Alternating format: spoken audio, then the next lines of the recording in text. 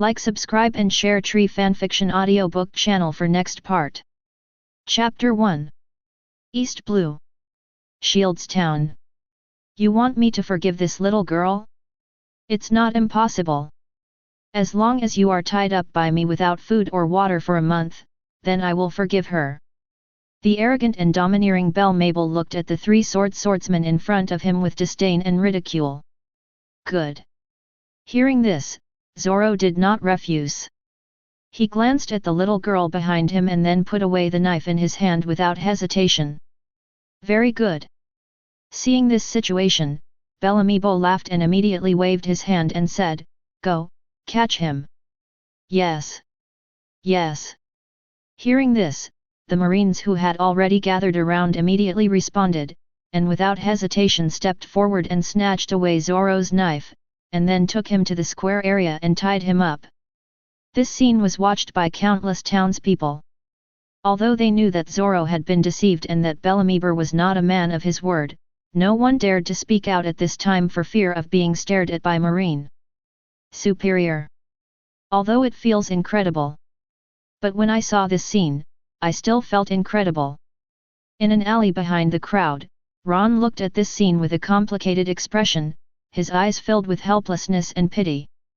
Ron is a time traveler. Unlike other people who were soul-pierced, he was womb-pierced. Because of this, he has always lived in Shields Town, and has a deeper understanding and hatred for Marine scum such as Marine Colonel Monka and Belle Umber. Especially his mother in this life, who was severely injured by Monka's people.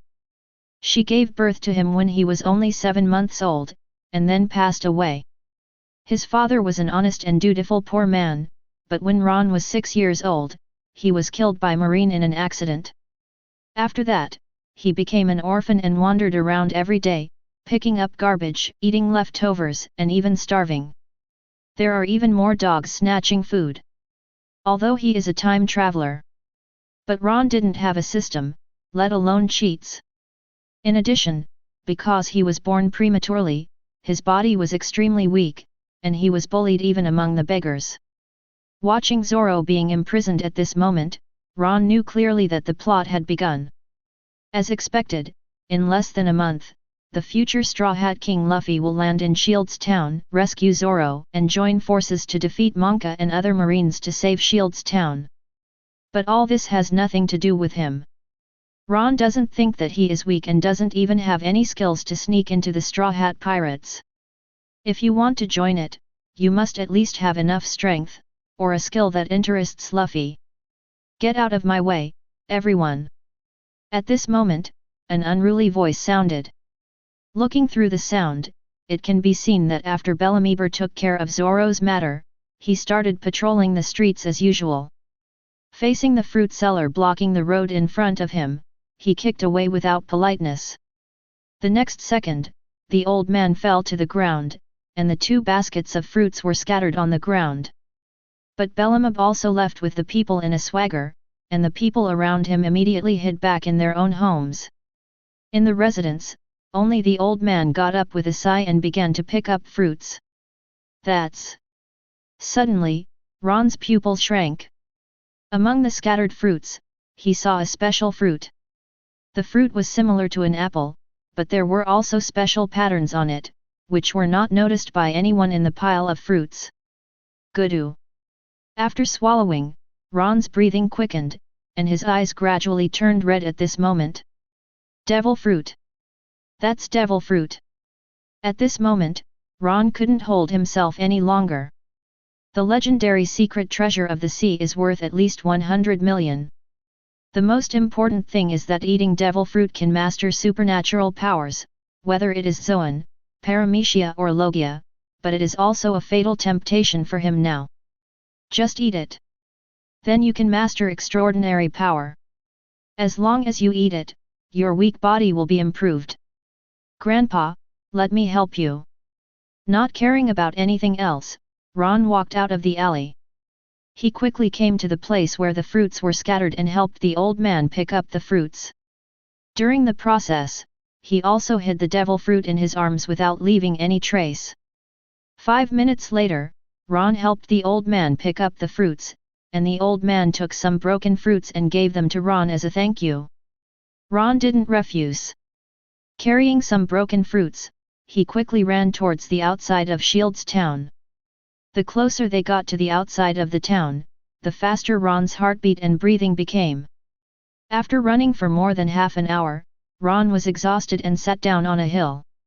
He threw the broken fruits aside and took out the devil fruit. After looking at it for a few times, Ron said excitedly, "You can't be wrong, this is definitely devil fruit.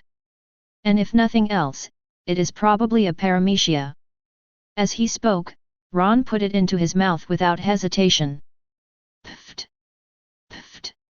Unpalatable. Nausea. Want to vomit. But Ron ignored it and ate it in big gulps, not even a bit of fur was left. Although it was said in the original book that one could master the power of the devil fruit by taking one bite, Ron did not dare to gamble if he was afraid of 10,000. "I ate the first bite of this thing, so it's not impossible to eat it all." After a while, Ron successfully suppressed the urge to feel sick and want to vomit. Immediately afterwards, he grabbed the broken fruits on the side and ate them to replenish his strength. As his physical strength gradually recovered, Ron suddenly felt a tingling sensation in his body, as if something was starting to grow crazily at this moment, and his muscles and bones were being torn apart rapidly. Ah! For a moment, Ron couldn't help but scream, and his whole body began to roll on the spot, trying to relieve the pain. He didn't last for a few minutes before he couldn't bear it and passed out completely. At night, under the bright moonlight, Ron's closed eyes suddenly opened. It can be seen that his eyes are showing a blue luster at this moment, and his whole body has grown from the original height of 1.6 meters to about 1.87 meters. The clothes on his body that were originally too big are now like tights. In addition, there were many dark red blood stains around Ron, which were blood mixed with impurities excreted from the body. In addition to the smell of blood, there was more of a stench. But at this moment, Ron didn't care about this. He stood up from the ground and said with great excitement, "Paramecia lightning fruit. Although he is not a Logia, he can still control the power of lightning. Blessing myself with the power of lightning, I have now transformed into a lightning man, with super speed, penetration, and paralysis capabilities." Chapter 2. Ha ha ha. At this moment, Ron laughed loudly. Paramecia lightning fruit. In the world of pirates, it may not be considered top-notch, nor is it considered rare. But as a time traveler, Ron has brains and ideas that the natives of this world don't have. Regardless of the weak abilities given by the lightning fruit in the early stage, whether it is acceleration, penetration, or paralysis, they are not too strong in a battle. But Ron also knew that it was a fruit with unlimited potential. For example, Chidori Ryu, Reikari and other methods, and the Flash's invincible speed that exceeds the speed of light with the power of lightning, and the Gun Girl's electromagnetic gun, etc. Although these developments require a certain amount of strength, Ron's physique has been greatly enhanced after eating the lightning fruit. The body that was originally thought to be weak due to premature birth is now stronger than that of an adult male. In this way, it is only a matter of time for him to become stronger through practice, not as impossible as before. Ang! Suddenly, a wolf howl sounded. The next second, Ron's laughter stopped abruptly. Turning his head and looking around, he could clearly see the emerald green eyes shining brightly in the dark night. Under the moonlight, vicious wolves walked out of the trees not far away, grinning. Stare at him. Especially behind the wolf pack, there was obviously a wolf king that was several times larger than the surrounding wolves. The look he was looking at Ron was filled with murderous intent and greed. Wolves. Seeing this scene, Ron's expression changed. There are wolves outside the town. He knew about this, and even the people in the town knew about it. Because of this, no one would leave Shield's town at night, including those Marines. This time I was in a coma until late at night because of eating devil fruit. I didn't expect that the effect of cleansing and cutting the marrow would also attract wolves. Fine. Fortunately they didn't come while I was unconscious. Otherwise, I'm afraid I will have become food for these evil wolves. With emotion in his mouth, after Ron's initial nervousness, he was now more ready to make a move. Having eaten the devil fruit, he is no longer as strong as before. Although the threat from the wolves was huge, it didn't mean there was nothing he could do. The most important thing is that Ron also wants to try at this moment to see how far his current strength can reach. Bring it on! Beast, come here! Almost instantly, Ron made a decision and unceremoniously stretched out his hand to challenge the Wolf King with his middle finger. Aang! Seeing this, the Wolf King seemed to be angered. With a low shout, 4 evil wolves suddenly sprang out from all around and rushed towards Ron from 4 directions, their sharp claws glowing coldly under the moonlight. Well done! Ron was not afraid of this. As his mind turned, blue lightning began to wrap around him. At this moment, Ron's body swayed and he avoided the flying attacks of the 4 wolves. Speed is power. Chidori! A cold voice came from his mouth, and Ron appeared next to a vicious wolf. Then, he raised the lightning in his left hand and circled it, piercing the wolf's head without hesitation under Ron's control. Pfft! Blood spurted out, brain matter gushed out, and Ron was immediately dyed red. But at this moment, he was smiling, looking around with a ferocious smile, like Ashura coming out of hell. With his hands beating like lightning, Ron's movements did not slow down at all and he continued to attack the other wolves. Chidori! Chidori! In an instant, the wolves were shot in the head one after another. Corpses fell to the ground one after another. In just a few minutes, he had killed all the 20-odd wolves. Only the Wolf King was still staring at the area not far away, not because of Ron. Show strength but shrink back. Hoo! So tired. After successfully killing the last evil wolf, Ron was panting at the moment.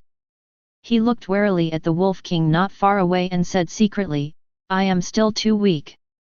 I don't have enough physical strength. The consumption of devil fruit's power is really... I can't stand it. There is another Wolf King. But my physical strength can only support 3-shot Chidori at most, and I don't know if I can succeed. Aang! While Ron was thinking, the Wolf King slowly stepped forward. He did not launch an attack immediately, but looked at Ron warily. The Wolf King seemed to be waiting for an opportunity, and seemed to be consuming Ron's physical strength. After all, Ron was surrounded by lightning at this moment, which was consuming his energy every moment. It's really cunning. Want to delay and kill me? How could I give you such a chance? Seeing this situation, Ron immediately guessed what the Wolf King was thinking. He smiled coldly in his heart, and a trace of cruelty and determination flashed in his eyes.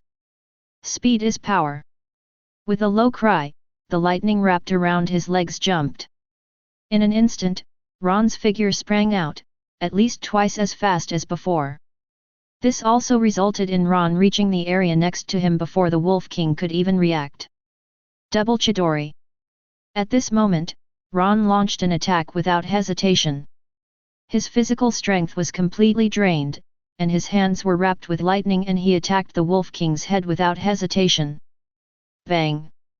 The sound of explosions resounded, and at the moment when the 2 Chidori hit at the same time, an explosion occurred under the intersection of the 2 lightning bolts. The explosion was so powerful that it directly destroyed the Wolf King's head. When the aftermath spread, Ron and even Ron were directly knocked away, hitting the ground hard and rolling for more than 10 meters before stopping. Ahem! What's going on here? After a long time, Ron stood up with difficulty, coughing continuously, but his eyes were filled with astonishment, confusion, and he murmured, the intersection of lightning caused an explosion. Is there still such potential ability? If that's the case, doesn't it mean that this power can be developed well? The intersection of 2 lightning bolts can cause an explosion. If this can be developed and even used in actual combat, my combat effectiveness will be even stronger. At this moment, Ron was in a good mood. After all, this attempt not only made him clearly aware of his current strength, but also inadvertently developed new skills and abilities of the lightning fruit. Thinking of this, Ron did not stay any longer. After all, he is in the wild, and with so much blood at the moment, if he attracts other beasts, he will not be able to resist it now that his physical strength is exhausted. But before leaving, Ron also broke the Wolf King's teeth, then peeled off the furs of the evil wolves, and finally carried the Wolf King's body along with him towards Shields Town. The value of this wolf skin is not low. Moreover, the chi and blood contained in the flesh and blood of the Wolf King is also very strong, and it can definitely become his thing in the next period of time. Chapter 3. In the blink of an eye, a week passed. 2991. 2992. 2993. 3000. In a remote area of Shields Town, Ron was exercising hard. As the push-ups ended, Ron walked aside after a short period of practice and started doing squats, frog jumps, pull-ups, running and other exercises. It wasn't until evening that Ron ended his practice. Exhausted, Ron returned to his residence, roasted the last piece of Wolf King meat and ate it in big gulps. As the Wolf King's meat was eaten, Ron's physical strength was rapidly recovering, and the pain all over his body was rapidly diminishing. 7 days. Ron used the energy and blood of Wolf King Ro to crazily squeeze his own potential. Compared to 7 days ago, his physical strength was at least 5 times stronger now. According to Ron's calculation, he is now equivalent to the elite soldier of naval headquarters. If you add the power of the lightning fruit, it is considered a good strength among his peers. Although it is not as good as Zoro and Luffy, it is only what he has gained from 7 days of training. The food is gone. Looks like I have to go hunting. After finishing the last bite of Wolf King meat, Ron burped and looked at the dusk scenery thoughtfully. In the past few days, he has personally experienced the benefits of the flesh and blood of powerful beasts. If it were not for his lack of strength, he would even have the urge to hunt sea kings.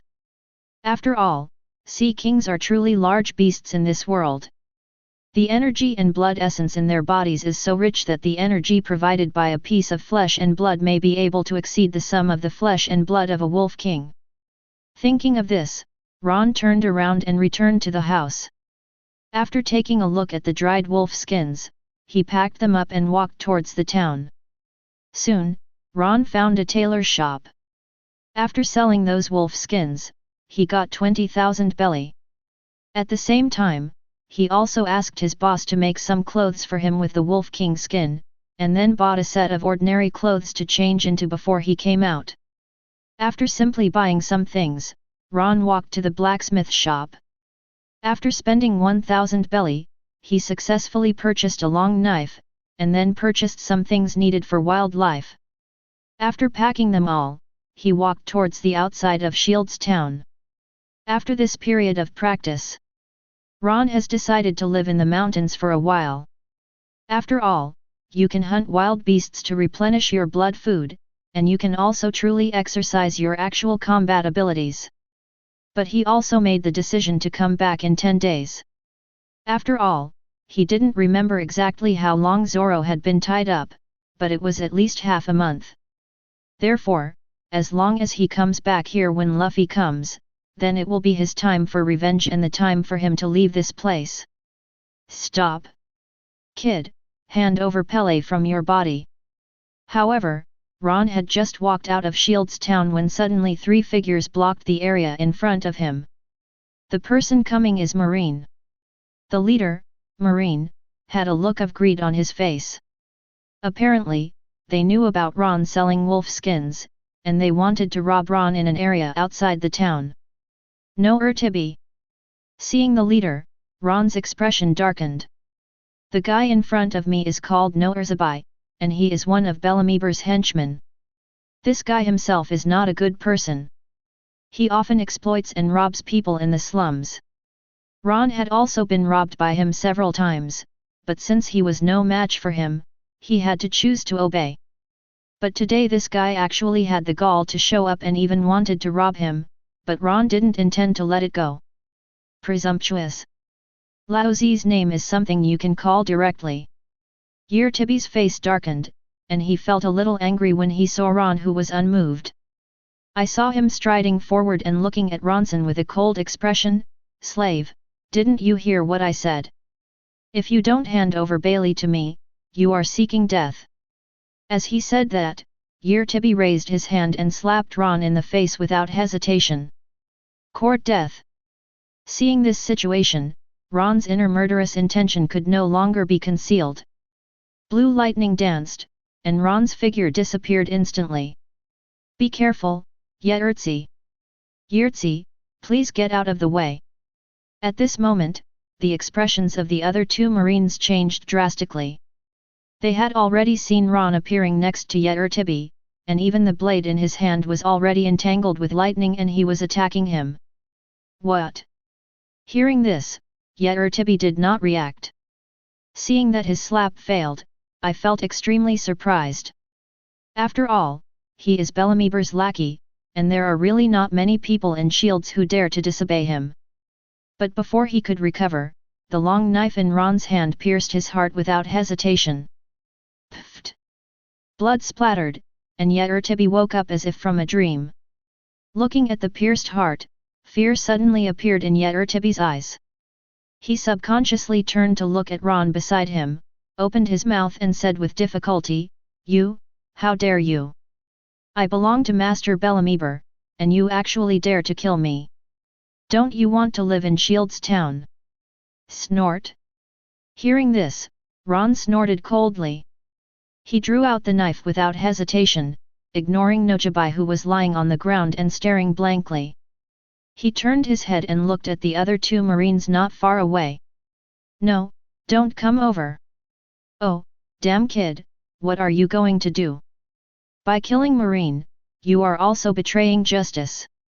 Do you want to become a wanted criminal?" Sensing Ron's gaze, the two Marines panicked completely and subconsciously retreated in an attempt to escape. Marine scum are more disgusting than pirates. Since it's delivered to your door today, I'll charge some interest first. Seeing this, Ron's eyes flashed with lightning.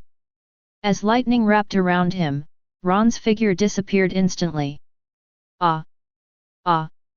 As two screams resounded, the two Marines fell to Ron's knife and died completely. After successfully killing them, Ron did not stay. He bent down and picked up all the things in the arms of the three people, and then quickly left the place and flew towards the mountains. An hour later, Marine, who was in charge of night patrol, discovered the bodies of two sons and three others outside the town. For a moment, everyone's expression changed drastically and they started shouting. "No, it's not good. The wild two sons were killed before them. Damn it, pirates killed our people again." For a time, Shields Town was a sensation. There was actually a Marine who dared to kill people outside the town, and the one who killed him was Marine. This was undoubtedly Chikuakuo's provocation. For a time, Colonel Menka directly led Marine to arrest pirates in the entire town, and even eliminated people who were suspected of being pirates. Chapter 4. Ron didn't know any of this. At this moment, he had come to a cave. After killing the wild bear, he successfully occupied the cave and grilled its body for a midnight snack.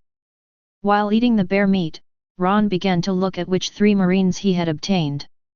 More than 10,000 belly, some special intercourse pills, and a yellowed book, but the font on the cover can no longer be seen clearly. Good harvest. In response, Ron nodded with satisfaction. After putting away Bailey, he threw the pills to the side. As he was so powerful now, he didn't need the help of such things. Then, Ron opened the book and read it. The next second, Ron's pupils shrank and he lost his voice.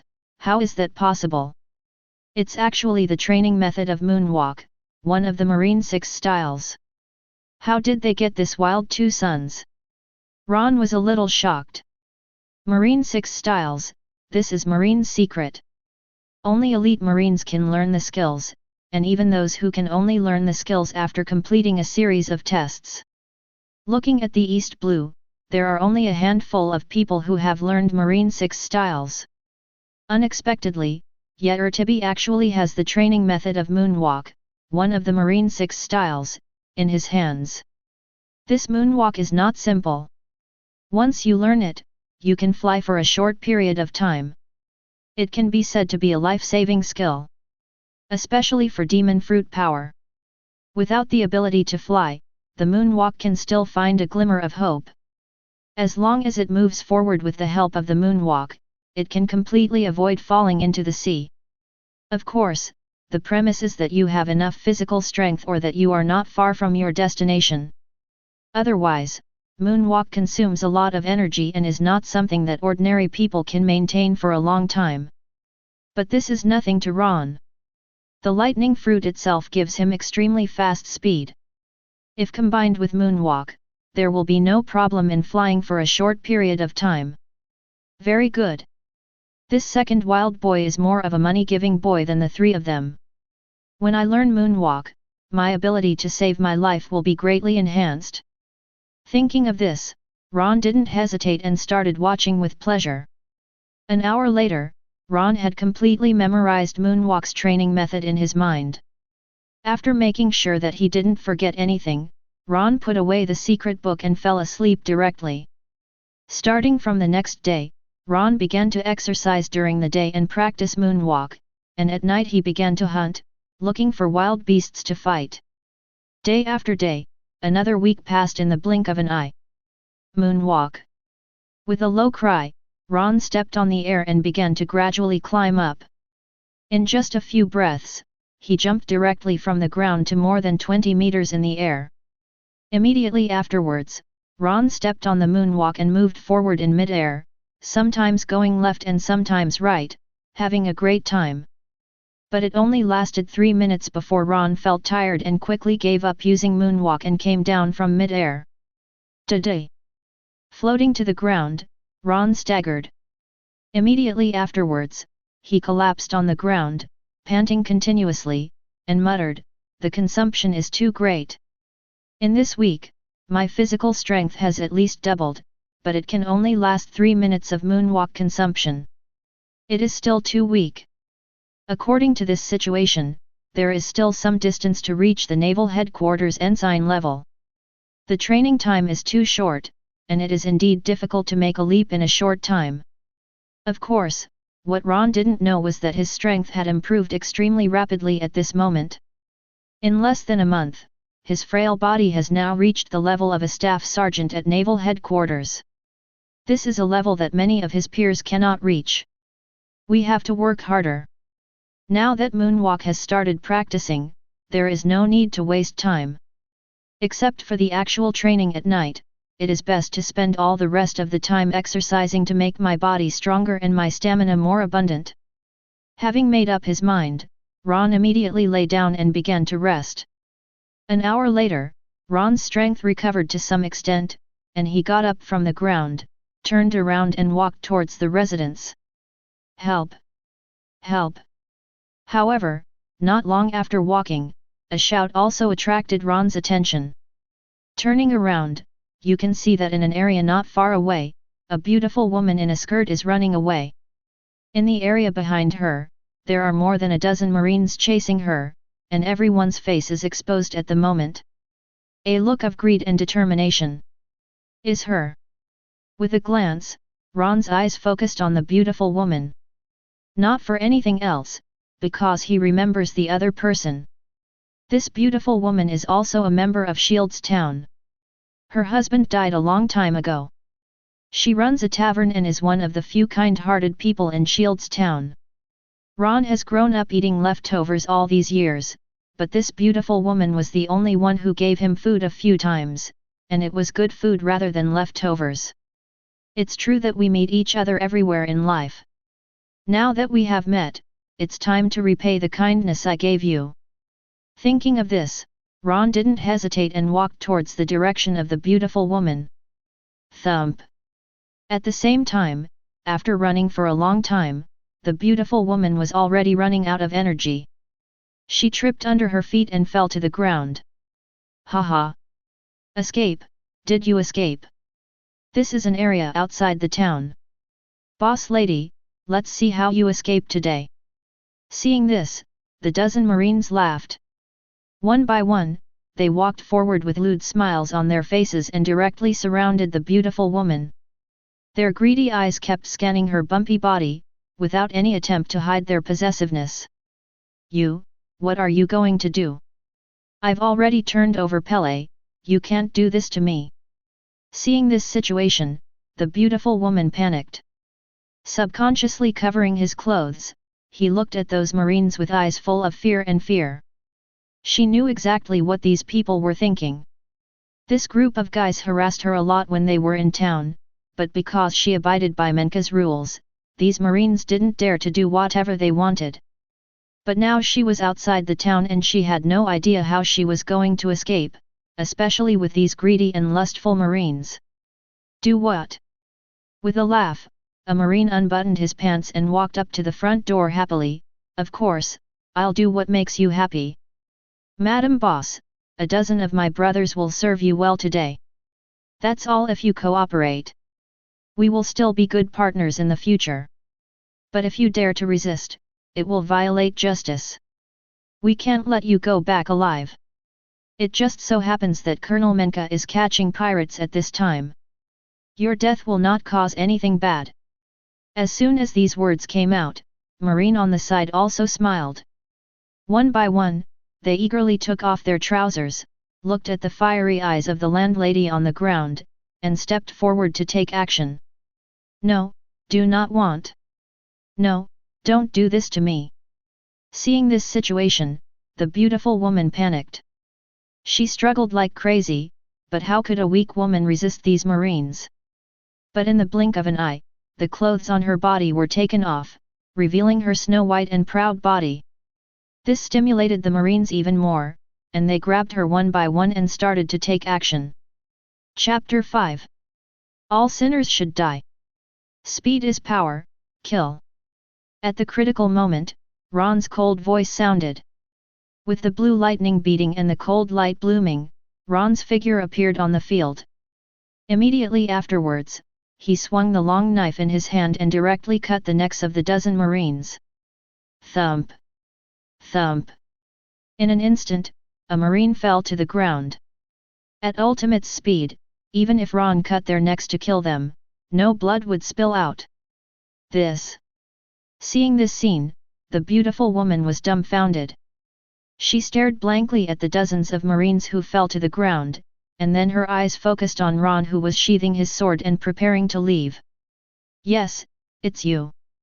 In an instant, the beautiful woman recognized Ron. Although it was completely different from his previous short and frail appearance, she recognized Ron's face. Involuntarily, she walked up to the front door.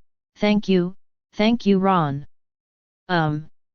Hearing this, Ron nodded. He glanced at the beautiful woman's gleaming white body, resisted the fire in his heart and turned his head and said, I have already killed these guys, you go back. After saying that, Ron was about to leave. Wait. Seeing this situation, the beautiful woman panicked.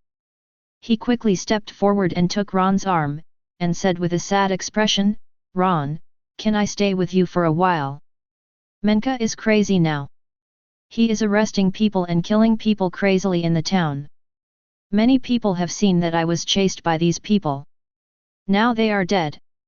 If I go back, then... At this point, the beautiful woman stopped talking, but Ron already understood the meaning of her words. If she went back, she would either be captured and killed by Menka, or possessed by those Marines. There would be no third option waiting for her. Before Ron could speak, the beautiful woman seemed to have made up her mind. She suddenly hugged Ron, twisted her body slightly, and said shyly, I do. As long as you protect me for a while, I am willing. Good. Before he could finish, Ron answered first. It has been 16 years since he traveled back in time, and to be honest, he has never tried it. Now that this beautiful woman is taking the initiative, Ron cannot be lose IOI. In addition, she needs her own protection, so in the final analysis, this is just a mutually beneficial transaction. Thinking of this, Ron directly picked up the beautiful woman's clothes on the ground, and took her with him to cast moonwalk and leave the place. 2 minutes later, Ron took the beautiful woman back to the cave and immediately fell into a big battle. Early the next morning, Ron opened his eyes. He glanced at the sleeping beautiful woman next to him, shook his head and said, "I have to say, 30 like a tiger is a good description. If I hadn't been so powerful, I might have been a little overwhelmed. But it's good to have such a memory before leaving, but before leaving, Menka and other Marines need to be completely dealt with. Even if it's a romantic relationship, I won't watch her die." Thinking of this, Ron didn't stay. After putting on his clothes, he walked out of the cave and started exercising on his own. In the next few days, Ron and the beautiful woman unlocked various skills. You know the taste after eating the marrow, even Ron couldn't control it. It took 5 days for Ron to completely calm down. After leaving the food behind, he moved stones to seal the entrance to the cave, allowing the beautiful woman to wait for him safely inside. Then he turned around and walked towards Shield's town. More than half a month has passed, and according to Ron's estimation, Luffy will almost arrive in Shield's town, which means that he can almost start his revenge. Whether it was the death of his mother or his father, he would make Marines in Shield's town pay the price, and even the lives of all Marines. After all, after staying there for more than 10 years, Ron knew very well that there were no good Marines on this island. They were almost all a group of wolves in sheep's clothing, more greedy and hateful than pirates. Not long after, Ron returned to Shield's town. It can be seen that the entire town is obviously a lot more desolate at the moment, and many shops are still in a state of repair. Obviously, during this period, Menka made a lot of noise in order to capture the pirates. Regardless of whether the pirates were caught or not, at least Menka and the Marines gained a lot from this operation. The people who survived in this town probably also paid a lot of price. Meat, meat, meat. I want to eat meat, I want to eat meat. As Ron was walking, a shout suddenly attracted his attention. Looking around, you can see that in the tavern not far away, Luffy, who has just gone to sea not long ago, is sitting there and yelling. Next to him, Kabi has a timid look on his face and looks extremely insignificant. Pirate, King Luffy. You finally came. Seeing this, Ron smiled. Luffy. The real protagonist in the original novel. The leader of the Revolutionary Army is his father, the Marine hero is his grandfather, the son of the Pirate King is his eldest brother, the Chief of Staff of the Revolutionary Army is his second brother, and the leader is the 4 Emperors Shanks. It can be said that the backers are big enough for him to walk sideways. Especially the Nika fruit he ate. That is the only super god level devil fruit in the world. No matter it is shock fruit, thunder fruit, dark fruit, lion fruit, soul fruit, or other god level devil fruit, they are incomparable. Especially before he traveled through time, the Nika fruit had already awakened, and his ability to be almost exaggerated and funny was simply unexplainable. When traveling through this world, Ron had already decided that he would get on the ship if possible. Not only because I like the protagonist group in the original work, but the most important thing is that following the protagonist group, whether it is growth or future, there is absolute plasticity. After all, if you don't follow the Straw Hat Pirates, you almost have to wait until the New World to learn Haki. But is his strength really able to go to the New World without any damage?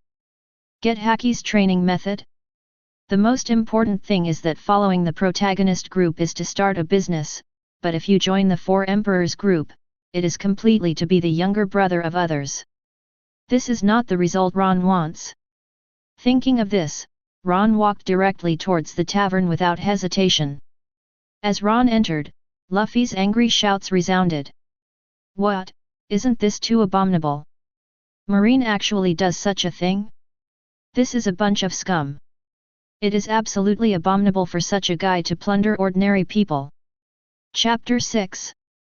Obviously, at this moment, Luffy had learned about Menka from the people in the tavern, and had a clearer understanding of what Menka had done to the people in the town in the past few days. As a being with a strong sense of justice, how could Luffy endure such a thing? What a pity that Mr. Pirate Hunter. He was deceived by Bellamyber in order to save others. He is still tied up and has been starving for more than half a month. I don't know how many more days he can last. If Mr. Pirate Hunter dies, I'm afraid Bellamyber will continue to cause trouble for us. The tavern owner sighed and said helplessly. Although they did not dare to reveal Bellamyber's plan at the beginning, everyone knew clearly what would happen to Zoro. It was fine before. But after experiencing what happened in the past few days, they recognized this kind of existence filled with a sense of justice in their hearts.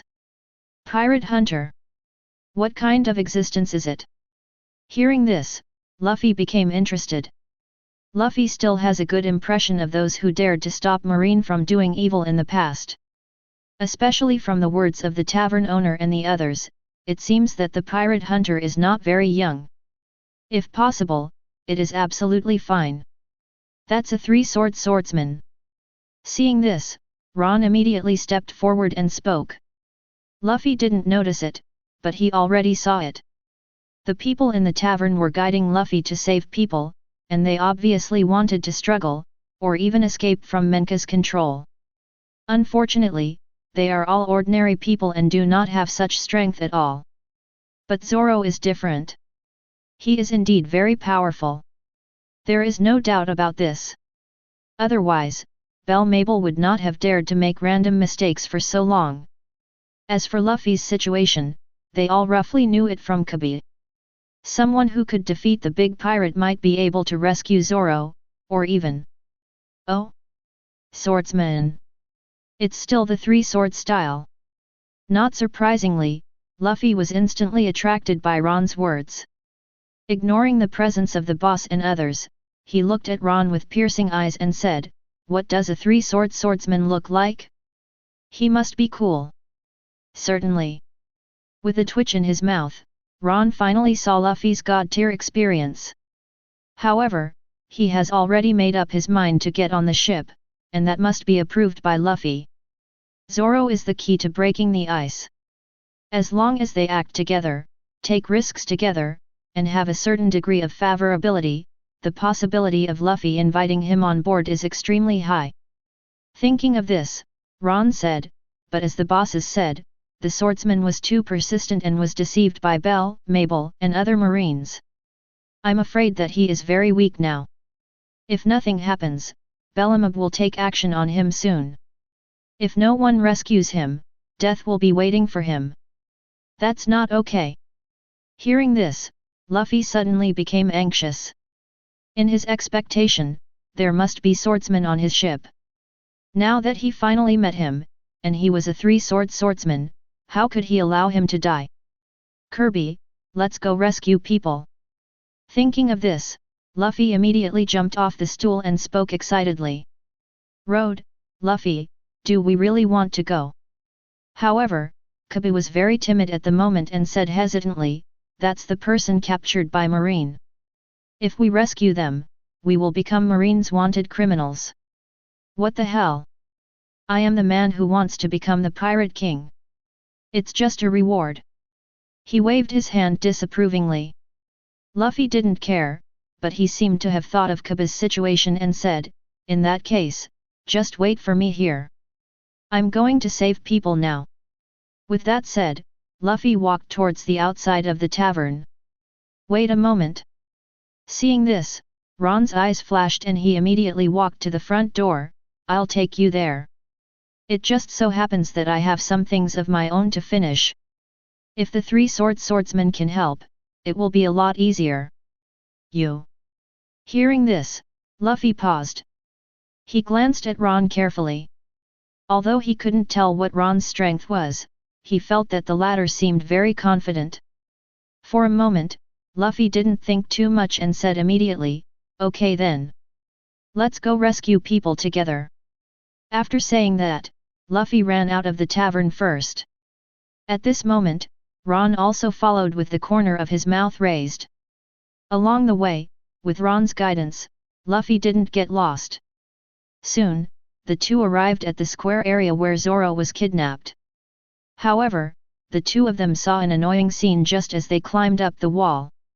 The little girl in the original book still appears and secretly delivers food to Zoro.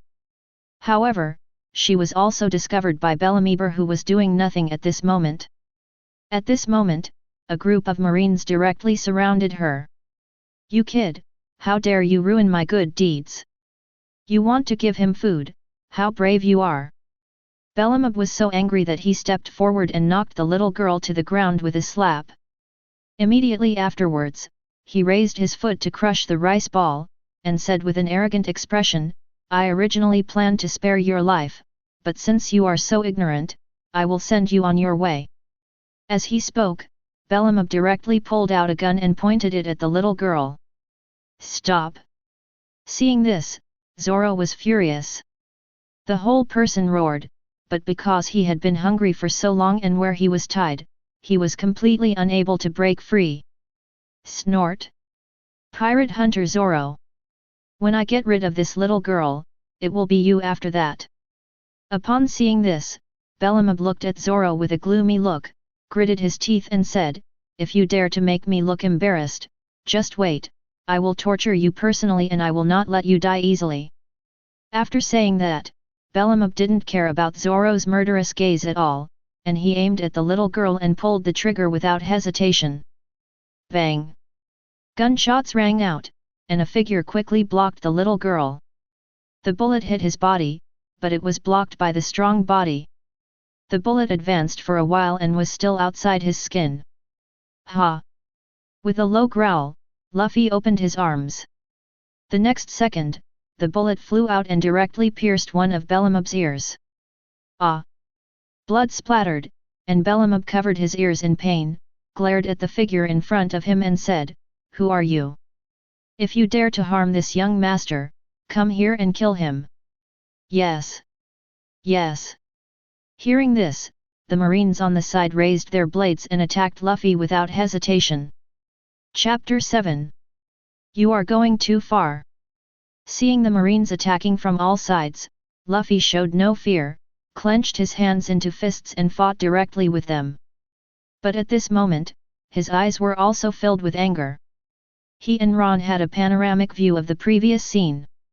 Bellamyber's behavior undoubtedly angered him, especially when the latter wanted to kill the little girl. It made Luffy completely furious. Under such circumstances, Luffy's physical skills directly showed a crushing attitude. The Marines who followed Bellamyber were almost all useless and showy, and they were no match for him. Under Luffy's constant attacks, the Marines fell to the ground one by one, wailing, clutching the areas where they were hit in pain. Here we go. It finally begins. Seeing this, Ron smiled. He turned over and came to the square. The next second, the long knife appeared in his hand. Stepping into the battlefield, he did not support Luffy, nor rescue Zoro, nor protect the little girl. Instead, he walked straight to the fallen Marines and waved the long knife in his hand without hesitation. Pfft! Pfft! Blood splattered, and the screams of a Marine suddenly stopped. His head and body were separated, and he died tragically on the spot. However, within a short period of time, all the downed Marines were killed by Ron. The pungent smell of blood filled the field, causing Luffy not far away to stop his movements. Even the Marines returned to Bellamyber in great fear. On the one hand, they were afraid of Luffy's power, but more importantly, they were afraid of Ron, who wielded a knife like Ashura and harvested the lives of his companions. Hey hey hey, what are you doing? Luffy looked at Ron in disbelief. He didn't expect that the guy who looked so friendly with a smile on his face could be so ruthless. It was just a matter of defeating these Marines, but he actually killed them all. This. What? Hearing this, Ron waved his long knife and killed the last fallen Marine. Immediately afterwards, he shook the long knife in his hand, and blood spattered on the ground to draw an arc. After taking a look at Luffy, he directly locked on where Mabel Bell and other Marines were, and said with a cold expression, of course it's for this reason. Get rid of the harm to the people. Menka enslaves the people of the entire island, and Belumab regards the people on the island as human prey. Do you think these Marines are forced? No, they are also involved in it, and they are enjoying it all. I stayed in Shields Town for 16 years. During this period, I know exactly how many people died, how many families were destroyed, and how many people were captured and tortured to death by Marine. It's just that I didn't have enough strength before, but now that I'm planning to go to sea, it's time to clean up the moths on this island. No one of these scum can leave this place alive. As soon as these words came out, the whole place fell silent. Belle Mabel and Marine beside him were trembling. They all saw Ron's murderous intent and ruthlessness. Most importantly, they knew Ron's words were true. No snowflake was innocent at the moment of the avalanche. How could their subordinates not know what Menka did? Knowing all this, they did not choose to report it, but chose to degenerate and even enjoy it. This is not a sin that can be avoided casually. Is that so? Opening his mouth, Luffy was at a loss for words. He had just arrived in Shields Town and didn't know the specific situation. But looking at Ron's confident look, he couldn't doubt or refute it.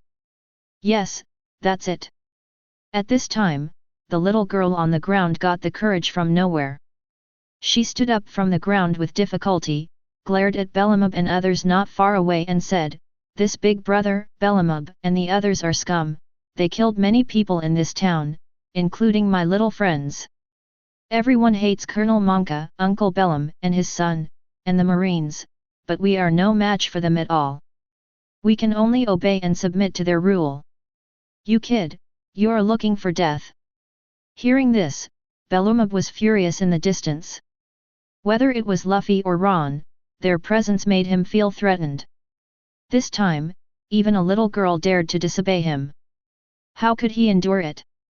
He raised his hand and fired a shot, and the bullets went straight towards the little girl. "I told you, enough is enough." At this scene, Ron was about to step forward, but Luffy stood in front of the little girl again. With the blessing of Devil Fruit's power, the bullet was bounced out again, directly piercing the head of a Marine. After doing all this, the sunny look on Luffy's face disappeared. He stretched out his hand to press down his straw hat, raised his fist and said, "Let's go together. Down with these scum and save everyone in this town. It's done." Seeing this, Ron smiled. As someone who is familiar with the original work, he knows very well what Luffy's gesture means. Even though Luffy is usually heartless, that doesn't mean he won't be angry. The truly angry Luffy is what he looks like in front of him. Once the straw hat is put on, it will turn everything upside down. Good. Ron agreed and stepped forward. Then, he looked at the little girl and said, "Go back. Tell the people in the town to leave the town as soon as possible. We will deal with these scum, these guys who claim to be righteous but are more evil than pirates." "Okay, okay." Nodding, the little girl glanced at Ron, Luffy, and the Tide Zoro, then turned around and ran towards the outside of the square without lingering. "I went first." At this time, Luffy's voice sounded. It can be seen that it accelerated violently and rushed towards where Belle Mabel and other Marines were. Rubber rubber machine gun. Rubber rubber pistol. Rubber rubber Nanta. In an instant, Luffy, with full firepower, started beating Marine violently. "Damn it! Damn it!" Seeing this situation, Belumab was extremely frightened. Seeing that his number continued to decrease, and Luffy was getting closer and closer, he quickly took out his phone and dialed, shouting, "Dad, help me! Dad, there are pirates coming in, please come and save me in the square area."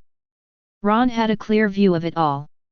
As Belumab called for help, Ron also started walking, and he would continue to harvest the lives of the Marines on the ground with every step he took. "Hey, swordsman over there!" Suddenly, a weak voice came.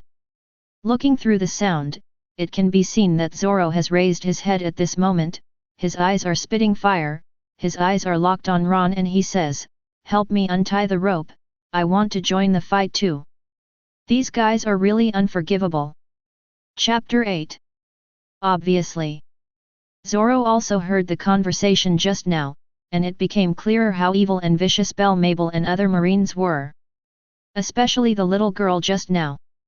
If Luffy hadn't come to the rescue, he would have died in front of him. Because of this, Zoro's inner anger was completely ignited, and he wanted to kill these guys with 1,000 knives. Interesting. Are you finally angry?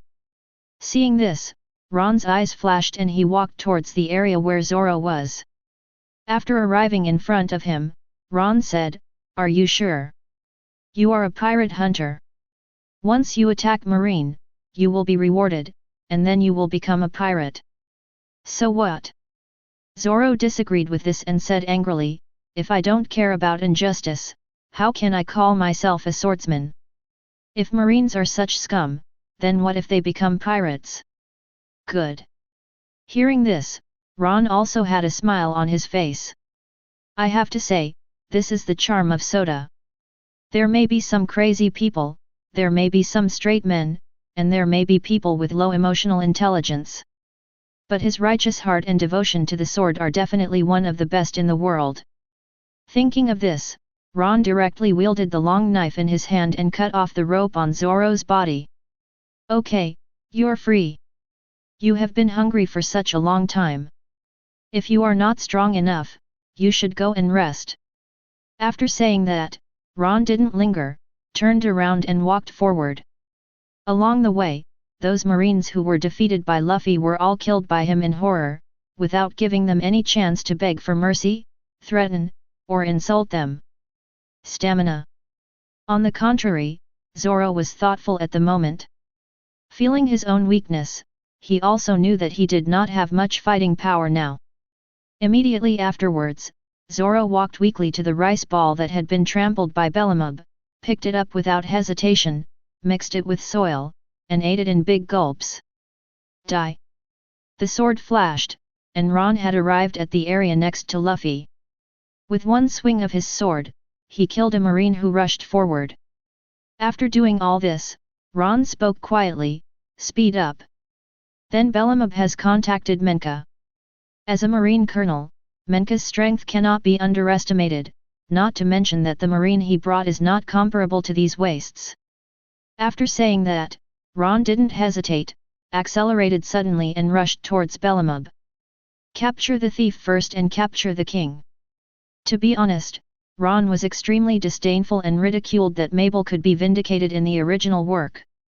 Even Marine, who claims to be righteous, and even Garp, the hero who claims to be righteous, are too soft-hearted when it comes to killing scum. It is undeniable that Bellamub may become a qualified Marine in the future, but it does not mean that everything he did in Shields Town can be forgiven. As someone who has been born and raised here for more than 10 years, Ron is very aware of the sins of Bellamub. Not only 1,000 but also 800 people have died under his hands. Hurry and stop him. Don't let him near me. Damn it, you losers, please protect me. Seeing Ron heading towards him, Bellamub was so frightened that he peed. He sat slumped on the ground and kept shouting, his eyes filled with intense fear and fear. Kill. You kid, die. Hearing this, Marine on the side also noticed Ron. Unlike Luffy's strength, Ron's strength shown at this moment was not that strong, and his swordsmanship was more ruthless to hold him to death. For a time, many Marines thought that he was a soft persimmon and gave up their thoughts on fighting Luffy without hesitation, and instead attacked Ron. Want to kill me first? Seeing this, Ron smiled. These guys think they are soft persimmons, and he will not be merciful. Crackling. In an instant, blue lightning danced and wrapped directly around Ron's body. The next second, Ron's speed and strength were greatly enhanced. Holding a long knife, he broke into the crowd and quickly harvested the lives of those Marines. Wow! Mastering lightning is so cool. This scene immediately made Luffy, who was fighting not far away, exclaim. I never expected that Ron, in addition to his extraordinary fighting prowess, also had demon fruit power. And the latter can also control lightning, which is extremely cool for Luffy. Involuntarily, Luffy remembered Ron in his mind, accelerated and knocked down the marine blocking the way, and quickly came to the area where Ron was and walked side by side. "Hey, what's your name? Would you like to join my pirate team and let's go on adventures together?" With a movement of his hand, Ron quickly avoided the attacking blade and killed several marines who attacked him. But at this moment, he was also a little excited inside. Invited. Luffy really invited himself.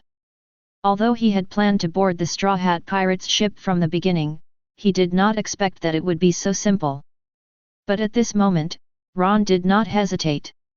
After swinging his sword again and killing the marine in front of him, he said, "My name is Ron. If you want me to join your pirate group, then let's destroy the marines on this island together. Only after I eliminate Menka and these marine scum will I truly choose to go to sea." "Okay." Hearing this, Luffy was also overjoyed. From Ron and the little girl, he already knew how unbearable Monka and the Shields Town Marine were, and Luffy had no psychological pressure or burden at all. On the contrary, it was what Ron said. As long as the marine here is eliminated, he will join his pirate group, which makes Luffy extremely excited and happy. Under such circumstances, Luffy and Ron cooperated and quickly killed all the pirates beside Bellamub. Even if they were knocked down by Luffy, Ron did not hesitate to perform a last-ditch attack. By now, Ron had arrived at the area in front of Bellamub, looking down at the figure on the ground who was crying and even trembling because of fear. Ron slowly said, "Bellamber, you have done such evil. It's time for you to pay the price for your actions. You are just the beginning. I will send Menka and others to reunite with you." After saying that, Ron raised his long knife and slashed at Bellamber without hesitation. "No, don't kill me." When the death crisis struck, Bellamub was completely panicked. He struggled to escape but couldn't move. He could only watch the blade getting closer and closer. "Damn untouchable, stop it!" At this moment, an angry roar sounded. With the sound of breaking through the air, it could be seen that a giant axe was rapidly attacking Ron. Chapter 9. At this moment, Menka was extremely angry. "Where is this? This is Shields Town, but it's our own territory. As the king of this area, some pirates dared to invade and even killed his own people, including his own son. This is provocation. This is Chikuakuo's provocation." Therefore, when he threw the axe this time, he had absolute killing intent. Not only Ron and Luffy, but also Bellamub is covered. Not good. Seeing this situation, Luffy's expression changed. He could feel how terrifying the power contained in the axe was. If he was really hit, both he and Ron would be seriously injured. Subconsciously, Luffy reached out to grab Ron and pull him away. Itoryu Shishigage. At the critical moment, a figure appeared in the area in front of Ron and Luffy. The next second, a cold glow bloomed. A knife struck directly at the flying axe. Zhang! Firelight flew everywhere, and Zoro's figure blocked the area in front of Ron and Luffy. After eating, Zoro's physical strength has recovered a lot, but this move also revealed the power of a high-level swordsman. In an instant, the attacking axe was directly deflected away. At this moment, the long knife in Ron's hand fell and cut off Bellamub's head without hesitation. Wow, a three-sword swordsman! So handsome! At the same time, Luffy's face was also full of excitement at this moment. Unlike Ron who only fights with a sword, Zoro's style as a swordsman is completely incomparable. Especially since he was clearly in a three-sword style stance at the moment. Although he didn't get his sword back, there were quite a few swords on the ground. He is indeed handsome. Ron smiled slightly, showing great recognition at this moment. Swordsman. Kendo. To be honest, this was the path he had always wanted to pursue. It's a pity that he was too weak before and couldn't even practice taijutsu, let alone swordsmanship. Da-da-da. Footsteps resounded as Menka arrived leading a large number of marines. Surround me. No one can be allowed to escape. Glancing at the dead-eyed Bellamieber on the ground, Menka's face was gloomy, and the murderous intent and anger in his eyes reached a level that Ultimate could not hide. Yes. Yes. Hearing this, Marine on the side immediately responded. Immediately afterwards, large numbers of Marines spread out, directly covering half of the square, and surrounded Ron and 3 people on 3 levels inside and 3 outside. Trouble. There are so many Marines. Seeing this, Zoro frowned. As an ordinary person, despite being a swordsman, he did not eat the devil fruit. The most important thing is that he has not returned to his peak at this moment, and the weapons in his hands are not what he is good at, and the combat effectiveness he can exert is extremely limited. Thinking of this, he couldn't help but look at Ron and Luffy and said, "You two, get ready. I'll open a hole for you to leave in a moment." "What are you talking about?"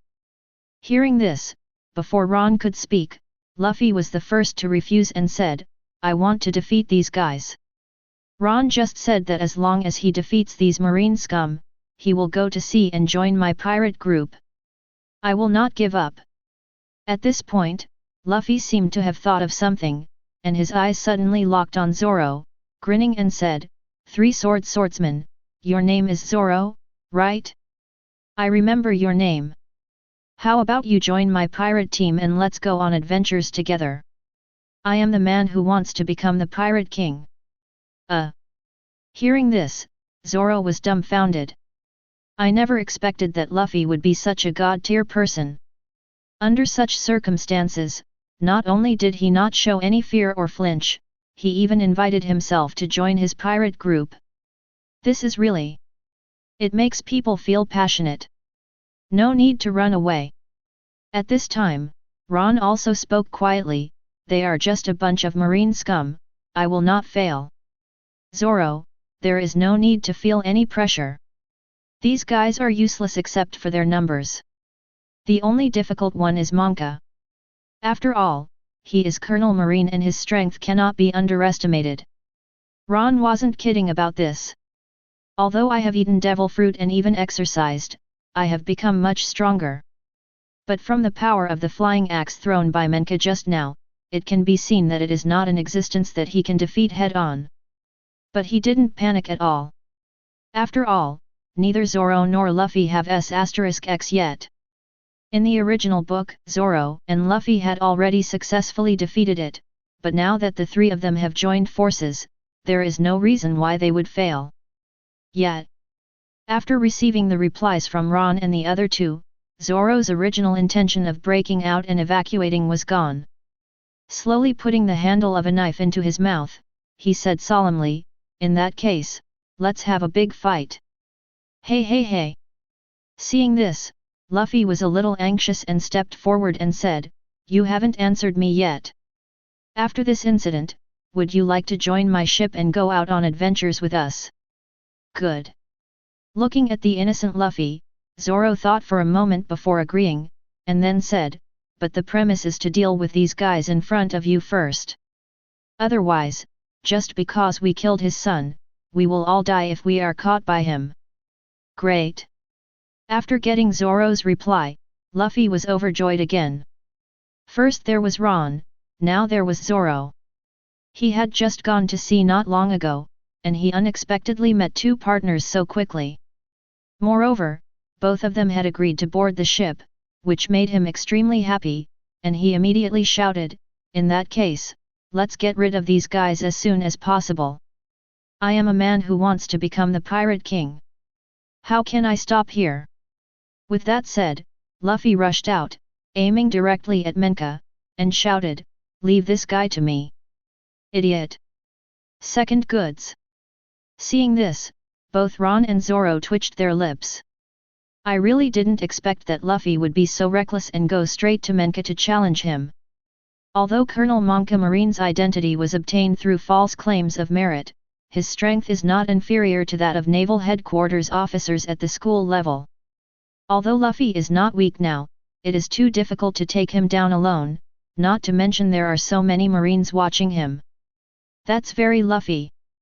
But after a moment, Ron came back to his senses, smiled calmly and said, "Zoro, let's have a try. Let's see who among us can kill those guys around first. By the way, if you win, I will tell you the whereabouts of 2 good sharp knives." Chapter 10. Good Sharp Knife. Hearing this, Zoro took a breath. That's a famous sword. Although it is only the most inferior famous sword. But the temptation of any famous sword is huge for swordsmen. Not to mention that Ron also said he knew the whereabouts of 2 famous swords, how could Zoro be able to hold on? Kill.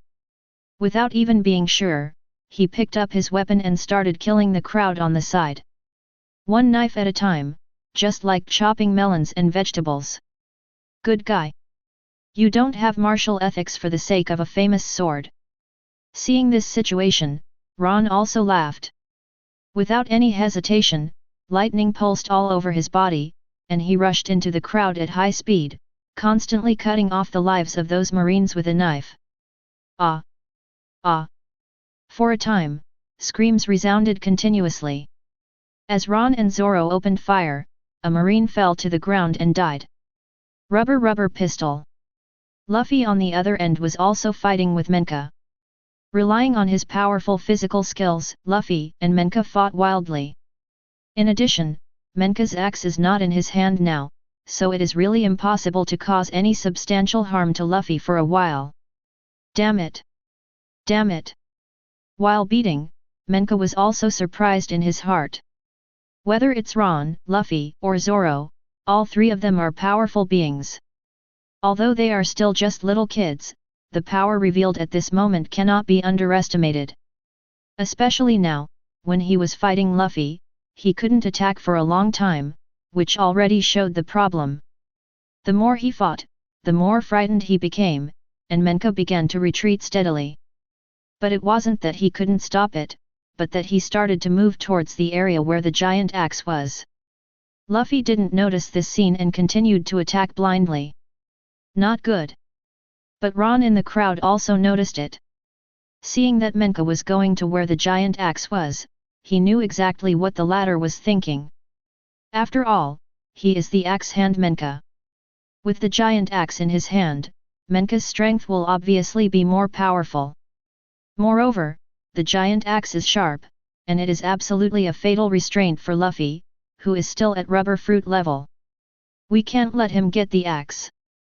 We can't let Menka show his true strength. Almost instantly, Ron made his decision. Chidori Ryu. With a low cry, azure lightning spread out instantly, covering all the dozen or so marines around Ron. Ah! Ah! For a while, screams resounded continuously. Under the lightning strike, the bodies of the dozen or so people were charred and blackened, and they fell to the ground dead from the electric shock.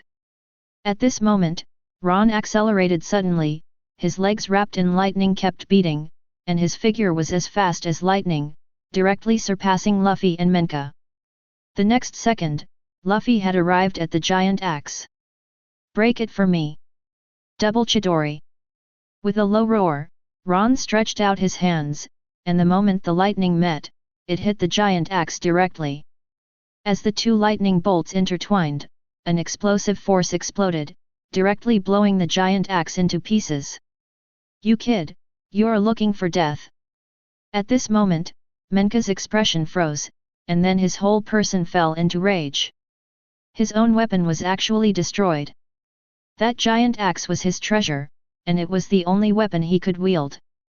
Now that the giant axe is destroyed, he is completely unable to exert 100% of his combat effectiveness. For a moment, Menka was furious. He accelerated suddenly and arrived at Ron's place. He raised his fist and smacked Ron's back without hesitation. Ron, be careful! Seeing this situation, Luffy shouted anxiously. Although Ron is also demon fruit power. but there is no doubt that his current strength is definitely the weakest among the three. If this was hit by Menka, it would definitely be uncomfortable. Well done. But Ron was not afraid at this moment. Seeing the attacking fist, he raised his hands without hesitation, and with the lightning beating, he attacked Menka from the left and the right. Double Chidori. The next second, there was a burst of lightning. Menka felt a stinging pain in front of his eyes and closed his eyes subconsciously. It's now. At this moment, Ron's eyes lit up, and he turned around to avoid Menka's fist. Immediately afterwards, he appeared in the area next to Menka, and the power gathered in his hands attacked Menka's waist without hesitation. Pfft! Pfft! Blood spurted out, and the Chidori mixed with the power of lightning penetrated directly through Menka's flesh and blood. Ah! The screams resounded. Menka had opened his eyes, felt the pain in his waist, and his whole face had become distorted. Kid, I want your life! Roaring in his mouth, Menka immediately twisted his body and raised his fist to hit Ron. You have no chance. However, Ron smiled coldly at this moment, and the lightning in his arms suddenly increased. The next second, the two lightning bolts collided together in Menka's body. There was a bang explosion, and half of Menka's body exploded immediately, and his flesh and blood flew everywhere. His figure was directly lifted away more than 10 meters, and he hit the ground hard.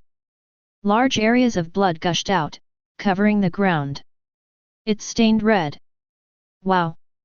Ron, your ability is so powerful. It can actually explode. Seeing this scene, Luffy, who had just arrived, widened his eyes with envy. You know, although the devil fruit he ate turned into a rubber man that was not afraid of physical blows, it could not be as gorgeous as Ron. Ron is already very cool in controlling lightning, and now he can actually explode. This destructive power is really... Yet. I can't compare to your devil fruit. After shaking his head, Ron was speechless. Rubber fruit, this is really rubbish. But what Luffy ate was not rubber fruit, but Zoan, Renren fruit, phantasmal beast species, and Nika form. That is the only super god level devil fruit in the One Piece world. Before its awakening, it was an ordinary paramecia. After its awakening, it was the top being in the world. Yet, is rubber fruit so powerful? After scratching his head, Luffy looked puzzled and confused at the moment. Certainly. Hearing this, Ron smiled lightly, stretched out his hand and a bolt of lightning shot into Luffy's body. Crackling. Lightning traveled throughout his body, but it did not cause any damage to Luffy. Hey, what's going on? Ron, did you just hit me with lightning? Why was nothing wrong with me? This scene immediately shocked Luffy. He looked at his body in disbelief and at the lightning dancing in Ron's hand. He was a little unable to react. Really? Seeing this, Ron thought to himself that it was true. Even thunder fruit was neutralized, and my lightning really couldn't do anything to Luffy's rubber. Thinking of this, Ron said, your rubber fruit is an insulator, my lightning has no effect on you, and even any lightning type devil fruit has no effect on you. Okay, let's deal with that guy Menka first. Chapter 11. Cool. How can it still be like this? After hearing Ron's words, Luffy's eyes suddenly lit up. I never expected that I could ignore the lightning attack. This is so cool. But at this moment, Ron had no intention of continuing the nonsense with Luffy. He bent down to pick up the knife on the ground, and then walked straight towards Menka, who was not far away and had been seriously injured and lost the ability to fight again. Ron, I'll leave him to you then. I'll go help Zoro. Seeing this situation, Luffy did not follow him. After all, Menka has been defeated, and he has always done last-minute hits in the past, but he doesn't like killing people. But Luffy had no intention of stopping Ron. After all, what Menka did made him extremely angry. After saying that, Luffy turned around and ran towards where Zoro and the Marines were, and directly joined the battle. Da-da-da! The sound of footsteps resounded, and Ron came to Menka with a knife. Looking down at Menka on the ground, Ron said with a cold expression, "Menka, it's time for you to pay the price for your actions over the years. Untouchable. How dare you kill me? I am Colonel Marine. If you kill me, Marine will not let you go." Seeing Ron's murderous intent, Menka was also filled with murderous intent at this moment, but he had lost his ability to resist and there was no possibility of resisting at all. The only hope is to threaten Ron. As long as he is afraid of Marine, he can save his life and take advantage of it. Marine. Hearing this, Ron disagreed and said with a cold expression, "If Marines are scum like you, then being wanted is nothing. From the day I gained the strength to prepare for revenge, I was already ready to go to sea. I'm wanted, there's a reward for me, Marine is going to do it, I'm happy to accept it." After saying that, Ron stopped talking nonsense and swung the long knife in his hand. Pfft! Blood spurted out, and Menka's head was chopped off by him. "Colonel Menka is dead. Run away quickly, Colonel Menka is dead." This scene directly caused Marine, who already had little fighting spirit, to completely collapse. Without any hesitation, a group of Marines abandoned their weapons, turned around and fled out of the square. Want to leave? However, how could Ron allow such a thing to happen? None of these guys are innocent. In the final analysis, they are all a bunch of Marine scum. If he doesn't annihilate it, the nightmare will still return to Shields Town after he leaves. Thinking of this, Ron quickly moved forward with the knife in hand. Kill. Stop them. Don't let these guys get away. Suddenly, there was a burst of shouting. Following the sound, it could be seen that a large number of townspeople broke into the entrance area of the square. They held swords, clubs, axes, and other weapons in their hands. After seeing the fleeing Marines, each one of them attacked them without fear of death. Not only Ron knew that these Marines would be in great danger if they were alive, but the citizens of Shields Town also knew this. Plus Menka is dead. They are also desperate at this moment. Only by annihilating these Marine scum can they welcome a better tomorrow. Kill. Seeing this scene, Ron also had a smile on his face. This is public opinion. Such was the anger of the citizens of Shields Town. Immediately, lightning pulsed on Ron's body, and he suddenly accelerated into the crowd and started the massacre. "Zoro, let's go too." Seeing this, Luffy in the distance spoke quietly. When he saw this group of Marines escaping before, he had no intention of killing them all. But this time after seeing the behavior of the townspeople, Luffy understood that these Marines were really not good things. With that said, Luffy also broke into the crowd. Unlike before when he just defeated those Marines, Luffy showed no mercy at this moment and almost all of them were killed by him. And Zoro didn't hesitate.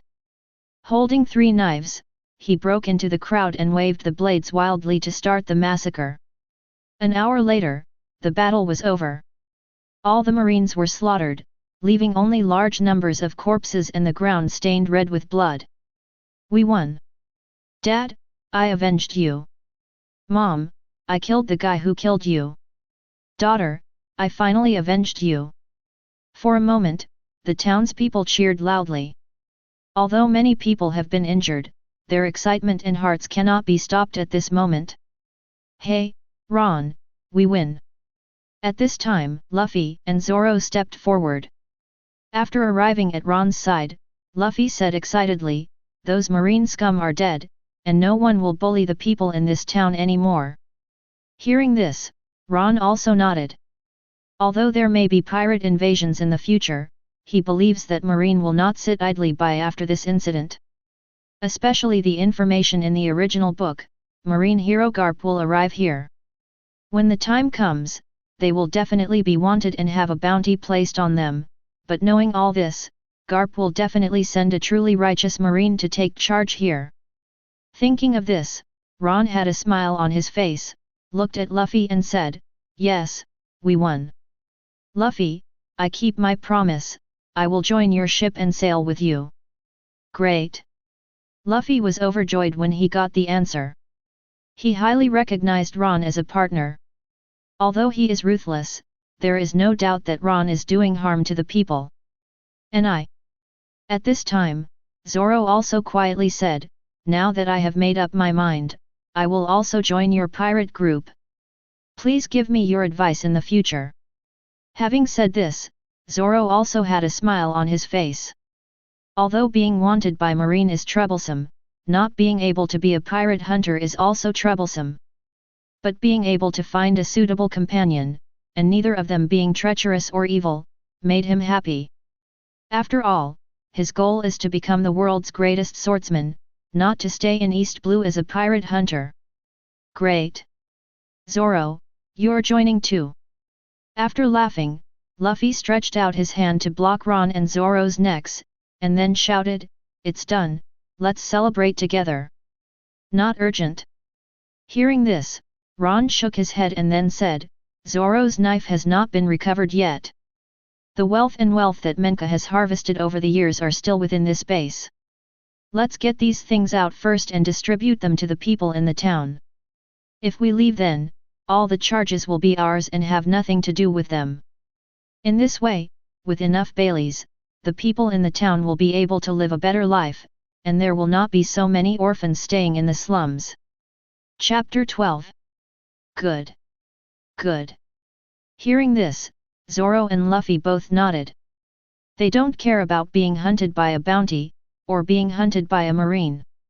But as Ron said, if the money collected by Menka is returned to the people in the town, then everyone will definitely live a better life.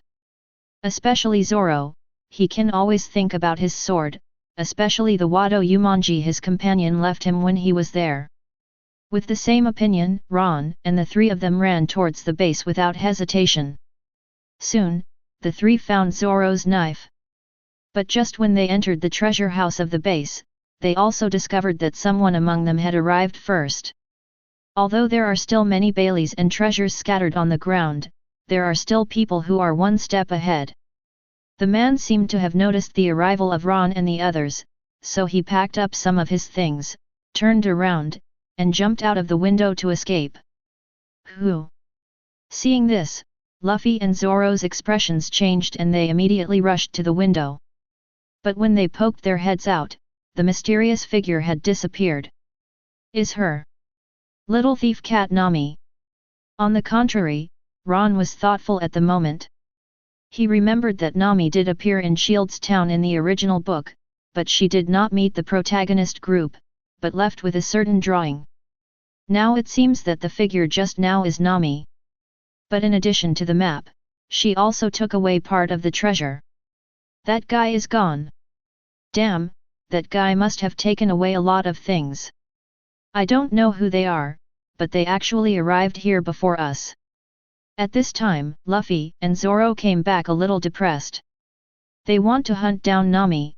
After all, the treasures were said to be distributed to the people in the town. But now he was taken away.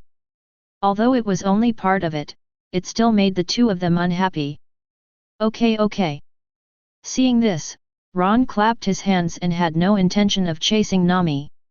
Instead, he looked around and said, although she took away part of it, there is quite a lot left.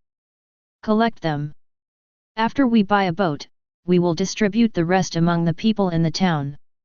All right. Hearing this, Luffy and Zoro could only nod helplessly. After all, Nami has disappeared.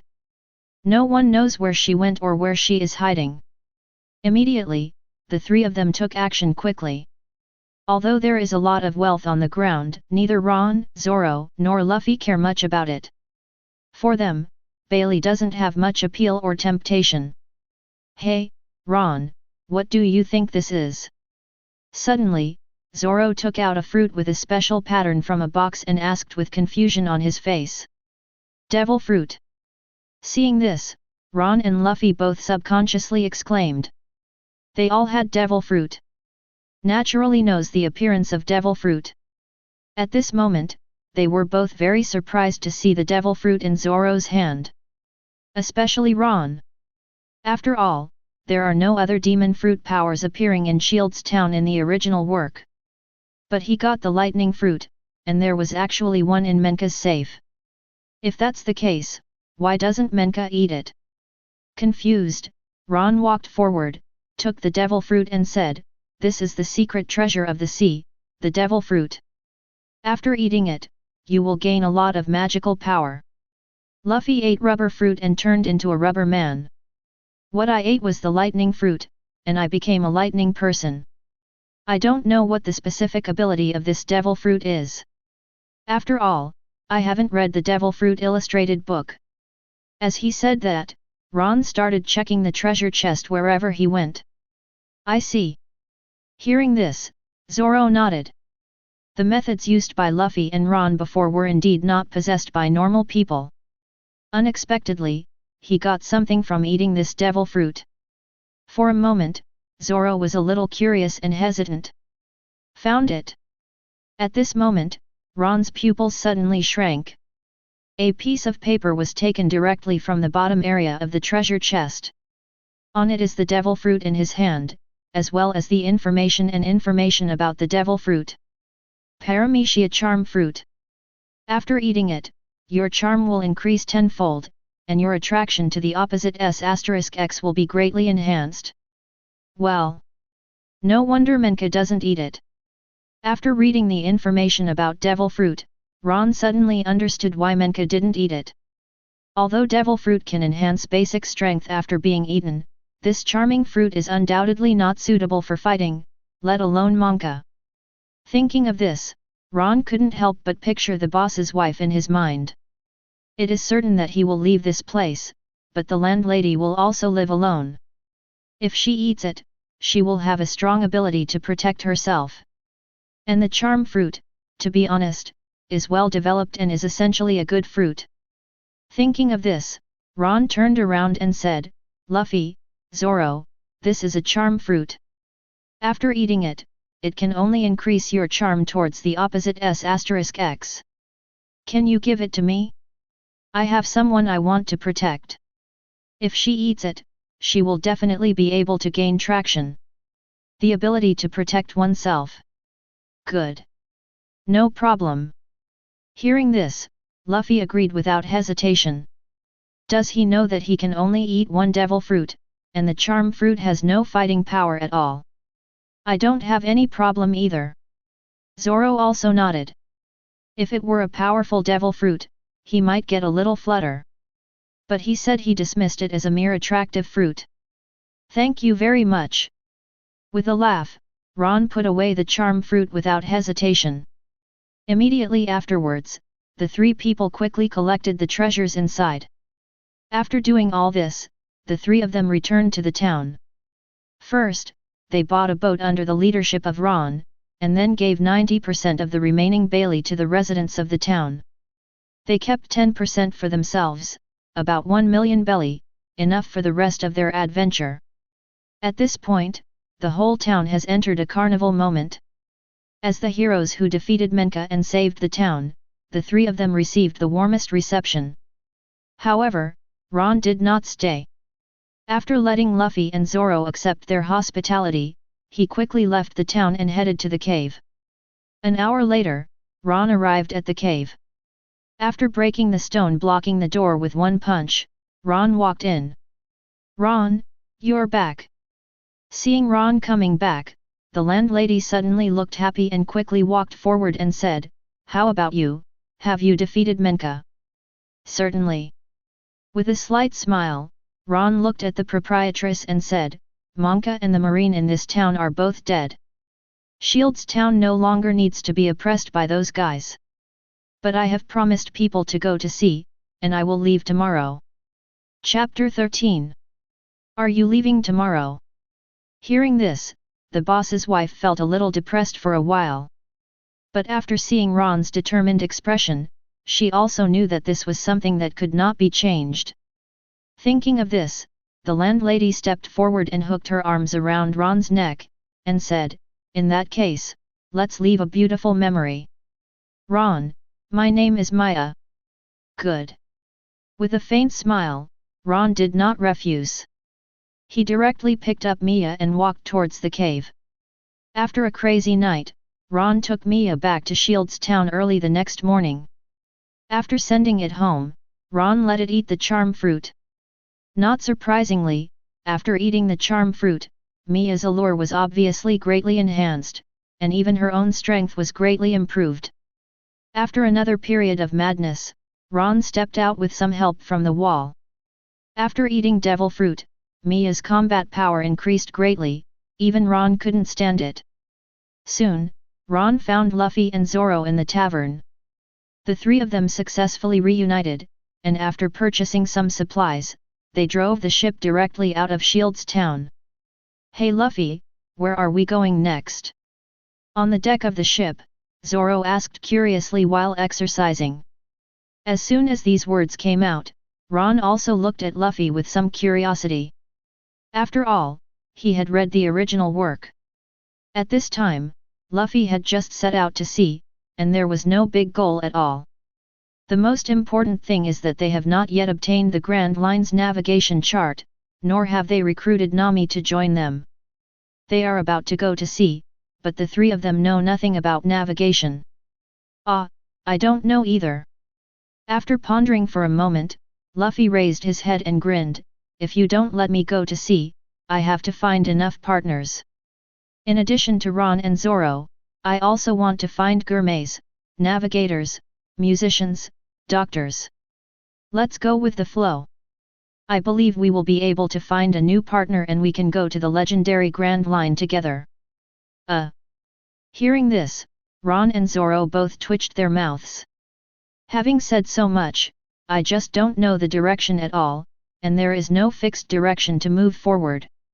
I kind of regret it now." Subconsciously, Zoro said, "You are so unreliable that I chose to join." "Me too." Hearing this, Ron on the side also nodded. Even though he knew Luffy was a god-tier person, he still couldn't resist the latter's overly optimistic temperament. Hey, you won't regret it. You promised me to go to sea together." Hearing this, Luffy stood up from the sail eagerly and looked at Ron and Zoro very nervously. "After all, this is the partner I found. If we break up so soon, we can't continue to take risks. How can it be? I will never go back on what I promised. Although it's a bit troublesome, I'm not someone who breaks my word." Zoro and Ron both smiled calmly, and after looking at each other, they continued to exercise. No matter where you go, no matter where you go after, the important thing is to become stronger. Great! Hearing this, Luffy jumped up and down with joy. It was at this moment that an accident happened. A big bird flew across the sky and happened to notice Luffy jumping up. It swooped down and caught Luffy, spread its wings and flew forward. "Wow! Zoro, Ron, help me!" Caught by the big bird, Luffy was stunned for a moment. When he regained consciousness, he was already far away from the ship. If he fell, he would be buried in the sea. He did not dare to resist the big bird. This idiot! Standing up, Zoro looked at the big bird that was leaving quickly and felt bad. "I never expected that such an accident would happen on the first day at sea. The captain was captured, and he was captured by a bird. This is really outrageous. It's really outrageous." Ron also twitched the corner of his mouth. Although there is such a scene in the original book, Luffy at that time was also riding a small wooden boat, which was completely impossible to compare with today's boats. He never expected that even under such circumstances, Luffy would be captured by a bird. Is this fate? The will of the One Piece world? Thinking of this, Ron dropped the equipment in his hand, turned around and said, "Zoro, come here to help me and speed up to catch up. He is the captain after all, so we can't really let him fall into the sea and die." "Good."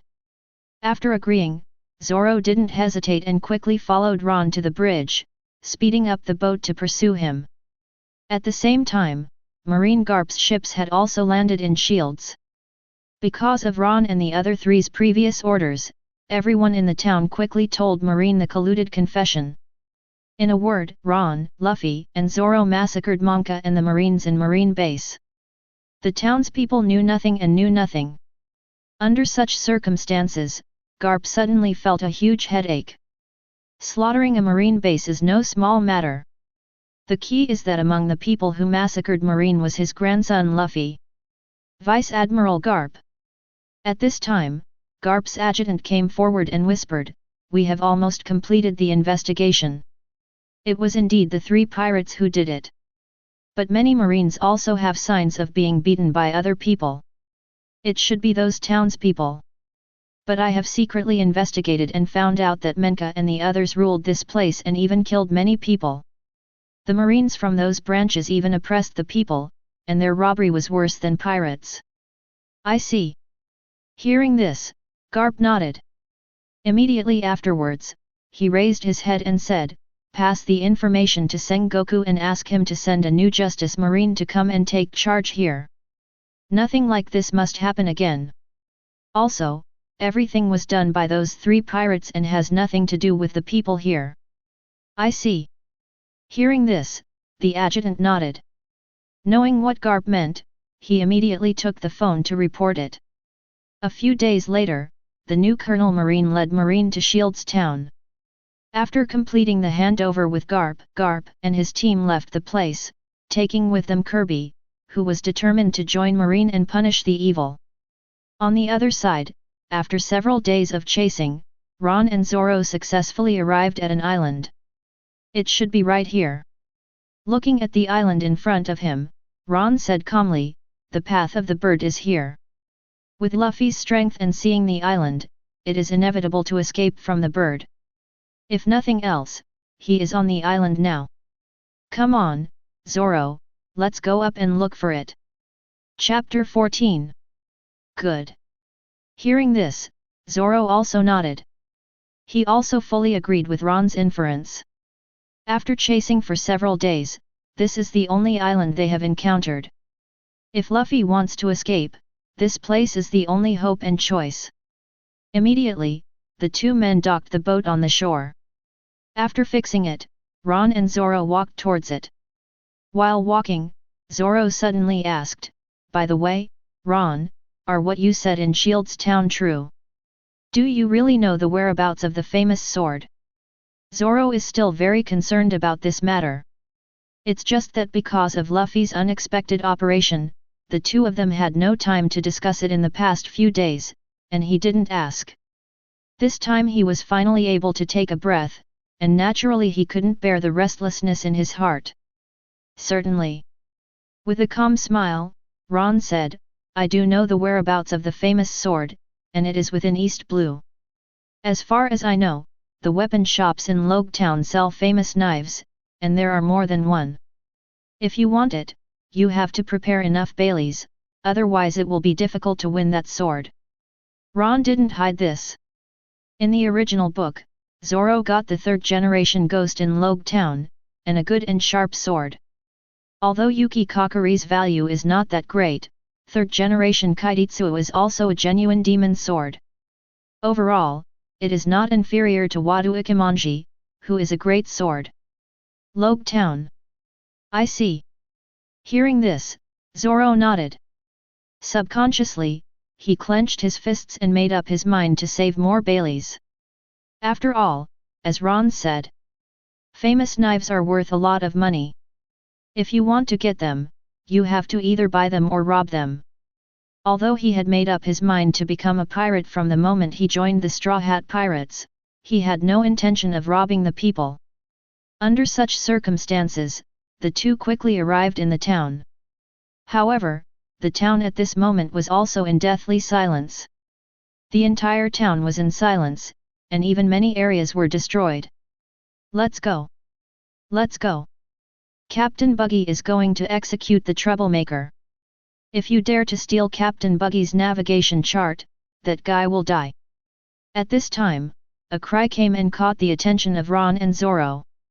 Following the sound, several pirates could be seen hurriedly heading towards an area. From their words, it is not difficult to hear the reason for the matter. Ron's eyes narrowed slightly at this moment. It's time to execute Luffy. This also means that Luffy has arrived and has even become familiar with Nami. Thinking of this, Ron raised the corners of his mouth and said secretly, "It's almost done. This means that the navigator's matter is settled." Then, Ron said, "Let's go. Follow them, and if nothing else happens we should be able to find Luffy." "Good." Hearing this, Zoro nodded. He also felt that if it was Luffy, he would definitely get into trouble. After all, Zoro has been clearly aware of Luffy's god-tier experience and unreliable personality since he went to sea. Immediately, the two of them did not hesitate and followed the figures of the pirates forward quickly. Not long after, Ron and Zoro arrived at the gathering place of the buggy pirates. You can see from a distance that Luffy is being held in a cage at this moment. In the area in front of the cage, a cannon was already placed. A pirate put a special buggy bomb into it, and then handed the ignition fuse to a small girl. "Damn it! Luffy really got caught. Let's go rescue people quickly." Seeing this, Zoro's expression changed, and while he spoke quickly, he accelerated towards the front. Ron did not refuse. Although he knew that Nami would extinguish the ignited fuse in the original work, it has not happened now, and he is not 100% sure whether it will happen again. "Haha!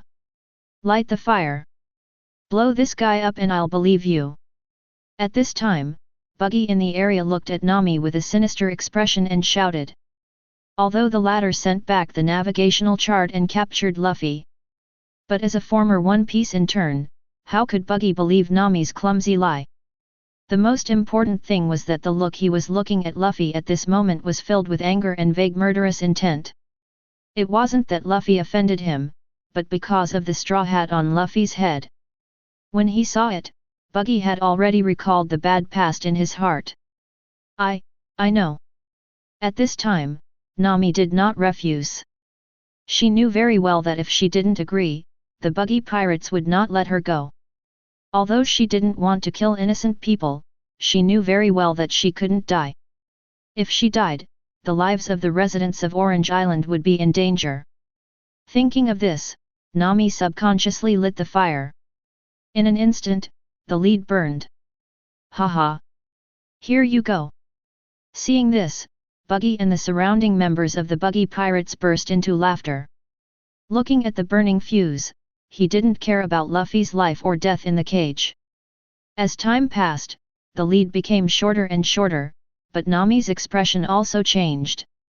Suddenly, Nami abandoned the torch in her hand and stepped forward to hold the fuse.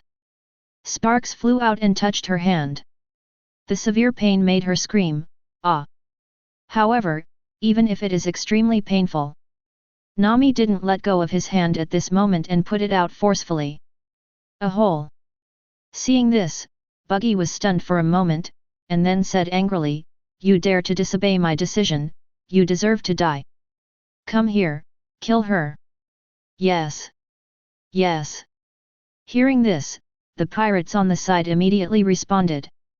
Immediately afterwards, 5 pirates rushed forward quickly, each one pulled out the sword from their waist and slashed towards Nami.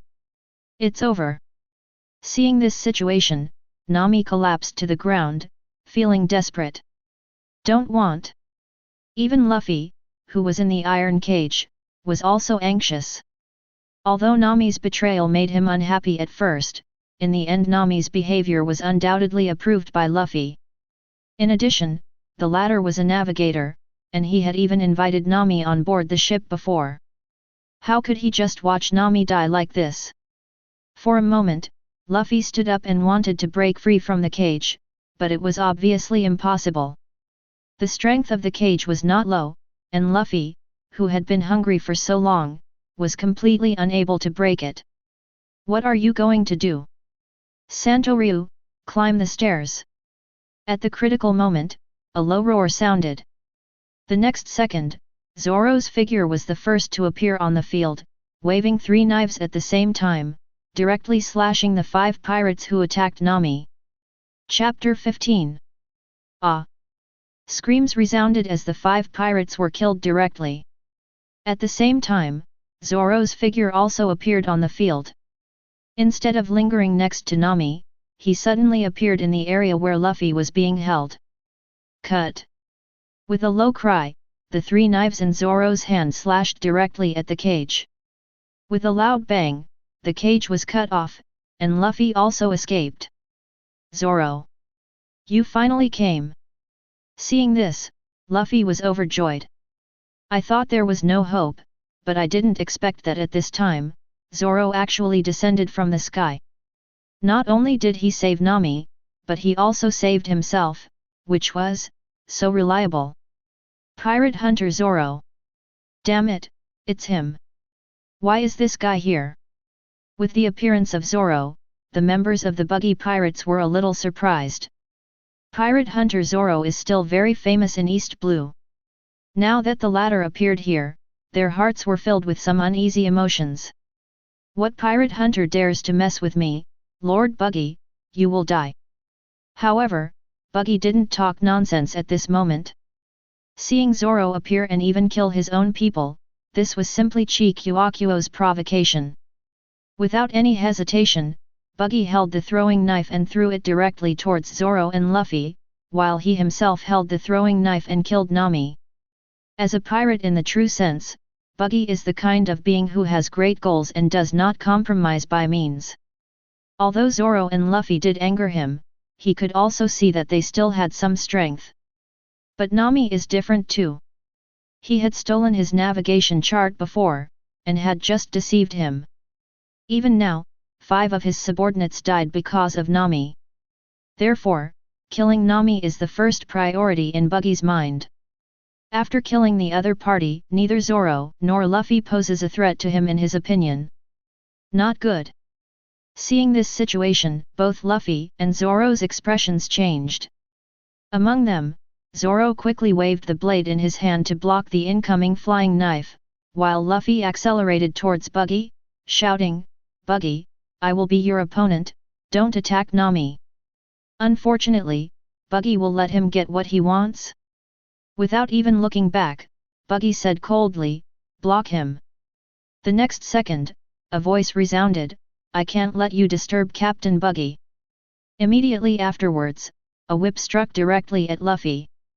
Snapped. Luffy avoided the attack of the whip, and then a thin figure riding a lion appeared in the area in front of Luffy. This person is surprisingly the vice-captain of the Buggy Pirates, Beastmaster Machi. The lion he rides on is the leader of the Buggy Pirates, Riggy. The combined strength of the two is far greater than that of either alone. Step aside. Looking at the man and beast blocking him, Luffy's eyes turned red. Nami is the navigator she chose. If something unexpected happens, the consequences will be disastrous. With that said, Luffy rushed out again, raised his fist and attacked Machi and Liqui. Rubber machine gun. Unfortunately, his attacks were unable to repel Machi and Liqui. In the face of Luffy's attack, neither man nor beast showed any fear. Machi waved his whip and kept attacking Luffy, while Liqui blocked Luffy's attack with his thick skin and flesh. "Luffy, let me help you." Seeing this, Zoro, who had just knocked away the flying knife, changed his expression and immediately stepped forward to help with the knife. "I can't let you interfere." However, before Zoro had advanced much, a playful voice sounded out, "I have never seen a three-sword swordsman before, let me see how strong you are." The next second, a figure quickly entered the field. It can be seen that a wheelbarrow appeared quickly in front of Zoro, and a blade with a cold light struck towards Zoro's vitals. "This is swordsman." His pupil shrank, Zoro's expression changed, and he quickly blocked with a knife. Zhang! The fire flew everywhere, Zoro's figure took a few steps back, and the wheelbarrow stabilized. It can be seen that Kabaji's figure appeared, holding a long knife and looking down at Zoro. "Not bad, you can actually block my surprise attack, the pirate hunter is well deserved." "Who are you?" Seeing this, Zoro also looked solemn. Although they had just fought, he could feel that the pressure brought by Kabaji should not be underestimated. The most important thing is that the latter is actually a unicycle swordsman, which is really something he has never seen before. I am Kabeji. Raising his head proudly, Kabeji raised the long knife in his hand and said, "Come on, pirate hunter, let's show off." After saying that, he stepped hard on the unicycle, accelerated and headed towards Zoro to attack. Seeing this, Zoro did not dare to neglect and quickly waved 3 knives to attack. Zhang! Zhang! In an instant, the 2 figures were fighting together. But basically it was a Kabeji attack. Although Zoro had 3 swords, he was not fast enough, so he had to be in a defensive posture at this moment. Little thief cat, die! At this time, Buggy has arrived where Nami is. Ignoring Nami's crying and desperate look, he raised the throwing knife in his hand and stabbed it out. Nami! It's over! Seeing this, Luffy was eager, while Zoro shook his head. After all, under such circumstances, Nami cannot be Buggy's opponent, nor can she escape from him. Finished. No GJO, everyone, I'm sorry, I can't go back. Seeing Buggy's attack getting closer, Nami closed her eyes in despair. She knew that she would definitely die this time. But she didn't feel much pain. Apart from her unwillingness and reluctance to let go of the people in her hometown, she didn't feel any pain. After all, her heart had already died since the day the dragon pirates invaded Orange Island. The reason why she has been alive is because of the lie spun by the evil dragon, which allowed her to collect 100 million belly to buy back the Orange Island and let the people in it return to normal life. Double Chidori. At this moment, a cold voice sounded. As blue lightning danced and illuminated the entire scene, Ron's figure appeared quietly in the area next to Buggy.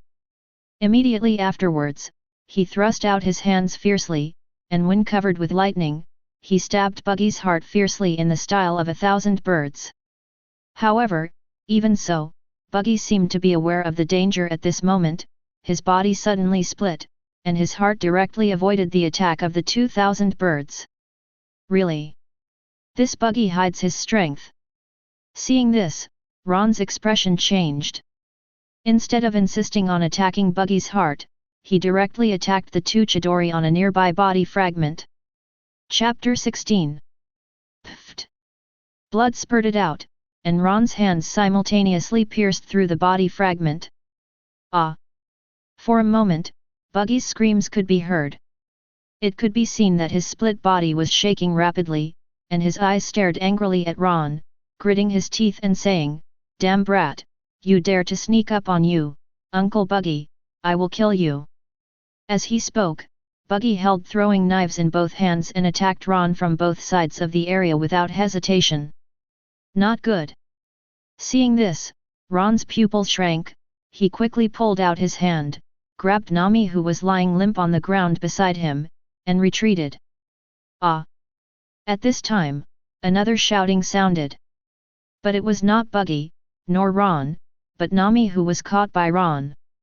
Although Ron did not attack her, the arc wrapped around her body also affected Nami. Since he doesn't have much strength, how can Nami withstand it? Although there was no external injury, the electric arc ravaged every inch of her body, which also caused Nami to plummet. At this moment, her face was flushed, and her legs became crystal clear. Seeing this, Ron's mouth twitched and he looked a little embarrassed for a moment. I never expected that just saving people would have such an effect. After taking a look at Nami, who was obviously trapped in it and unable to recover, Ron reluctantly placed it in a safe area and said, "Just stay quiet and don't run around, otherwise no one will save you." After saying that, Ron left as quickly as possible and returned to the area where Buggy was. At this moment, he would rather face Buggy than the ever-charming Nami. He was really afraid that the other party would not be able to help but pounce on him. Although the future Nami is indeed very good, both in appearance and figure, she is the best in the One Piece world. But now Nami is suffering from long-term malnutrition, and her development is no different from that of a child, so she doesn't attract Ron's interest at all. "Kid, What did you do?" Suddenly, Buggy's uncomfortable voice interrupted Ron's thoughts. Looking through the sound, it can be seen that Buggy's body has gathered together, but at this moment he is also covering the area that was previously pierced by the two Chidori. You can see that the arcs are rapidly intersecting, and there is a shocking tendency to explode. But the weird thing is, previously, once the arcs in Ron's twin Chidori crossed, it would inevitably cause an explosion. But such a situation does not seem to occur with Buggy. Even if they are constantly intersecting, there is no tendency to explode at all, as if some force is blocking it. As expected of the owner of the lucky color haki. "Buggy, it's not as simple as it seems." Whispering in his heart, Ron pondered for a moment and then said, "Buggy, you have been invaded by my lightning. Every time it meets, it will explode. Although I don't know what means you used to contain it, you can't eliminate it. If it has power, it will always exist and cause you continuous harm. And your bodies are now gathered together, and the power of the arc will spread throughout your body. I've heard that you are a demon fruit power that was torn apart, right? I wonder if you can recover as before after your body exploded." "What?" After hearing this, the expressions of everyone in the Buggy Pirates group changed drastically.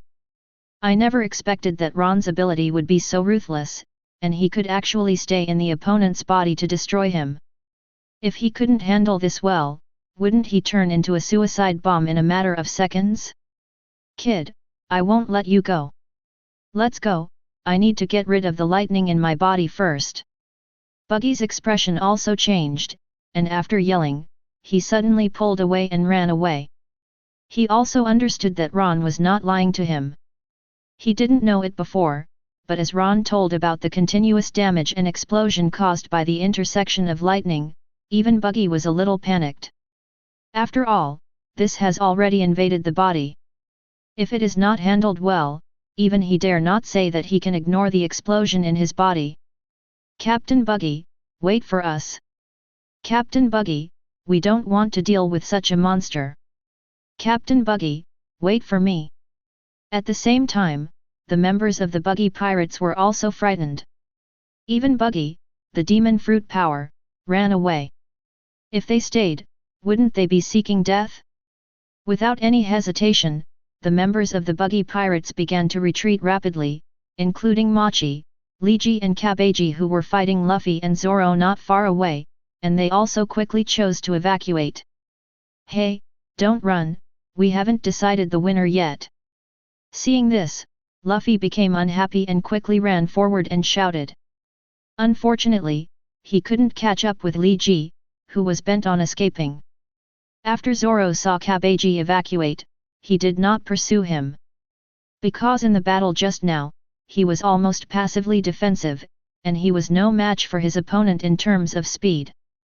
"Hey!" Watching the Buggy Pirates evacuate, Ron breathed a sigh of relief. To be honest, he didn't have much confidence against Buggy. The one just now was a sneak attack, and it was Buggy's carelessness that allowed him to succeed. But after what happened just now, he has already figured out that Buggy is not simple, at least he will not really be a funny character like in the original work. Therefore, if Buggy comes back again, he doesn't have much confidence, or even Ron. At this time, Luffy and Zoro stepped forward. After arriving at his side, Luffy said happily, "Thanks to you and Zoro this time, otherwise I might have died." Hearing this, Ron and Zoro both twitched their mouths. Although Luffy said he was scared, he actually had a smile on his face and had no intention of taking this matter to heart at all. Looking at each other helplessly, Ron said, "Let's leave here as soon as possible. Then Buggy is not simple, and the Buggy Pirates are not weak either. Once they deal with the lightning I broke into his body, he will definitely come back." However, Ron's words were not recognized by Luffy and Zoro. Especially Luffy, he said directly at this moment, "No, I want to defeat Buggy and defeat the Buggy Pirates. Nami said that as long as I defeat the Buggy Pirates, she will join us and become our navigator." Zoro on the side also looked solemn, tightened the sword in his hand and said, "That special unicycle swordsman, I also want to defeat him head-on." Looking at the two men who were full of fighting spirit, Ron was speechless for a moment. Although they knew that it was dangerous, even a fatal crisis, the two of them did not seem to have such an awareness. They were more interested in fighting and keeping their promises. But precisely because of this is the reason why he loved the Straw Hat Pirates in his previous life. They all have their own firm beliefs, and they will not choose to back down even if they pay for it with their lives. Chapter 17. All right. After a while, Ron came back to his senses and said, "In that case, let's learn about the buggy pirates together. But our strength is still a bit weak and we need to become stronger." These words immediately aroused the approval of Luffy and Zoro. They also felt the pressure in the battle just now. Especially Zoro. When facing a swordsman like Kabeji for the first time, he was almost always in a passive defense stage, with no ability to counterattack at all. It was Luffy instead. He did not go all out in the true sense. At this moment, he was hungry and even weak, which allowed Machi and Liji to suppress him for a while. Great! After receiving Ron's reply, Luffy suddenly became happy and shouted, "Ron, Zoro, I'm hungry, let's go eat. I didn't have any strength when I fought that guy just now." Good! Hearing this, Ron and Zoro looked at each other and smiled. Immediately afterwards, the three of them walked towards the area where Nami was. You stinking rascal!" With the arrival of the three people, Nami has also recovered. But I couldn't let go of that exciting feeling for a long time. When I saw Ron, in addition to a hint of shyness, he was also glaring and annoyed. "All right. I was just saving you." With a calm smile, Ron glanced at Nami and then said, "I'm not interested in someone like you. Come on, navigator, let's go eat." After saying that, Ron turned around and walked forward. "You?" Seeing this, Nami was furious. "What do you mean you are not interested in me? Is this looking down on yourself?" "This is." Yes, Nami, let's go eat." Ron just wanted to save you, otherwise you would have been killed by Buggy. However, before Nami could come to her senses, Luffy on the side naturally stepped forward and helped her up, shouting that she was going to eat. You guys." In response, Nami was furious. But under the current circumstances, it was impossible for her to tell her ugly behavior in front of Luffy and Zoro. Suppressing the anger in his heart, Nami glared at Ron along the way, as if he had arrived at a tavern with deep hatred. What followed was a frantic eating spree. As more and more food and meat were eaten by Luffy, he quickly recovered. "Damn it! Damn you brat!" On the other side, Buggy led the pirate group to the area outside the town. After feeling that the power of lightning in his body continued unabated, his expression became increasingly ugly. After arriving at a camp, Buggy turned to look at the area behind him and yelled, "You all stay outside, I'm going to get rid of the lightning in my body. When I recover, I will destroy the entire town, including those damn brats." "Yes, Lord Buggy." "Yes, Captain Buggy." Hearing this, all the members of the Buggy pirates around him responded, shouting excitedly, and dispersed to start preparations. As for Buggy's injuries, they don't care. In their opinion, mere lightning is not enough to pose a threat to Buggy. After all, Buggy is a big pirate with a bounty of over 10 million. Although it was said that the evacuation failed this time, it was more likely due to ignorance of the other party's abilities and the sneak attack by Ron. Thinking of this, a group of pirates all shouted, "Captain Buggy will be able to recover from his injuries soon, and then the guys in the town must pay the price." Yes, those brats who dare to attack the great Captain Buggy will definitely die. The guys in the town are no exception.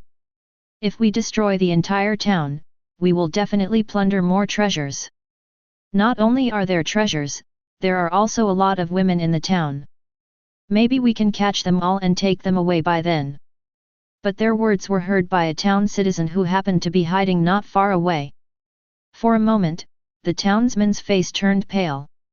He suppressed the fear in his heart and ran away from here, and hurriedly ran towards the town. Ron and the others didn't know about all this. After eating and drinking, the four of them came to the hotel to rest. Including Nami, she didn't choose to run away at this moment, but kept staring at Ron with complicated expressions. After entering the room, Ron's expression gradually became serious. His own strength is too weak, which is not good news for him. Today's battle focuses on unexpected sneak attacks and Buggy's precious life. But next time he faces the Buggy pirates here, he is not sure whether he can continue the good luck in the original work. After all, in the original work, Buggy's head was blown off by Luffy, which led to the failure of the Buggy pirates. Strength. In the final analysis, it's still not strong enough. Taking a deep breath, Ron clenched his fists and said to himself, "My strength should have reached a bottleneck in the past few days. As long as I improve, I can reach the naval headquarters ensign level. At that time, except for Buggy, the rest of the crew of the Buggy pirates will be unable to do anything to me. But short-term training cannot complete the improvement. The only hope is to develop the power of Devil Fruit." Having said this, Ron's eyes flashed with solemnity and unwillingness. After eating the lightning fruit, he imitated the Chidori and Chidori Ryu based on the anime he saw in his previous life. But as far as the current situation is concerned, this method is not enough. Especially as his strength increases, Paramecia's shortcomings are gradually exposed. Because he is not Logia, this also means that the power of lightning on his body is limited. Even for some physically strong people, the destructive power of lightning is greatly weakened. Just like the previous Buggy.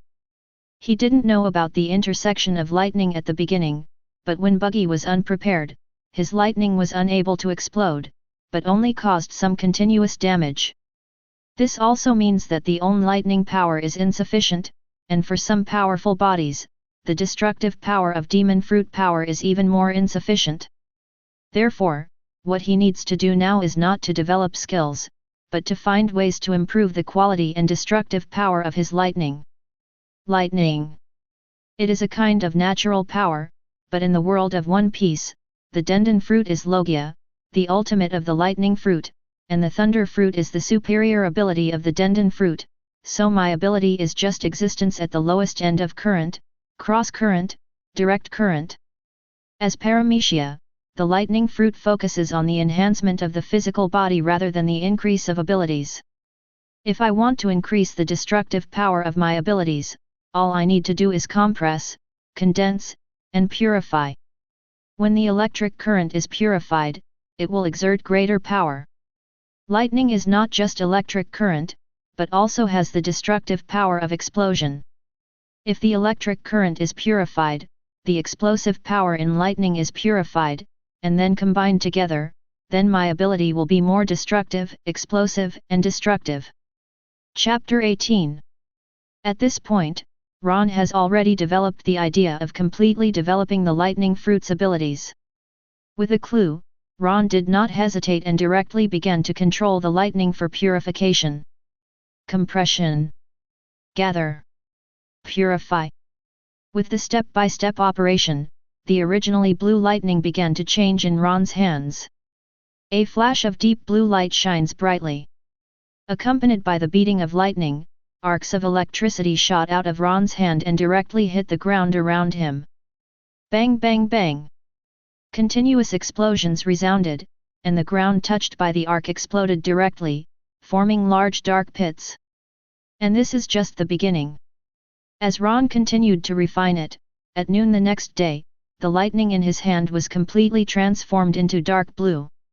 Under such circumstances, the destructive power of the dark blue lightning exploded completely, far exceeding the azure blue lightning yesterday by more than 10 times.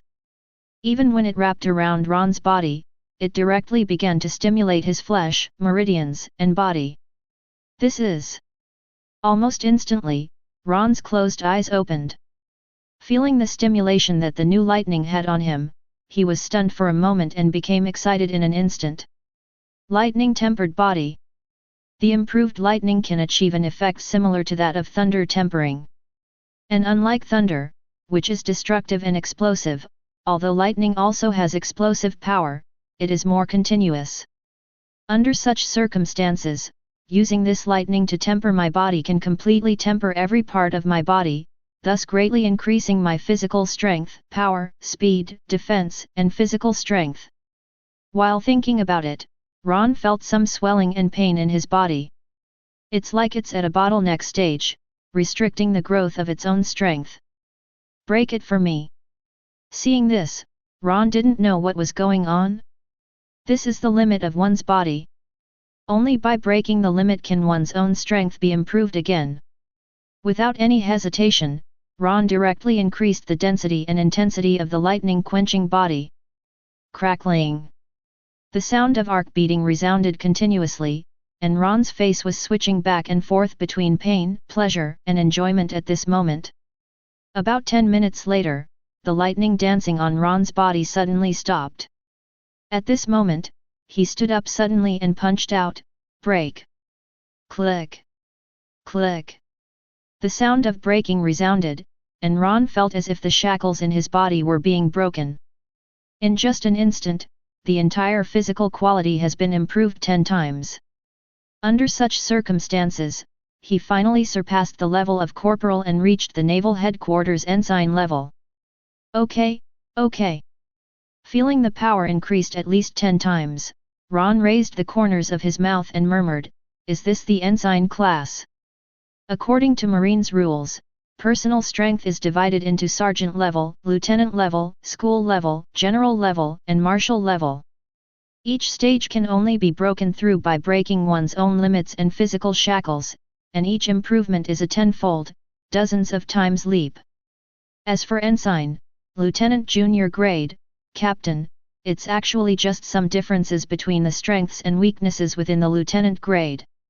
In essence, there is not a big gap. The only difference is the general level. After reaching that level, there is a gap of dozens or even hundreds of times between Commodore, Rear Admiral, Vice Admiral, Elite Vice Admiral and Admiral at each stage. According to Ron's calculation, he, Luffy and Zoro are now at the same level. It's just that Luffy and Zoro are about the captain level, or even close to the school level.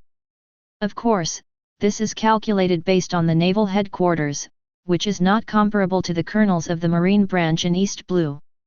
Looking at East Blue, the so-called Marine colonel is basically a lieutenant-level warrior. The only difference may be that Smoker is a school-level warrior, and he also has Logia demon fruit power.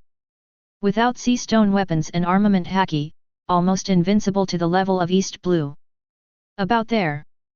This retreat is good. After a while, Ron came back to his senses. There is no need to continue to think about anything. This time, the strength has been surpassed, and it will be more confident when dealing with the buggy pirates. Moreover, his abilities have also been improved. The destructive power of this dark blue lightning is not comparable to that before. If Buggy was hit by his double Chidori, it would not be as simple as spitting out a few mouthfuls of blood. Bang bang bang! At this time, the sound of knocking on the door resounded. Immediately afterwards, Luffy's shout came from outside the house, "Ron is eating. After dinner, we'll go defeat the buggy pirates and drive them out completely." Well. Ron was a little dumbfounded when he heard this. What is this all about? He understood eating, but why was Luffy so eager to deal with the buggy pirates? You know, they only had one night's rest. I see. But doubts remained, but Ron didn't refuse. This time his strength has improved, and Devil Fruit's abilities have also been strengthened. He also wants to try out his strength at this moment. After briefly washing up, Ron came to the tavern. Ron! Seeing him arriving, Luffy and Zoro immediately greeted him. Humph! Only Nami snorted coldly and looked at Ron with an extremely unkind look. Obviously, she couldn't let go of what happened yesterday, even. Luffy. Zoro. In this regard, Ron didn't care about Nami's reaction and walked directly to Luffy and Zoro, sat down and started eating and drinking. While eating and drinking, Ron asked, "Why are you so eager? Didn't you say before that you would train for a while to fight the buggy pirates?" Hearing this, Luffy waved his hand and then said, "It's too late. The mayor came in the morning and told us that Buggy wanted the pirates to destroy the town. The mayor asked us to help, and I have agreed." "Really?" Hearing this, Ron nodded thoughtfully. This situation is not much different from the records in the original book. Only this time he fights off Buggy, who becomes so angry that he destroys the town. Thinking of this, Ron didn't ask any questions, but ate and drank heavily to replenish his exhausted energy. "Hey, why do you want to be a pirate?" At this time, Nami suddenly spoke, staring at Ron as if he was a little annoyed, but more of a question. "There's no reason why." Glancing at Nami, Ron said calmly, "Going to sea is naturally for adventure and to meet more powerful opponents. Our goals in going overseas are to take risks, become stronger, and help more people in need. What about you? Little thief cat, I heard someone from the buggy pirates say that you seem to have been stealing all the time, and. Chapter 19. At this point, Ron's voice changed, and he looked at Nami playfully and said, "Come to think of it, we are all pirates. Since we are all pirates, why are you so resistant to pirates?" As soon as these words came out, Luffy and Zoro were stunned. Subconsciously, the two of them looked towards where Nami was. She is actually a pirate. To be honest, they had not expected this, and they even couldn't believe it. "You, what are you talking nonsense about? How can I be a pirate?" Facing the gaze, Nami's face turned pale and she spoke with some words. Although he was broken and joined the dragon pirates. But Nami never admitted this in her heart. The reason why she joined the dragon pirates was because she wanted to protect the people on Orange Island, not because she really wanted to join the pirates and become a pirate. Even though she is now a little thief cat with a bounty on her head, she is unwilling to admit all this. Yet, Ron disagreed with this. Although Nami's incident happened for a reason, there is no doubt that she is indeed taking advantage of Luffy, and even herself and others. Although I don't know why Nami didn't choose to escape like in the original work, one thing Ron can conclude is that before the dragon pirates' affairs are dealt with, Nami can't really join them. Thinking of this, Ron was not polite and said directly, "The mark on your arm must be the mark of the dragon pirates. Although I have not gone to sea, I am aware of their existence. Looking at East Blue, there are not many big pirates with bounties exceeding 10 million. The buggy pirates we are about to face is one of them, and the dragon pirates you joined is also one of them." "What? The dragon pirates? A big pirate with a bounty of over 10 million. Hearing this, Luffy and Zoro's expressions turned ugly. Luffy looked ugly because Nami was a member of the dragon pirates, which meant that the latter would probably not join his pirate group. Zoro, on the other hand, thought more. The latter, as a member of the dragon pirates, now actually lied to Luffy, or even tricked them, which is not good news. You. The truth was revealed, and Nami was also panicked at this moment. Pointing at Ron, he didn't know what to say for a moment. If nothing else, she knew very well how powerful Ron and the three people in front of her were. If they knew that she was lying to them with their methods, then... All right. At this time, Luffy suddenly interrupted, "Zoro, Ron, let's go. Since Nami promised me, I believe she won't lie to me. Let's defeat the buggy pirates. Then Nami will be the navigator on our ship, not the dragon pirates." After saying that, Luffy didn't know whether he was angry or anxious, and walked straight towards the outside world. "Hey, Luffy, wait for me." Seeing this, Zoro glanced at Nami, then without saying anything, he immediately picked up his knife and followed.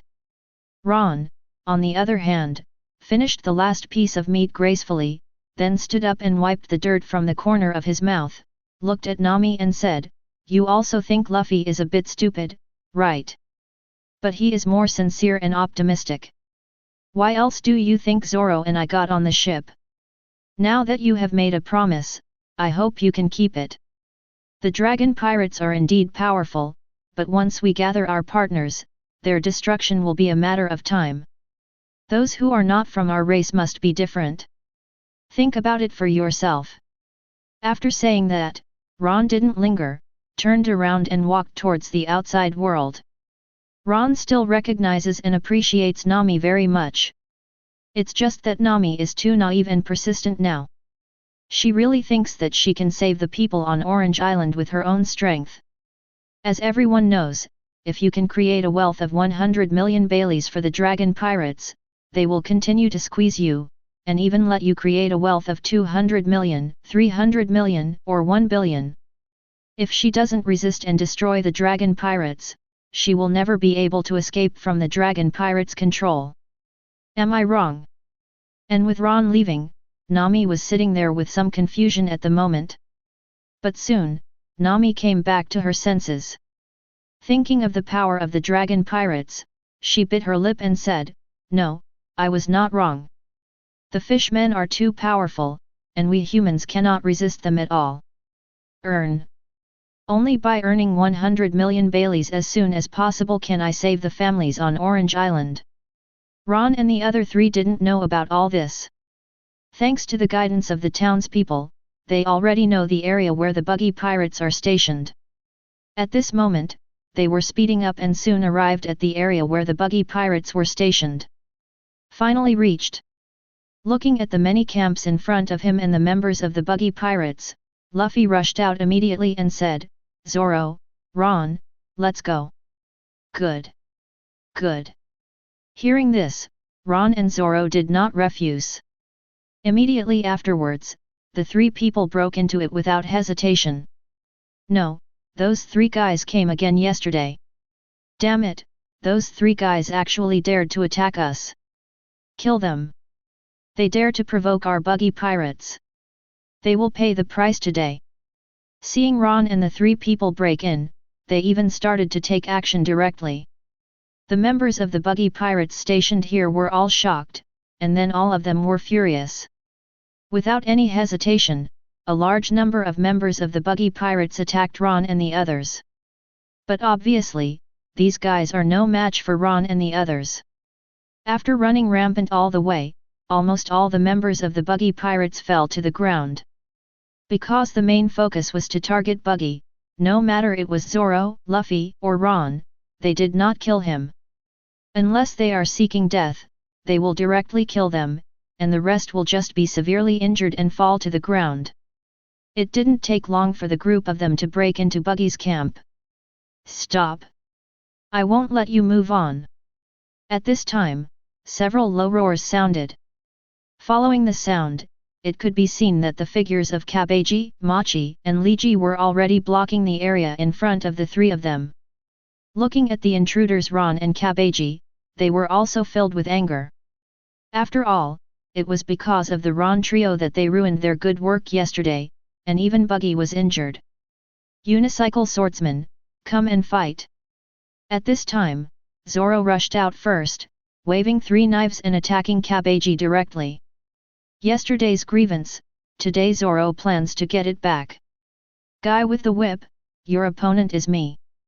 At the same time, Luffy's eyes were also fixed on Machi. He suffered a lot yesterday and even received a few whips from him. Today, when his physical strength has recovered, he will get it back. Chapter 20. Are you asking me to deal with this beast? Seeing this, Ron's mouth twitched. Unexpectedly, Luffy and Zoro took the lead in snatching the opponent. Kabeji and Machi are both pretty good. As for Niche, although he is a lion, and even very destructive, he is not very powerful to be honest. Except for the stronger body and physical strength, Lee basically is not much different from the beast. But now that the matter has come to this, Ron has no possibility of refusing. Taking a step forward, Ron raised his hand and pointed at Li Ji. Come on. Brute. Let me see how strong you are. Roar. Hearing this, Li Ji was furious.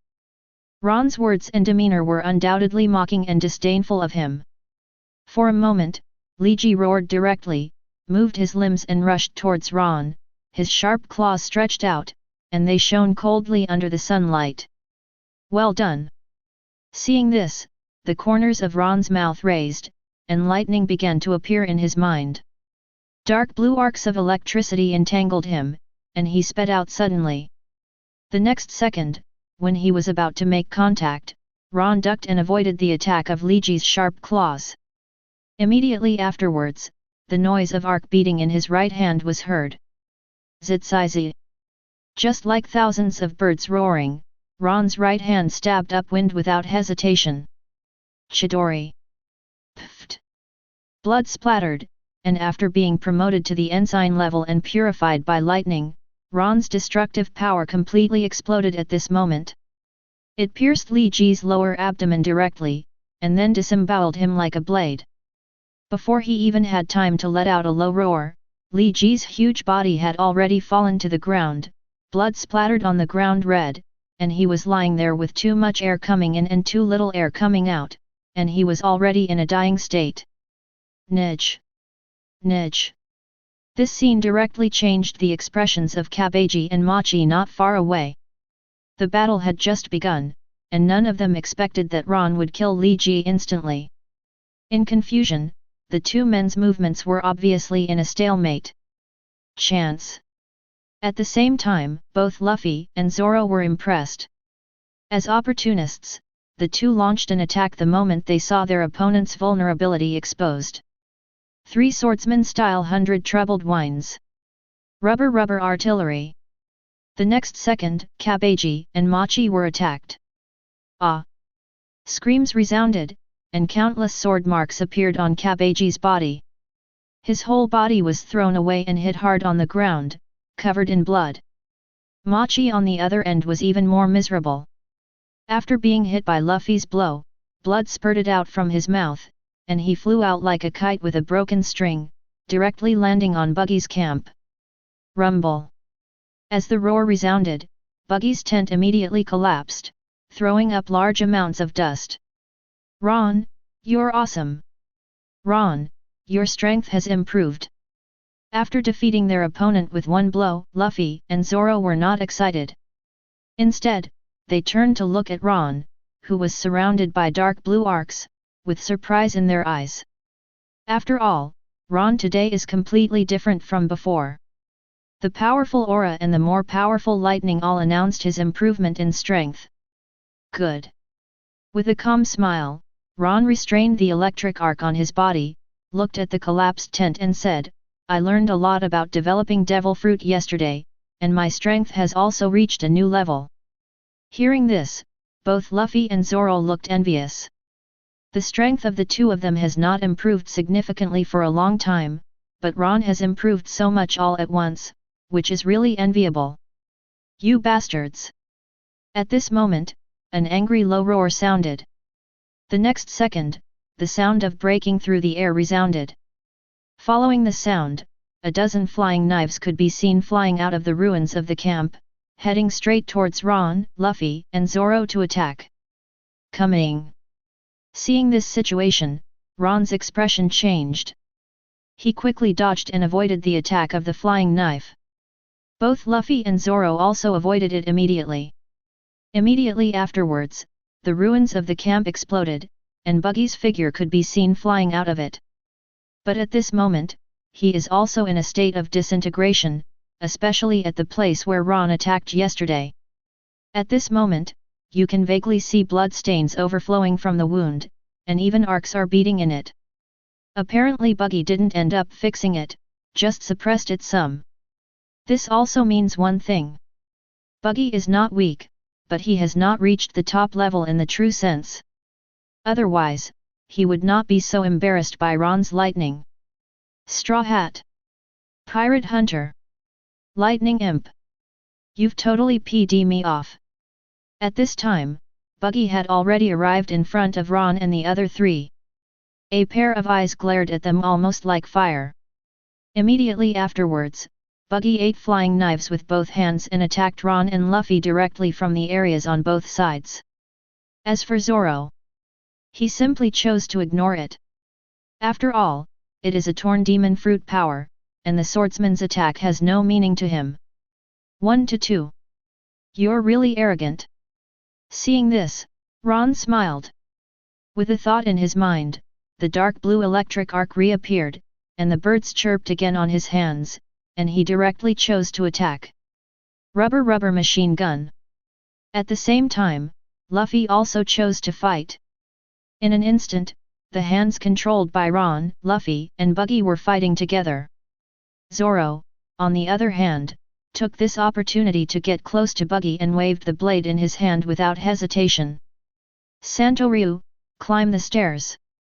In an instant, Buggy's body was cut into pieces again. But it's a pity that it didn't have any effect. Facing Zoro's slashing, Buggy didn't get hurt at all, and he didn't even mean to care about it.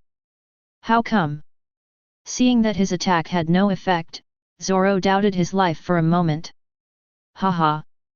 Enjoying Zoro's reaction, Buggy laughed loudly at this moment and said, I have eaten chop fruit, so all the slashes have no effect on me. Kid, a swordsman like you can't do anything to me. Even the strongest swordsman in the world can't do anything to me. This sentence is not a joke. Because Ron remembered that Buggy actually faced Hawkeye in the original book. Even if he faced Hawkeye's slash, he was still unharmed. You know, even if Hawkeye didn't use Haki at that time, the knight in his hand, one of the 12 skills of the Supreme Sharp Sword, was also in existence after being rendered by conquerors and armed colors. In essence, it has the characteristics of armed colors and conquerors. But still cannot pose a threat to it. It can be seen that either Buggy's fruit awakened, or Buggy's observation Haki surpassed Eagle Eye during the Summit War and even reached the point of foreseeing the future. Chapter 21. It's really troublesome. Seeing this situation, Ron's expression darkened. I have to say that Buggy is definitely a difficult person to deal with. Especially chop fruit, which directly made it difficult for Ron and Luffy to get close to him, and even when faced with flying knife attacks, the two had to deal with it. After all, without learning how to use weapons, they would not be able to ignore blade attacks. As for Zoro, that is completely restrained by Buggy. The swordsman's strength will be greatly weakened if he loses the blade, and there is absolutely nothing he can do to Buggy. Because of this, even though there are 3 people besieging Buggy now. But in fact it is Buggy who has the upper hand, and this situation will continue. The only thing that can break the situation now is probably whoever exhausts their physical strength first will determine the winner. We can't drag it out any longer. We must break the situation as soon as possible. Almost instantly, a plan emerged in Ron's mind. Looking at Buggy's torn body, his legs have always been fixed in place. This also means that the fragmentation spreads from the feet. Luffy.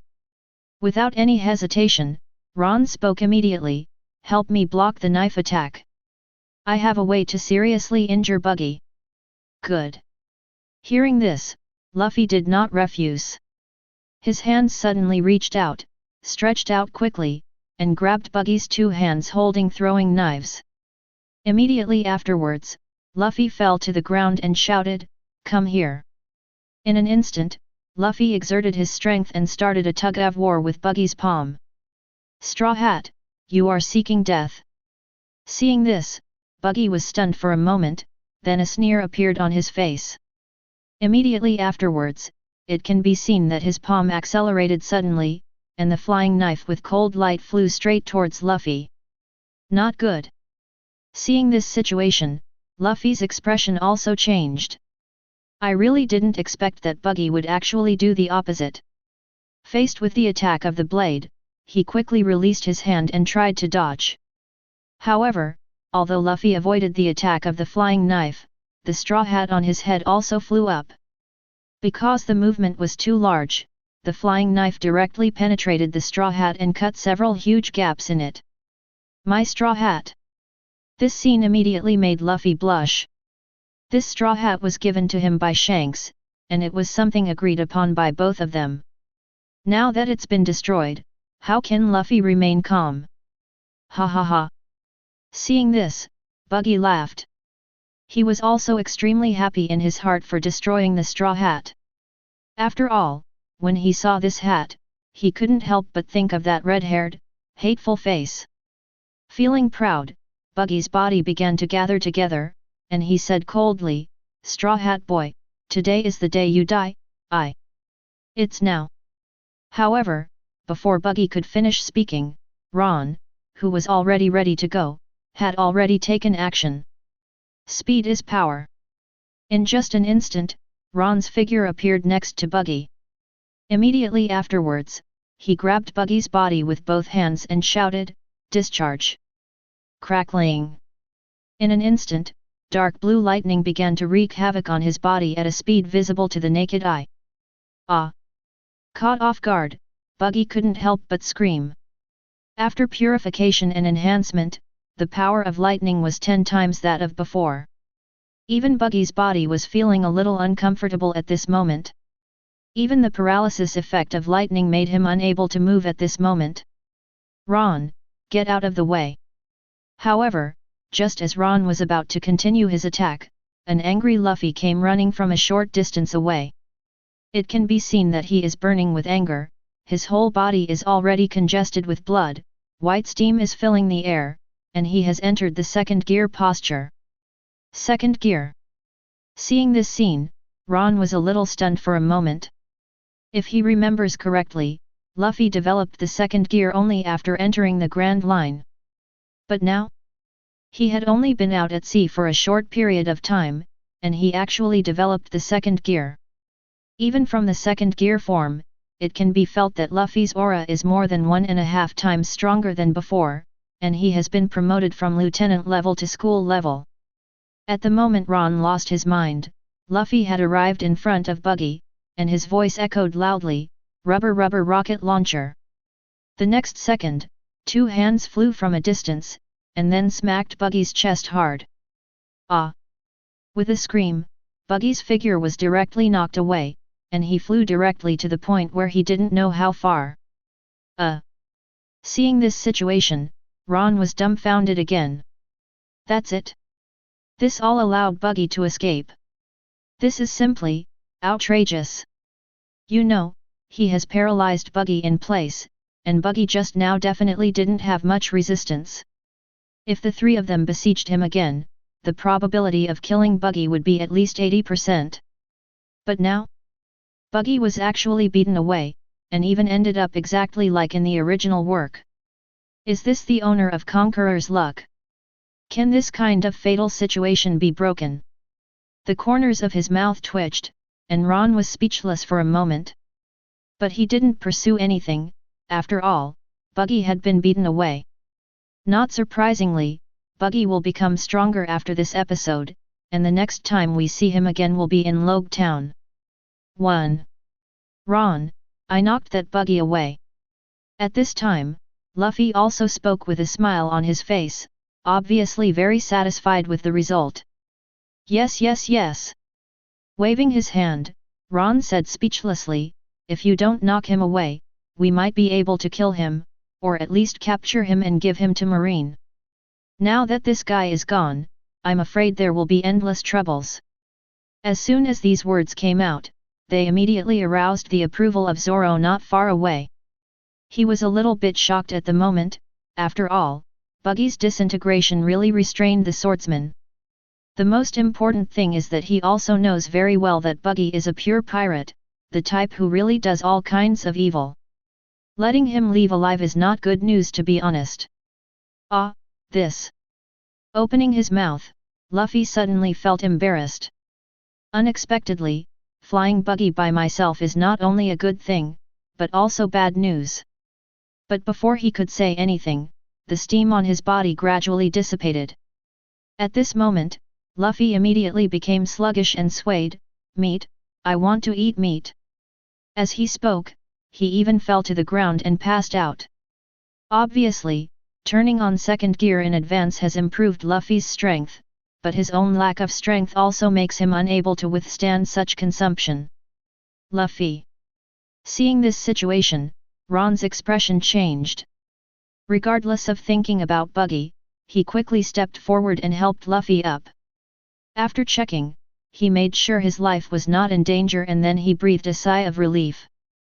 Then, without any nonsense, Ron picked up Luffy and said, "Zoro, put on Luffy's straw hat, let's go back to town." Luffy is obviously overexhausted and needs to replenish his strength as soon as possible. Good. With a promise, Zoro quickly stepped forward to pick up the straw hat, and then ran quickly towards the town with Ron. Chapter 22. And as Ron and the three left. At this moment, the members of the buggy pirates who were lying on the ground pretending to be dead also got up. They had already woken up when Ron and the three were fighting Buggy, but they did not dare to step forward easily for fear of being affected. Including the two cotters Kabeji and Machi are no exception. After all, the strength of Ron and the others should not be underestimated. In addition, Buggy, who was injured, could not display his true strength. If he rashly stepped forward, he would probably die. Walk. Let's go. Find Captain Buggy as soon as possible, we are seeking revenge.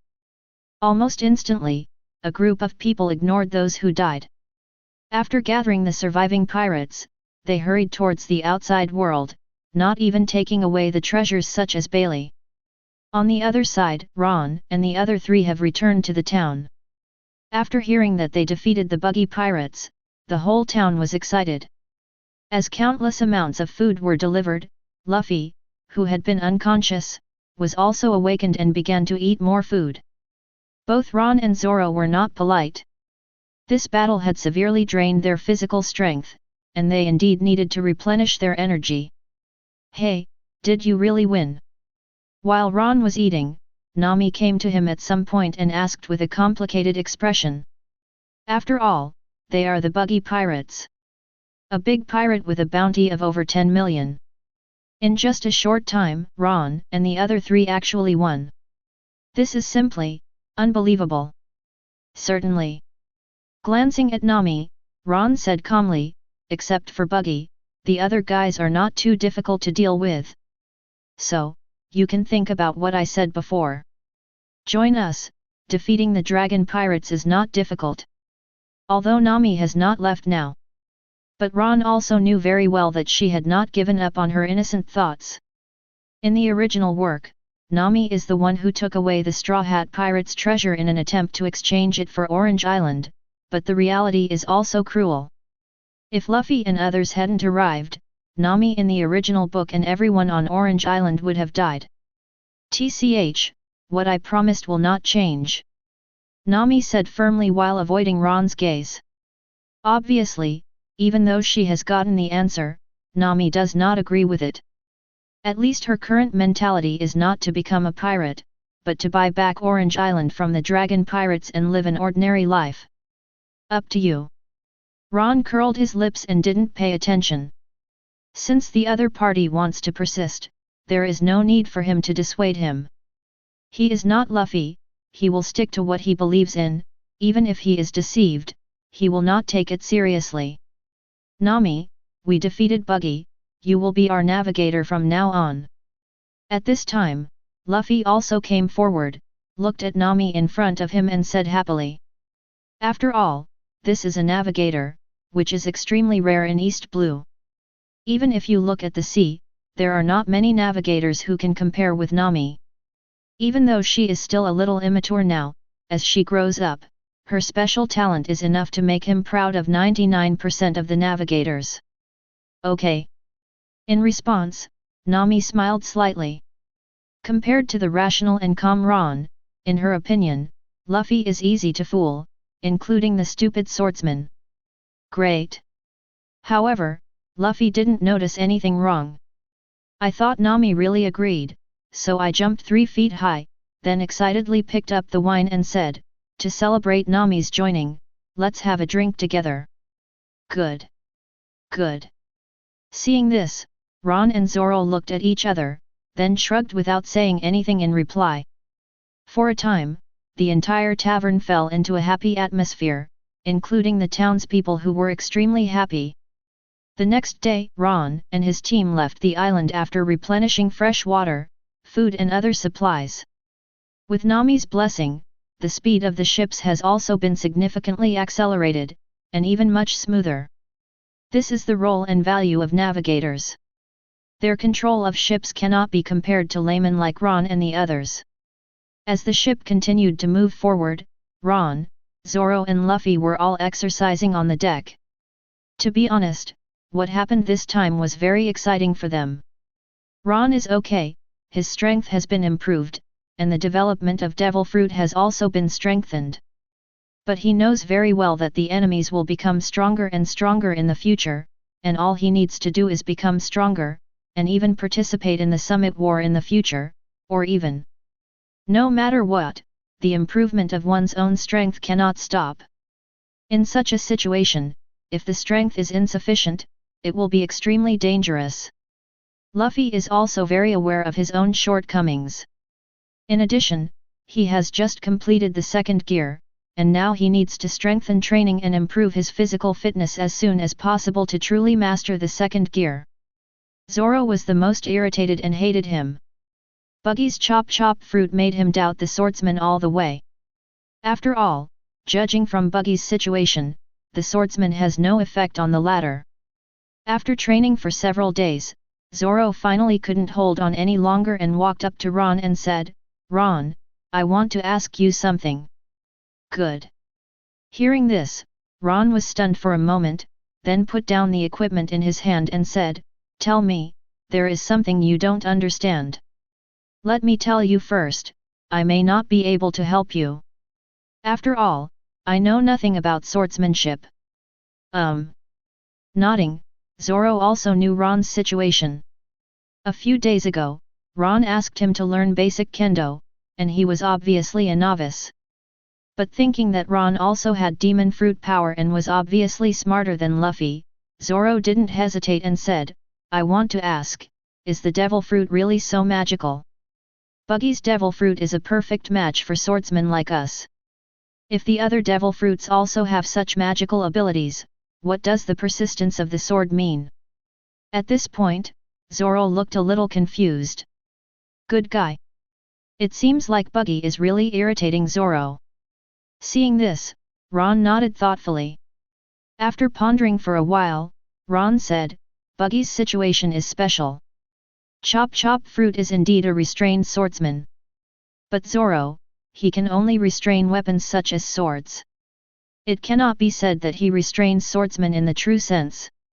For example, Wudeo style, have you ever learned about it? You don't need a sword. You can use your own hands to perform sword skills, or even fight in close quarters. In this way, you can directly ignore the restraint effect of fragmentation. The most important thing is that once you master the sword-free style, even if your sword is lost or damaged for some reason in the future, you will not lose your combat effectiveness." Chapter 23. No Sword Style. Hearing this, Zoro's eyes suddenly lit up. As a swordsman, he is naturally aware of the existence of Wudeo style. It's just that this swordless style itself is an extremely unpopular skill, and almost no swordsmen even practice it. But it's different now. According to Ron's story, Zoro has determined that Buggy can be restrained by the swordless style. Even if it cannot be completely defeated, it is impossible to be as defenseless as before. I see. After being called on, Zoro suddenly lost his look of decadence. He quickly stood up and walked straight to the side area to start exercising and try to learn the no-knife style. Seeing this situation, Ron also smiled slightly. He didn't want Zoro to be confused because of this.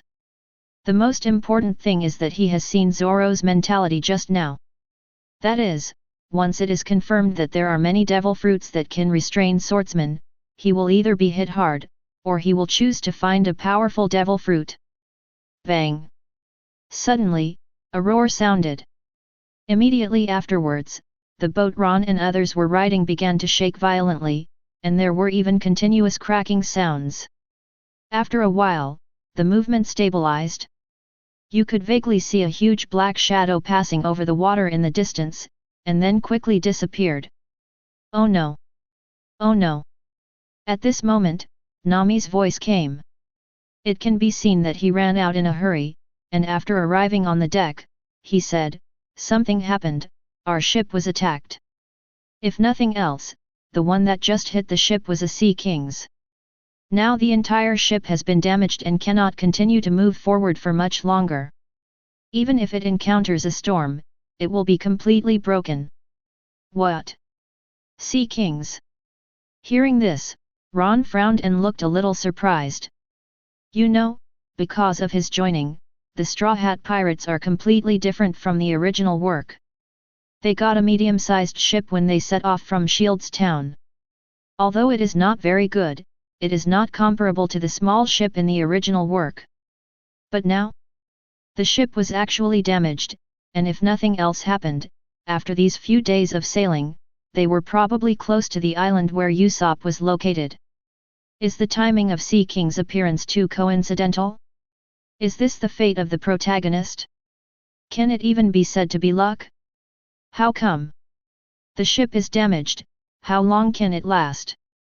Zoro and Luffy were also a little panicked. Especially Luffy.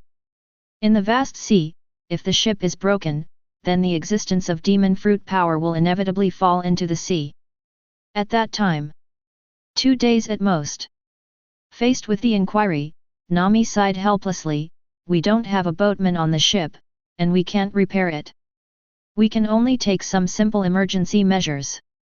But there's no need to worry too much." With that said, Nami took out Buggy's chart from his arms, looked at it for a moment, and then said, "There is a small island nearby. It will take about a day to reach it. I'm going to change the ship's course now. You guys go to repair the leaks in the cabin and maintain the integrity of the ship as much as possible to ensure that it won't encounter secondary damage." "Good. Good." Hearing this, Ron and the other three nodded. This matter is of great importance and involves everyone's lives, so they don't dare to joke. Immediately, the 4 people quickly split up and took action. Nami returned to the cockpit and changed the course, while Ron and the other 3 came to the cabin to repair the gaps and cracks left after being hit by Sea Kings. Under such circumstances, the day passed quickly.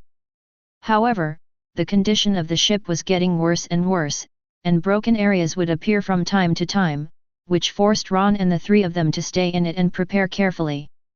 "Everyone, we're here." Suddenly, Nami's voice came. In an instant, Ron and the 3 of them breathed a sigh of relief. Click. However, before they could say anything, a cracking sound sounded.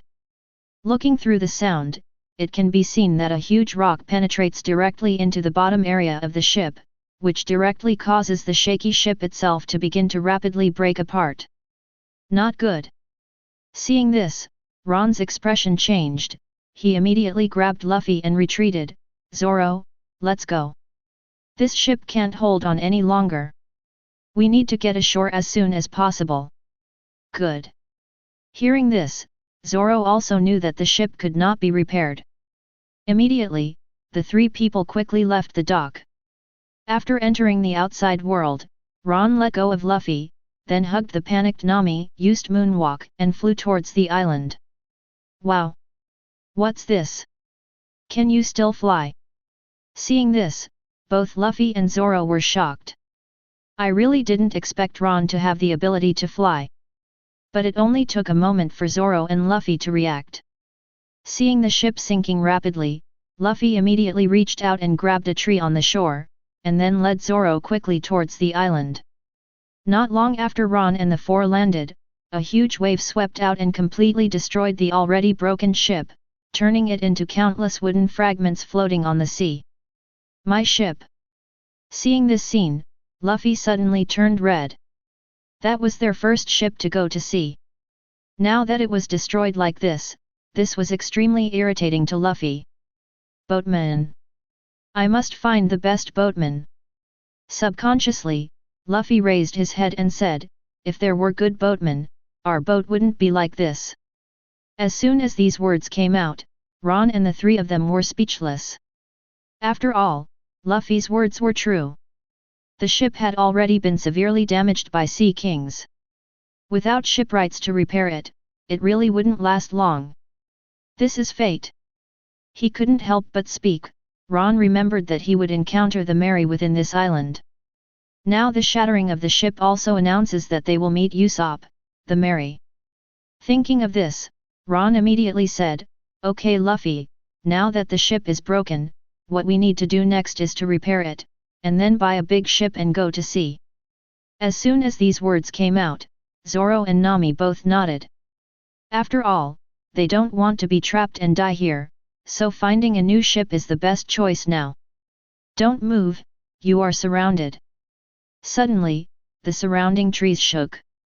Immediately afterwards, some children ran out of it, pointing wooden sword-tipped sticks at Ron and his group, and shouted proudly and excitedly, "The great Lord Usopp has 5,000 pirate boys, why don't you hurry up? Surrender quickly! Pirates, surrender, otherwise you won't survive once Captain Usopp takes action." Chapter 24. Ah! Looking at the children emerging from all around, Luffy, Zoro and Nami all looked shocked. Usopp? 5,000 pirate subordinates? Are there such powerful people on this island? What a great opportunity, worthy of Usopp God tier. This ability to deceive cannot be underestimated. Seeing this, Ron smiled. As a time traveler, he knew very well what Usopp was like. Although he is the son of 4 emperors' red-hair pirates Kader Usopp, he is born with extremely powerful sniping and persecution talents. But during this period, Usopp was undoubtedly a weakling, and he was also a weakling who told lies. He could be called a real-life version of the Big Talker. Originally such a character was a funny existence. But Usopp is different. No matter how outrageous the words were, he would realize them one by one in the future. What is this called? This is completely a realistic version of an inspirational drama. As these children say now, Usopp, who has 5,000 men, actually did it after the battle with Doflamingo in the future, and even realized it. Usopp is really good. But if I remember well, there seem to be a few scum in this island. Nodding, Ron's eyes flashed with murderous intent. According to his memory, there are also hypnosis masters Zongjao and Captain Crow on this island. It's okay to say that this guy is just a guy who ate devil fruit. He's good at hypnosis, but it can easily backfire and doesn't pose much of a threat. But Crow is different. This guy is a big pirate, and he sneaked here to steal Kaya's family's treasure. Of course, if it was just that, Ron didn't care too much about him. Except for Buggy, a big pirate with a bounty of tens of millions, the rest of the guys in East Blue were not that powerful. But one thing is that Ron is also extremely hateful. Because when Menka came to power, it was because he eliminated Captain Crow and destroyed Crow's pirate group. But in fact, it was just Krujinchen who escaped from his shell. Menka did not eliminate him at all, but he also relied on this credit to settle in Shields Town, which led to the unscrupulous behavior of Shields Town over the years. CLO. Must die. Almost instantly, Ron had already issued a verdict in his heart. Call out. Suddenly, a burst of sound broke through the air. Following the sound, one could see pebbles flying from a distance, rapidly attacking Ron and the 4 of them. Is there an enemy? Sensing something was wrong at the first moment, Zoro drew his sword and stepped forward to destroy all the stones. Immediately afterwards, his eyes were locked on the distant area, and he waved the knife without hesitation, one sword style 100 troubled winds. In an instant, the sword energy flew straight towards the distant bushes, and the big trees on the way were directly cut off. Ouch! The next second, a shout echoed in the woods. It can be seen that Usopp avoided the attack, but at this moment he also fell to the ground in an extremely embarrassed state. Captain Usopp! Captain Usopp. Seeing this situation, the children on the side were also stunned, and then ran away extremely nervously. This. In response, Zoro opened his mouth, not knowing what to say for a moment. He finally saw that the guy who secretly attacked them was weak, even pitifully weak. Otherwise, it would be impossible for him to defeat him with just one strike. Hearing the shouts of those children, I'm afraid that the guy called Usopp is just an idiot, and there is no way there are 5,000 pirate subordinates. After all, how could such a weak being command 5,000 pirates? This is simply a big joke. Wow, that's Usopp. The one with 5,000 pirates. On the contrary, Luffy was extremely surprised at this moment and walked away immediately. Seeing this, Ron, Zoro and Nami followed suit. Soon, the group arrived at Usopp's location. Looking at Usopp, who was surrounded by a group of children and was injured and unable to move, Zoro, Nami and Ron all shook their heads. On the contrary, Luffy's eyes lit up. The moment he saw Usopp's appearance appeared in his mind. As father and son, the two still have some similarities. Coupled with the stones that the latter had just shot, this made Luffy feel a little better, and he immediately walked forward. Are you Usopp? Why did you attack us? Also, your shooting skills seem to be pretty good. You. Facing the inquiry, Usopp was a little flustered at the moment. Looking at Luffy squatting in front of him, he was very nervous, but he couldn't help shouting, I am Captain Usopp. Pirates, I advise you to leave this place as soon as possible. I, Usopp, have 5,000 pirate subordinates. If you dare to enter the island, you will definitely pay the price. Don't want. However, in the face of Usopp's threat, Luffy shook his head without hesitation and continued, our ship is broken and there is no food. We are going to the town to rest. You. Hearing this, Usopp was dumbfounded. I really didn't expect that my threat would have no effect. You know, there were no pirates who came in the past, but after his deception, they all chose to leave in fear. But now Luffy was completely out of character, which left him at a loss for a while. Okay, Luffy. Seeing this situation, Ron had no intention of talking nonsense here. He stepped forward and came to the area beside them, and then said, let's go, we don't have time to waste here. I just remembered that there is an enemy of mine on this island, and I want to get rid of him. Enemy. Hearing this, Luffy, Zoro and Nami were all stunned. Before coming, Ron had never said anything like this. What enemy made him so murderous? Good.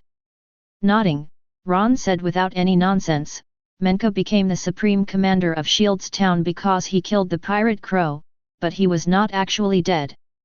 Menka was deceived by him, but because of this credit, Shield's Town has been tortured under the leadership of their father and son over the years.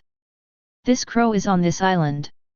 I remember that he seemed to have changed his identity and stayed at the house of a woman named Kaya in order to seek her family's wealth. We have to speed up and deal with him, otherwise the woman named Kaya will definitely be killed. Hearing this, Luffy and others nodded to express their understanding. After all, they all know what happened in Shield's Town.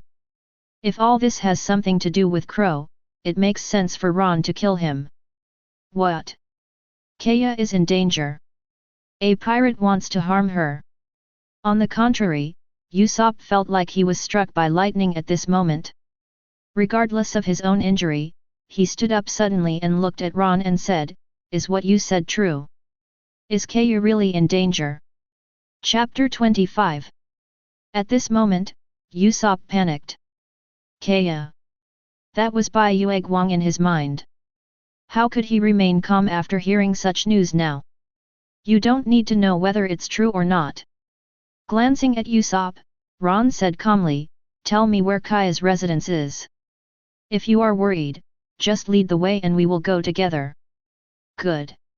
Hearing this, Usopp was a little skeptical. But looking at Ron's cold expression and murderous look, he finally chose to believe it. After all, it was about Kaya, and he didn't want to see the Bai Yueguang in his mind in any danger. Immediately, Usopp didn't care about anything else and said, "Come with me, I will take you to Kaya's house." "Wait a moment." Seeing this, Ron frowned. After pondering for a moment, he remembered that Crow didn't seem to be acting alone.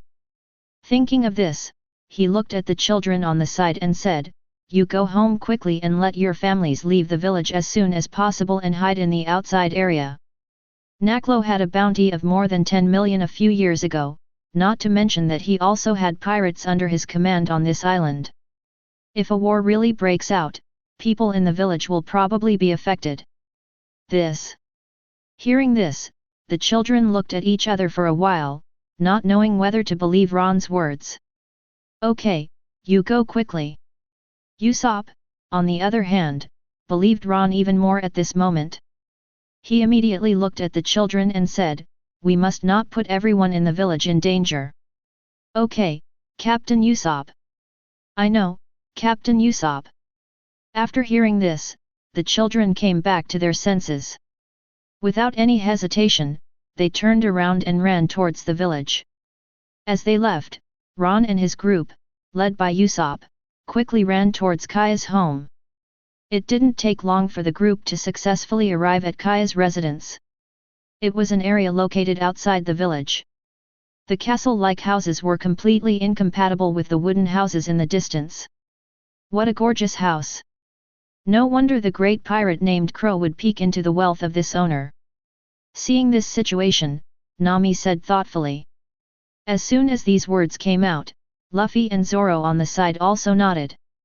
Such a gorgeous house reflects the wealth and extraordinariness of the Kaya family. "Hey, this is Kaya's house. Is what you just said true? Are there really pirates around Kaya?" At this time, Usopp looked at Ron and asked. "Certainly." Glancing at Usopp, Ron said calmly, "You come and contact Kaya. Call her out, protect her as soon as possible, and leave the rest to us." "Good." Nodding, Usopp no longer hesitated at this moment, and Kaya could not relax no matter what. If it's all a misunderstanding, then just apologize. Thinking of this, Usopp walked forward directly. When he came to an area, he picked up the slingshot and shot the pebbles. Kaji. After a while, the window on the second floor not far away was opened. Immediately afterwards, a woman with blonde hair, fair skin and a dress could be seen walking out of the windowsill, looking at the area below and saying, "Usopp, you're here again." Kaya. Seeing the white moonlight in his mind, Usopp was a little stuttered when he spoke, but soon he calmed down and said, "Kaya, you are in danger, Today." However, before Usopp could finish speaking, Ron had already taken the lead. Stepping on Moonwalk, he jumped into the air and reached the windowsill on the second floor almost instantly. After taking a look at Kaya, he said calmly, "Ms. Kaya, I'm offended." After saying that, he directly picked it up and jumped to the area outside the courtyard. After floating to the ground, Ron let go of Kaya, and then said, "Luffy, Zoro, they will be left to your protection. Next, it's time for me to resolve my hatred." After saying that, Ron jumped into the courtyard again. After taking a deep breath, he shouted, "CLO, come out. Your plan has failed. If you don't come out, then I will take Kaya away now. You have been calculating the wealth of Kaya's family for so many years and you won't be able to get a penny of Bailey." "What? Calculate my family's wealth?" Hearing this, Kaya, who was still in a dazed state outside the yard, came to her senses. He looked at Ron in disbelief, having no idea what he was talking about. After a while, she came back to her senses, looked at Usopp and asked, "Usopp, what is going on?" Kaya. Hearing this, Usopp was a little at a loss. Talking to him at such a close distance, he was obviously nervous and speechless. "Okay, here's the thing." Seeing this, Nami rolled her eyes and immediately walked to Kaya and told her about Crow's calculation of her family's wealth. As Nami spoke, footsteps could be heard in the courtyard. Looking through the sound, one could see Crow wearing a suit and tie walking out from a short distance away. But at this moment, his face was extremely gloomy and ugly, and the eyes under his glasses were filled with cold light and murderous intent. He noticed it from the moment Ron and others arrived. But because of the presence of Usopp, he didn't pay too much attention. After all, he knew very well what was going on with Usopp. There was absolutely no possibility that the toad wanted to eat swan meat. But he never expected that Ron would be so decisive and decisive. He took Kaya away directly and even revealed his identity. This also means that the plan that he has been lurking for so many years has completely failed. You can't change your appearance, and you can't take away the Kaya family's wealth smoothly. For a moment, Crow was extremely angry. He stared at Ron and gritted his teeth and said, "Kid, who are you?" Da-da-da. At the same time, a burst of chaotic footsteps sounded. Looking around, you can see servants, maids, chefs, etc. coming from all around. After they arrived at Crow's side, they all took out their weapons and stood ready. Obviously, this group of people are also subordinates of Crow, in order to help him seize the Kaya family's wealth. Among them is the figure of Hypnosis Shizang-Jao. As the vice-captain of the Black Cat Pirates, Django's status is also extremely high. Because of this, Ron sneered at Marine's justice. Such an ambitious guy would actually be taken under Hina's wing, openly become a Marine, and even represent justice. This is simply nonsense. Chapter 26. Boss, what's going on? Boss, what's going on? Boss, what's going on? After arriving at the venue area, Zhang Jiao and others gathered around Crow, looking warily at where Ron and his group were, with murderous intent in their eyes. After all, they have been dormant here for so many years, and now that the plan is about to be completed, they can also successfully clear their names and come ashore, completely making a break with the past. But now? The appearance of Ron and his team undoubtedly broke this point, and could even be said to have cut off their efforts over the past few years. Even if they can still seize Kaya's property, if their identity is exposed, they will still be pursued by Marine in the future. No need to worry. Seemingly reading the thoughts of Zhang Jiao and others, Crow's expression was cold at the moment, and he was bloodthirsty and ferocious as he said, "I originally planned to spare your lives after stealing the wealth. But now that you know things you shouldn't know, there's no need to be merciful. Destroy the guy in front of us, and then destroy the residents of the entire island. Then we can still be at ease, and even avoid the danger of Marine discovering our identity." As soon as these words came out, Zhang Jiao and others' eyes lit up. As pirates, they are not good people. I have done so many things in the past just to be able to spend the rest of my life stably and complete the act of clearing my name. But now since someone is causing trouble, then kill everyone on the entire island. Only in this way will everything be foolproof and no one can doubt their identity. Thinking of this, a group of people stopped talking nonsense and focused on where Ron and others were. The cold murderous intent quietly filled the air. You guys. Seeing this, both Kaya and Usopp were dumbfounded. Even if they had doubts before, after all, it was just one-sided words from Ron and others, so they still didn't believe it in their hearts. But this conversation between Crow, Zhang Jiao, and others undoubtedly proves the authenticity of what Ron said, and it also proves that the group of people in front of them are all pirates. Scum. On the contrary, Luffy and Zoro were also furious. They planned to let Ron make his own decision on this matter, but this time Crow and others unscrupulously said that they wanted to massacre the entire island's residents, which deeply irritated the two of them. Looking at each other, Luffy said, "Nami, take Usopp and Kaya out of here.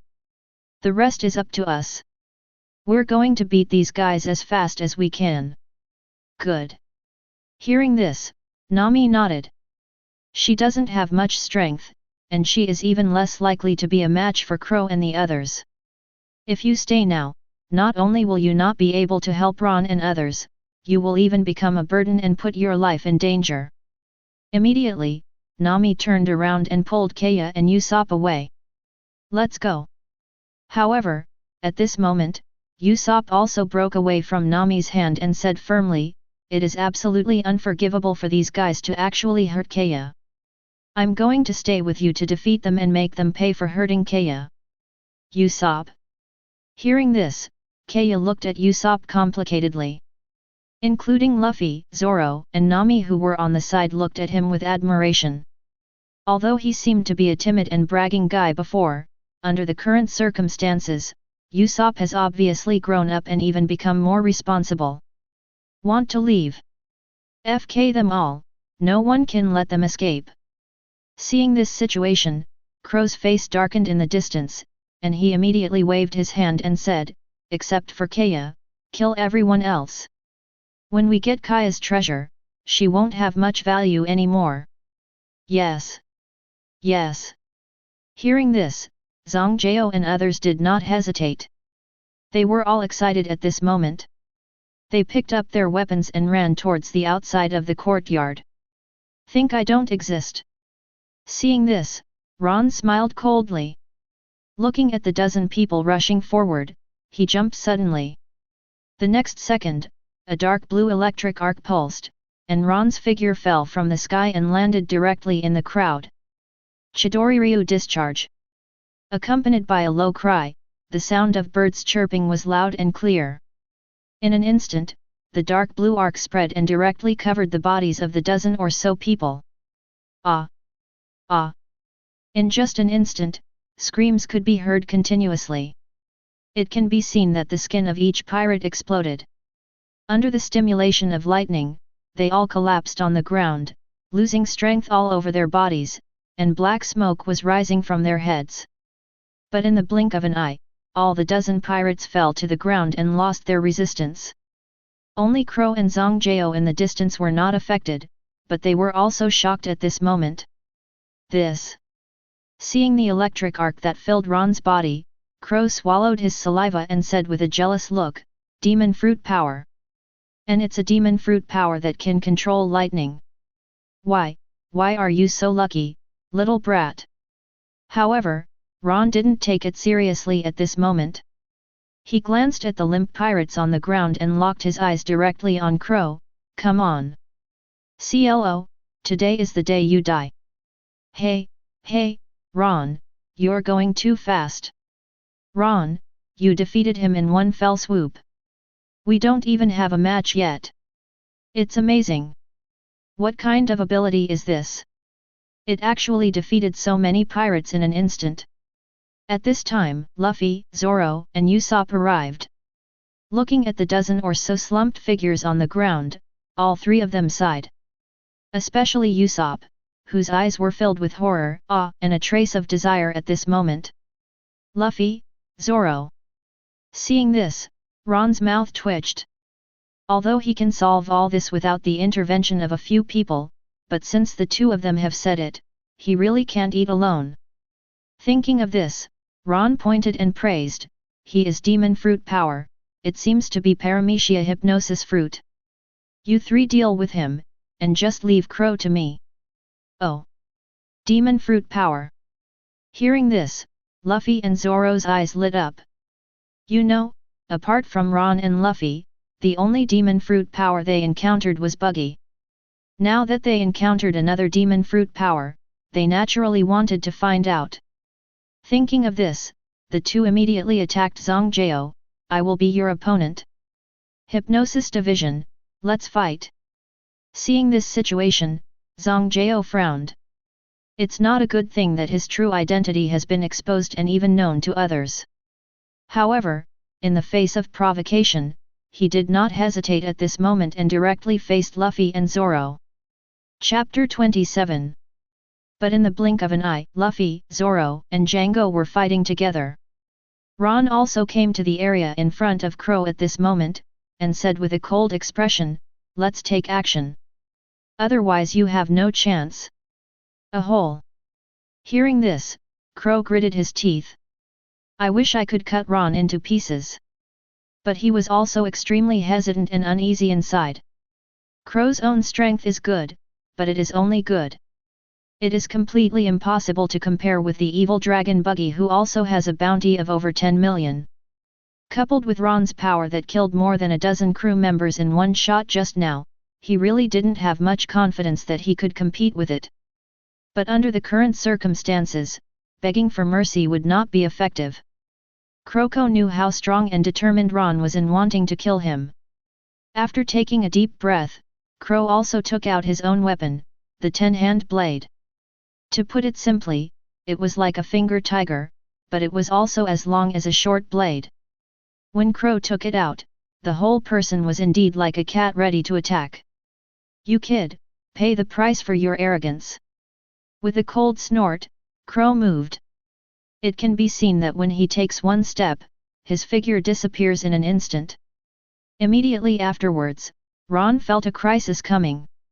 Crow had rushed into his place, and the sharp blade in his hand was heading straight towards him. Not good. This is shaving. Seeing this scene, Ron's expression changed. There is also a description in the original work, but it is not too brilliant. But under the current situation, with Crow's own advantages, the surprise attack with cooperation cannot be underestimated.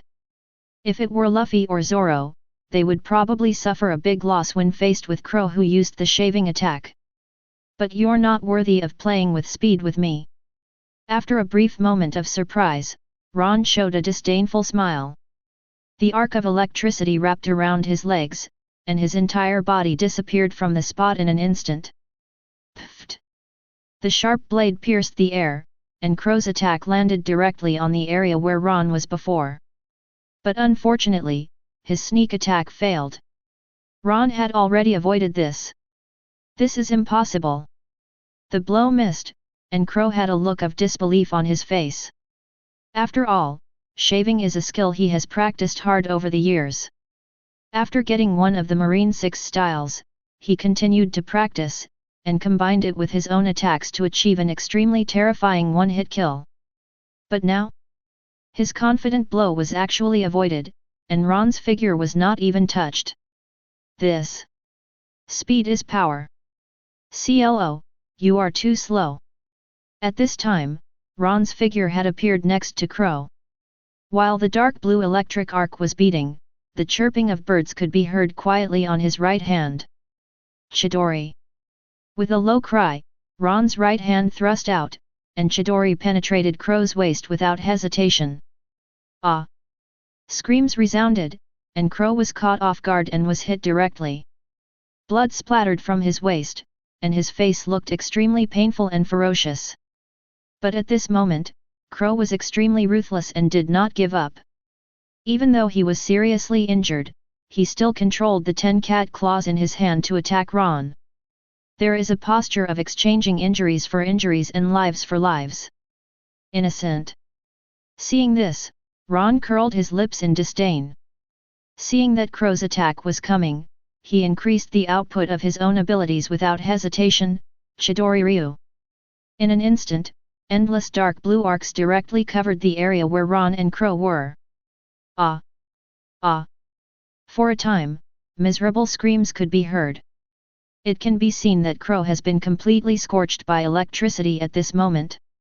His whole body is as black as ink and no intact flesh and blood can be seen. There is even the smell of barbecue wafting out from the dark smoke. After a while, the thousands of birds dispersed. Ron's figure took a few steps back, and Crow couldn't stabilize his body and fell to the ground. He lay there not dead, but also in a dying state. Captain Crow! Captain Crow! This scene directly made the pirates in the distance who had lost their resistance to stare with tears in their eyes. Crow was defeated. This is simply an unacceptable fact for them. The most important thing is that it is self-evident now what Crow's defeat means to them. That is, there is no possibility for any of them to escape or survive. Don't run! Stop! At this moment, a burst of urgent calls sounded.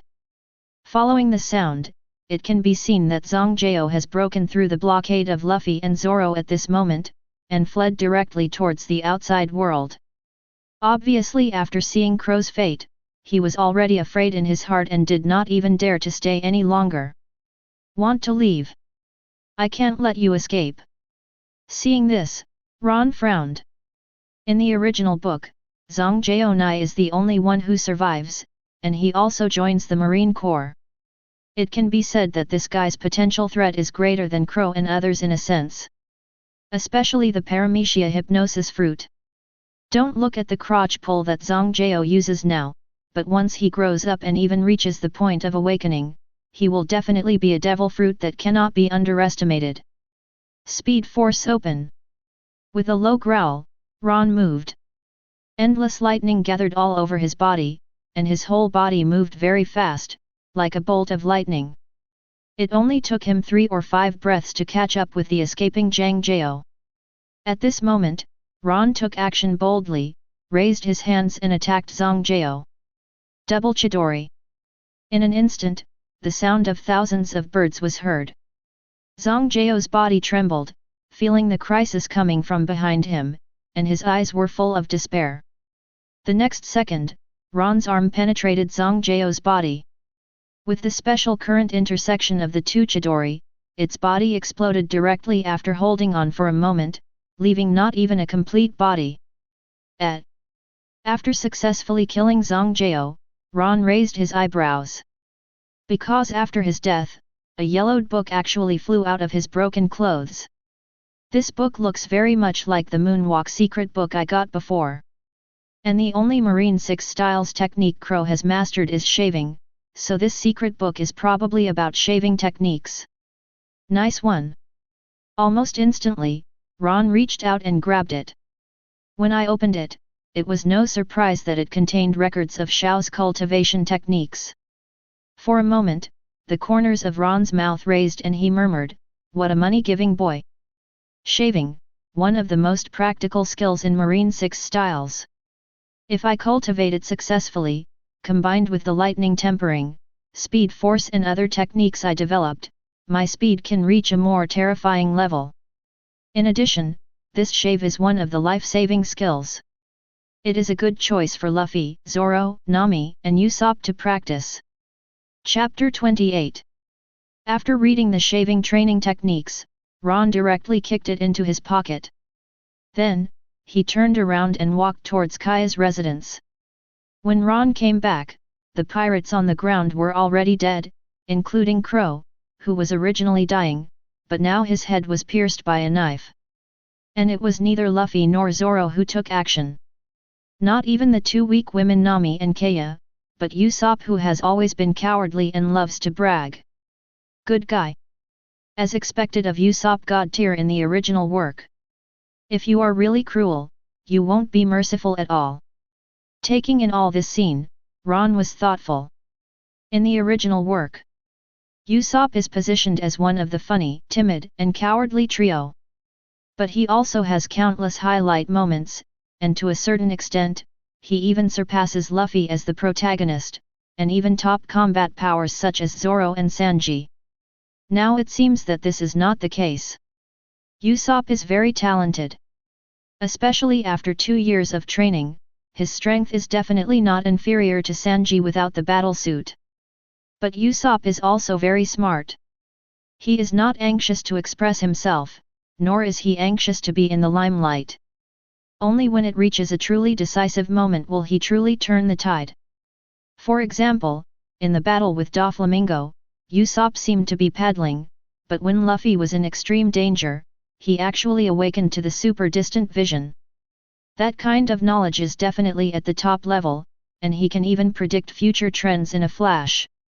Although the description in the original book is extremely vague, Usopp did determine Luffy's fatal crisis, and the last sniper shot directly frightened Sugar, and even completely detonated it all.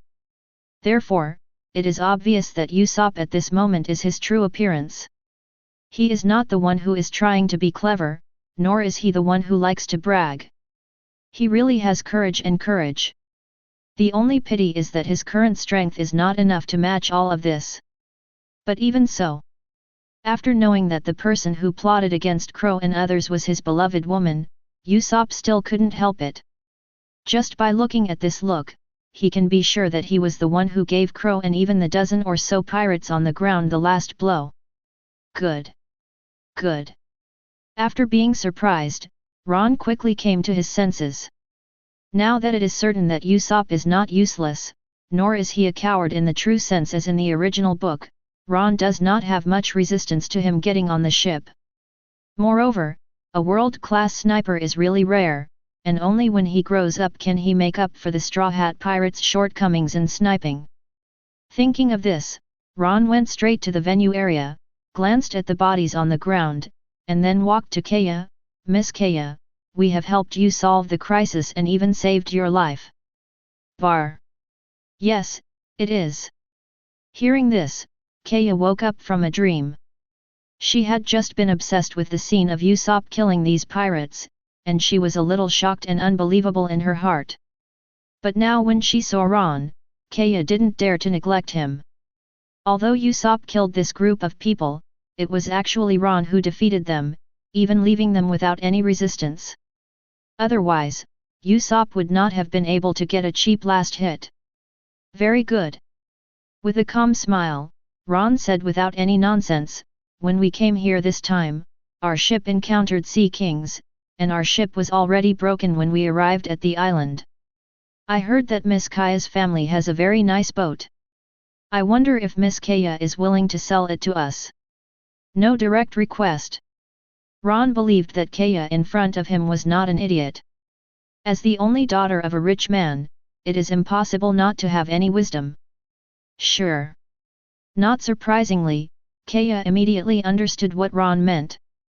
Moreover, Ron and others are pirates and will leave as soon as they get the ship, instead of plotting to kill her and seize her wealth like Crow and others.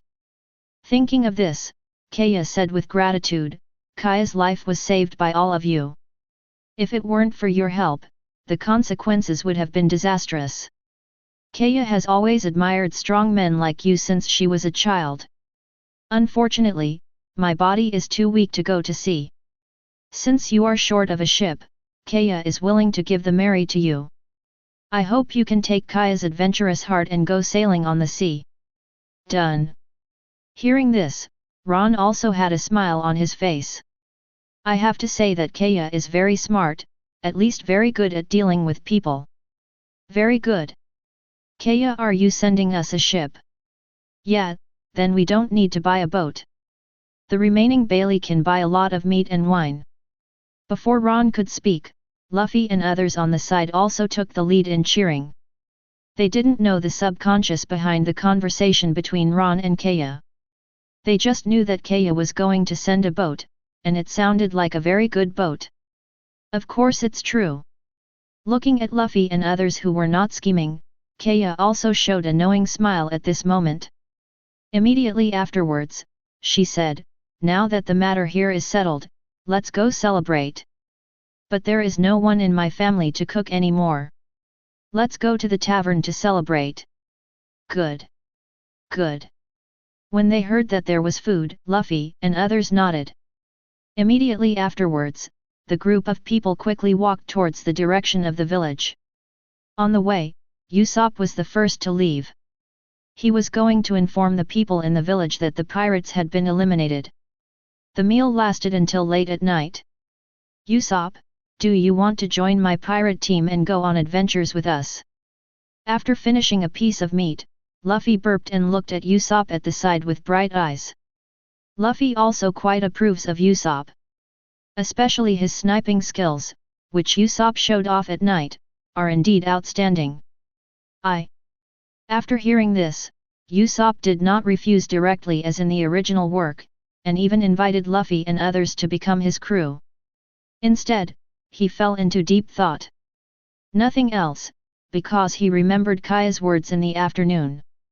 Worship the strong.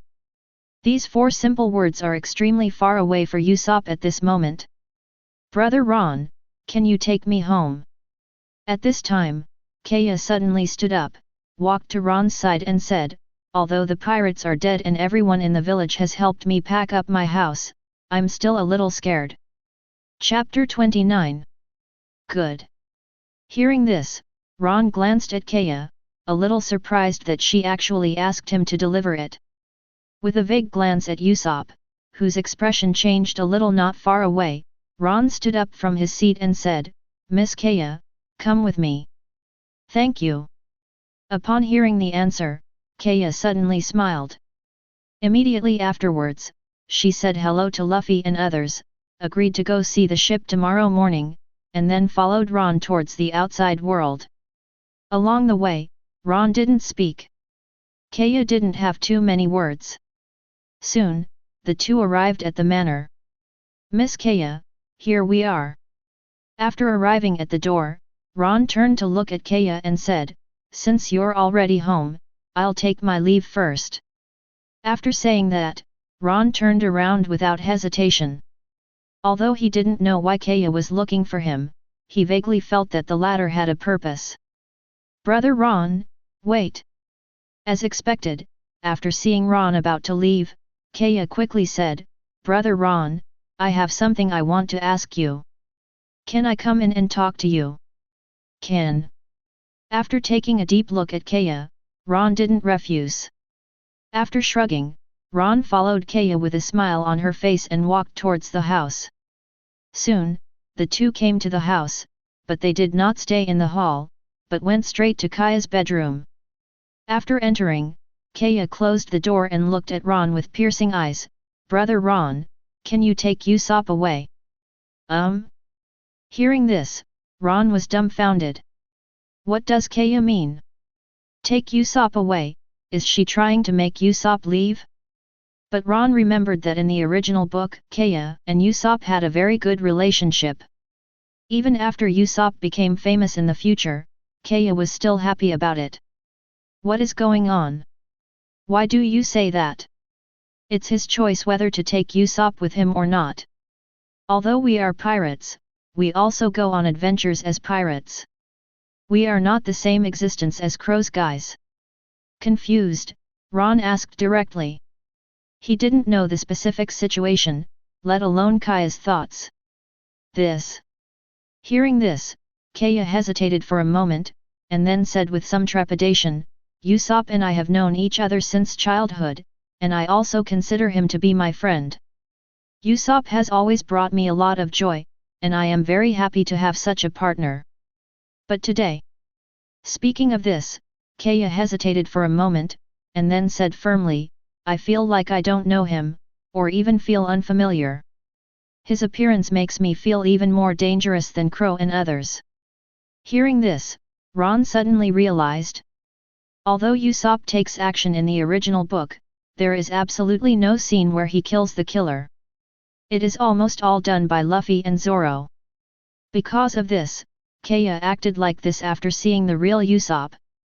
After all, as the only daughter of the Chamber of Commerce, she was not willing to be with dangerous people, especially when Crow and others were exposed today, which made her understand that many people were here to peek at her family's wealth. "I see." After coming back to his senses, Ron looked at Kaya and said, "Since I have said it so straightforwardly, there is no friendship between you and me. What can you give me if I take Usopp away?"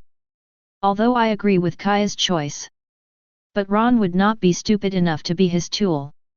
If you want to be a tool yourself, then you have to pay enough, like Bailey. However, Kaya doesn't play by the rules. He walked forward and stood up on tiptoes to place a kiss on Ron's lips. He said with piercing eyes, "Brother Ron, Kaya didn't lie to you. I have admired the strong since I was a child. I know you will go to sea and have adventures in more places. You may not even remember me in the future. But I like you. I don't want to miss you, even if it's just for one night. And I have medicine at home. I will take our children to grow up and inherit the family business." Well. Hearing this, Ron was dumbfounded. He wanted to get some Bailey, otherwise it would be really troublesome for Zoro to buy a knife. But he never expected that Kaya would actually covet his body and even have a special drug that could hit him with one shot. This was simply. However, before Ron could react, Kaya took the initiative again. For a moment, Ron did not resist or reject. There was no reason not to eat the meat delivered to his door. A crazy night. Ron and Kaya woke up at noon the next day. After a simple wash, the two left the manor and met Luffy and his party who were coming. After a few simple conversations, the group, led by Kaya, came to the dock and saw the Namerai. "Brother Ron, that's the Mary." Standing in the dock, Kaya pointed to the Mary in the distance and said, "Kaya is too weak to follow you to sea. I hope the Mary can accompany you." "Wow, so handsome. This is my Lihao, tie pants are hot." Seeing this, Luffy jumped up happily. The Melee is already a medium to large ship, much stronger than the one they purchased before. With this ship, they will be able to continue their voyage. Good. Nodding, Ron glanced at Kaya. After pondering for a while, he then said, "There is something in the sea called devil fruit, which is also called the secret treasure of the sea. After eating it, it can enhance a person's physical fitness, and even give people special abilities, such as my lightning, Luffy's rubber, and the previously praised hypnosis. I will help you find a devil fruit to improve your physique. By then you will not only be able to sail freely in the East Blue, but you will even be able to protect yourself. After all, she is her own woman." Ron doesn't favor one over the other. Especially the medicine Kaya mentioned has a 100% hit rate, which should not be underestimated. If it does happen, it will not be good for the next generation if she is weak. Real. Is there such a magical thing? Hearing this, Kaya's eyes lit up and she was a little excited. After all, if this thing really existed, it would be of great value to her, even. "That's right, Ron." At this time, Zoro on the side said quietly, "I picked this up. Look, is it devil fruit?" With that said, Zoro stepped forward from the side and took out a fruit covered with patterns from his arms. And the moment he saw him, Ron already knew what it was. Paramecia hypnosis fruit. As expected, after he killed Zongjao yesterday, the hypnosis fruit was reborn, and it was still on the island, and was even picked up by Zoro. This is really an unexpected surprise. With the corner of his mouth raised, Ron took the devil fruit and handed it to Kaya and said, "Eat it, this is Zongjao's devil fruit. It can improve your physique and give you the ability of hypnosis. Zoro, I've reserved those 2 knives for you, and I'll pay for them when the time comes." Chapter 30. No problem. Hearing this, the corners of Zoro's mouth rose. He was eyeing the 2 famous knives Ron mentioned. The reason why he picked up the devil fruit when he saw it before was entirely because Ron mentioned it at the beginning. The worst thing about this thing is worth 100 million. He originally planned to replace Bailey when he ran out of money, but now that Ron has agreed to buy it for him, Zoro really doesn't care who the devil fruit belongs to. "I see." At this time, Kaya also came to her senses and took a bite without hesitation. The next second, her face turned painful. The taste of devil fruit was so bad that it even made her want to vomit. "Eat it." Seeing this, Ron didn't know what was going on and immediately scolded, "If you don't eat it, the fruit power will not appear in your body. It's unpalatable, but it's not fatal." Hearing this, Kaya nodded. Without hesitation, he ate the pulp with difficulty. The next second, Kaya's body froze, and then her pale face turned rosy. Even the pain caused by last night's madness disappeared. So amazing! Feeling the power flowing out of her body, Kaya was full of surprise at this moment. "All right." In response, Ron showed no hesitation, waved his hand to Kaya and said, "Then we should go. Protect yourself well. When you have nothing to do, you can develop your own abilities. This fruit is worth a lot of money, and its ability is very powerful when it reaches a certain level, enough to allow you to deal with most pirate attacks." After saying that, Ron did not linger. After saying hello to Zoro, he walked directly towards the Mary. Nami and Luffy had already boarded the ship, and after Ron and the others boarded the ship immediately started moving. "Brother Ron, I will wait for you." Looking at Ron leaving gracefully, Kaya was not sad, but full of expectation and admiration. Then, she didn't linger, but turned around and walked towards the manor. With the blessing of this devil fruit, she has become stronger and has enough ability to protect herself. Even if there is any danger in the future, Kaya believes that she can withstand it, even. Kaya. However, on a hill in the distance, Usopp was looking at Kaya leaving in despair. He left the tavern in the middle of the night yesterday and even went to Kaya's residence, where he naturally saw some of the scenery. At this moment, Usopp was in agony, bursting into tears while clenching his fists. "Get stronger. I want to become a real strong man. I want Kaya to know that I, Usopp, am the strongest." After saying that, Usopp turned around and ran straight towards an area. "Ron, you can do this. Honestly, what did you do last night?" On the Mary, Nami set up the ship and came to the deck after setting up the ship. She looked at Ron and said with some amusement. She is not a god-tier person like Luffy and Zoro. She can't tell the difference between Kaya, but for some reason, she feels a little jealous inside. "Want to know?" Glancing at Nami, Ron shook his head and said, "What a pity, it's too young." "You." Hearing this, Nami immediately understood Ron's eyes. After subconsciously taking a look, she realized that she was indeed incomparable to Kaya. She turned around angrily and said, "I'm still growing, growing." After saying that, Nami walked towards the cab angrily, completely out of mood. "ZZ." In response, Ron shook his head. He knew that this matter was a bit outrageous, but he, Ron, was not Luzaiwai, so he couldn't sit still. "Correct." Suddenly, Ron seemed to think of something, looked around and said, "Luffy, didn't Usopp agree to go to sea?" "No." After shaking his head, Luffy's originally happy face suddenly changed, and he became dejected and said, "He said he wanted to go to sea by himself and didn't want to get on the ship." "Luffy! Luffy!" However, just as Luffy finished speaking, a shout came from the distant shore. Looking through the sound, it was seen that Usopp had appeared, holding a package and yelling at Mary. "Usopp!" Seeing this, Luffy suddenly looked happy and quickly walked forward and shouted, "Usopp, do you want to come with us? I want to get on the boat. Take me out to sea with you. I, Usopp, want to become a real strong man." Hearing this, Usopp also shouted loudly. Different from his previous timidity, he looked extremely determined at this moment. Even knowing that Ron was on the ship, even knowing the situation between Ron and Kaya.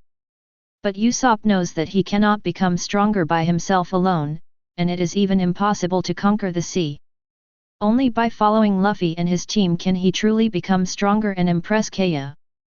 As for Ron, to be honest, Usopp is not jealous, but wants to prove himself. He firmly believes that as long as he is stronger than Ron, Kaya will come back to him. Very good. After receiving Usopp's affirmative reply, Luffy immediately beamed with joy. With a wave of his hand, he grabbed Usopp on the shore indefinitely and dragged him directly into the Mary. "Hey!" Ron had a panoramic view of this scene, and he felt relieved inside. He really thought that Usopp would not get on the ship because of himself, but he did not expect that the situation was still similar to the original work. No matter what, Usopp finally chose to join the Straw Hat Pirates. "My name is Usopp. My dream is to become the strongest sniper in the world. Please give me your advice." At this time, Usopp had already stood up. After looking at Luffy, Ron, and Zoro, he stepped forward and said solemnly, "But I know that I am not strong enough. I hope everyone can give me guidance." "Cool." Hearing this, Luffy immediately shouted, "The strongest sniper in the world. Usopp, I believe you will succeed.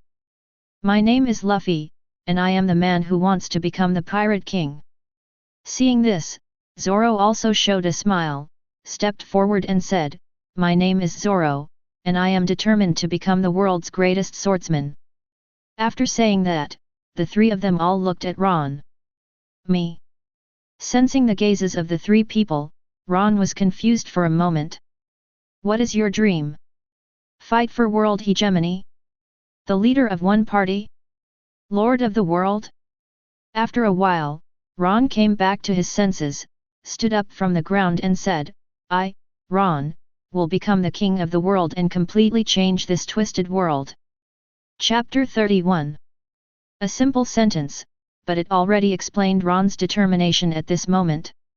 Although he traveled to the world of One Piece, he did not travel through the soul or wear it, but he actually lived in this world for so many years. Because of this, Ron is very aware of how twisted this world is. The pirates who are hated by countless people can actually make countless people rush to join him. This not only illustrates the ambition in people's minds, but also illustrates how chaotic and corrupt the laws and rules in this world are. If the world government and marine could really suppress all this evil, then no one would rush to sea to become pirates. Don't look at Roger's words that set off this era. But in the world, it is also because in this era, many people cannot survive in their hometowns, or even cannot survive, so they have to choose to go to sea. After going to sea, many people started burning, killing and looting out of evil intentions, which led to the distortion of the entire world and even the sorrow of the world. King of the world. What an awesome dream! On the contrary, Luffy, Zoro, Nami and Usopp looked at Ron in surprise. Although they didn't quite know what the so-called king of the world was, Ron's dream made them all admire him. Change this twisted world. This is not something that can be done casually, nor is it something that can be done casually. All right. In response, Ron waved his hand, glanced at Luffy and others and said, "Since the matter has been taken care of, there is no need to waste time. It's time for me to continue practicing and become stronger. Although our strength has improved a lot this time, we are still extremely weak compared to those powerful guys." After saying that, Ron walked straight to the side area and started exercising. "Yes, it's time for me to exercise too." Hearing this, Zoro also nodded. He is also very aware that his own strength is still too weak. Seeing this, Luffy and Usopp also joined in. It just so happened that Usopp wanted to become stronger, and Luffy also happened to give him some basic training tips. "You pieces of wood! You will know how to practice day by day." Seeing this situation, Nami curled her lips helplessly. These four guys were all practicing lunatics, which made her feel a little bored. After all, these guys only practice and eat every day, and they don't feel reliable at all. But despite saying this, a smile emerged from the corner of Nami's mouth. Not for anything else, because she also enjoys this kind of peace. But just for a moment, Nami's face turned serious.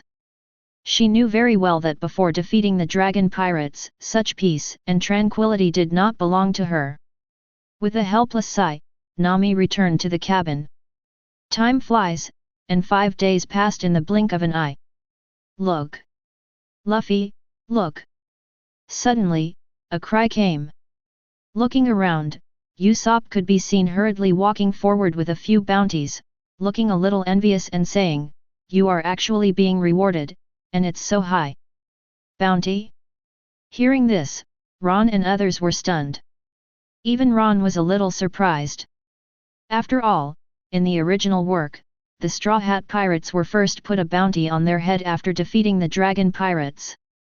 Why is there a bounty on my mind just after I went to sea? Really? What's my bounty? On the contrary, Luffy, who was extremely expectant at this moment, quickly stepped forward and asked. After all, as a pirate, if you don't even have a bounty, you are unqualified. Now that there is finally a bounty, Luffy is still very concerned about it. "Hehe, your bounty is quite large." In response, Usopp grinned, then took out the reward order and said, "See for yourselves." With that said, he handed over the reward orders for Ron, Luffy, and Zoro. Seeing this, Ron and the three of them also came forward to check. Straw Hat Boy. Bounty, 12 million Baileys. He committed a heinous crime and participated in the destruction of the marine base of the Shields Town branch. Roronoa Zoro. Bounty, 9 million Baileys. He committed a heinous crime and participated in the destruction of the marine base of the Shields Town branch. Ron. Bounty, 28 million Baileys. The heinous crime was to massacre the Shields Town branch marine base. What? I have a bounty of 12 million belly on my head. Looking at his reward order, Luffy was very satisfied at the moment. Tisk, only 9 million. Zoro curled his lips and spoke with a somewhat unhappy expression. Obviously, he is still extremely unwilling that his bounty does not exceed 10 million. But then, all their eyes were focused on Ron. 28 million Baileys. How so? Ron, I am the captain, you have surpassed me so much. Luffy's expression changed, and he said with an unhappy look. After all, as a captain, it stands to reason that his bounty should be the highest. But now? Ron's bounty was more than twice his, which devastated Luffy. It's really outrageous. How come there are so many? Zoro opened his mouth, feeling helpless and depressed. Based on the amount of Ron's bounty, it was more than 3 times his. It was really outrageous. Has it been found out? It seems Marine has some talent. On the contrary, Ron was not too surprised by his bounty. After all, he was the one who massacred Menka and the entire branch of Marine base, and only offered a reward of more than 20 million. To be honest, Marine was still a little conservative. However, Ron was a little thoughtful about Luffy's bounty order. Marine can find out his and Zoro's identity information, how could he not find out about Luffy? But even so, it is not in the name of Monkey D. Luffy, but in the name of Straw Hat Boy.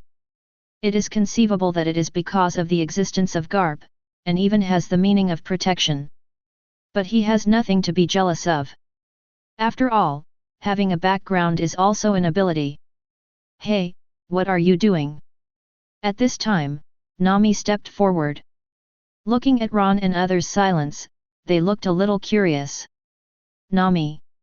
Seeing the person coming, Usopp grinned, took out another reward order from his arms and said, "Reward order, this is yours. I didn't expect you to join the pirates so early and even destroy the Marine branch base." What? Hearing this, Nami was dumbfounded.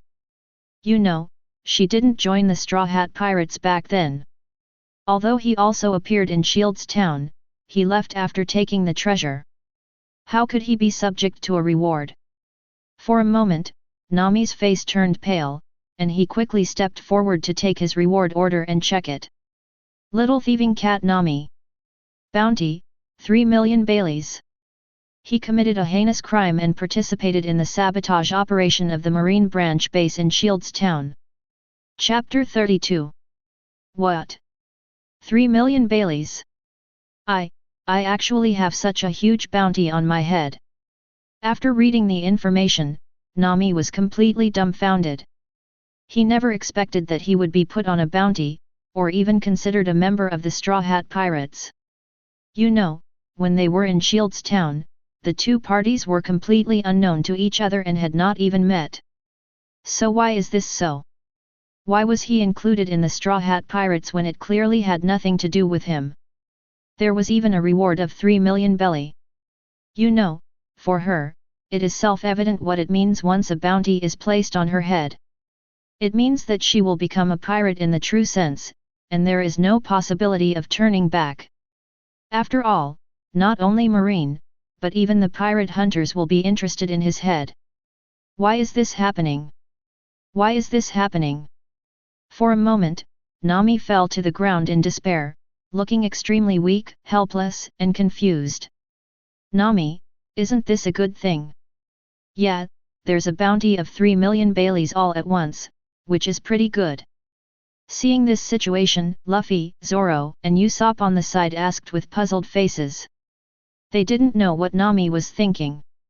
Even if Zoro had some inferences, Nami was indeed following them during this period and seemed to really want to stay on the ship, so he didn't suspect anything. No need to persuade. Seeing this, Ron smiled calmly. He glanced at Nami on the ground, and it was clear what his thoughts and purposes were. But now, Nami has no chance of regretting it. A lot of people in East Blue are willing to seize a head worth 3 million Baileys, including even the members of the Dragon Pirates. In this way, Nami is truly tied to the Straw Hat Pirates. Even though she hasn't really returned home yet, she has no choice other than the Straw Hat Pirates. After thinking about this, Ron's smile became even bigger and he said, it should be caused by the death of Menka and others. Although they are indeed extremely evil, it is impossible for Marine to expose his dark side to others. And we are the best scapegoats. We completely covered up this matter after eliminating Menka.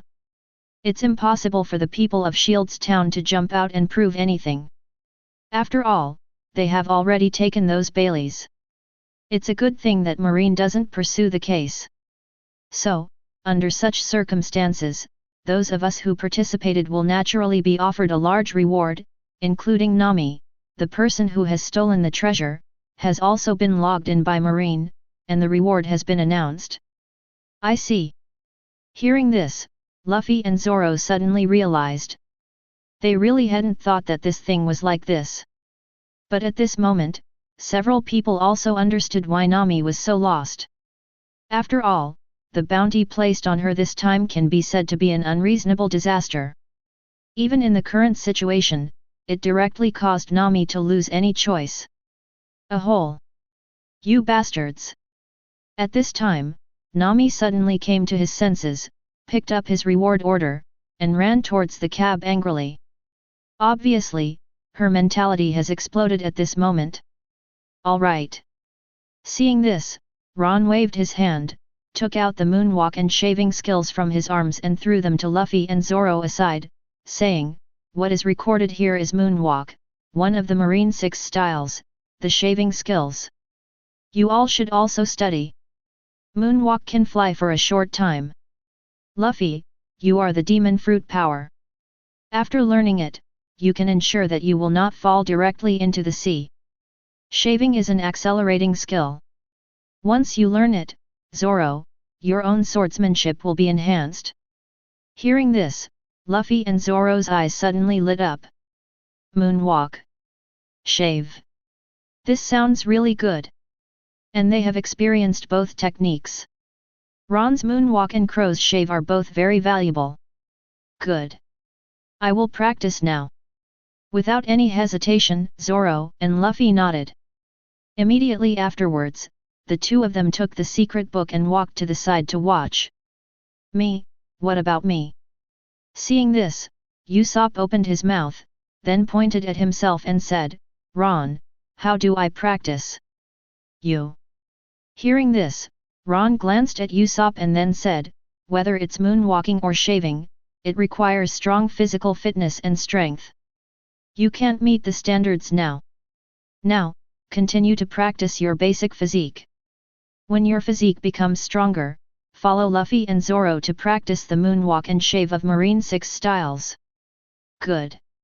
Nodding, Usopp smiled awkwardly. After all, the meaning of Ron's words was very clear, that is, he was too weak. There is absolutely no possibility of practicing moonwalk and shaving. Thinking of this, Usopp walked aside and continued to exercise. At this moment, Ron did not continue to exercise, but began to try shaving practice. After all, the value of shaving is good, and when combined with one's own abilities, the power exerted will be even greater. Speed force. Lightning stimulates acupuncture points. Match it with shaving. The combination of these three will definitely make his speed reach an unprecedented level. By then, if you learn swordsmanship and become a swordsman, or even a great swordsman, then what opponent will not be a matter of swordsmanship? Under such circumstances, all members of the Straw Hat Pirates except Nami entered the state of training again. In the blink of an eye, another 5 days passed. On this day, Ron and others were practicing, and suddenly Usopp exclaimed, "Luffy, come and look, someone has fallen into the water over there. Looks like he's drowning." Hearing this, Ron and others were stunned. After looking at each other, they all came to the deck area. Looking along the area pointed by Usopp, you can see 2 figures floating on the sea in the distance holding a wooden board. They are obviously unconscious and do not look very good. "It's them." His pupils shrank. Zoro seemed to have thought of something, and said in a voiceless voice, "Johnny, Joseph. Damn it, how could these 2 guys be so embarrassed?" "Zoro, do you know him?" Hearing this, Luffy turned his head in confusion and asked. "Yes." Nodding, Zoro said complicatedly, "They are also pirate hunters, and they have been with me for a while before." "Oh." Understanding the reason, Luffy did not hesitate, stretched out his hand and directly rescued Johnny and Joseph who were unconscious in the distance. "It's them. Looks like we're going to the sea restaurant soon." Ron, on the other hand, was thoughtful at the moment.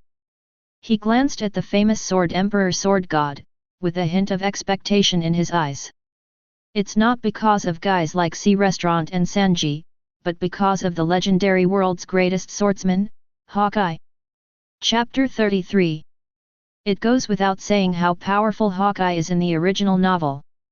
Although it is a Shishibukai, it is also the most special existence among Shishibukai.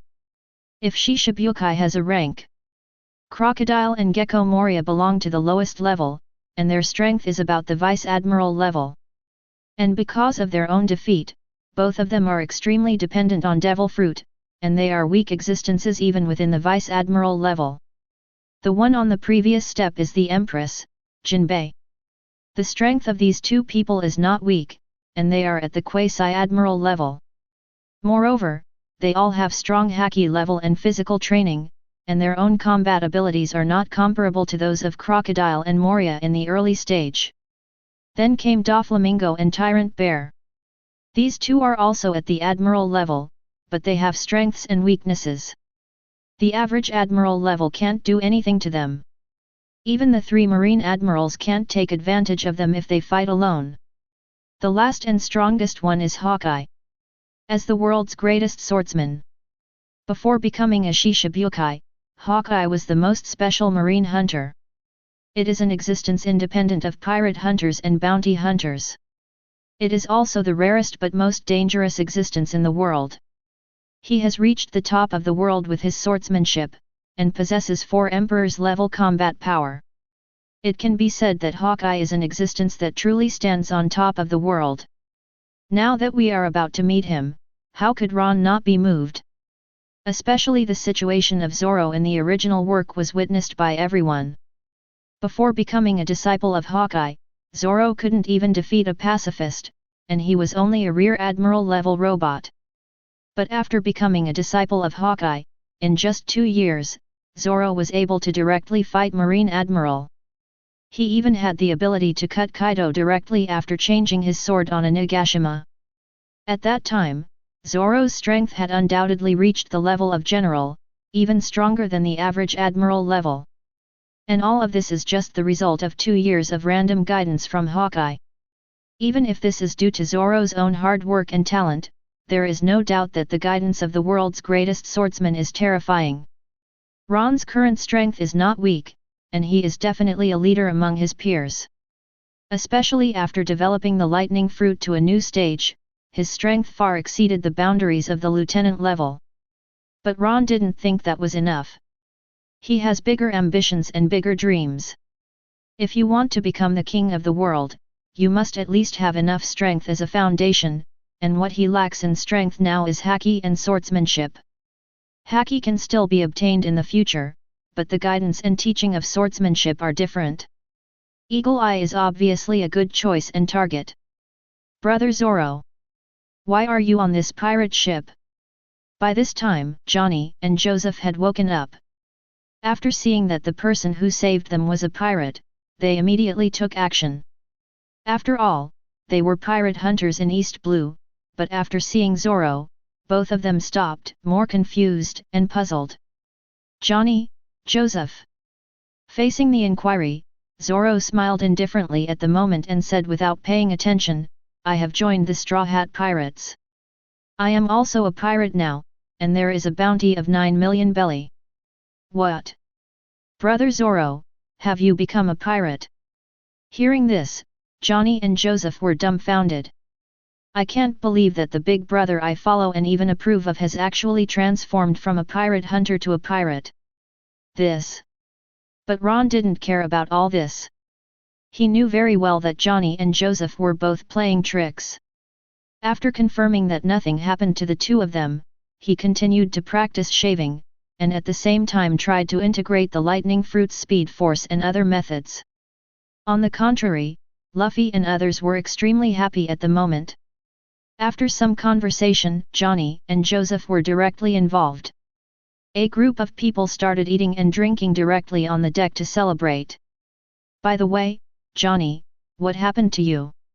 The misunderstanding was resolved, Zoro asked curiously. Our ship was shattered by the Sea Kings. Smiling awkwardly, Johnny and Joseph said helplessly, we originally planned to go to the restaurant on the sea.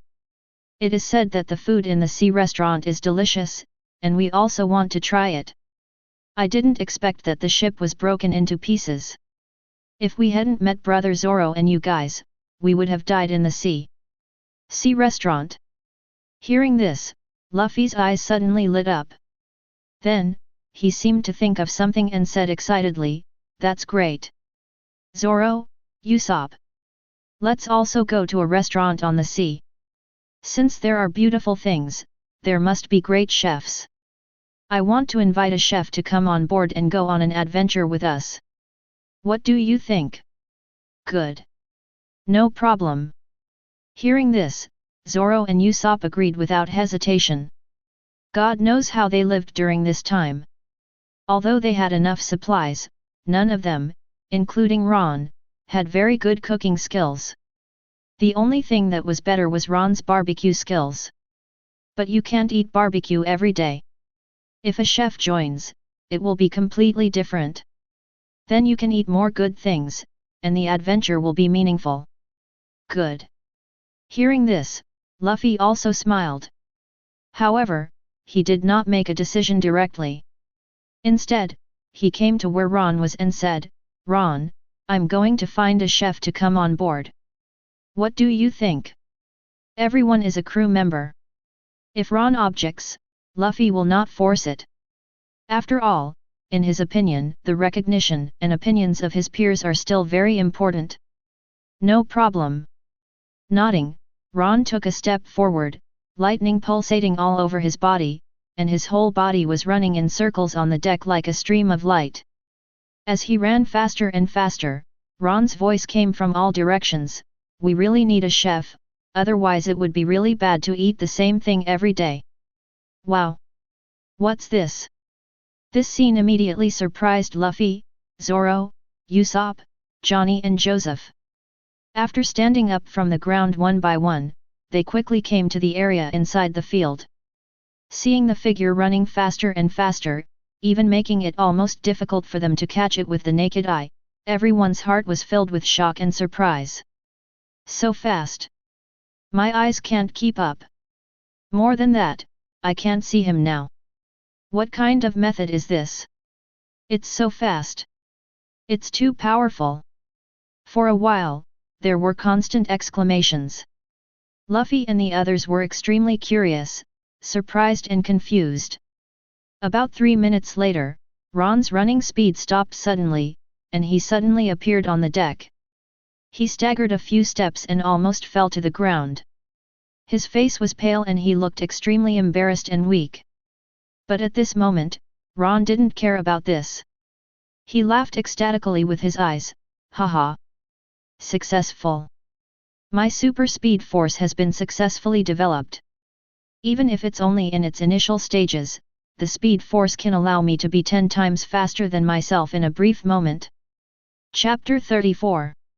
Super speed force. Hearing this, Luffy and others looked at each other with confusion. Immediately afterwards, Luffy took the lead and asked, "Ron, what is your super speed force? It looks awesome, faster than my second gear." As soon as these words came out, both Zoro and Usopp nodded. During this time, Luffy's physical fitness has gradually caught up. He has stabilized his strength at the level of a major, and because of this, he has been able to briefly turn on second gear without any major side effects. Of course, the setting of burning blood and burning lives still exists, but Luffy and others don't know it. Ron knows it, but he can't say it directly. After all, it was Nika. No, he did not eat the rubber fruit now.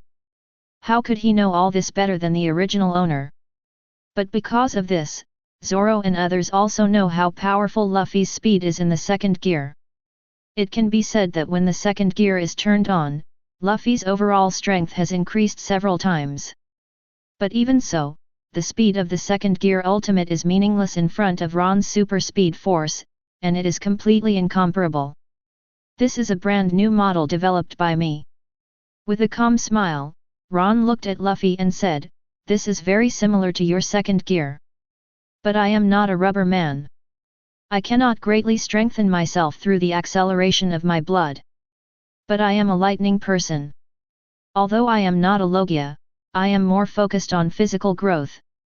Under such circumstances, I stimulated the acupuncture points all over my body with lightning and combined it with the already existing speed force to develop this new super speed force."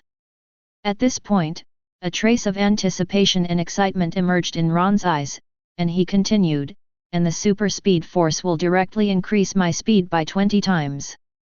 As I get stronger, this increase will become more powerful. Even if I continue to develop it in depth, the increase effect will be improved.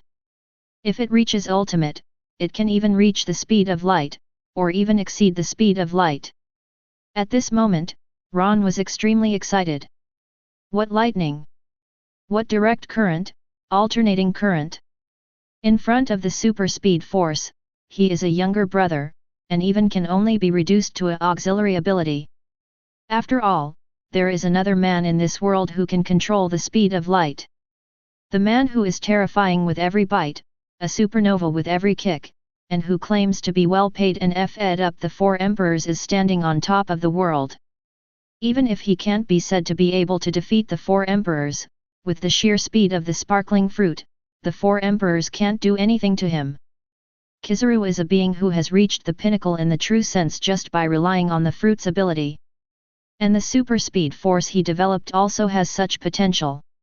Even though the process will be difficult, it is not even as powerful as sparkling fruit in the early stage.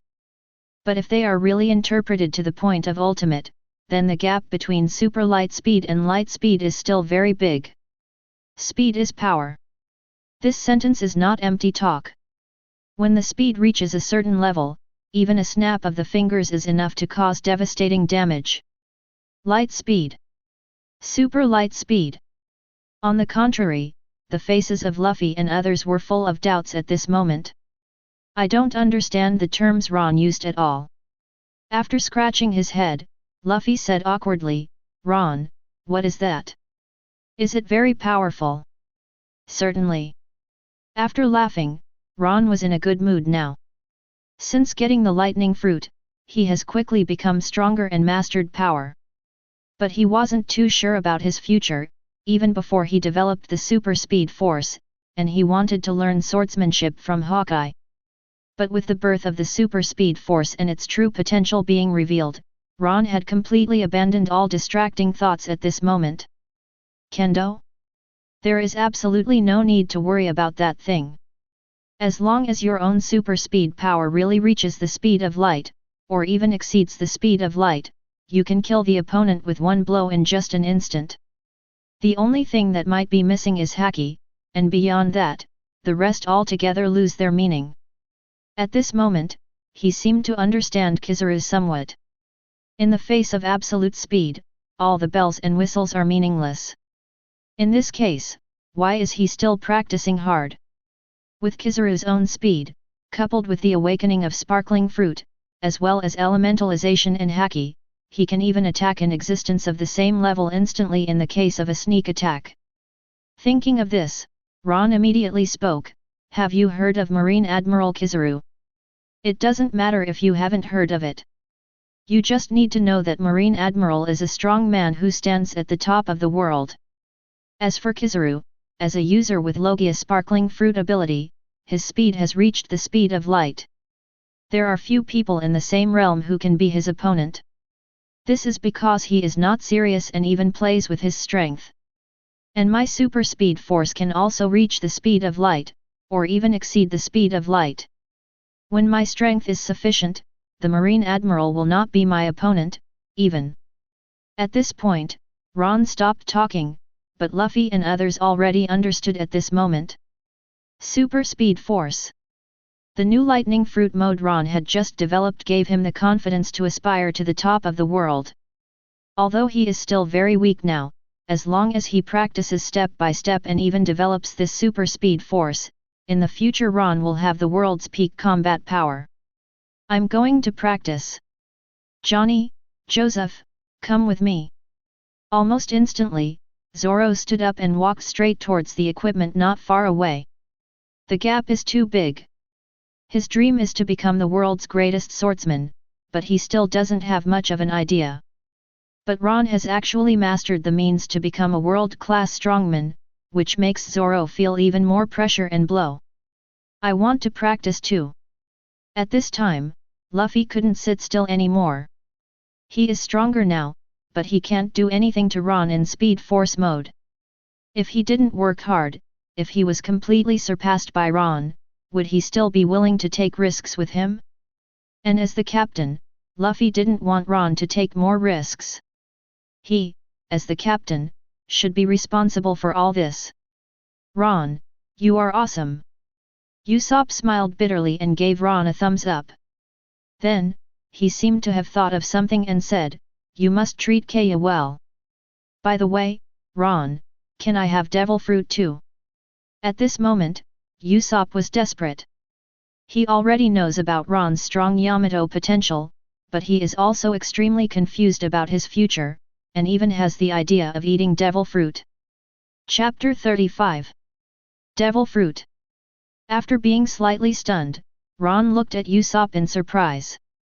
He really didn't expect that because of his own stimulation, Zoro and Luffy would curl up even more, and even Usopp would start to curl up. The previous hard training was to catch up with himself, but now he has obviously given up. He even asked him to treat Kaya well, which shows that he has given up on his childhood thoughts. But Usopp actually wanted to eat devil fruit, which was beyond Ron's expectation. But soon, Ron came back to his senses, took a deep look at Usopp and said, "Okay. But your best thing is your sniping skills. If you want to eat devil fruit, it's best to eat a fruit that increases your perception and eyesight. Besides, you haven't had much exercise since you were a child, which has caused your physical fitness to fall behind. So if you want to eat devil fruit, I only recommend you choose Zoan, and it's best to eat Zoan eagle fruit. In this way, it will not only improve your physical fitness and enhance your eyesight, but it will also allow you to master the ability to fly, so that you can snipe at high altitudes to ensure your own safety." Gudu. After listening to Ron's story, Usopp couldn't help but swallow his saliva. If nothing else, the picture Ron drew is so beautiful. He became a sniper partly because of his father, Usopp, but mostly because of timidity. Snipers generally attack from a distance, which is safer than fighting in the front. And now Ron said that the hawk-like devil fruit can not only fully enhance itself, improve eyesight and sniping skills, but can even master the power of flight to ensure its own safety, which is simply what he dreams of. "Ron. I made a decision." Almost instantly, Usopp spoke, "I must find the eagle Zoan devil fruit you mentioned." Hearing this, Ron smiled. It is undeniable that after eating devil fruit, Usopp may undergo huge changes from the original. But there is no doubt that such a change is very good, and even for Usopp, it is a promising future. Even in the later stages of New World, Usopp did awaken to the powerful ability to see and even foresee the future, but in essence he was still not as good as Luffy, Zoro, and Sanji at that time. It can even be said that Franky, Chopper, and even Nami are stronger than Usopp in the later period. After all, Franky's mecha is the dream of countless men and is full of destructive power. Chopper, although he ate the fruit of everyone in the form of a commoner, there is no doubt that under his development, he has reached a quasi-admiral level, or even a general level. Nami. Her strength is not good, but she cannot withstand the blessing of the protagonist's luck. Zeus was made by the four emperors, and its own potential and destructive power are not comparable to that of ordinary people. Good. Nodding, Ron looked at Usopp and said, "Now that you have made up your mind, as partners we will help you. Just get the information that you need, devil fruit, and we'll get it for you." Speaking of this, Ron's mind couldn't help but have information about the door fruit. That is one of the rare god-level fruits in the world of One Piece, and it is also very suitable for a wretched and developed character like Usopp. It's a pity that this thing was eaten and even wasted. They only developed some means of opening the door. It is really a waste snack. Good. Nodding heavily, Usopp didn't linger, turned around and walked aside to start exercising. Seeing this, Ron didn't stop him and walked directly to the kitchen area to start making food. 3 minutes of super speed force mode had almost drained him of all his physical strength, and now he urgently needed to replenish his physical strength. In the blink of an eye, a few more days passed. Ron. Luffy. Zoro. Here we are, that's the restaurant on the sea. On this day, Ron and the others were practicing, and Usopp's excited voice came from the bow of the ship. When they arrived at the bow of the ship, they could see an extremely huge ship floating on the sea in the distance. There were many ships docked around it, and there was a big sign announcing the word Sea Restaurant on it. Finally reached. Sea Restaurant, I want to go eat delicious food. Seeing this scene, Luffy immediately cheered. After all, for nearly half a month, everyone has been eating barbecue every day, and they almost can't stand it anymore. Nami, speed up, speed up. Without hesitation, Luffy immediately shouted towards the cockpit area. Stop arguing, I understand. The next second, the roar of the lion from the east of the Nami River was heard. Although he was annoyed and even a little helpless, he was also more excited. Soon, the Mary arrived at the Sea Restaurant. After successfully docking, Ron and his group walked directly to the restaurant on the sea and walked towards it in a swaggering manner. Please give me food. As several people entered, a shout came quietly. Looking around, we could see a Jinjengui shouting on the ground not far away. But it is a pity that no one will agree to his words, and no one will pay attention to anything. Even the chefs at the sea restaurants didn't care. After all, these two were pirates, even penniless. It was good to want food, but they had planned to kill everyone among them before, which offended everyone present. What's the situation? Looking at the indifferent people, Luffy, Zoro, and others had puzzled faces. Luffy even wanted to go over and ask at this moment. After all, Ajin just wanted to eat and there didn't seem to be any problem. Okay, Luffy. Let's not worry about other people's affairs. Someone will give him food. Seeing this, Ron stopped Luffy. Joke. He did remember that Sanji would be delivering food soon. If Luffy stopped this, how would Sanji deliver the food, how would he be noticed, and how would he be able to leave? All right. Hearing this, Luffy hesitated a little, but still chose to believe Ron. After all, as Ron said, Akina in the distance is a pirate, and he is not sure whether he is a good guy or a bad guy. Now Luffy has seen the ugliness of the world. Whether it is Shield's town or Usopp's hometown, he has seen the evil side of pirates. In this way, the group quickly entered the restaurant. My beautiful lady, how can I help you? As several people took their seats, Sanji quickly came to the venue. A pair of eyes filled with love, looking straight at Nami, as if he had never seen a woman before. Chapter 36. You guy. Is it the waiter? Don't look around with those squinting eyes of yours. Looking at the sultry Sanji, Usopp on the side suddenly became a little annoyed. It's not that he has any thoughts about Nami, but that he considers her to be his partner. How could he sit idly by and ignore his partner being teased under such circumstances? Of course, all this is because Usopp is gradually getting stronger.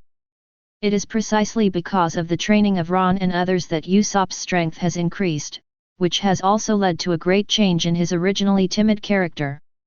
Otherwise, even if he really faced such a thing, he would not be able to rashly choose to stand up.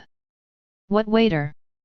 His movements froze, and Sanji, as if he had been insulted, turned his head and glared at Usopp. I, Sanji, am the most powerful gourmet. My cooking skills are among the best in the entire offshore restaurant, and I will become the head chef of this offshore restaurant in the future. Chef? Are you one of the best at cooking? Hearing this, Usopp didn't say anything yet, but Luffy on the side also showed strong interest. After all, he came here to recruit chef partners, and Sanji did seem a little frivolous, but there was no doubt that he had indeed aroused Luffy's interest. Subconsciously, Luffy said, "Are you really good at cooking? Would you like to make something and let us try it?" Although it is undeniable that the latter may be suspected of boasting, Luffy still wants to try it. Certainly. The corners of his mouth twitched, and Sanji felt a little embarrassed at the moment. Although he is indeed a chef, he is not someone who can cook casually. It's not that he is really that good, but that red-footed Tetsuo doesn't give him a chance to cook at all. How? No. Seeing this, Nami on the side smiled slightly and looked at Sanji playfully. Unlike Luffy and others, she could tell that something was wrong with Sanji. Although I don't know the specific situation, it seems that Sanji's boast of being a chef and being one of the best in cooking has some merit. Sure. Beautiful lady. Faced with Nami's inquiry, Sanji agreed without hesitation. Although he felt a little difficult in his heart, how could Sanji be so embarrassed in front of a lady? Without hesitation, Sanji said directly, "Then please wait a moment, I will prepare now." After saying that, Sanji turned around and left the place in a hurry. Seeing this, Ron shook his head. He knows how good Sanji is at cooking. As he said, it is definitely one of the best restaurants on the sea. But Sanji also has many problems, especially at the current stage.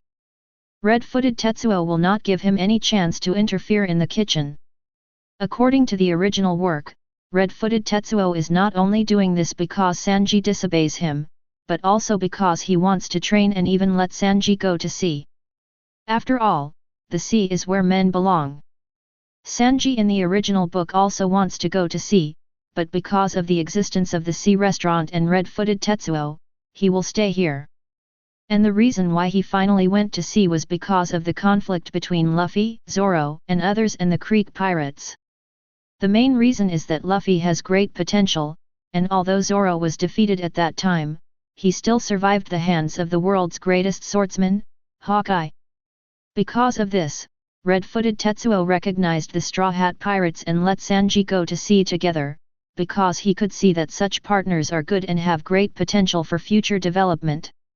Thinking of this, Ron quickly asked the waiter on the side to order some food. He didn't wait for Sanji, after all, they were all big eaters. As the food arrived, Ron and others also started eating without paying much attention to Sanji's presence. Although Sanji promised to cook for them, in fact, there has been no movement so far. Instead, he made a bowl of fried rice and gave it to Ajin outside. On the way, Luffy took a look out of curiosity, but Ron disagreed. He knew exactly what would happen. He had read the plot in the original novel.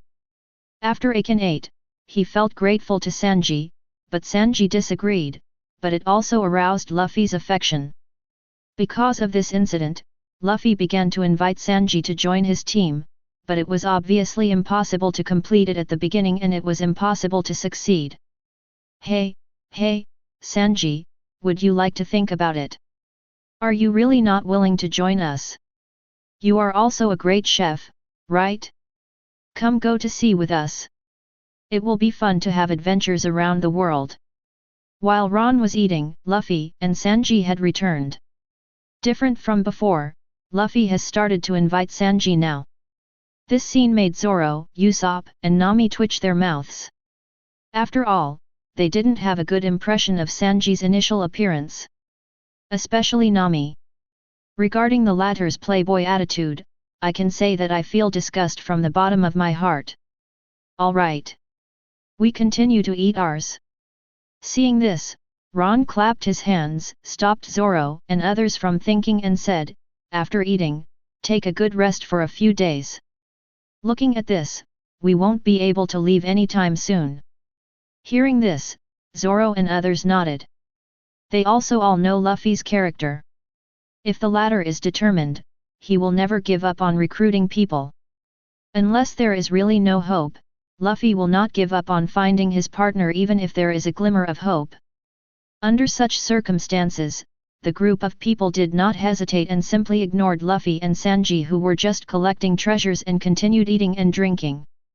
After eating and drinking, Ron and his party did not return to their ship, but stopped at the sea restaurant.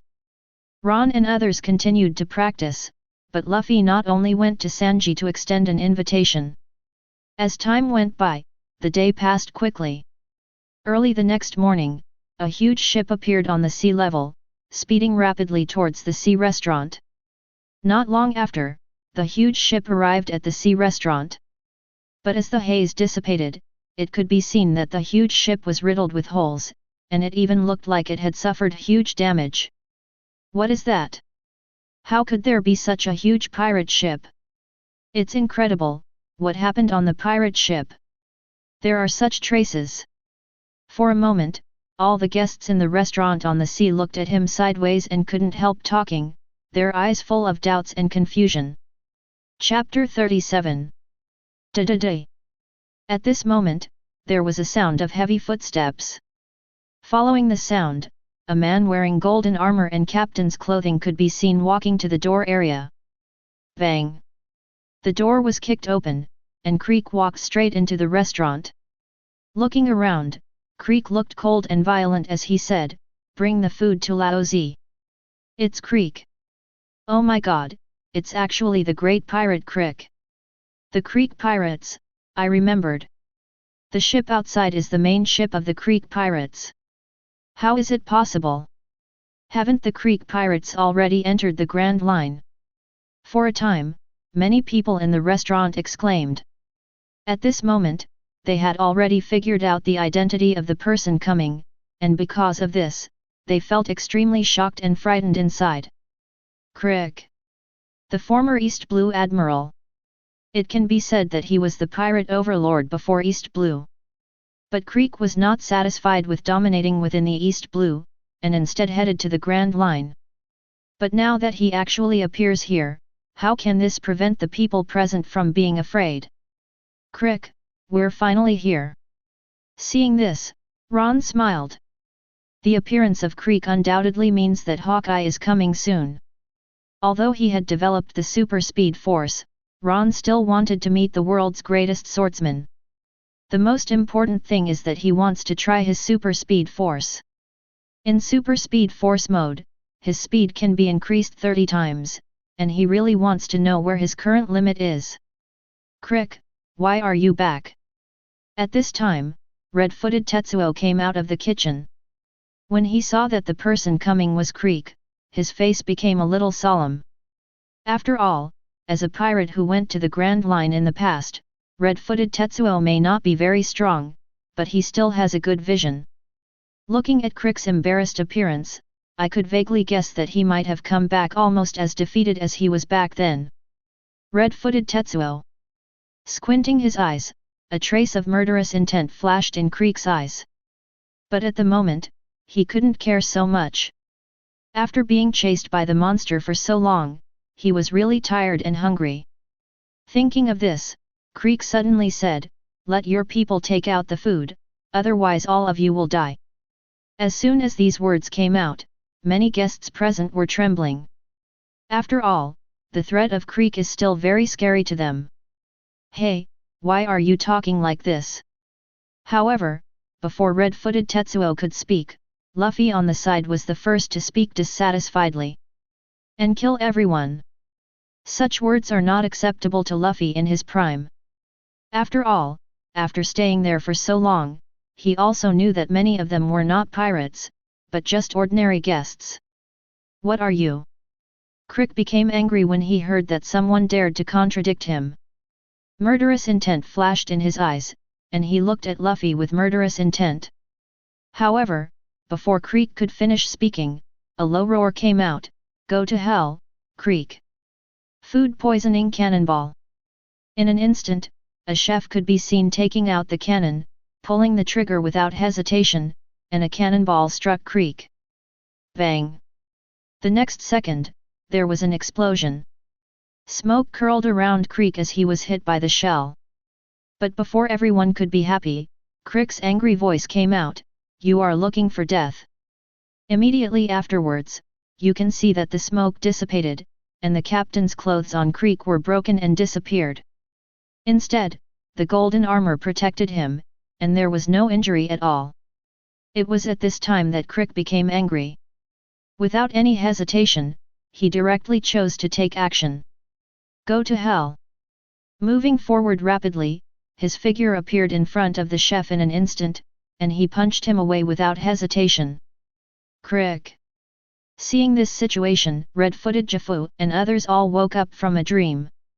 Immediately afterwards, everyone in the sea restaurant was furious. They picked up the pots and pans in their hands and planned to go up and fight with Creek. Crick!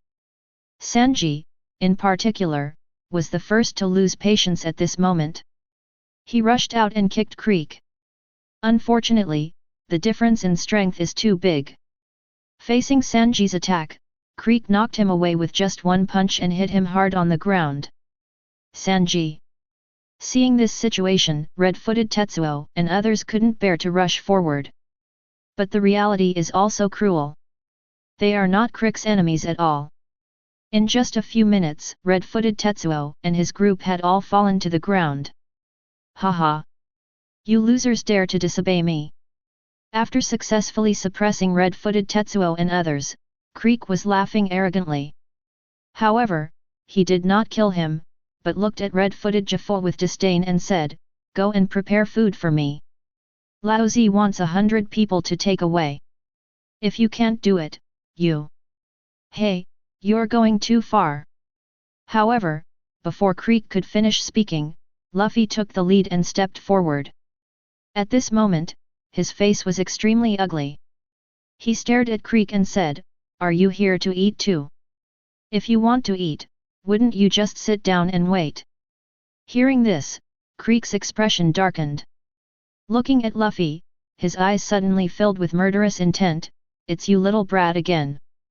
Thinking of Luffy's interruption just now, Creek suddenly became dissatisfied, and without hesitation he hit Luffy. Well done! Seeing this situation, Luffy was not afraid and immediately rushed forward.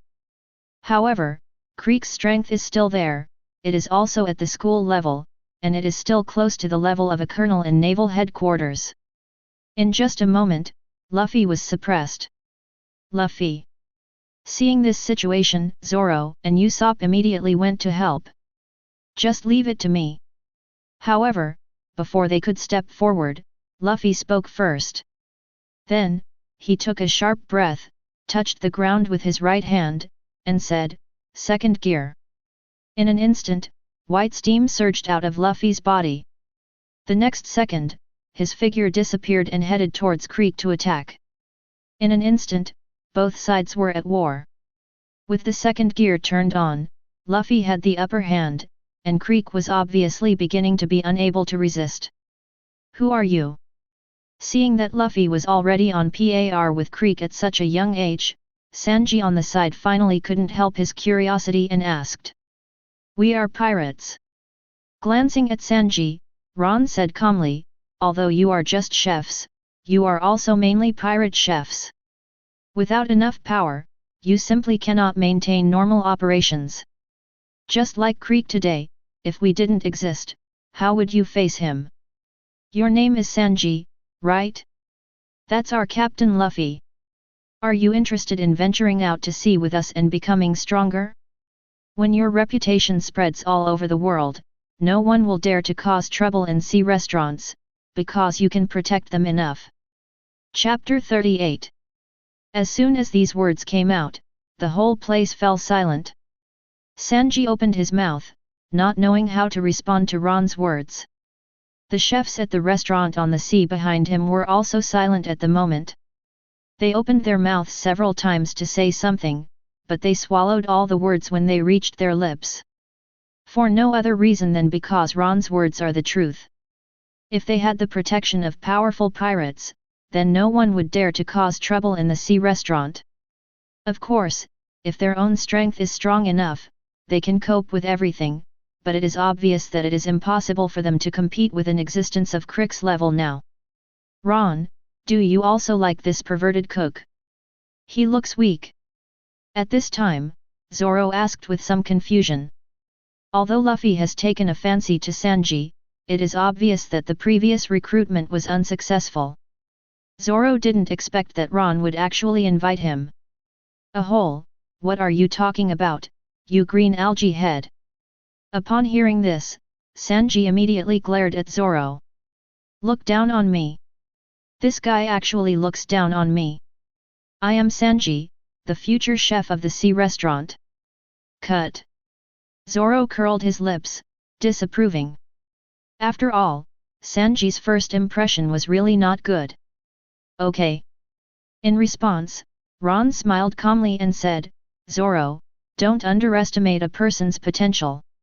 He can feel that in addition to his cooking and kicking skills, Sanji also has a huge and powerful power hidden in his body. Once developed, he will definitely become a real strong man. This is no joke. Sanji. It can be said to be the most perfect work of the Vinsmoke family. His brother and sister were both failures. Although they had superhuman abilities, they also lost their humanity. But only Sanji has inherited all this, but it has not been developed yet. In the future, Sanji obtained the combat uniform of the Vinsmoke family, thus activating the blood factor in his body, and his strength suddenly reached a point where he was not inferior to the generals. Yet, hearing this, Zoro was a little surprised. I looked at Sanji carefully, but I really didn't see anything special about this guy. You. On the contrary, Sanji looked at Ron in shock at this moment. Does he know the origin of his identity, and he knows more clearly that he is a failed work of the Vinsmoke family? It can be said that his physique are indeed different from ordinary people, even. Rubber rubber bazooka. At this moment, Luffy's low roar sounded. Looking through the sound, it can be seen that he punched Creek's body with one punch. Click. The sound of shattering resounded, and the armor on Creek immediately exploded. Immediately afterwards, his whole mouth spurted blood, and he was knocked out by Luffy. After crashing into the wall, he fell directly into the sea. 1. Seeing this, Nami and Usopp cheered. After all, Creek had fiercely promised to kill all of them, and now that they were defeated by Luffy, they were considered safe. Really won. This guy is so awesome. I didn't realize that this small body actually contains such powerful power. For a moment, the guests around him breathed a sigh of relief. They all looked at Luffy and started talking, their eyes filled with gratitude. Straw Hat. Suddenly, a pirate in the crowd stood up suddenly, pointed at Luffy and said, he is the Straw Hat Boy, a big pirate with a bounty of 12 million Baileys. What? Pirates? Upon hearing this, all the guests who had spoken just now were stunned. Immediately afterwards, everyone returned to their respective seats in fear and did not dare to speak rashly. After all, this is a big pirate with a bounty of 12 million Baileys. There are very few people in the East Blue with bounties exceeding 10 million. Thank you very much. At this time, red-footed Tetsuo also led the people from the restaurant on the sea to come forward and saluted Luffy and others. If it weren't for you, I'm afraid Creek would have wreaked havoc and killed people. Straw Hat Boy, if I remember correctly, you are the Straw Hat Pirates that just emerged in East Blue during this time, right? Yes. Nodding, Luffy grinned, looked at red-footed Tetsuo and the others and said, My name is Luffy, and I am the man who wants to become the Pirate King. One Piece. Hearing this, the whole place fell silent again. Even red-footed Tetsuo didn't know how to answer. Coming. At this moment, Ron stood up quietly. Under his gaze, a small boat was moving rapidly on the sea in the distance. That small boat can ride the wind and waves, and the figure sitting on it is the world's greatest swordsman, Hawkeye. Luffy, you guys are chatting. I'm going out. With that said, Ron had already arrived outside the restaurant. Bang! At this moment, a huge blue sword energy spread across the sea. In an instant, the huge pirate ship belonging to Creek was cut into pieces and began to sink into the sea at a speed visible to the naked eye. What happened? What is that? For a moment, the restaurant shook again. Luffy and others who were among them also came out one after another. Go to hell, kid. At this moment, Crick's figure climbed ashore. Taking one look at the destroyed ship, he knew that he was doomed. But thinking of his previous embarrassment, his heart was filled with murderous intent. There was no trouble looking for Luffy, he knew this guy was not simple. But when he saw Ron, he took action without hesitation, jumped up and attacked Ron. Obviously. Even if he is about to die, Creek still wants to pull a few backers. Court death. Seeing this situation, Ron's eyes flashed coldly. He was completely uninterested in Crick, otherwise he wouldn't have been given a chance to talk nonsense before. But this guy actually launched an attack on himself, which was simply suicidal. Thinking of this, Ron stood still and did not move, but the dark blue arc on his body had already begun to climb. Careful! Get out of the way! However, at this moment, Sanji and others also looked frightened. They all knew how powerful Creek was, and it wasn't good news that Ron hadn't dodged yet in the face of this sudden attack. Subconsciously, they opened their mouths to avoid Ron. But seeing that Ron was completely unmoved, Sanji couldn't help but look at Luffy and said, What are you still standing there for? Isn't that your companion? You still haven't saved him. As soon as these words came out, red-footed Tetsuo and others also looked at Luffy. After all, Luffy defeated Creek before, and now only he has the possibility to rescue Ron. Unnecessary.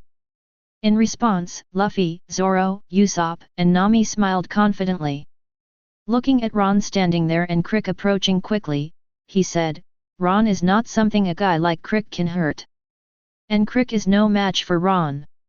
Since he has taken action against Ron, it means that he is already dead. Chapter 39.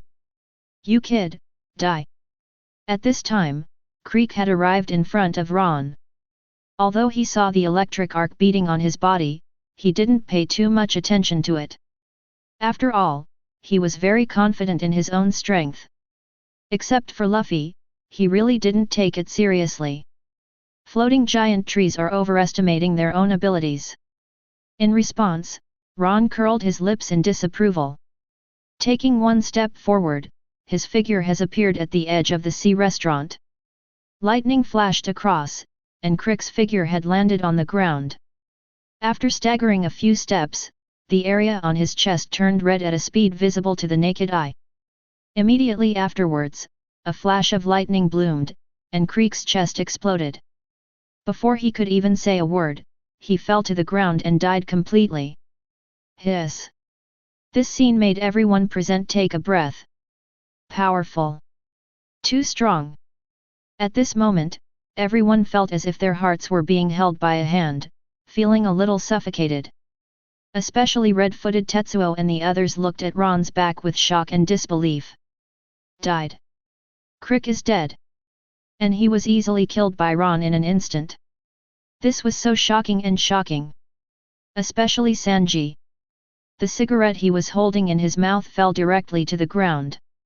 He looked at the back of Ron, who was about the same age as himself, in disbelief and murmured, "How is that possible? It's so powerful. Kill instantly with one blow, what kind of strength is this?" At this moment, Sanji's mentality completely exploded. Recall Ron's previous words and become a great pirate to shelter the sea restaurant. I thought it was just a talk before, and I didn't even take it to heart. But now after seeing the scene in front of him, Sanji completely believed it. Even a strong man like Crick would be instantly killed by him with one blow. Doesn't that mean that no one in East Blue is his opponent? In this way, even just relying on his words would be enough to protect an area. Even under such circumstances, even Marine has to give some respect. After all, if something happens, the return of such a dangerous person to East Blue will be a fatal threat. Ron. He's Ron with a bounty of 28 million Baileys.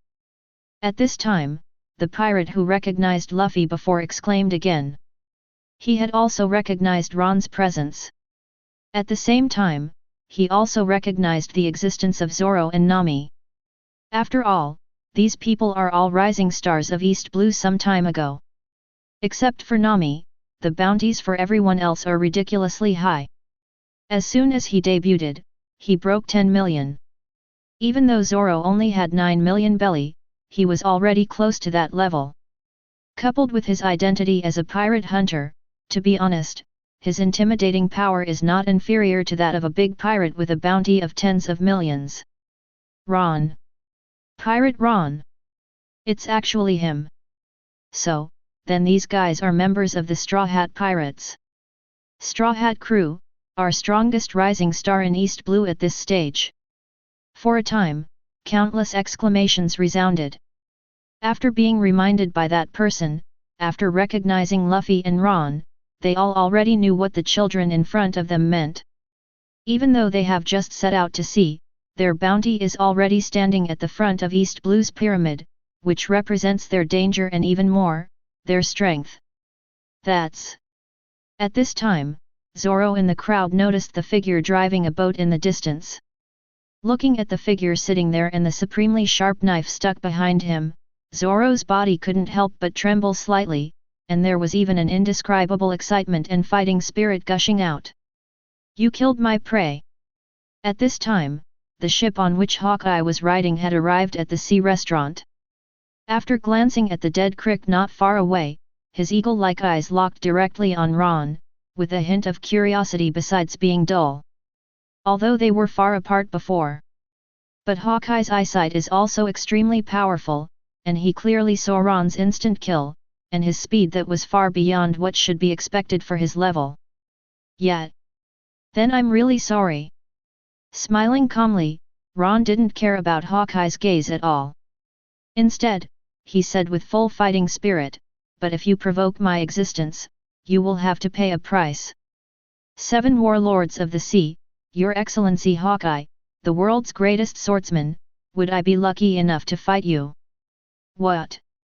7 warlords of the sea? The greatest swordsman in the world?" Hearing this, the sea restaurant that was still boiling just now fell silent for an instant. Everyone then looked towards where Hawkeye's was, feeling the strong man's aura and his sharp eyes that seemed to see through everything. They all couldn't help but shudder. After all, almost everyone around the world knows what Hawkeye represents. 7 warlords of the sea. Those are pirates recognized by the world government, a third force independent of the world government and marine. Especially Hawkeye. As the world's greatest swordsman, he has a huge reputation and is the pinnacle pursued by countless swordsmen. It's him. It's indeed him. Zoro, Johnny, and Joseph were even more excited and blushed. As a swordsman, they recognized Hawkeye even more, and even had a strong fighting spirit in their hearts. 7 warlords of the sea. What is that? The world's greatest swordsman, Zoro, isn't that what you're pursuing? Under such circumstances, Luffy's naive voice quietly sounded. Obviously, not many people know the value of 7 warlords of the sea, at least for now, the Straw Hat Pirates don't know. Oh! Hearing this, Hawkeye showed a hint of surprise. He moved his eyes away from Ron and looked directly at Zoro not far away. To become the world's greatest swordsman. The latter's goal is really exciting. Hawkeye. At this time, Zoro also noticed the eagle's gaze. After the whole person came back to his senses, he jumped to the area inside the field without hesitation. The next second, 3 knives were unsheathed. Zoro held Wado Umonji in his mouth and held 2 swords in his hands. Let's fight. I want to see the distance between myself and the world. Hearing this, Hawkeye smiled. Although the latter is very weak, it can even be crushed by one of his fingers. But he enjoyed and recognized Zoro's attitude and spirit at the moment. Young swordsman. I agree to your request. With the corner of his mouth raised, Hawkeye slowly took off the knife hanging from his neck, pointed it at Zoro, and said slowly, "Sorry, I don't have a smaller knife anymore." What a joke! Hawkeye, get serious. This scene completely stimulated Zoro. He has worked hard for so many years.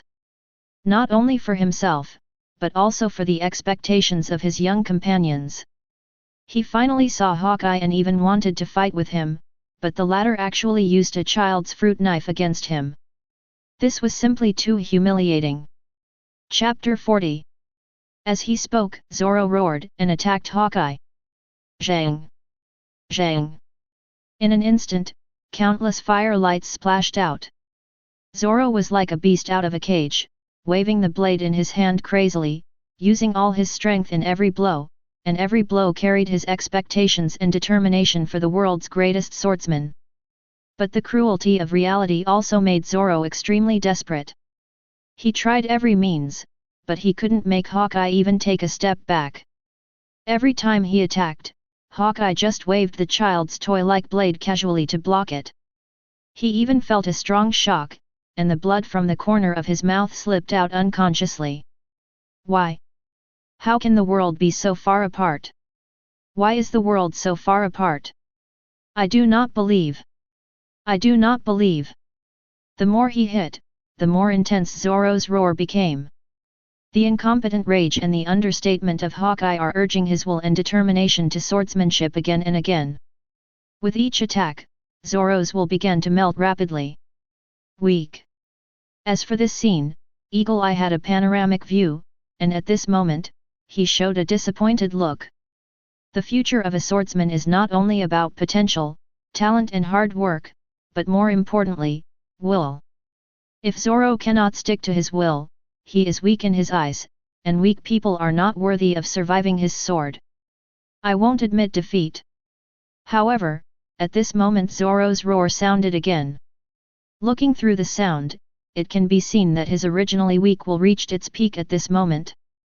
I saw him holding the sword in both hands and constantly turning it, and he quickly moved towards Hawkeye, shouting, "I will definitely defeat you and become the world's greatest swordsman. 3 swordsmen style 3000 worlds." Interesting. Seeing this, Hawkeye smiled. Although Zoro is still weak at this moment, there is no doubt that he is not a weakling. Thinking of this, Hawkeye slowly raised the knife in his hand and said, "Then let you see the difference in the world." The next second, Hawkeye moved. He and Zoro's figures quietly switched places, maintaining the posture of stabbing out the knife. Click! Click!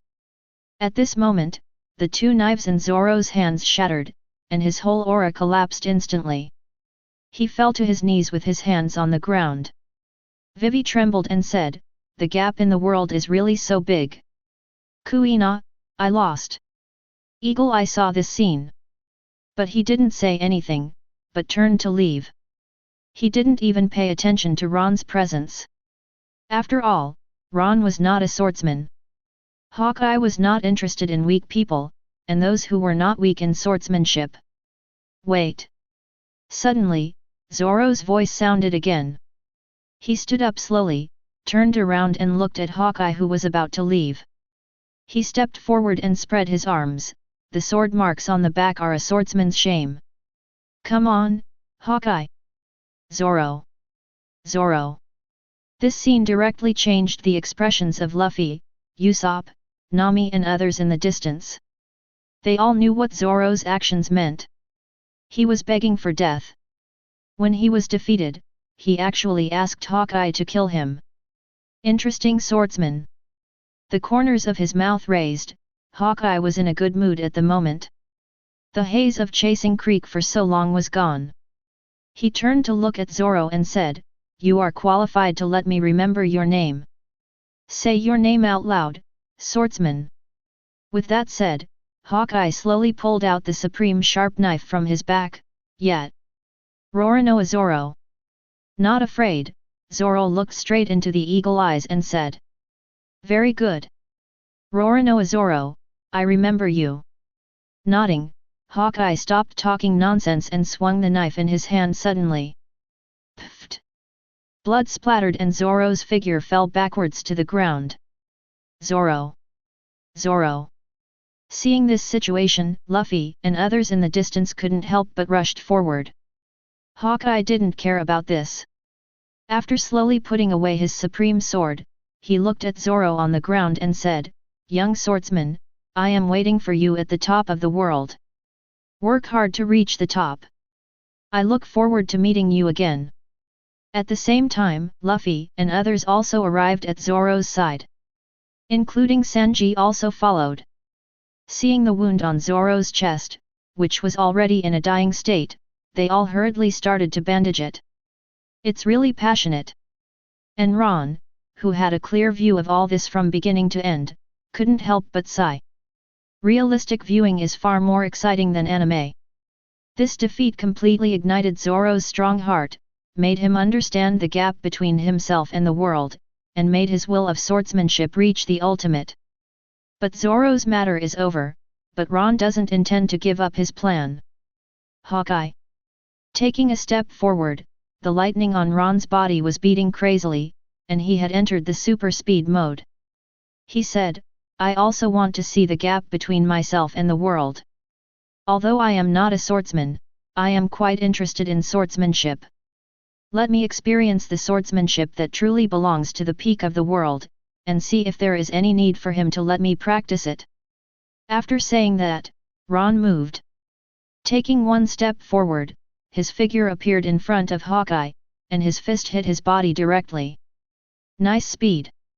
However, at this moment, Hawkeye was still extremely indifferent, his eyes always locked on Ron's body, not losing sight of him at all due to the influence of the speed force. Facing Ron's attack, Hawkeye picked up the knife in his hand again and swung it. Danger! Extremely dangerous! In just a moment, Ron felt creepy. That understatement of waving directly made him feel the crisis of death. The next second, Ron simply gave up the attack and dodged to the side. In an instant, he appeared in an area more than 10 meters away. But at this moment, Ron did not continue to take action, and even the lightning around him had dissipated. Lost. He lowered his head and glanced at the waist area. Although he avoided it, his clothes had also been torn. This was just a casual blow from Hawkeye, but it also made him feel how huge the gap between himself and the Four Emperors class was. Nice speed. At this time, Hawkeye quietly said, "You are also a pretty strong person. Such speed, surpassing most people, reminds me of someone at naval headquarters. But you are too immature now. If you want to learn swordsmanship, then learn the most basic sword drawing skill. The invincible speed combined with the drawn sword is enough to give you a place. I will be waiting for your challenge at the top of the world." Chapter 41. Batakujutsu. It's actually it. Watching the ship Hawkeye was riding on getting further and further away, Ron's breathing became more and more rapid.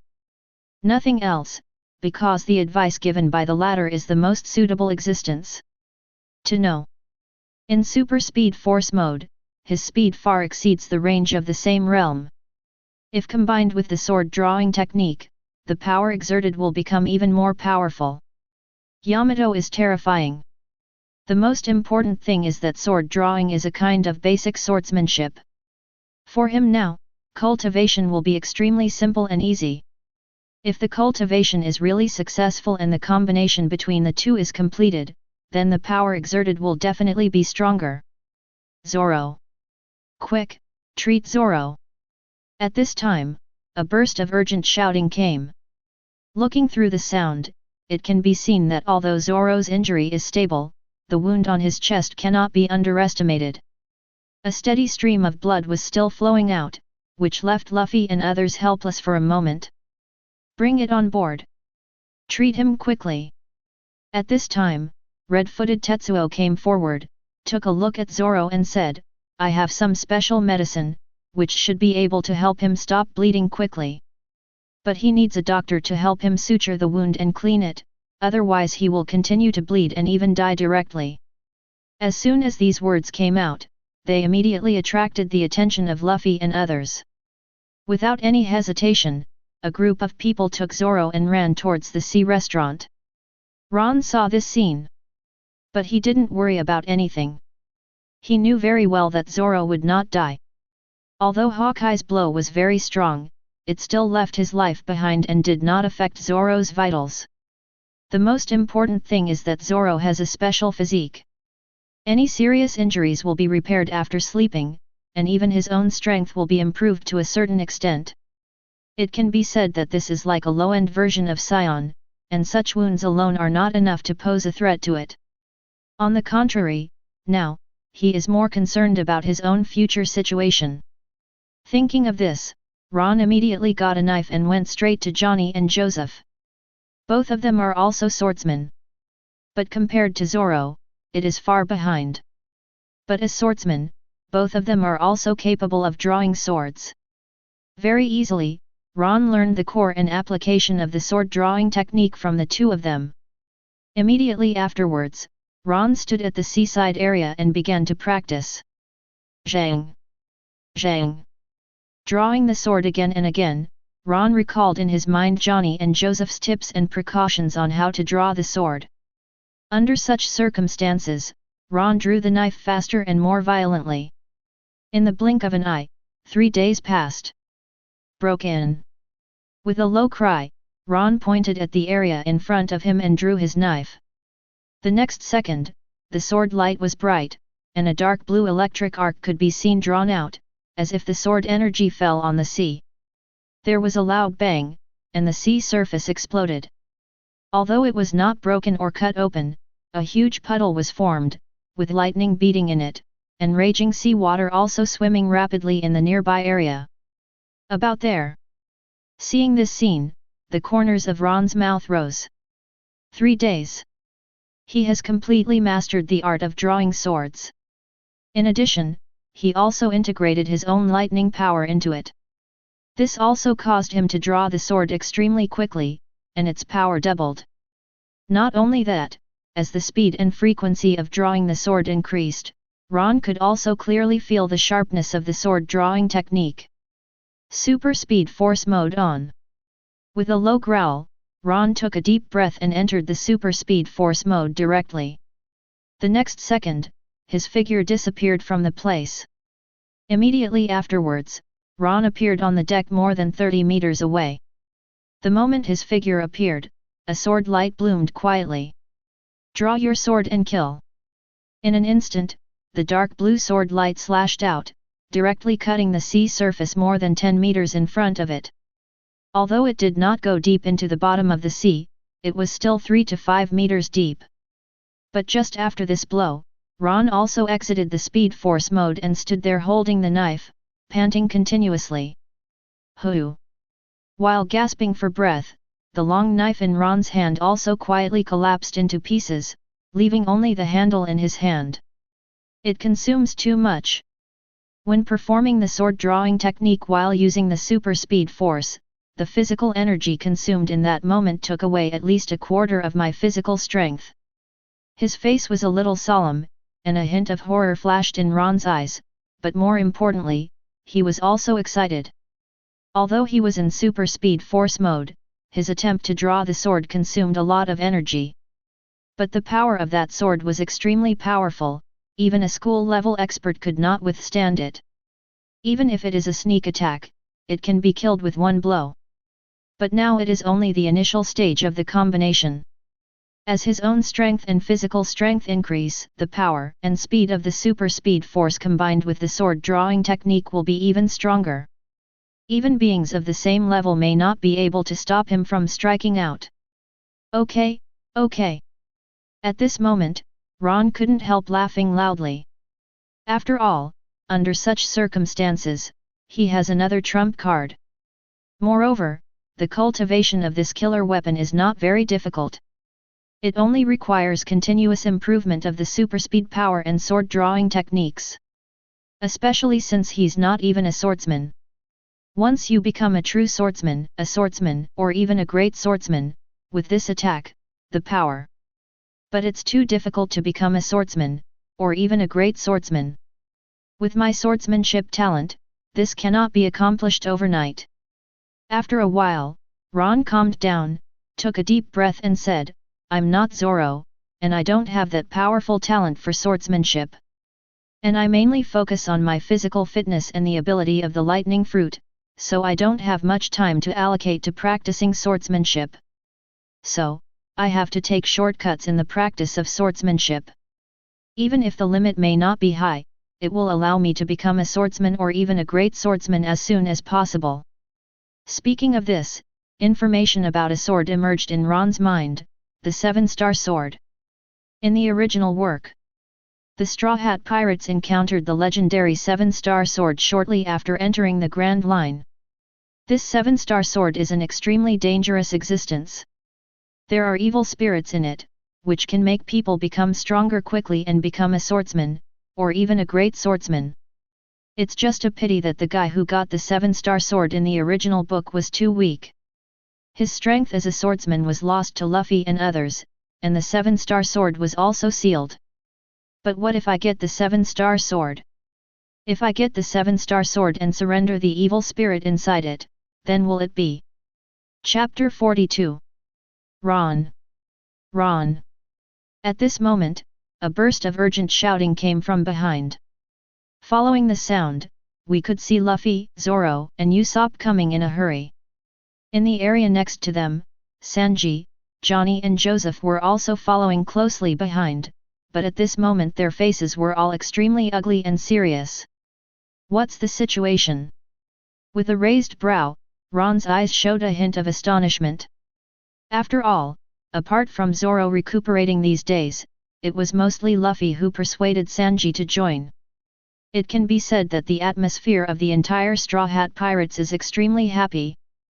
But now? Looking at the people who looked like their dead parents, he couldn't help but be confused. What happened? Out of curiosity, Ron dropped the hilt of the knife in his hand and stepped forward to ask. Nami is gone. At this time, Luffy said sadly, she left without saying goodbye and took the Mary with her. As soon as these words came out, Sanji and others didn't look very good. After all, Nami's behavior can be said to be a kind of betrayal for them. Nami leaved. Hearing this, Ron was also stunned for a moment. To be honest, he really didn't expect Nami to leave. After all, he had told Nami before that he and others would go to Caucosia to help her defeat the dragon pirates and even save their hometown. Unexpectedly, after spending so long together, Nami actually chose to leave and face the dragon alone. I see. After coming back to his senses, Ron looked at Luffy and the others and said, I know where Nami went. She was born in Caucosia village. Her hometown was occupied by the dragon pirates. In order to protect the people in the village, Nami had to join the dragon pirates and became a little thief cat in order to earn 100 million belly. Buy back the future of Caucosia village from the hands of the dragon pirates. As Ron told it, Luffy and others were all stunned. They didn't know this, let alone that Nami actually shouldered such a mission. Similarly, after knowing that Nami stole treasure just to save people, and even protected a whole village at a young age, I felt extremely recognized and shocked in my heart. It's actually the dragon pirates. That's a powerful pirate with a bounty of 20 million Baileys. Yes, I have heard that all the dragon pirates are mermaids, and their physiques are incomparable to us humans. Nami, a weak woman, wants to face it alone. That is a complete act of suicide. At this time, Johnny and Joseph spoke quietly. As pirate hunters, they all know something about the pirates in East Blue. Apart from Creek, who was killed, the most important pirates were the buggy pirates and the dragon pirates. What? Isn't Miss Nami very dangerous? Sanji's expression changed and he said with a worried look. As soon as these words came out, Zoro and Usopp also frowned.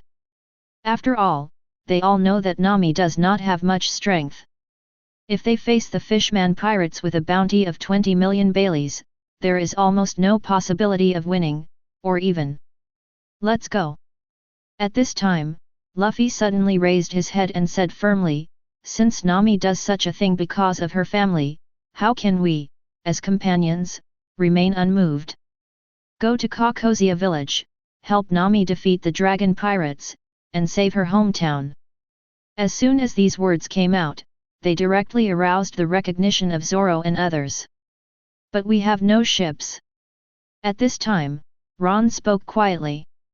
The Mary's speed is not slow, and it is not easy to catch up with Nami, or even go to Kakozia village. Hearing this, Luffy and others also fell silent. As Ron said, they have certainly forgiven Nami and even want to help her. But without ships, there is no possibility of going to sea. How many? At this moment, there was a sound of footsteps. Following the sound, a man in his 50s could be seen striding towards him. After arriving at where Ron and the others were, the man laughed and said, I have a small lifeboat. If you don't mind, I can give it to you. Oh! Hearing this, Ron and others looked at the man in surprise. I really didn't expect that the latter would actually send them a ship. Regarding this, the man was very indifferent, waved his hand and said, to be honest with you, my merchant ship was robbed by the dragon pirates when it passed by Dragon Joy in the past. It can be said that I suffered heavy losses that time. I have heard what you just said. I am willing to send you a ship. I hope you can successfully defeat those guys. Thank you very much. Hearing this, Ron smiled lightly. He knew what the businessman meant. The existence of the dragon pirates is a danger to any businessman, and even if they encounter losses, they will be extremely huge. Just by sending a small boat, if Ron and others can eliminate the dragon pirates, then the benefits to them as businessmen will be the greatest. Thinking of this, Ron said, in that case, please leave us a navigation chart of Dragon Paradise. With this thing, we can go directly without running around like headless flies. No problem. Hearing this, the businessman laughed and agreed. Immediately afterwards, Ron and his group followed the businessman to an area where merchant ships were docked. After carrying some food, fresh water, and fruits, Ron and his team set sail in the small boat and started heading towards Kakozia village. Johnny and Joseph are setting up the ship, while Ron, Luffy, Zoro, Usopp, and Sanji are practicing and becoming stronger on the deck. Especially Zoro. After losing to Hawkeye before, only one of the three swords was left. At this moment, he was holding Hideo Umonji and constantly practicing slashing. Zoro. Seeing this, Ron immediately stepped forward. After arriving at Zoro's side, he asked, if your knife is broken, will it affect your own strength? After all, Zoro is a three-sword swordsman. Now that there are two less knives, practicing is indeed a little different. No. With a calm smile, Zoro glanced at Ron and said, after the previous battle with Hawkeye, I found that my swordsmanship is still too weak.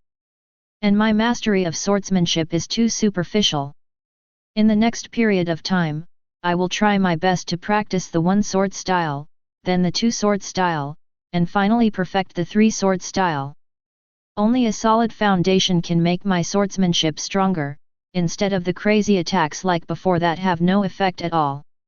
Having said this, Zoro seemed to have thought of something and looked at Ron and said, "By the way, Ron, those 2 knives you mentioned before."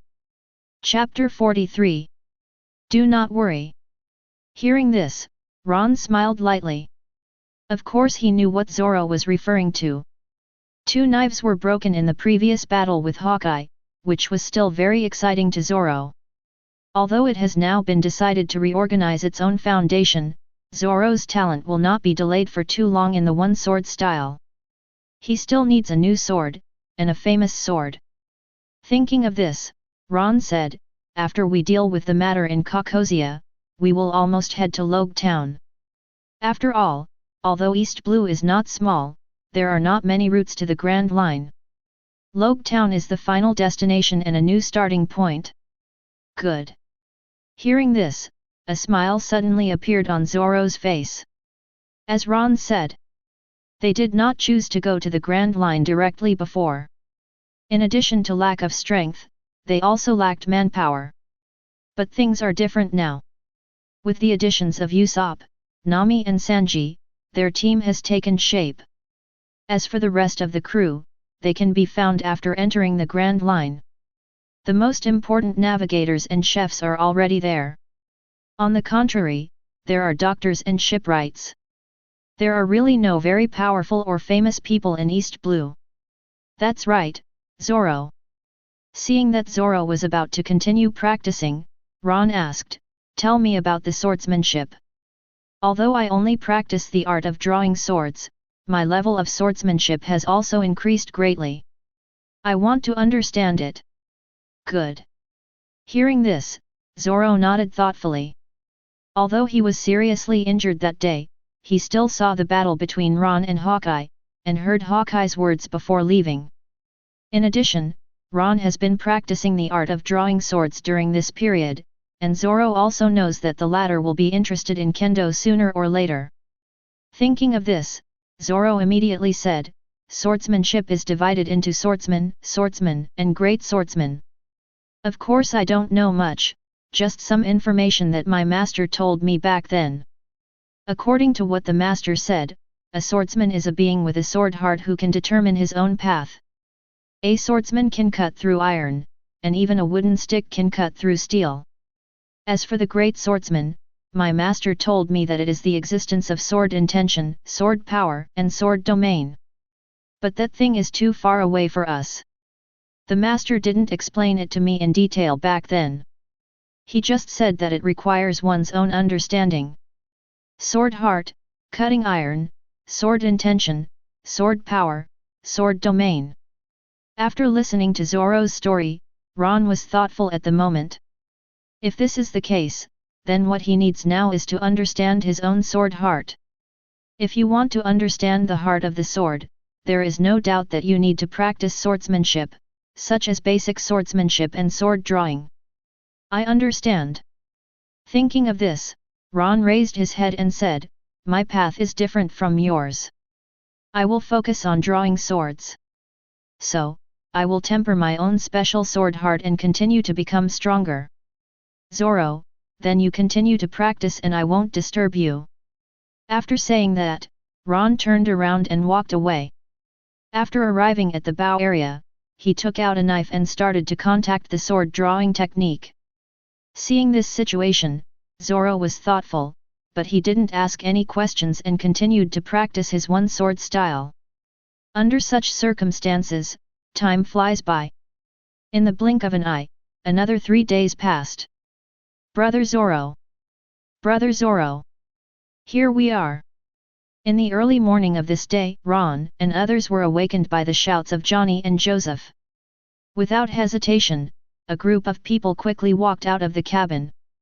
Standing at the bow area, they could see a small island in the distance getting closer and closer. Even as it gets closer to the island, it can be seen that the Mary is docked in a remote bay at the moment. "It's the Mary. Nami is indeed here." Seeing this scene, Luffy was overjoyed. After all, if it is confirmed that Nami is here, then as long as the dragon pirates are eliminated, they can continue their adventure. "You guys take your time, I'll go first." Seeing this, Ron was thoughtful, and then jumped into the air.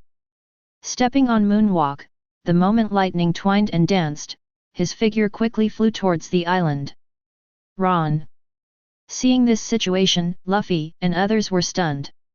Immediately afterwards, Luffy shouted, "Don't just take care of those guys alone, I'm going to fight the fishmen too. Johnny. Joseph. Speed up, hurry up and follow." For a time, the ships also accelerated their speed. Although Luffy and others have also learned moonwalk and shave, they have not yet completed the training in a true sense. They cannot move forward across dozens of sea miles like Ron. On the other side, in Orange Island at this moment, Nami has just reached an agreement with the evil dragon, intending to exchange 100 million belly for the village. But when Nami returned to the village and was about to take out the Bailey he had prepared for trading, a group of people came towards him. Da-da-da! With the sound of footsteps, Captain Marine led his soldiers and walked straight towards them. Colonel Mouse. Seeing the person coming, Nami's expression changed. Not for anything else, because after what she had experienced before, she had begun to vaguely doubt the Marine in front of her.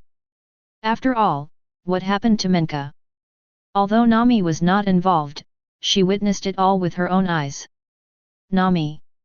With the corners of his mouth raised, Colonel Mouse looked at Nami, who was alone, and the greed in his eyes could not be concealed. Then, he said without hesitation, "Hand over all the treasures you took from the pirates." Those pirates' treasures were obtained by robbing civilians. They are not something you can control. Hand them over. The world government will keep them safe. You. Hearing this, Nami didn't know what was going on. Colonel Mouse obviously came here for the 100 million Baileys she had collected. And only the evil dragon knows about this matter, but the evil dragon has just reached an agreement with itself, and Colonel Mouse has already brought people here. This also means that the two of them are obviously working together. It can even be said that, just as Ron said before, she is completely being used. For a moment, Nami was furious. He no longer had any fear or expectations in his heart. He stared at the Mouse Colonel and said, "Are you worthy of being called Marine? How can a guy like you have the dignity to become Colonel Marine? You have no intention of fighting the pirates, but you are extorting money from us people. Is this Marine? Is this justice for Marine?" At this moment, Nami's belief completely collapsed. Although she is a pirate now, she has never considered herself a pirate. Even because of her adoptive mother's relationship, she has always believed in justice and Marine. But this wave of operations by Colonel Mouse completely shattered the only hope in her heart, and even.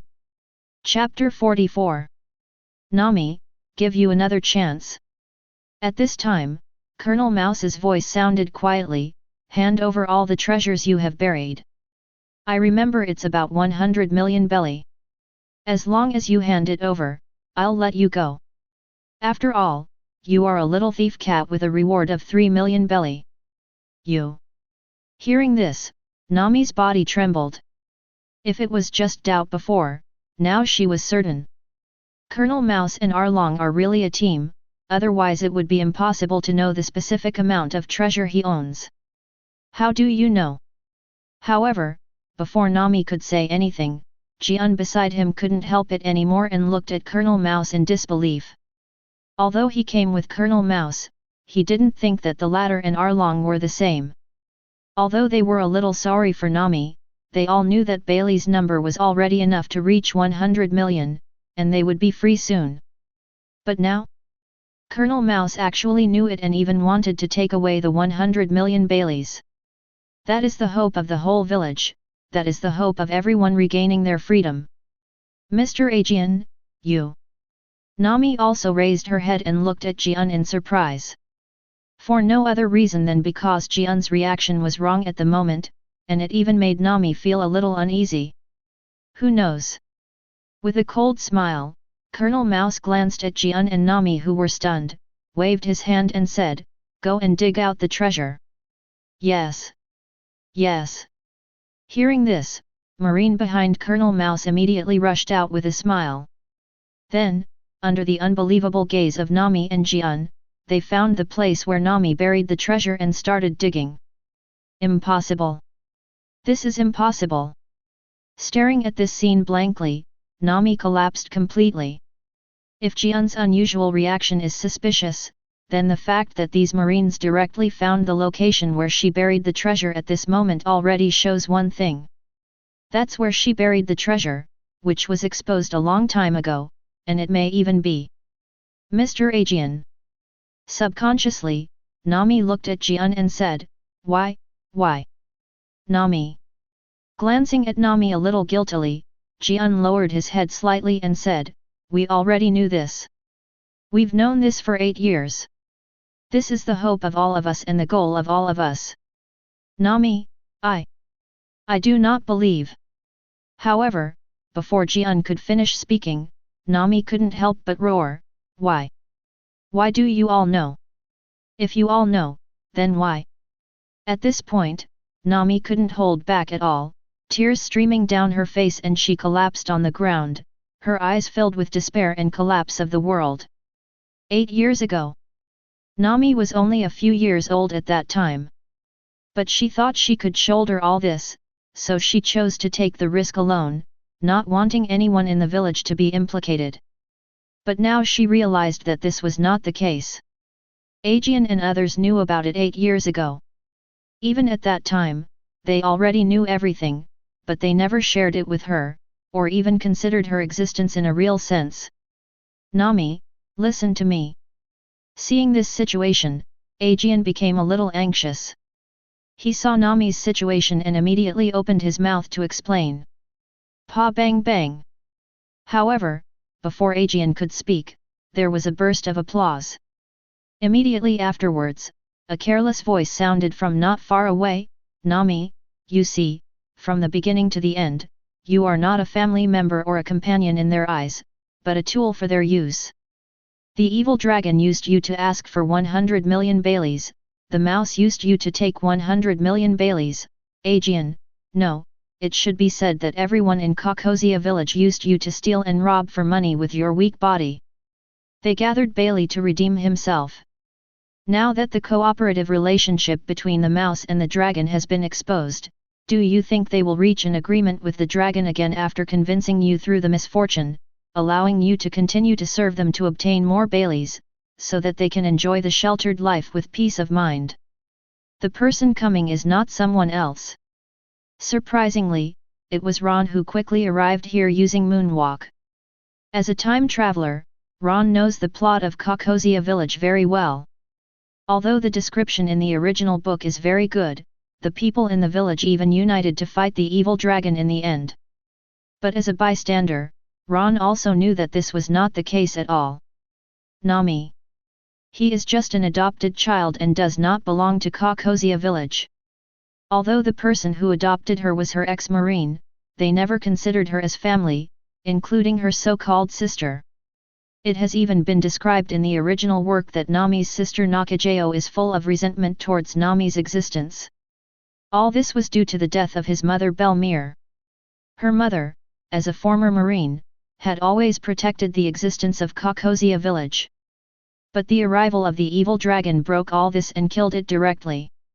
Nakajao, who was originally like a little princess, completely fell into the mortal world. And the reason for all this is because Belmere adopted Nami. After all, when Noki was taller, Belmere was still a marine, enjoying Marine's protection, and even the dragon pirates did not dare to cause trouble. But all this is gone, all because of the adoption of Nami. This also led to the fact that both Nakajao and the people of Caucosia village transferred all the sins to Nami, and did not have the courage to resent the dragon pirates who were the instigators.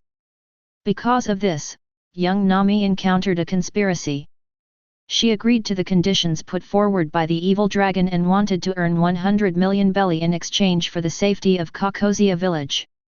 The people in the village have known all this for a long time, but they have never spoken a word or said they would help Nami gather Bailey, because they all know that the dragon pirates will never let them go. But they still chose to hide it and let Nami go out to be a little thief cat. It is not that Nami really wants to earn 100 million belly in exchange for the safety of Caucosia village, but that Nami needs to exist and that he needs to be alive to provide enough value to the dragon pirates. Not surprisingly, Nami really stole a lot of treasures in a desperate situation, and the dragon pirates also recognized her value. Because of this, the people in the village had already reported everything to the evil dragon, including where the treasure was hidden.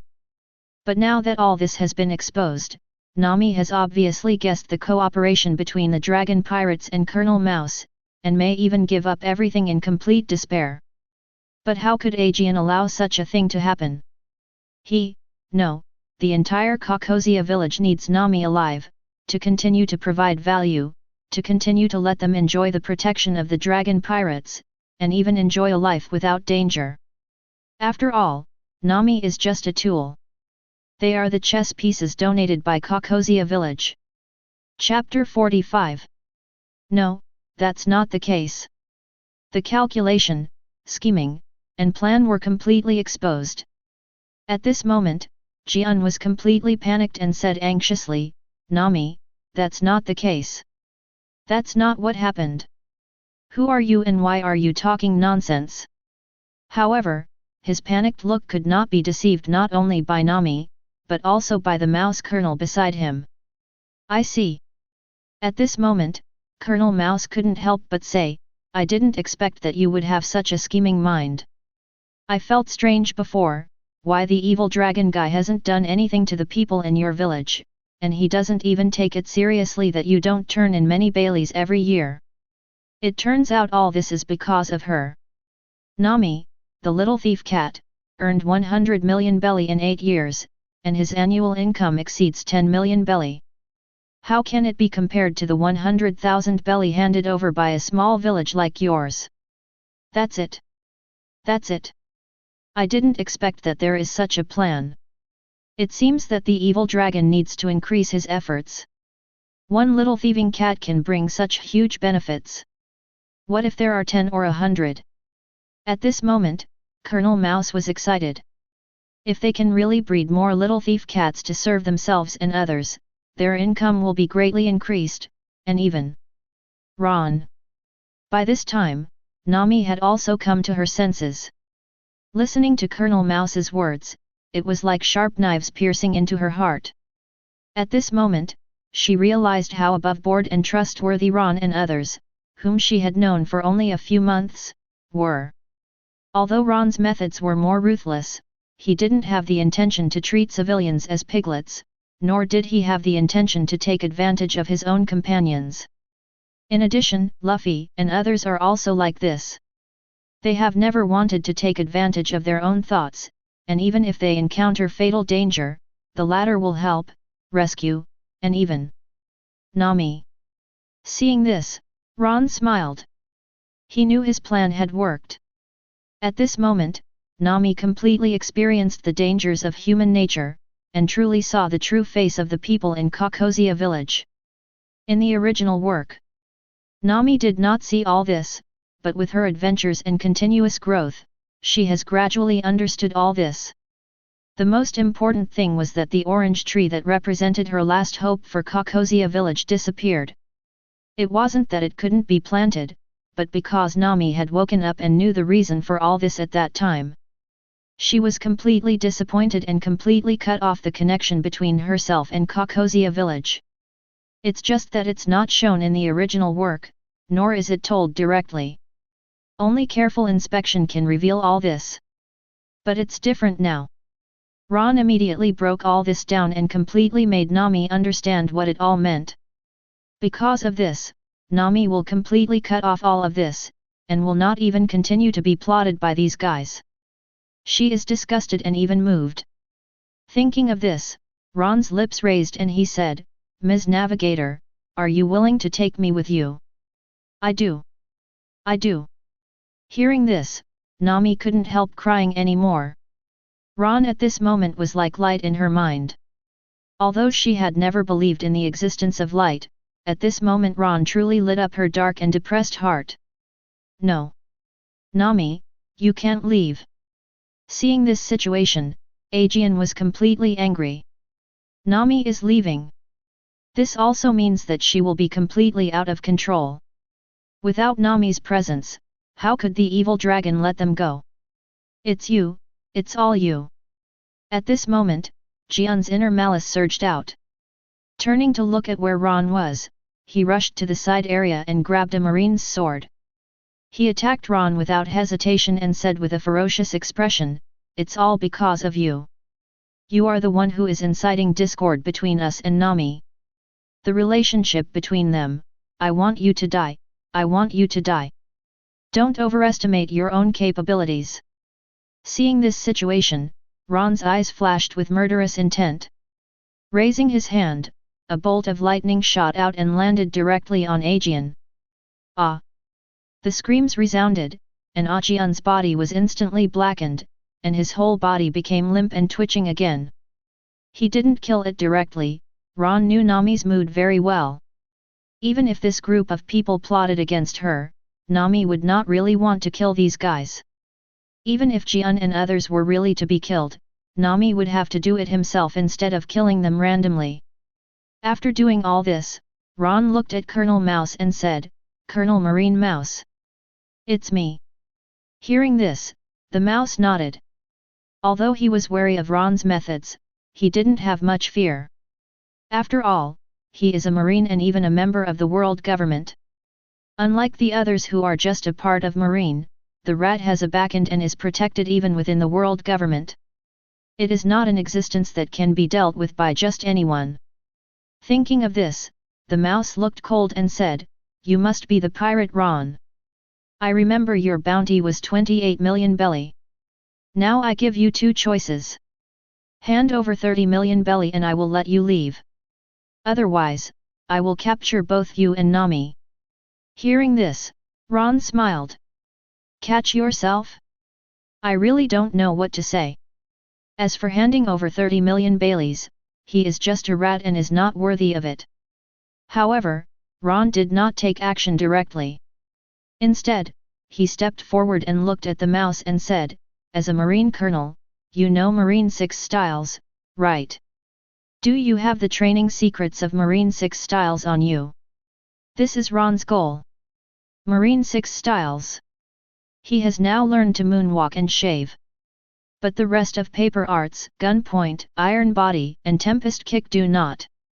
The practicality of these four is not very great, but they can also exercise the whole body and are suitable for enhancing one's own physique and physical skills. The most important thing is that the secrets of Marine 6 styles include the 6 King's Spear and the Return of Life. Both require complete Marine 6 styles training to understand. Ron doesn't care about the 6 King's Spear, but the life-returning skill is also a life-saving skill, so it can be said to be of great value. Oh! You also want Marine 6 styles? With a raised brow, the mouse took a deep look at Ron, and then said, "I can give it to you, 1 billion baileys. As long as you give me 1 billion baileys, I will give you the training secrets of Marine 6 styles. In addition, I can also clear your identity and let you become a Marine Major under my command. What do you think?" Ron's bounty goes beyond the dragon. From Mouse's point of view, if he can be brought under his command, his plan to conquer East Blue will be smoother and faster, and even. Chapter 46. Good guy. What a scumbag. Even Marine 6 styles dare to sell it. At this moment, Ron was also speechless. Even a guy with some brains would not dare to say such words, but Colonel Mouse said it, "Even if you buy it, I dare to sell it." But soon, Ron was relieved. It can be seen from the original work that Colonel Mouse has a lot of backing.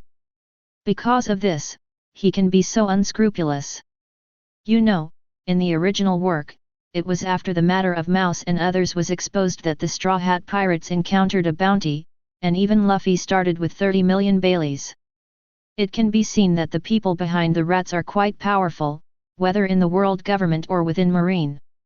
It is precisely because of this confidence that Mouse has the behavior and confidence to sell Marine 6 styles. 1 billion. It's really not expensive. Thinking of this, the corners of Ron's mouth rose.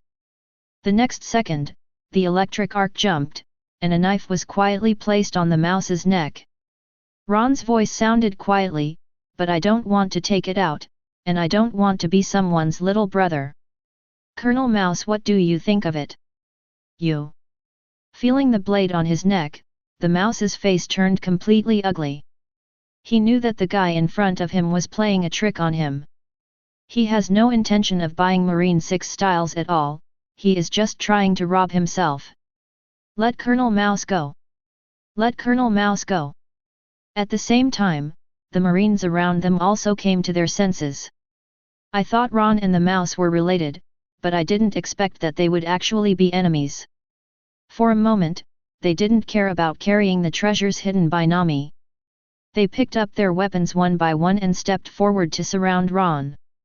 He raised his musket and locked it on Ron's body, ready to take action at any time. "Colonel Mouse. It seems like your subordinates don't care about your safety." Seeing this, Ron smiled. Not paying attention to the threats of the muskets, the blade in his hand cut the mouse's neck with a little force. Blood overflowed, and the power of lightning penetrated into the mouse's body at this moment. Ah! The pain intensified, and the mouse's entire face became distorted in an instant. Even at this moment, he could clearly feel that Ron really dared to kill him.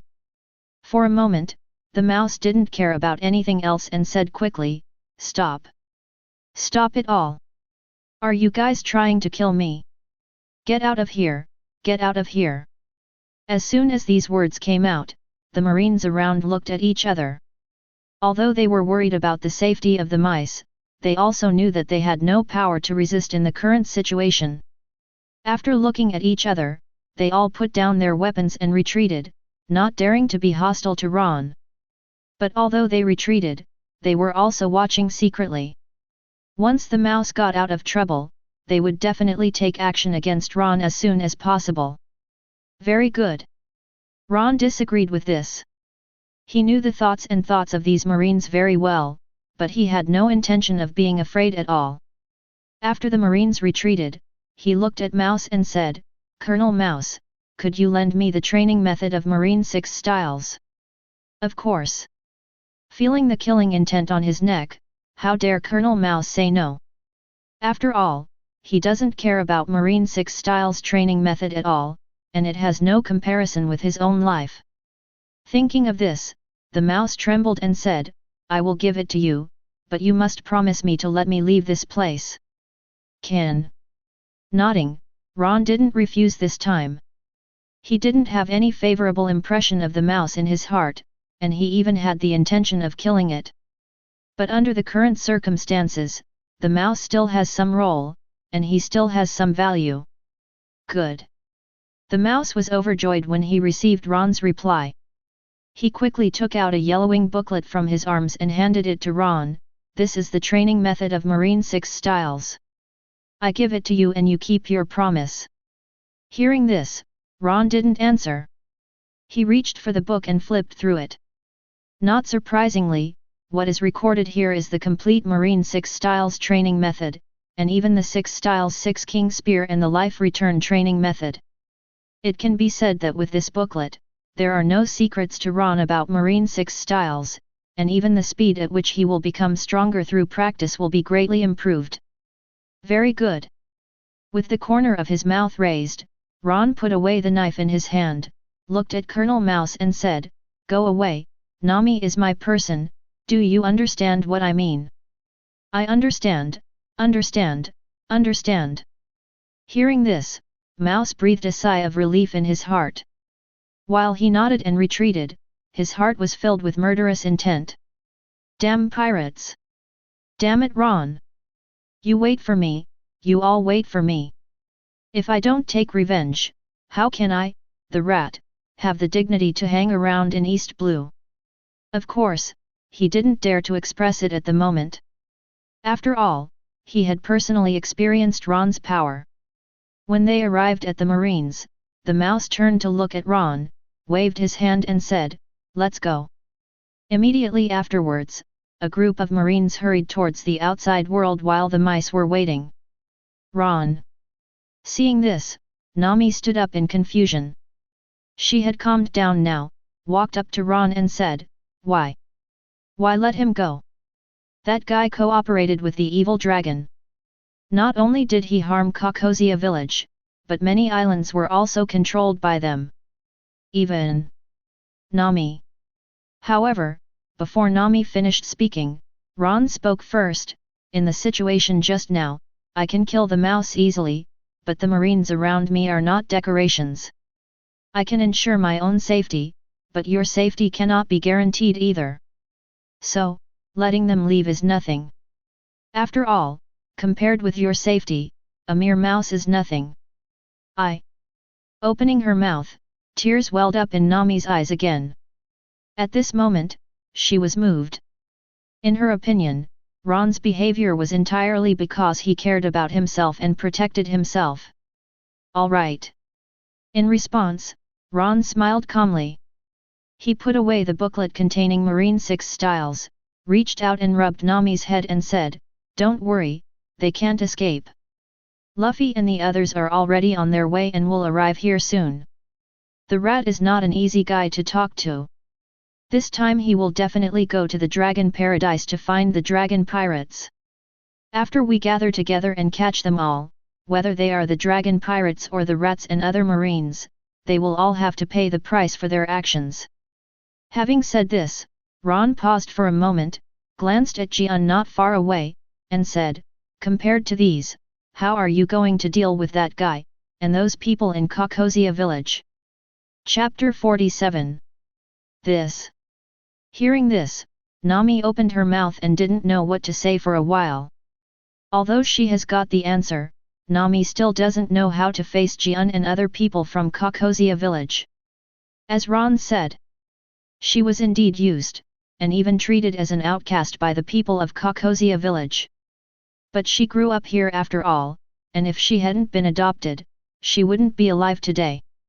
Under such circumstances, she really didn't know how to deal with this matter. And she knew that if she wanted to do anything to the people in Crazier village, Ron would definitely not refuse. Even with his help, the people in the village would not be able to retaliate against her. "Ron, forget it." After a while, Nami came back to her senses and sighed, "No matter what, they have been kind to me. If it weren't for them, I might have died a long time ago." Hearing this, Ron nodded. Although the situation was uncomfortable, Nami did not directly go dark. "Good. I won't attack them." He agreed without hesitation. Ron stepped forward and said, "But these treasures are your hard-earned money, you can't give them to these guys." With that said, Ron directly picked up the box full of treasures on the ground. Then, he turned to look at Nami and said, "Nami, are we together? Go to the beach and wait for Luffy and others to arrive." "Good." Hearing this, Nami raised his head, with a smile on his tear-stained face. Immediately afterwards, the two turned around and walked towards the outside world. Colonel Mouse. On the other side, Marine and his group escaped from the Crazier village. After confirming that Ron had not chased him out, a Marine came forward and said with a reluctant expression, "Is this the matter? Are we going back like this?" As soon as these words came out, all the Marines around showed unwillingness and resentment. For no other reason than for so many years, they have followed the mice to dominate. When have they ever suffered such a big loss? Especially the 100 million Baileys. That was a real treasure. It was right in front of them just now, but now it has nothing to do with them. Of course not. With a cold smile, Colonel Mouse also had a hint of coldness on his face at this moment. He turned to look in the direction of the village and said, "Go find the evil dragon. The guy named Ron is indeed very strong, but as long as those guys from the dragon pirates take action, both sides will definitely suffer. At that time, I will catch them all, not just Ron, Nami, including the dragon pirates, and even the people in Crazier village must die for me. If you dare to make Colonel Ben such a fool of yourself, these guys will all die, and their treasures will also belong to me, even. At this point, the mouse's eyes suddenly became hot, and he clenched his fists and said, as long as I take down the heads of the dragon pirates and Ron, it will be a huge achievement. Then I won't need to stay in this small place. East Blue, I can even go to the Grand Line and become a base captain. As soon as these words came out, all the Marines present were short of breath. For nothing else, if it is true as the mouse said. When the time comes for Mouse to get a promotion and a salary increase, won't he and others also have to be promoted as well? The most important thing is that as long as all these guys are killed, the treasure obtained by then will be more than 100 million Baileys. Colonel Mouse is mighty. Colonel Mouse is mighty. For a moment, all the Marines in the stadium were shouting, their eyes filled with enthusiasm and anticipation. All right. Waving his hands, Colonel Mouse calmed down his emotions, then turned around and said, follow me, go to the Dragon Paradise as soon as possible, and let him kill the untouchables in this village first. Yes. Yes. Immediately afterwards, a group of Marines followed Colonel Mouse and hurried towards the Dragon Paradise in the distance. Nami, what are you doing? Nami, where are you going? On the other side, Ron and Nami, who were about to leave, were also surrounded. As they went out, the villagers in Kakosia village also noticed their presence. Everyone looked expectantly at the treasure box being carried by Ron, their eyes full of excitement and anticipation. After all, in their opinion, as long as Nami and Bailey gather together, they will be able to get rid of the control of the dragon pirates. By then, Ron, let's go. But at this moment, Nami didn't say hello to the villagers around him. Ron had already analyzed the reason before, and Nami also knew that the villagers in front of him had no good intentions towards him at all, and some were just hypocritical and treated him as an outcast. This scene directly made the surrounding villagers frown slightly. But they didn't take too many actions. After all, in their opinion, Nami was probably looking for the dragon to make a deal. Stop! Stop them! Don't let them get away! Suddenly, a burst of urgent shouting sounded. Following the sound, a figure could be seen running towards her in a hurry. She looked anxious and said angrily, Nami wants to take away the treasure. She wants to leave Kakosia village. She has no intention of trading with the evil dragon. She also injured Aegean. Now that Mr. Aegean is dying, they must not be allowed to leave this place. As soon as these words came out, the whole place fell silent. All the villagers opened their mouths with disbelief on their faces. After all, Nami has been manipulated by them and kidnapped morally for so many years. But now? It was obvious that Bailey had gathered together, but Nami actually chose to leave, and even took Bailey away with him, not caring about their life or death at all. This. Nojiko. However, Nami's voice was also filled with pain at this moment. He stared at the figure not far away, feeling as if he had been stabbed in his heart. Although I already knew that the villagers were lying to me. But she subconsciously excluded Nakajao, after all, she was her sister. But now? Nakajao actually stood up and even tried to stop her from leaving, for the treasure that she had worked so hard for so many years. In an instant, Nami's mentality completely exploded, and tears burst out again, but her whole body was like a furious lioness, glaring at Nyaki and saying, Why? Why would you be like them? You are my sister, and I am your sister. Why are you doing this to me? Ron had a panoramic view of this scene. Although this happened due to his own fault, Ron didn't feel too much self-blame. Even if there is. That was also an apology to Nami, not the villagers around her. Because of the situation at this moment, he could clearly see that the villagers around him were ready to move, and one by one they were holding sticks and began to approach the area where they were. Obviously, when these villagers knew that Nami was leaving and even taking her 8 years to earn Bailey, the evil side in their hearts completely exploded. Chapter 48. Nami. A hint of complexity flashed in his eyes, and a hint of guilt appeared on Nakajao's face. But soon, the look on her face was replaced by hatred, and she glared at Nami and said, "If it weren't for you, Mom wouldn't have died. Nami, it's all because of you that this tragedy happened. My mother died because of you, and the village is like this because of you. You deserve to die. You deserve death. All you have done over the years is just atonement. Leave the treasure and you can leave, otherwise we will not allow you to leave." As soon as these words came out, the surrounding villagers also became energetic. As if they had gained confidence, they all said, "Yes, Nami, you are a bad guy. If it hadn't been for you that caused Belmere to leave Marine, we would have been protected by Marine, and we couldn't be enslaved by the dragon pirates. Yes, it's because of you. All this happened because of you. You're such a BD, it's you who brought disaster to our village. All you have done is to atone for your sins. That Bailey does not belong to you." Listening to the villagers' condemnation, the killing intent in Ron's eyes gradually began to rise. Although he had known about the humanity of these guys in Kakosia village for a long time, when these guys really kidnapped their morals, even as a bystander, he could not suppress the murderous intention in his heart. You guys." Nami was also stunned.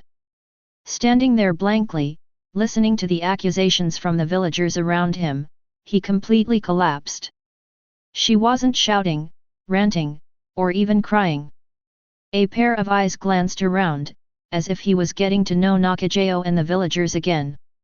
"Ron." After a moment, Nami suddenly raised his head and said, "Put the treasure down and let's go. I don't care anymore." "Good." Hearing this, Ron pondered for a moment, then casually threw the treasure box containing Bailey not far away in front of Nokikao, and said in a cold voice, "One last question for you, 100 million Bailey or Nami, who do you choose?" "Of course Pele." Without any hesitation, Noki stepped forward and opened the treasure chest without even looking at Ron and Nami. Seeing the piles of Baileys among them, she said with a smile on her face, "That's great. 100 million Bailey. With these 100 million Baileys, we can get rid of the control of the dragon pirates, and everyone can live in peace and freedom again." As soon as these words came out, the surrounding villagers also cheered. No one paid attention to the existence of Ron and Nami. They were swarming towards the treasure chest area at this moment, with smiles, excitement, and expectations for the future on their faces. "It is your own fault. You shall not live." Taking in all this scene, Ron's corners of his mouth rose, with a trace of ridicule and disdain in his eyes. Then, he looked to the side and said, "Nami, let's go." "Good." Nodding, Nami didn't linger, turned around and followed Ron towards the outside world. Not long after, Ron and Nami arrived at the beach and the bay where the Mary was located. The two of them were not having a conversation, but were sitting there looking at the sea in the distance without saying a word. As time passed, the figure of a ship on the sea was approaching rapidly. As the sun set, the boat on which Luffy and others arrived at the harbor. "Ron! Ron! Nami!"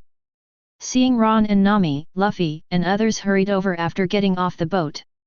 Soon, the group successfully reunited. But at this moment, Luffy and others also saw that something was wrong with Nami.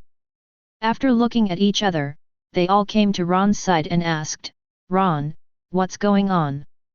Why does Nami look so unhappy? Ron, what happened? Why Nami?" Hearing this, Ron shook his head and told the story without hesitation. "Hateful! How abominable! Those guys are damn good." After listening to Ron's story, Luffy, Zoro, Usopp, Sanji, Johnny and Joseph were all angry. Even Luffy's face became ugly. After all, this kind of thing is extremely difficult for them to accept. A villager plotted against an 8-year-old girl and used Nami as a tool. Now they actually put all the blame on her. They even morally kidnapped Nami and took away the savings she had worked hard to earn over the past 8 years. This is... I'll kill them. Almost instantly, Johnny and Joseph spoke quietly. The two are pirate hunters. Although they are not evil-hearted, it does not mean that they dare not kill people. Now the behavior of the people in Caucosia village can be said to have completely angered them. Even if they did not join the Straw Hat Pirates, they were extremely sympathetic and angry about Nami's experience.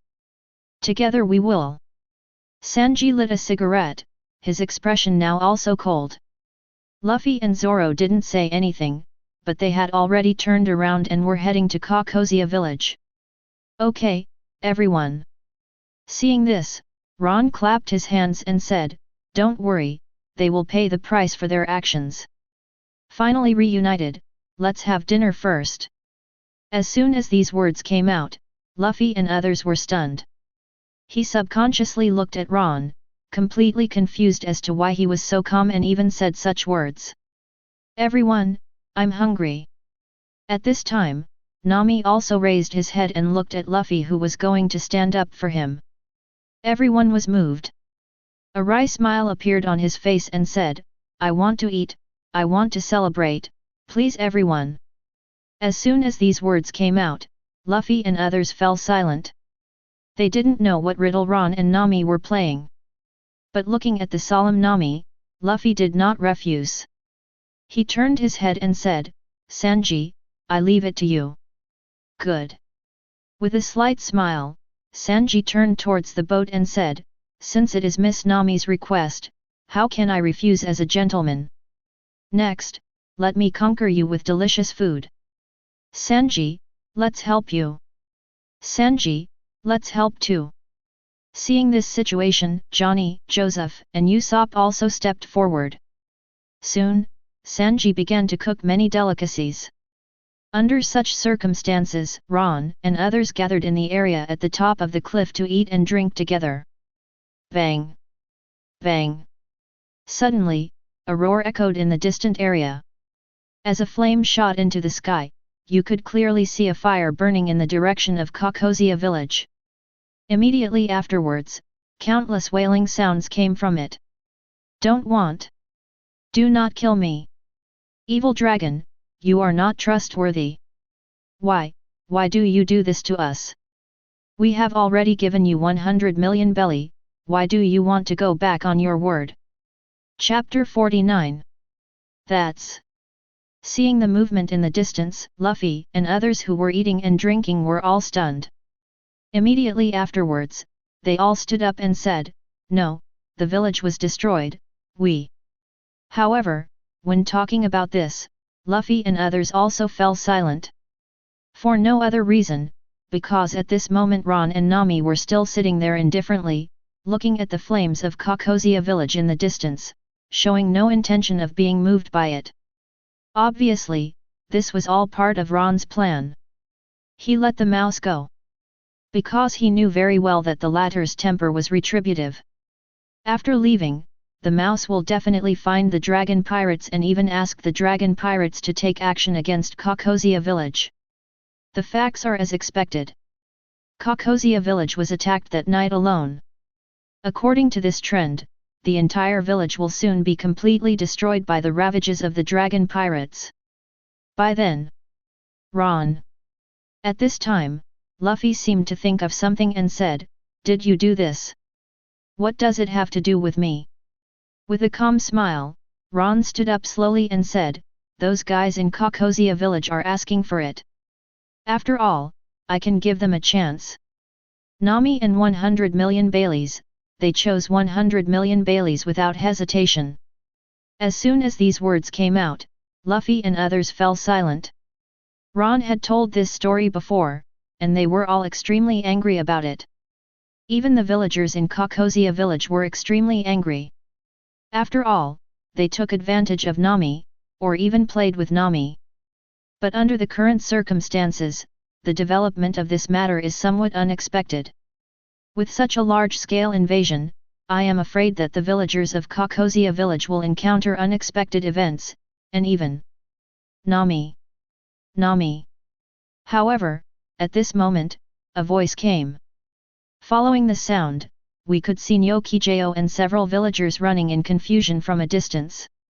After seeing Ron and others, their eyes were filled with intense joy, as if they were in dire straits, and they all said, "Help me! Save us quickly! Those guys from the dragon pirates are crazy!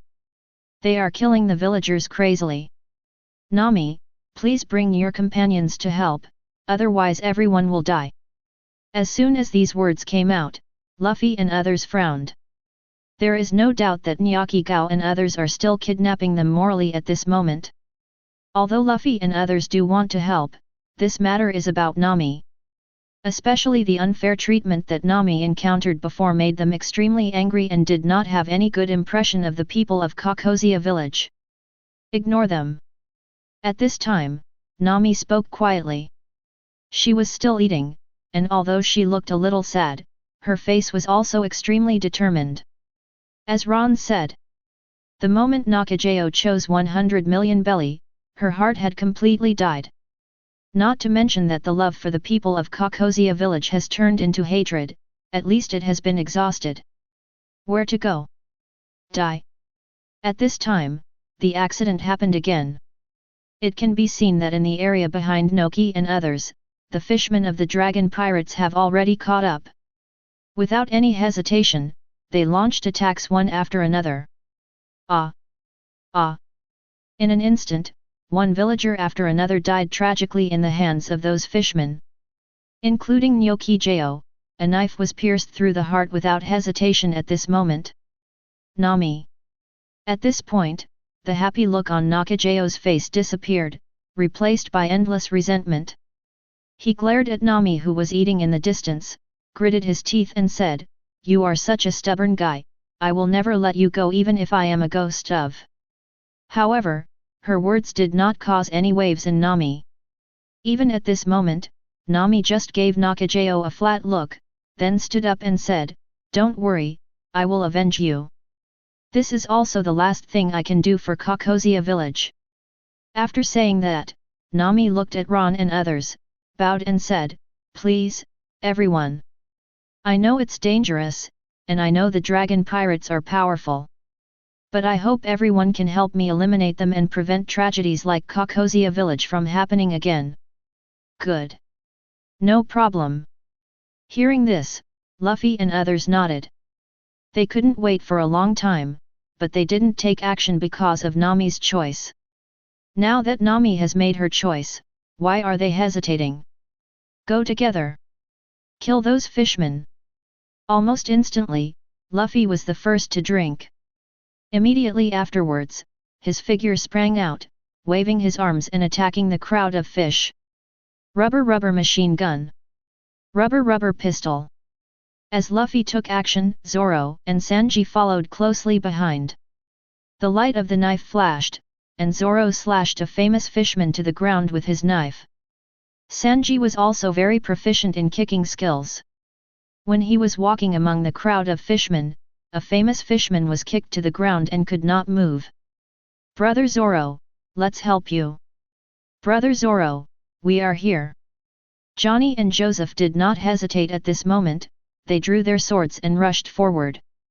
With their cooperation, Zoro's attacks became more vicious and sharp, and he didn't even need to worry about anyone approaching. Because of Johnny and Joseph's protection, those fishmen couldn't get close to Zoro. Go. Middle. At the same time, Usopp also took out his own special slingshot. Special bullets flew out one after another and landed directly on the bodies of the fishmen, limiting their ability to attack and escape. In a short period of time, more than a dozen of the fishmen of the evil dragon pirate group who were chasing after them had been killed, and the situation was even completely one-sided. Good guy. It seems that the involution training during this period is still effective. Seeing this, the corners of Ron's mouth rose. You know, although Zoro and others in the original book were able to defeat the fishmen, they could not do it so easily. But it's different now. Because of Ron's joining, the members of the Straw Hat Pirates became more involved and focused on their own training. This also makes them much stronger than in the original work, especially Luffy. With the second gear developed in advance, there are really not many East Blue players who can rival him. Damn it! What the hell did you humans do? At this moment, an angry low roar sounded. Immediately afterwards, a violent breath came.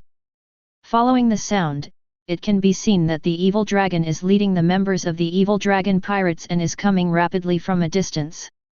Obviously, the massacre in Kokozia village has ended, and all the villagers have died tragically at the hands of these fishmen. Chapter 50. Evil Dragon. Seeing the person coming, Nami's expressionless expression was completely unbearable. While her body was trembling slightly, her eyes were red, and the hatred and murderous intent in her eyes could not be concealed at all. Although it is undeniable that those in Kokozia village took advantage of her and used her 8-year-old child as a tool. But all this also stems from the emergence of the dragon pirates. Even his adoptive mother, the only woman who treated him sincerely, was killed by the evil dragon. For a moment, Nami wanted to cut him into pieces. But she also knew very well that she could not be the dragon's opponent. She subconsciously turned to look at Ron beside her and said, "Ron, can you help me? I want to kill the dragon with my own hands." "No problem." Nodding, Ron knew what Nami meant. For a pirate as sinful as evil dragon, Ron didn't have any psychological burden, but more of a murderous intention. Thinking of this, Ron said, "Leave it to us." After saying that, Ron stepped forward and his figure instantly appeared in the area in front of Luffy and others. At this moment, the cold light bloomed.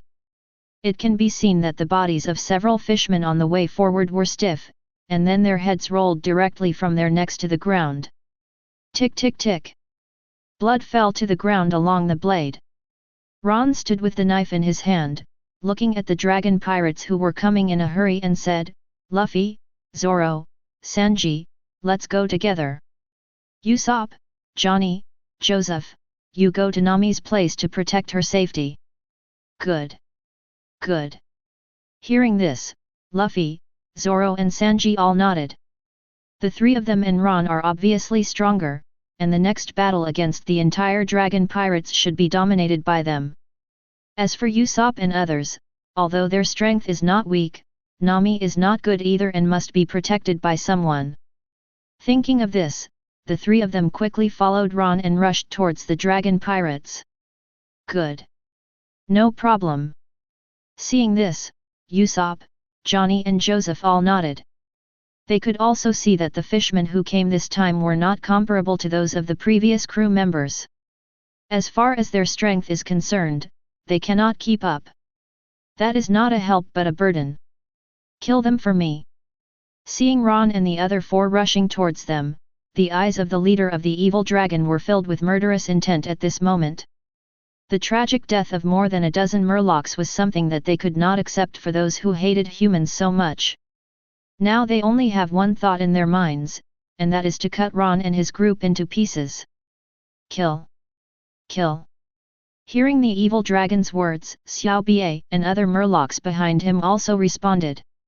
The next second, a group of fishmen rushed forward. Zhang! The blades collided, and Zoro and Hachi fought together as swordsmen for the first time. At the same time, Kruby, Pissarro, and other members of the Fishman Pirates also besieged Luffy and Sanji. More fishmen attacked Ron. After all, when they came just now, they had a clear view of Ron killing 3 fishmen. "Human, die! Human, pay for the life of my companion! Humans, go to hell!" In the blink of an eye, a large number of fishmen were approaching Ron. Seeing the figure standing with a knife, they all raised their weapons to attack, as if they were going to hack Ron to death. "Don't overestimate your capabilities." In response, Ron snorted coldly. With a thought, the power of the lightning fruit is activated. In an instant, endless lightning emerged and began to spread around under his control. Chidori Ryu. Sizzling! Sizzling! The sound of birds chirping could be heard endlessly, and it could be seen that where the lightning passed, a fishman was affected and hit by the electric current. Even the fishman's physical fitness, which is about 5 times stronger than that of a human, could not withstand the evolved dark blue lightning. Ah! Ah! For a while, screams resounded continuously. Under the ravages of lightning, a famous fishman collapsed again, twitching all over and foaming at the mouth. However, their bodies are stronger than humans after all, which also means that Ron's lightning cannot completely destroy them. Demon fruit power. In this scene, all the evil dragons arriving at the venue can be seen. For a moment, the murderous intent in his eyes became more intense, and he immediately shouted, "Everyone, get out of the way! Leave this guy to me!" As he said that, the evil dragon uprooted a big tree from the side, and then smacked Ron without hesitation. Cut! Seeing this, Ron waved the long knife in his hand. The sword drawing technique was activated and the big tree was cut into 2. At this moment, the figure of the evil dragon appeared in the area of the field, and punched Ron in the face without hesitation. "Human, die! Nice speed!" Seeing this, Ron disagreed. With a thought, he didn't even activate the super speed force, but just mobilized lightning to stimulate his body. With a flash of dark blue electric light blooming, the evil dragon punched the air and saw nothing in front of him. At the same time, Ron's figure had also appeared in the area behind him, and he raised the long knife in his hand and stabbed it out without hesitation. Chidori Thorn.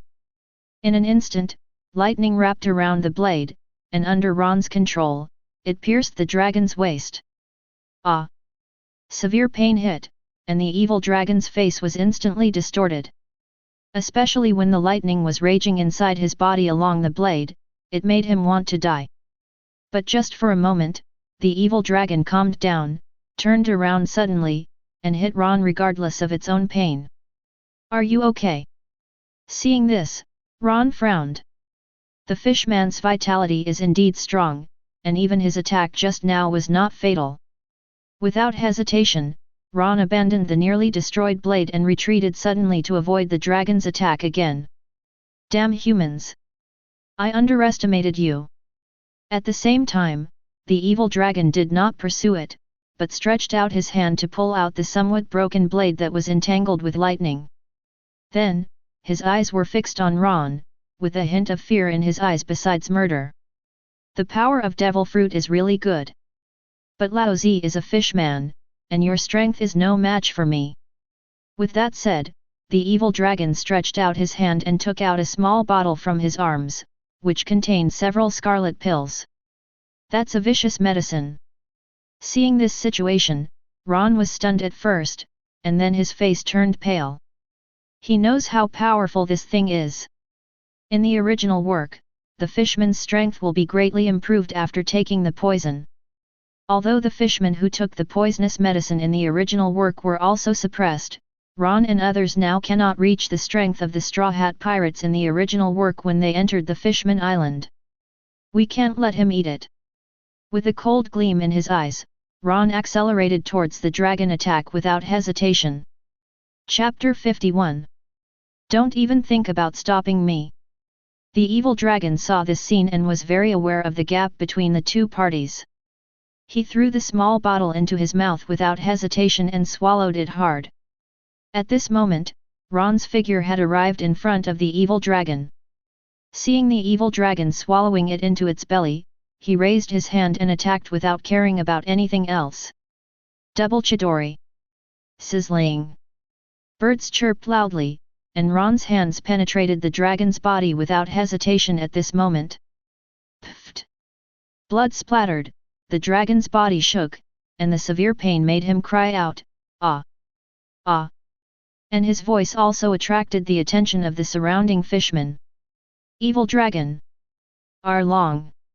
After seeing Ron penetrate the dragon's body, all the murlocs present were anxious and even looked a little crazy. Regardless of anything else, most of the fishmen turned around and came to support. Don't even think about running away. However, will Luffy and others let them get what they want? Seeing that Ron was about to kill the dragon, they hadn't finished the fight yet, which was not good news. For a time, Luffy, Zoro, and Sanji all intensified their attacks. Rubber machine gun. Itoryu Shishigage. BG knife. In an instant, many fishmen were knocked to the ground. None of the cotters, including Zioba, fell to the ground. Although their strength is good, Zoro is still much weaker when facing the enhanced version of Luffy. Haha. At this time, the dragon's laughter resounded. Although his body was pierced, he was already beginning to be enhanced by the power of the poison. This also caused his strength to soar rapidly in a short period of time, and even the fatal injuries on his body could not pose a threat to him. Kit, die! Without any hesitation, the dragon raised his fist and hit Ron in front of him. But at this moment, Ron didn't have any fear. He didn't even try to dodge the fist that was attacking him. He raised the corner of his mouth and said, "Evil dragon, your attack has no meaning to me. Blow it up." As he spoke, the lightning around Ron suddenly intensified. At this moment, the two currents within the double Chidori were completely aroused. Bang bang bang! Continuous explosions came from the dragon's body. It can be seen that his body split apart at a speed visible to the naked eye, blood spattered, and flesh and blood flew everywhere. In just a moment, the flesh and blood on his body had completely exploded and turned into blood mist, leaving only a white skeleton standing motionless.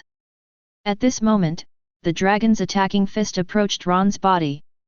However, when he got closer, he was already unable to move forward, and the area in front of Ron's eyes was stagnant and could no longer be approached. Hey! At this point, Ron couldn't help but breathe a sigh of relief. Although it was a risk, there was no doubt that I won the bet. Although the power of the vicious medicine will be activated quickly, there is also a certain interval. Killing the evil dragon within this time period will directly nip the crisis in the cradle. Evil dragon! Long. No, damn humans, how is this possible? At the same time, the fishmen around were also dumbfounded. I can't believe it at all, and I can't even accept such a thing. After all, it was an evil dragon, the strongest among them, and it even took the magical poison. But now? He was still killed, and he didn't even have the ability to resist. This. Well done. Well done, Ron. On the contrary, Luffy and others were overjoyed at this moment. Seeing Ron successfully kill the dragon, they increased their speed again. Under such circumstances, a famous fishman was knocked to the ground, and the overall situation also showed a one-sided trend. As time passed, a famous fishman pirate died. Facing the Luffy trio with full firepower, they had no resistance at all. At this moment, Ron did not continue to participate in the battle, but walked straight to where Nami and others were. "Sorry, Nami." After arriving in front of Nami, Ron said with some embarrassment, "The poison that guy swallowed can greatly enhance his strength and combat effectiveness. I can't keep it or it will be in danger." "It does not matter." In response, Nami shook his head and then said movedly, "It's good news if you can kill the evil dragon. But Ron, please protect me next time." With that said, Nami stepped forward. He immediately picked up a knife on the ground and walked towards the pirates who were defeated by Luffy and Sanji. As for Zoro, as a swordsman, and with Ron's previous stimulation, he didn't hold back when he struck now. He almost always hacked to death without any possibility of survival. Seeing this situation, Ron was thoughtful. He immediately followed Usopp and others. Soon, several people arrived at the battlefield. You can see that Nami raised his knife and without hesitation harvested the lives of the murlocs on the ground who had lost their fighting ability. "Nami, you have to die. Nami, you dare. Damn humans, we are noble fishmen, how dare you? Stop it, we are Shishibuki's people. Stop, if you attack us, Brother Jinbei will not let you go." For a time, the shouts of those fishmen resounded continuously. There were begging for mercy, insults and threats, but they had no effect on Nami. She still held the knife and continued to harvest the lives of the fishmen, which made Usopp, Johnny, Joseph, and Sanji all look pale. But Ron, Zoro, and Luffy didn't care. After all, this kind of scene pales in comparison to the massacre of Ron in Shields Town. Do not kill me. I know Mr. Rayleigh. He is the former vice-captain of the Pirate King. You cannot kill me. At this time, a voice begging for mercy sounded. Looking through the sound, it can be seen that Zioba has been knocked down by Zoro. At this moment, his octopus arm has been completely cut off. He is lying on the ground and looks at Zoro, who is coming forward in horror. Rayleigh. One Piece Vice-Captain. However, his threats meant nothing. Zoro just glanced at him and killed him with a wave of words without hesitation. At this moment, a burst of rapid footsteps sounded. Immediately afterwards, a large number of Marines can be seen approaching quickly. The number of these Marines reached at least 300, and the leader was none other than Colonel Mouse. He not only asked the Dragon Pirates to deal with Ron and others, but more importantly, he mobilized manpower from the Marine branch base to come for support. Almost instantly, a large number of Marines surrounded the area. Each one raised their muskets and pointed them at Ron and others and shouted, "Hands up! Put your hands up! You are surrounded!" Chapter 52. Marine. So many people. Seeing this, Usopp, Johnny and Joseph were all shocked. After all, under such circumstances, being surrounded by hundreds of Marines at once is not good news. What to do? How should we deal with so many Marines? It's over, there are so many Marines showing up. For a moment, everyone felt a little desperate. Including Sanji, Luffy and Zoro were all startled. They didn't care about anything else at the moment and looked at the surrounding area warily. Only Ron and Nami looked the same as before. All this was within the scope of Ron's plan. Although Nami didn't know it, she had vaguely guessed it. Moreover, Ron and others killed more than just this Marine when they were in Shields Town, so she had nothing to be afraid of. Thinking of this, Nami continued to wave the blade in his hand to harvest the remaining murlocs. Ha ha ha! At this time, Colonel Mouse burst into laughter. It can be seen that he walked to the area inside the venue, glanced at the fishman's body on the ground, and then focused his eyes on Ron and others, and said with a cold expression, "Damn kid, we meet again. Today is your day to die. Not only you, but also the people in the Straw Hat Pirates behind you will die too.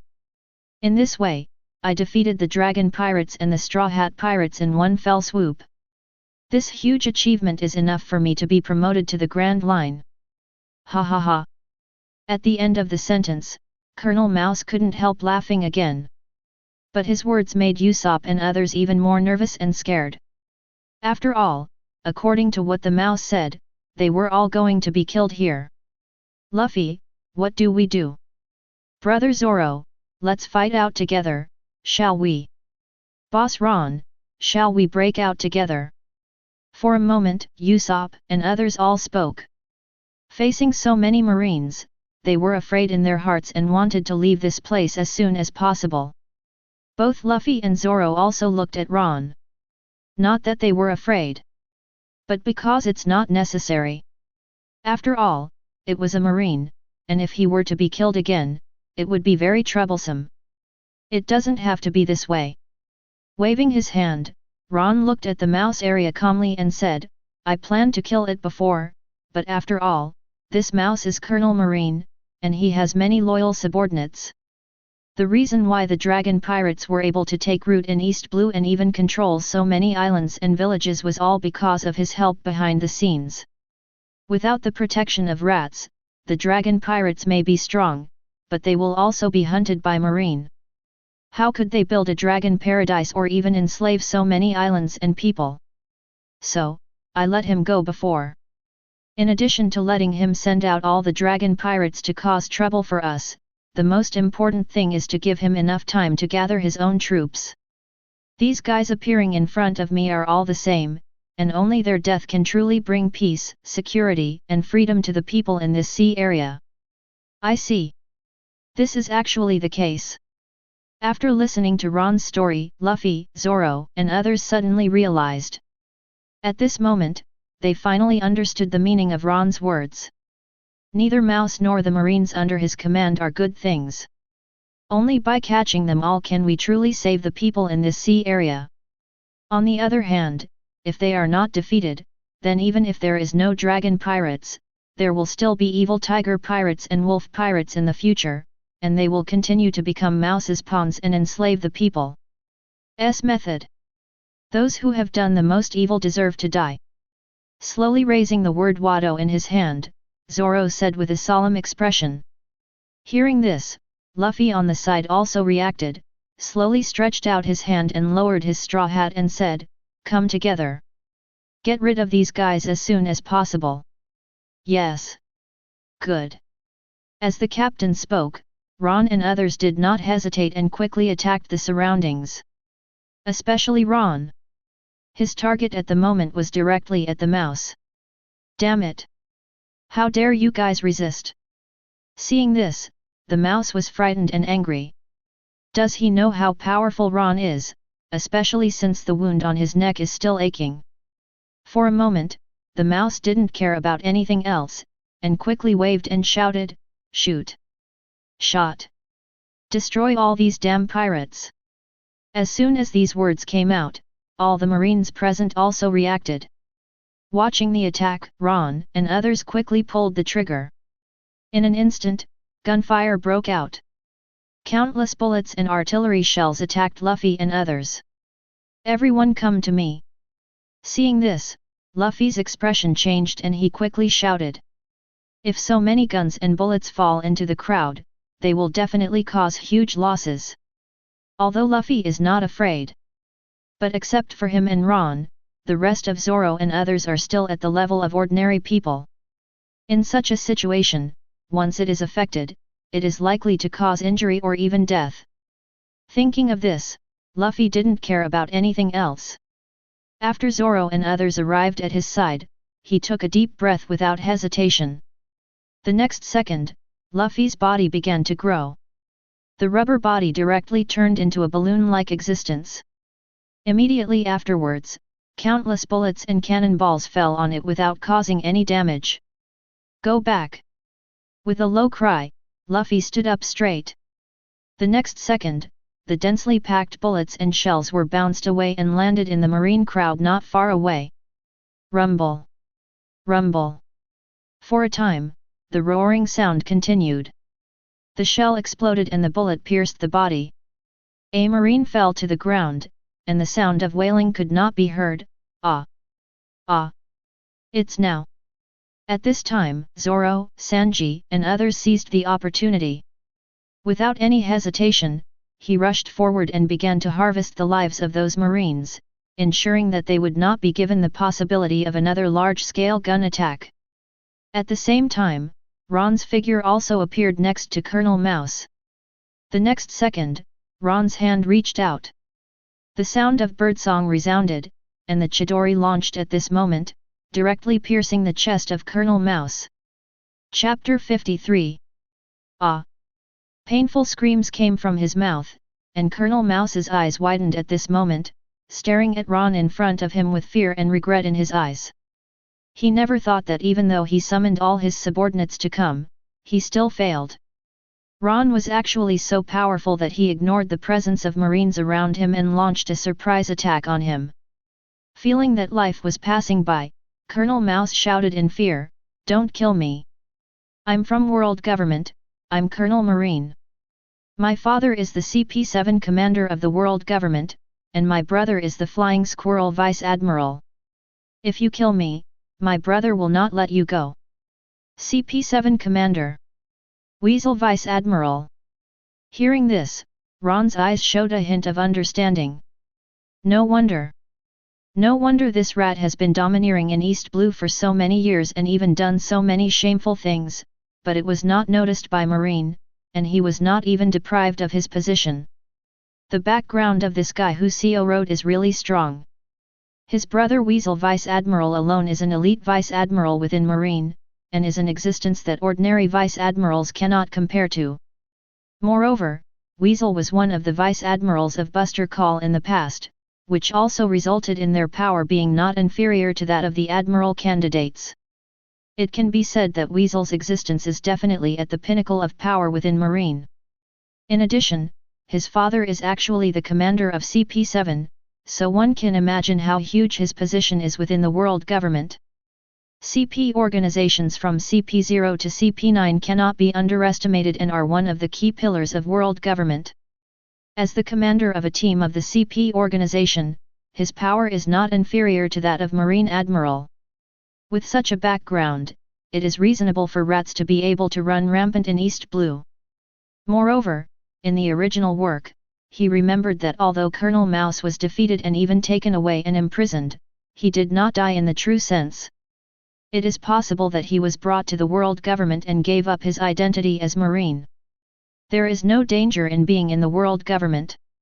So what? After understanding the reason, Ron didn't feel much fear at the moment. After casting a glance at the mouse, he said calmly, "The things you did are enough to make you die thousands of times. I'm not a Marine, and I'm not an idiot who will let you continue to live." With that said, Ron suddenly increased the intensity of his lightning fruit. Sizzling! In an instant, the arc jumped. Colonel Mouse's body was directly burned into charcoal by the power of lightning, and he didn't even have time to continue his story. Colonel Rat is dead. Damn, that guy killed Colonel Rat. Come on, run away, we are no match for these guys. This scene immediately changed the faces of Marines around him. After seeing the death of the mice one by one, they turned around and ran away, regardless of where they were staying. They didn't even care about the life or death of their companions on the ground. Want to leave? No one can leave today. Seeing this situation, how could Ron allow these guys to leave alive? After all, he already knew the mouse's background. Under such circumstances, if these guys are allowed to leave alive, the danger will be even greater.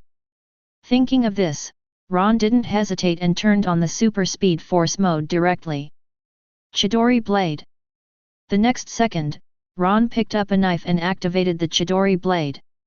The sound of birdsong gradually became low, and then directly covered the blade.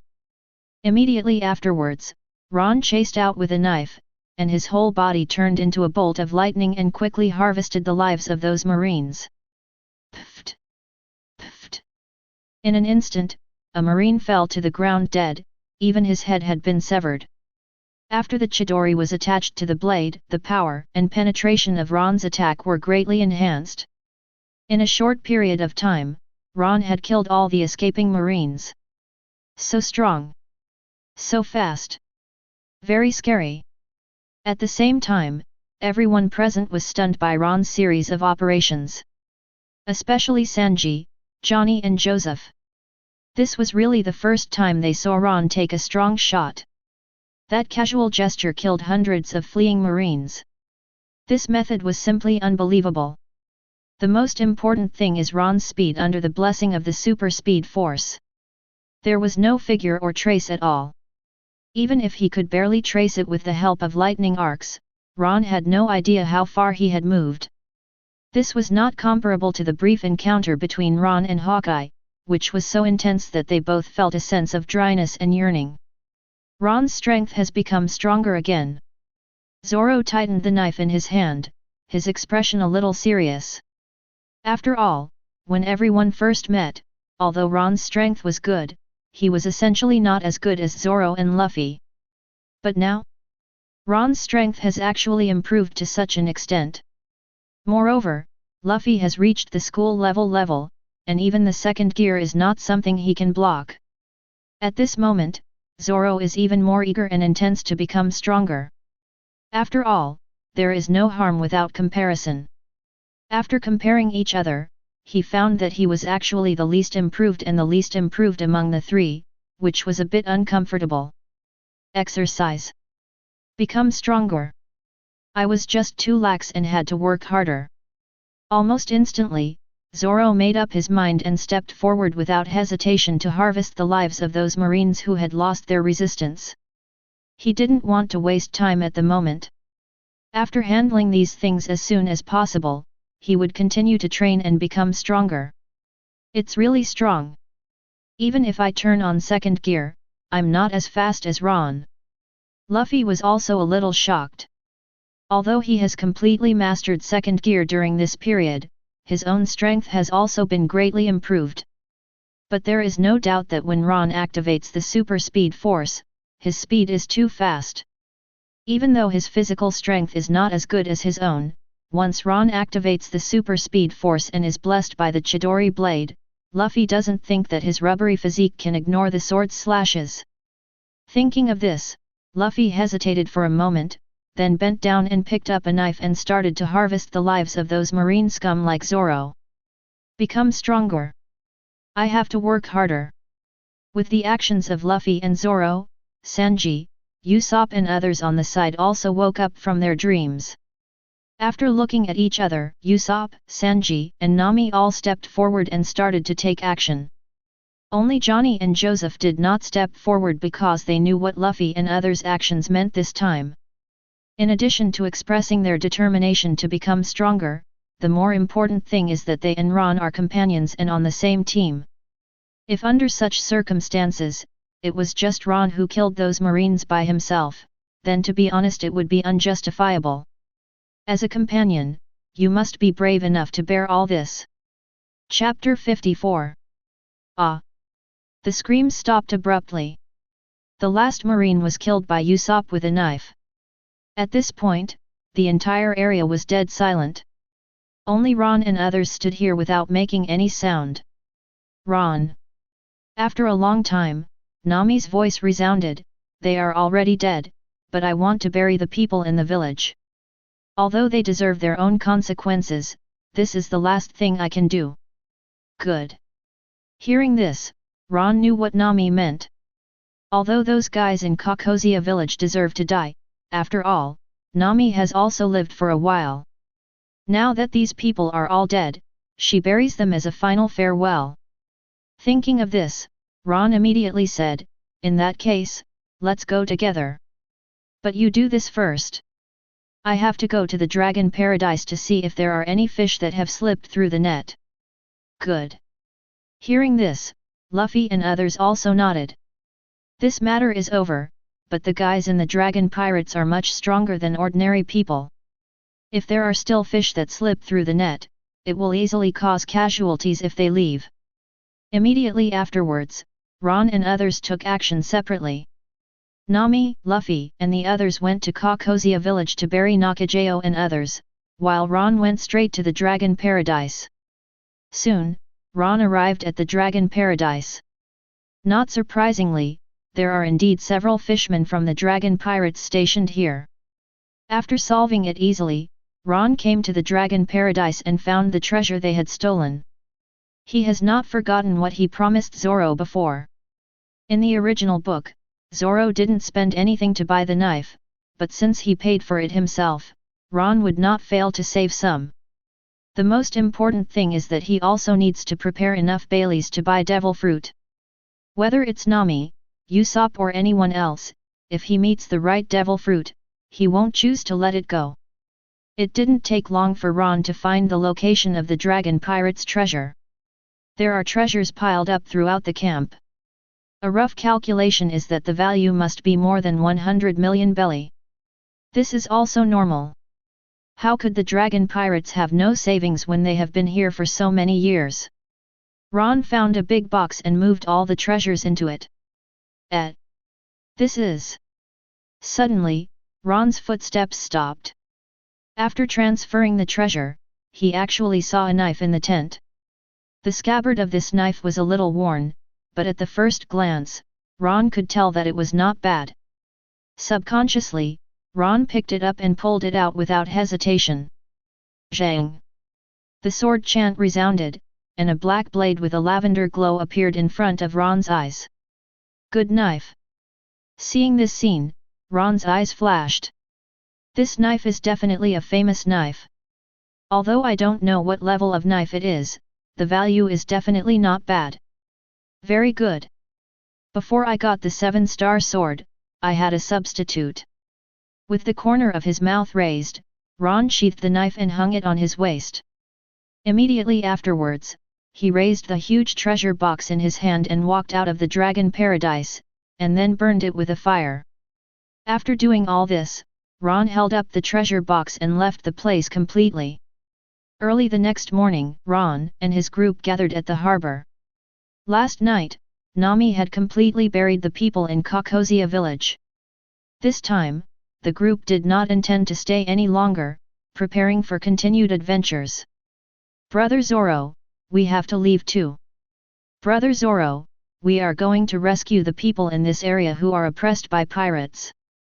At this time, Johnny and Joseph came to Zoro's side and spoke firmly. After seeing the situation in Kakozia village, they all knew that the dragon pirates were not the only pirate group controlled by rats. Although not as good as the dragon pirates, they still control many islands, villages, and towns. Therefore, they did not intend to continue following Ron and others, but planned to stay and deal with the pirates in East Blue. Good. Nodding, Zoro didn't refuse. After looking at Johnny and Joseph, he said, "Then you be careful. Also, if you are asked about the things here, they will all say that we did it. You are pirate hunters, so you can't put a bounty on your head." These words were immediately recognized by Luffy and others. Although Johnny and Joseph were also involved in yesterday's incident, after all, they are not pirates, and there is no reward order. If they are involved in this incident, the consequences will be disastrous. After a brief conversation, Ron and his party did not linger, leaving behind the small boat sent by the merchant, and they continued to move forward on the Mary. As they left, Johnny and Joseph also came to the boat and drove the boat out of the area. After everyone left, the sea suddenly shook. Immediately afterwards, the sea water rolled, and a huge manatee could be seen slowly emerging from the water. Arlong! Zioba! And everyone. Looking at the island in front of him, Moomoo's eyes were filled with tears. It is also a member of the dragon pirates, but it has always been hidden in the sea. He already knew what happened yesterday, but he had absolutely no ability to help or change. He didn't even dare to rise from the bottom of the sea until Ron and others left this place. But soon, Momo's eyes showed determination and hatred, and he said, "I won't let them go. The Straw Hat Pirates, I will definitely let them bury you together.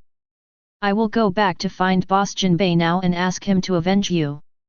After saying that, Mo didn't stay anymore and sank into the sea again, and his figure disappeared. Ron and others did not know about all this. Even Ron ignored Moo's presence at the moment. After all, it was just a manatee, and it didn't appear on the island, so it was really hard to remember. But at this moment, the melee was also extremely dignified. Ron, Luffy, Zoro, Sanji, Nami, Usopp gathered together. In the area in front of them, the Marine 6 Styles cheat book that Ron had captured was placed there. "Everyone, this is the secret book of Marine 6 Styles. Do you want to practice it?" After a while, Ron spoke first. The Marine 6 Styles are divided into Shave, Moonwalk, Tempest Kick, Gun Finger, Paper Arts and Iron Body. They have different functions, but they can also forge themselves in all aspects and improve their strength. Moonwalk can move in the air for a short period of time, and Shao can burst out several times faster in an instant.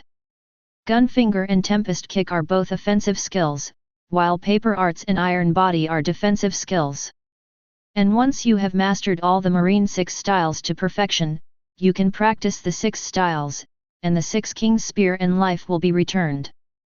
The 6 King's Spear gathers all its power together to launch an attack, erupting with extremely terrifying power. Returning life is a unique skill to save life. As long as the injury is not fatal, it can be quickly repaired. Chapter 55. Gudu. After listening to Ron's story, Usopp swallowed his saliva and then said, I'll learn. But I feel like I can't learn everything. I plan to specialize in shaving, moonwalk and iron body. After all, I am a sniper, tempest kick. I don't need the ability to point a gun. Hearing this, Ron nodded. As Usopp said, finger grabbing and tempest kick have no value or meaning to him. But iron body. Thinking of the ability called the six-style sewer in the original work, almost anyone who uses the iron body will be defeated. Especially after Haki's willingness appears in the future, armament Haki's defense is defense in the true sense, an iron body is completely a walking sandbag. Thinking of this, Ron said, then you can practice shaving, moonwalk and paper arts. I've seen iron body. It's all about physical fitness. Your training is just a living target and there's no point in it. On the contrary, paper arts, once practiced successfully, can completely avoid many fatal attacks. Good. Upon hearing this, Usopp nodded immediately. He did not doubt Ron's recommendation. After all, with Ron's strength and vision, what he recommended must be better. As for iron body, dogs don't train. Then I'll learn how to shave and point the gun at you. At this time, Nami spoke weakly. After experiencing this incident, Nami also realized her own weakness. Similarly, she also wants to have a certain level of strength, not to mention helping Ron and others too much, but at least she won't become Lulu. The speed of shaving is not only good for attacking, but also speeds up escape. When you learn to point a gun, it can be considered as having enough attack power.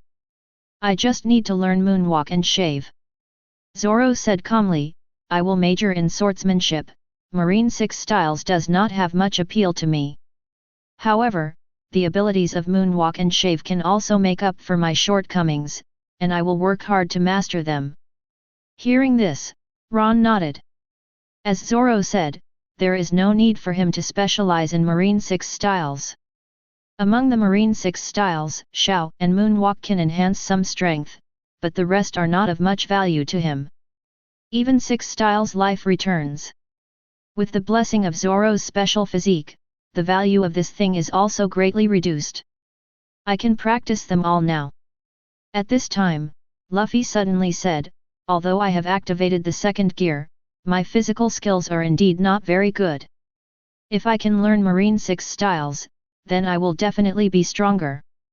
And my grandfather also said that Marine 6 styles seems to be a very powerful physical technique.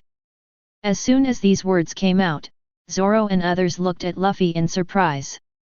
I really didn't expect that God-tier Luffy would actually make such a choice and study all in Marine 6 styles. When did he become so serious? Good. On the contrary, Ron said with great appreciation at this moment, Marine 6 styles is indeed one of the most outstanding physical skills in the world. Luffy and I are in a similar situation. We are both paramecias who focus on close combat, so we need to complete the Marine 6 styles training. But I also practice swordsmanship, and I think swordsmanship is stronger when combined with my fruit. After practicing Marine 6 styles to achieve great success, as long as you can understand the return of life, its value will not be much. After all, my resilience is indeed not very good. If I can master the return of life, then this shortcoming can be repaired. Having said this, Ron's eyes flashed with helplessness. Who doesn't want to get an invincible devil fruit, but he starts off as a weak chicken, so paramecia is his only choice. The only pity is that his paramecia is not Luffy's rubber fruit, and it cannot be transformed into Zoan every one fruit phantom beast species in the later stage. Thinking of this, Ron didn't hesitate, picked up the Marine 6 styles training manual and said, then let's start remembering what we need to practice. Destroy it after remembering it. After all, we got it from Marine. We don't want to spread the word that we have practiced it. If we lose it and someone else gets it, Marine will launch a series of hunts for us all. Good. Good. Hearing this, Luffy, Zoro and others also nodded. Immediately afterwards, a group of people began to memorize the contents of the Marine 6 Styles manual. Of course, except for Ron and Luffy who needed to memorize them all, the rest of them individually wrote down the parts they needed to practice. After doing all this, Ron and his team didn't hesitate and started practicing directly. What? Audacious in the extreme. How audacious! A few days later, an angry roar echoed throughout naval headquarters. The news that Colonel Mouse and others were all dead has spread. Unlike after Menka and others were killed, Marine didn't pay too much attention to it. After all, Marine did something wrong in that matter, and offering a reward to Ron and others was to show his attitude. But this time is different. Rat is the younger brother of Weasel, and his father is a CP officer. This incident directly caused everything to change. After Weasel got the information, he immediately blocked the information and even directly tampered with it. Because he knew that Luffy was Garp's grandson, Weasel's report only said that the villagers of Kokosia were killed by the Dragon Pirates.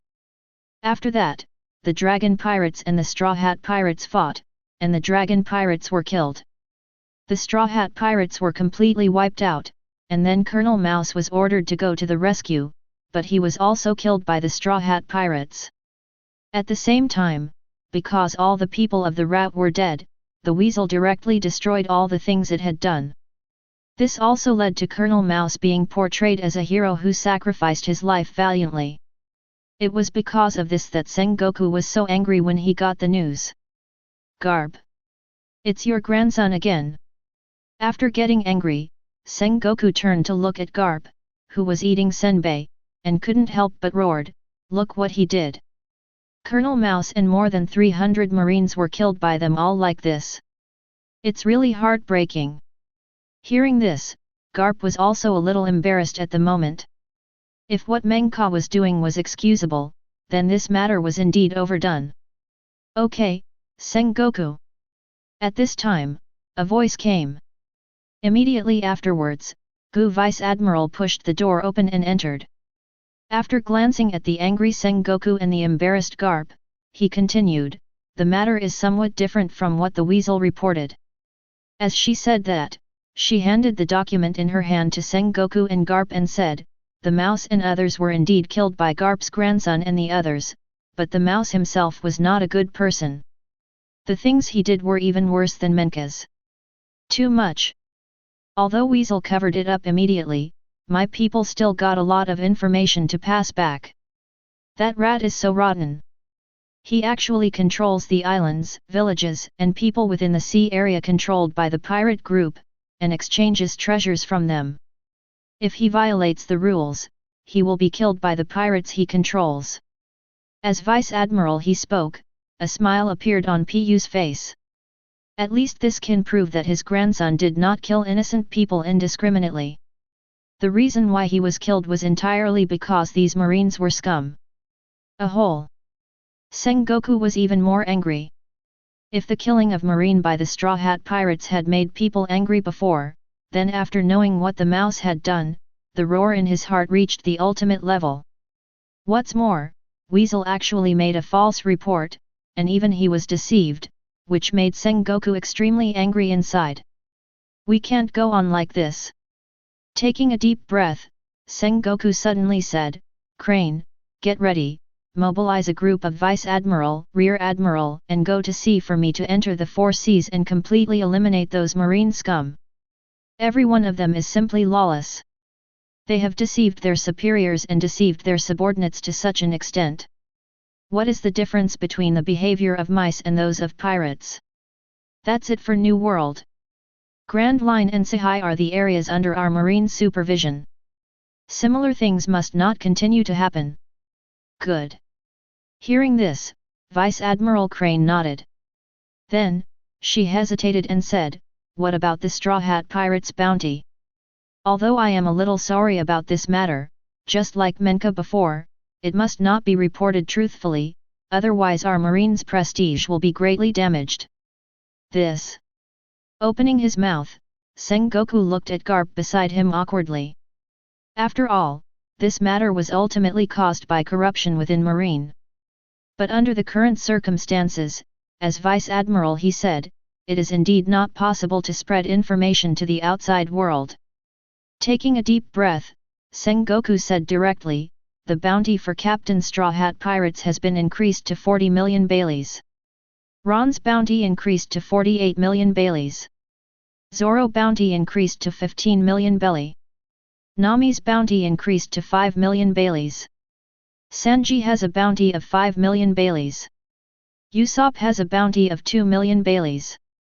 Zero, please give me flowers, Zero. Okay, I'll get ready right now. Nodding, Crane Vice Admiral did not linger, turned around and left in a hurry. This matter is of great importance, and Marine must handle it as soon as possible, otherwise the corruption problem will be spread and the consequences will be disastrous. Ron and others did not know about all this. At this moment, they had arrived outside Logue Town on the Mary. Looking around, there are many pirate ships docked throughout Logue Town, and many pirates have entered them. After their ship found a remote area to dock, Ron and his party also walked off. After briefly assigning tasks, Ron looked at Zoro aside and said, Zoro, follow me. We've arrived at Logue Town. I'm going to buy you those 2 knives that you've been thinking about for a long time. Good. Hearing this, Zoro also nodded. At this moment, he looked very expectant and excited. After all, ever since his sword was destroyed, he has only had one sword. Now that he can finally complete it, it means that he can start to practice the 2-sword style, or even strengthen the 3-sword style. Immediately afterwards, Ron and his group parted ways. They need to buy supplies. After all, if they set off from Logue Town, they will then head to the Grand Line. If your own supplies are insufficient, accidents may easily occur on the way. As Luffy galloped, Ron and Zoro advanced side by side and soon arrived at the weapon shop. Upon entering, you will see densely packed weapons such as swords, guns, and sticks. 00. What do the 2 guests want to buy? At this time, the owner of the weapons store also noticed the appearance of the 2 men, and immediately came forward to ask. At this moment, the boss's eyes were full of eagerness. For no other reason than because the moment he entered, he was already attracted by the treasure box that Ron was carrying behind him. Although the treasure chest is already small, its size shows that the items contained in it are valuable. The most important thing was that he saw that the knives on Ron and Zoro were extraordinary. As the owner of a weapons store and a collector of famous swords, he immediately recognized these 2 swords as famous swords. Famous sword. Without any nonsense, Ron said straightforwardly, take out the famous knife in your shop. If it wasn't a famous sword, we wouldn't like it either. Okay, guest. Hearing this, instead of being angry, the owner of the weapons store was extremely excited. He guessed correctly. Ron and Zoro in front of me are really powerful swordsmen, and they come for famous swords. Without hesitation, he spoke quickly, both guests, please wait a moment, I will go get it now. After saying that, he turned around and hurried towards the back room. At this moment, Ron and Zoro were walking around the weapons store. Found it. After walking a few steps, Ron saw a bamboo basket with a knife in it. The most important thing is that one of the targets this time, 3rd generation Kaiditsu, is placed there. Thinking of this, Ron stepped forward and picked up 3rd generation Ghost, looked at Zoro and said, Zoro, look at it. This knife is not simple. With that said, Ron threw it directly to Zoro. Oh! Zoro was stunned, and then pulled out the 3rd generation Kaiditsu without hesitation. The next second, the pitch-black blade emitted a chill, causing the temperature of the entire store to drop a lot. Good knife. For a moment, Zoro's eyes lit up. He can be sure that the sword in front of him is also a famous sword, and it is very suitable for him. Thinking of this, Zoro also had a smile on his face. That's great, Ron. This knife is very good, I want it. He has nothing to be embarrassed about. After all, this matter was agreed upon at the beginning. The price for Ron taking the devil fruit was to buy him 2 famous knives. Guest beware. At this time, the owner of the weapons store who took Shui away also walked out. When he saw the 3rd generation ghost in Zoro's hand, his expression suddenly changed, and he quickly stepped forward and said, "No, no, this knife is too dangerous. This is a demon sword that will bring bad luck to the owner. Guests must not underestimate it." Demon knife? Doom. However, Zoro was just stunned for a moment, and then became even more excited. Looking at the 3rd generation in his hand, Kitetsu said, "In that case, let me see if it will choose me." After saying that, Zoro directly threw the 3rd generation Kaiditsu away, stretched out his hand and let the blade fall off under the stunned and horrified gaze of the weapon shop owner. Chapter 56. The next second, 3rd generation Kaiditsu slipped around Zoro's arm and fell to the ground, directly piercing the ground. Haha! Seeing this, Zoro laughed, pulled out the 3rd generation ghost and said, "It seems he chose me." This scene made the weapon shop owner stunned. Totally can't believe something like this happened. Then, he looked at Zoro with intense eyes, and quickly stepped forward and said, "The guest must be a powerful swordsman. Guest, what do you think of this knife?" With that said, he handed over the snow in his hand. "Is this a famous sword?" After taking a good look at it, Zoro picked it up and was very satisfied. After all, this is a famous sword, and it cannot be bought casually. Good. In response to this, the boss said enthusiastically, "This is a good and sharp knife." Snow. Although this sword is a good and quick sword, it is also a good one among the good and quick swords. If the customer wants to buy it, it will be more suitable than that day. No need. Hearing this, Zoro waved his hand and picked up 3rd generation Kaiditsu and Yuki-Adu. "I want both swords. I am a 3-sword swordsman." After saying that, he looked at Ron aside and said, "Ron, is that okay?" "Certainly." With a calm smile, Ron stepped forward and said, "Boss, we want these 2 knives. Please give us a price." Seeing that Zoro was about to take away the 2 knives, the boss hesitated for a moment. After all, whether it is Shueji or the Yao Dao, its own value is not low. The most important thing is that it can give people face to patronize his weapon shop. If they are all taken away now, it will be a big loss to the weapon store itself. Boss 933. However, before the boss could say anything else, Ron casually threw the treasure box on the ground. The next second, Ron opened the box and revealed the treasure inside. "Make a price. This is all we have, and we still have to leave some for food." Goodoo. Looking at the treasure that came into view, the boss couldn't help but swallow his saliva. At this moment, any thought or lack of consideration disappeared in an instant, and was replaced by strong enthusiasm, and he quickly said, 50 million Baileys. Yukizuki is worth 20 million belly. Although the 3rd generation Kizaru is a demon sword, its essential value is not inferior to that of a large sword. It's just that because of the properties of the demon sword, few people dare to hold it. It is generally worth more than 50 million. But since this little brother can subdue him, then I am willing to be a man of beauty. You only need to pay 50 million belly, and these 2 knives will be yours. Good. Hearing this, Ainfu nodded in agreement without hesitation. He knew that the boss had already lowered the price, and it would be difficult to buy 2 good sharp knives with only 50 million, let alone 3rd generation Kitetsu and Yuki Kakeru. Without hesitation, Ron took out about 1 million Baileys from the treasure chest, and then said, "Here you go, the treasure in this is worth more than 50 million, but I don't have time to count.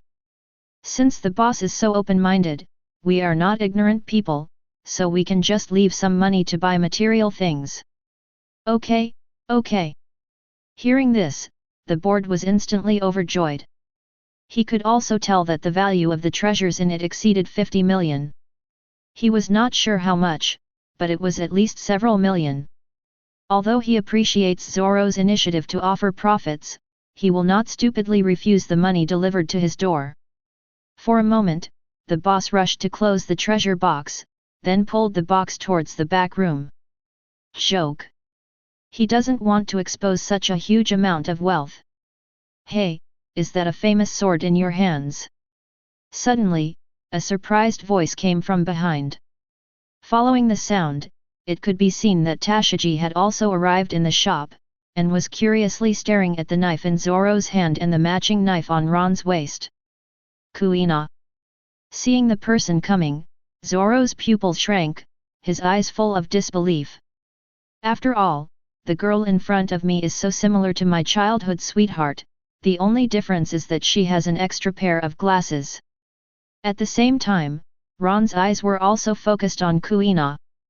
To be honest, he was also very curious. Is the Tashigi in front of me Kuina? Although the original book tells that Kuina is dead, and the follow-up Zoro seems to deny that she is Kuina. But Ron also didn't admit it. Although there was denial in the original work, it was also very far-fetched. On the contrary, judging from Zoro's subsequent attitude towards Tashigi, it is not just because the two are similar. The main thing is, according to the records of the original work, Kuina was very strong when she was a child. At least at the same time, Zoro was always suppressed by Kuina. Even if he gradually became invincible as he grew up, Kuina's strength at that time was at least at the level of the elite soldiers of naval headquarters.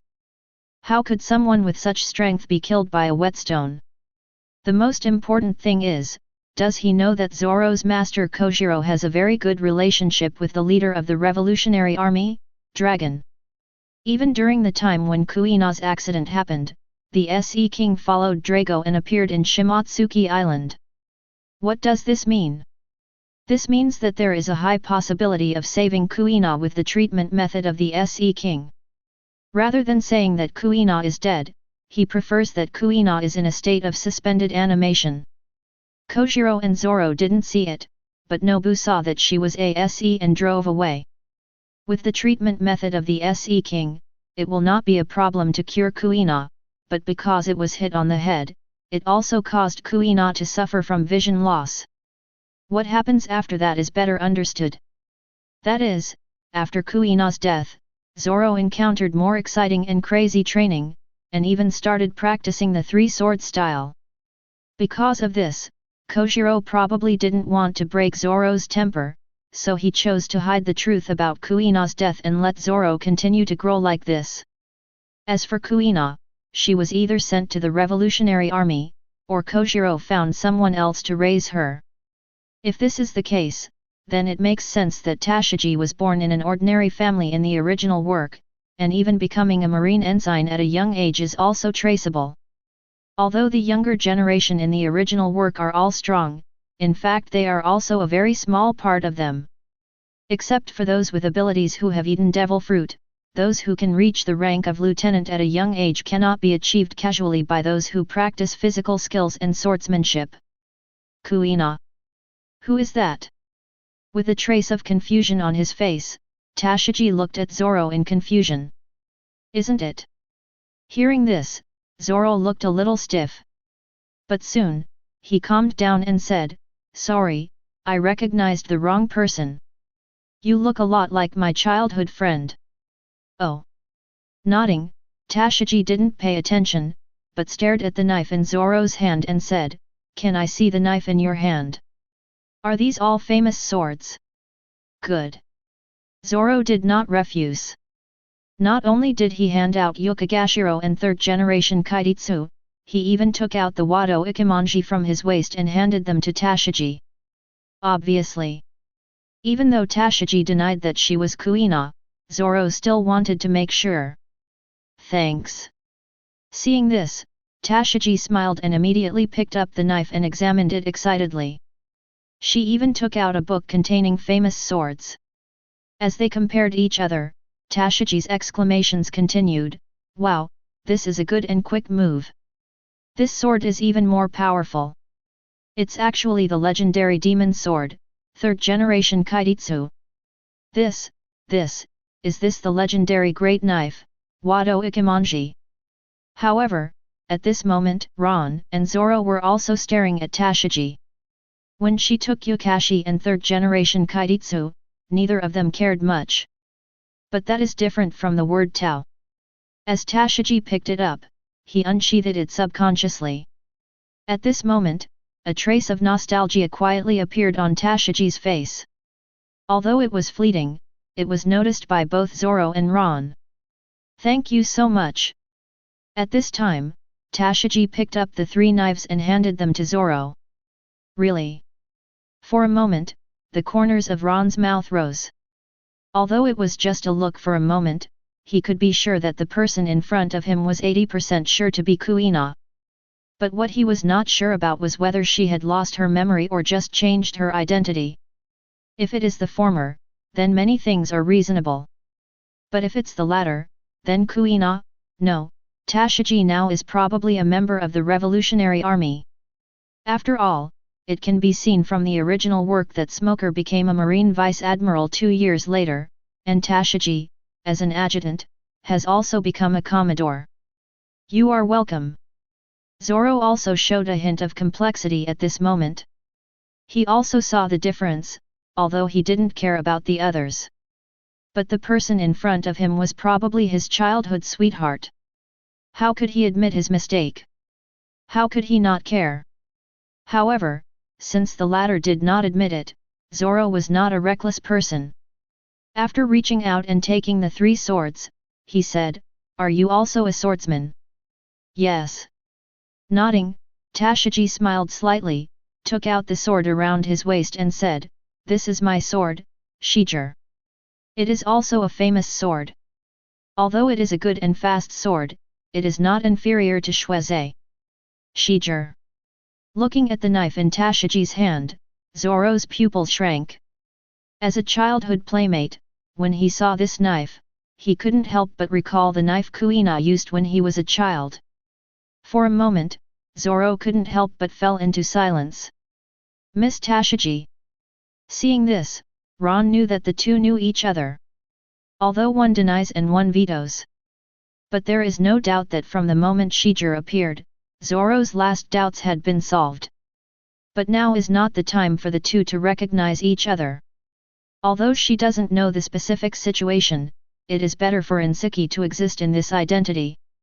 Thinking of this, Ron stepped forward and handed over his knife. "I see that the book in your hand contains information about many famous knives. Is there any information about my knife?" Ron was also curious about this. After all, this sword was undoubtedly a famous sword, but it didn't appear in the original work, and he didn't recognize it either. "Let me see." Hearing this, Tashigi immediately looked away from Zoro, and then looked attracted to Ron's knife. "Take it to the desk to compare and search." "Found it." After a moment, Tashigi raised his head and looked at Ron with a surprised look on his face and said, "The strongest good sword, blood. It is said that it is not inferior to the existence of the great knife. It is said that after killing the opponent, it can absorb the opponent's blood and grow. Original. It was originally the weakest good sword, but after its previous owner massacred people, it has become the strongest good sword, not even inferior to ordinary great swords." Hearing this, both Ron and Zoro were shocked. "I really didn't expect this knife to have such origin and value." Especially Zoro, the look he was looking at Shuai at this moment was even more intense.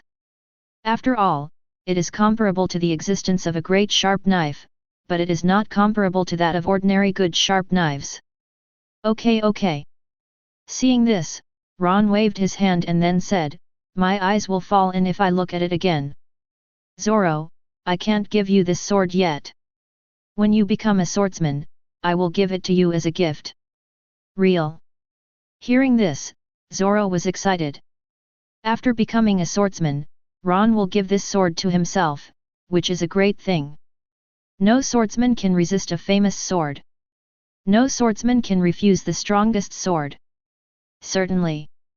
Smiling calmly, Ron said with a smile, I got a piece of news some time ago that there is a knife that suits me very well in the Grand Line, and I will snatch it when the time comes. I'll help you." Hearing this, Zoro spoke without hesitation. "Although I don't know what kind of knife Ron is interested in, where it is, and what the strength of his opponent is." But Zoro said these words without hesitation. And this scene made Tashigi on the side smile. But soon, she stopped smiling, handed the knife to Ron and said, "Sir, I have finished reading it and will give it back to you." "Good." Nodding, Ron took the knife and hung it on his waist. Toot toot. At this moment, the sound of the phone in Insiki's arms rang. Seeing this, Tashigi quickly took out his phone and said, "Moxie Moxie, this is Tashigi. Tashigi Ensign, come to the square." At this time, a rapid voice came from the phone, "There are pirates making trouble, there are 2 waves of pirates fighting.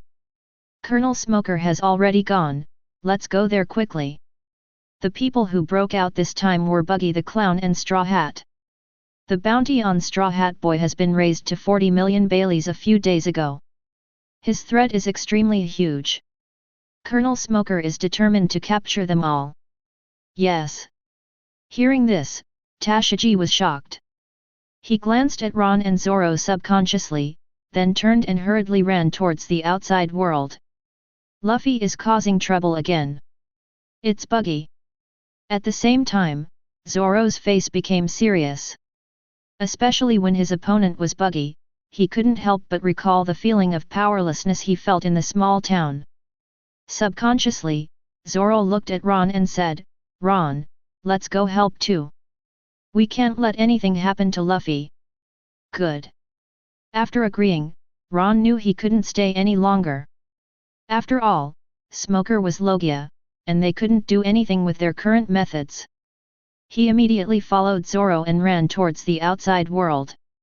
Chapter 57. Straw Hat Boy, Die. In the execution table area, Buggy and Luffy started fighting. Different from the original work.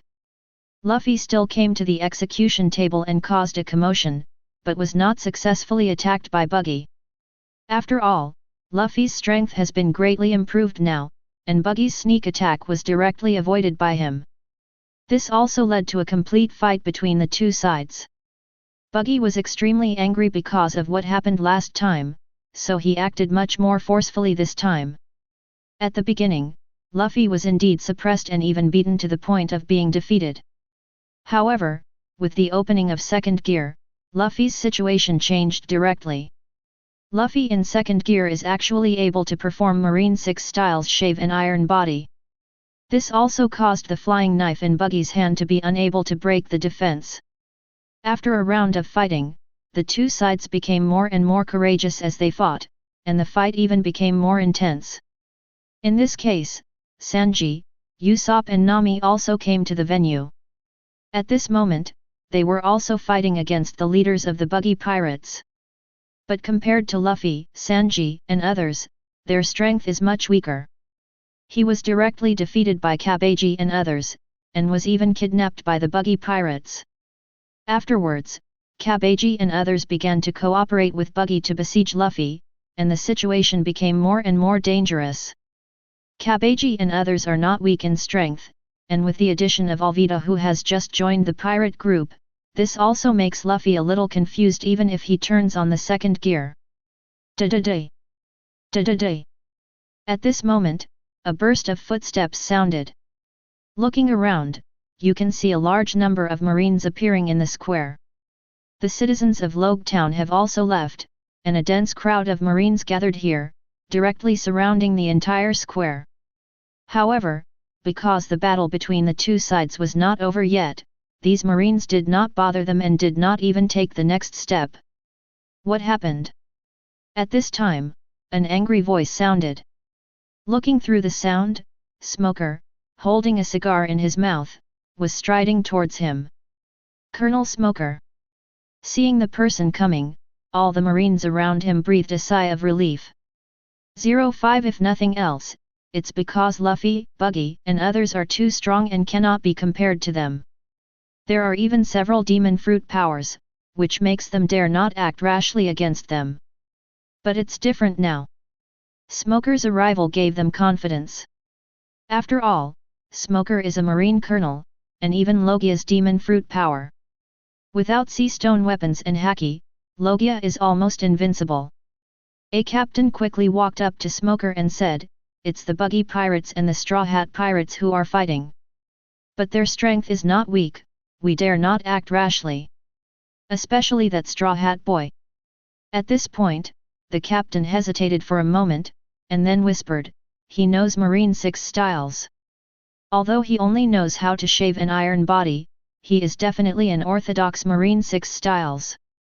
And according to the information we have received before, it seems that the members of the Straw Hat Pirates still have Marine 6 styles, but almost all of them have shaved heads, and they have only been practicing for a short time, so their proficiency is not enough."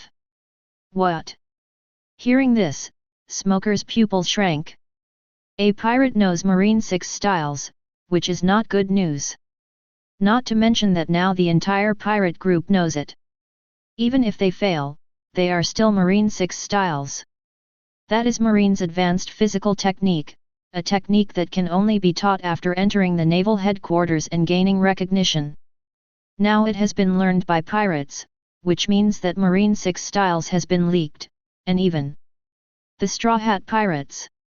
In an instant, Smoker's face became extremely gloomy, and he gritted his teeth and said, "Go and take down all those guys, including the buggy pirates.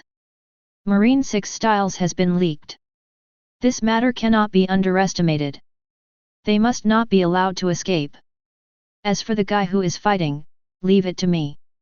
After saying that, Smoker took off the Jushao from his back and walked straight towards the area where Luffy, Buggy, and others were fighting. "Yes." Hearing this, the captain immediately responded. Then, without hesitation, he waved his hand and immediately led the surrounding marines into action.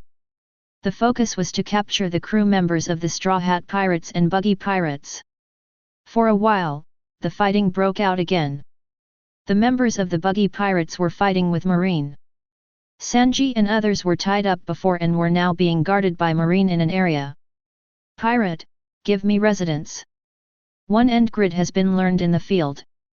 Looking at the two sides fighting, he immediately yelled, "This is Logue Town, an important place guarded by my Marine, and it is not something that you mere pirates can make trouble." As soon as these words came out, Luffy, Buggy and others who were fighting all moved. The next second, the two sides separated, but their eyes were also looking at Smoker. Colonel Marine Smoker. Kabaji's expression changed, he tightened the long knife in his hand and said, "Captain Buggy, it's bad, we are surrounded by Marines." Hearing this, Buggy also looked ugly. After all, he just wanted to cause trouble for Luffy, or even kill him. But he had no intention of provoking Marine, especially such a large-scale Marine. "Sanji, Nami, call back." At this time, Luffy noticed Nami and others who were arrested not far away. For a moment, he didn't care about the fight with Buggy and others, and immediately ran towards the distance, shouting, "I'm here to save you now. Where to go?" However, before Luffy could run over, Smoker's angry voice could be heard.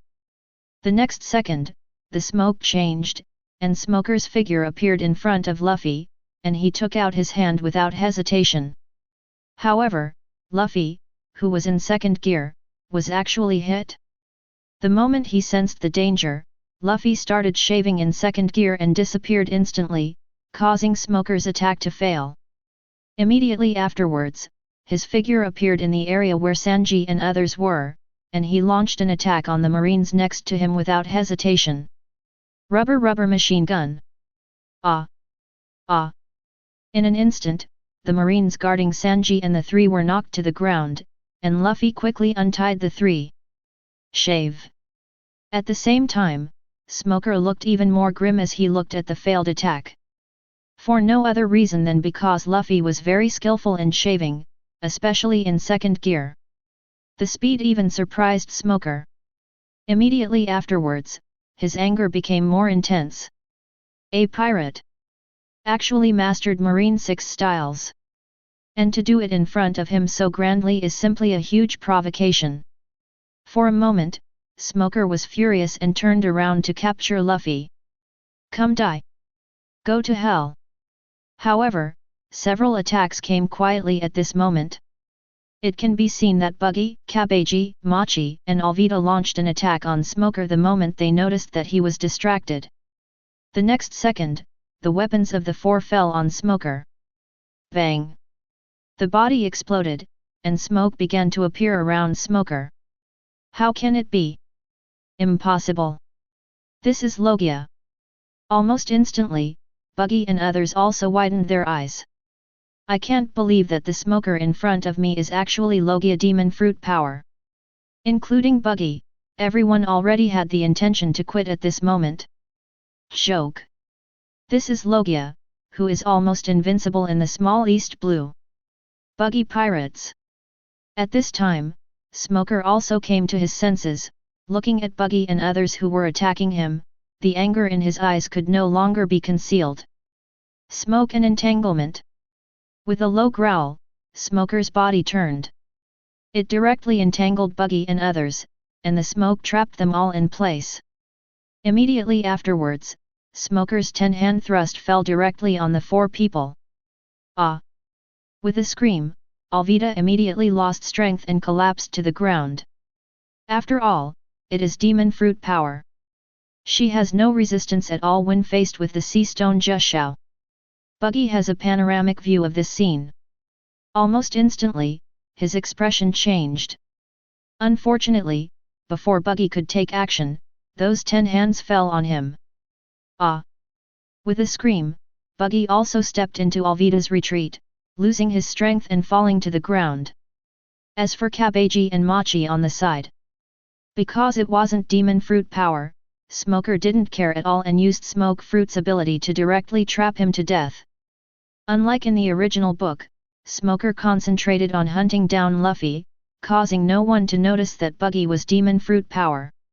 At this moment, Smoker already knows that Buggy, Luffy, and Alvida are demon fruit powers.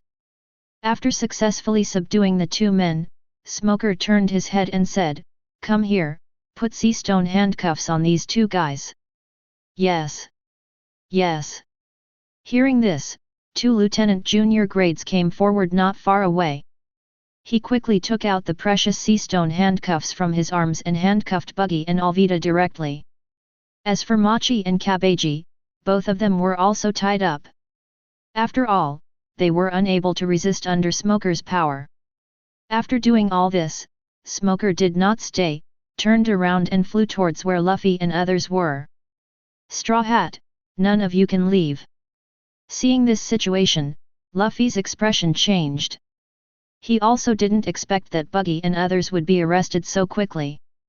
And it seems that there is no resistance at all, which means that the Smoker in front of him is really strong.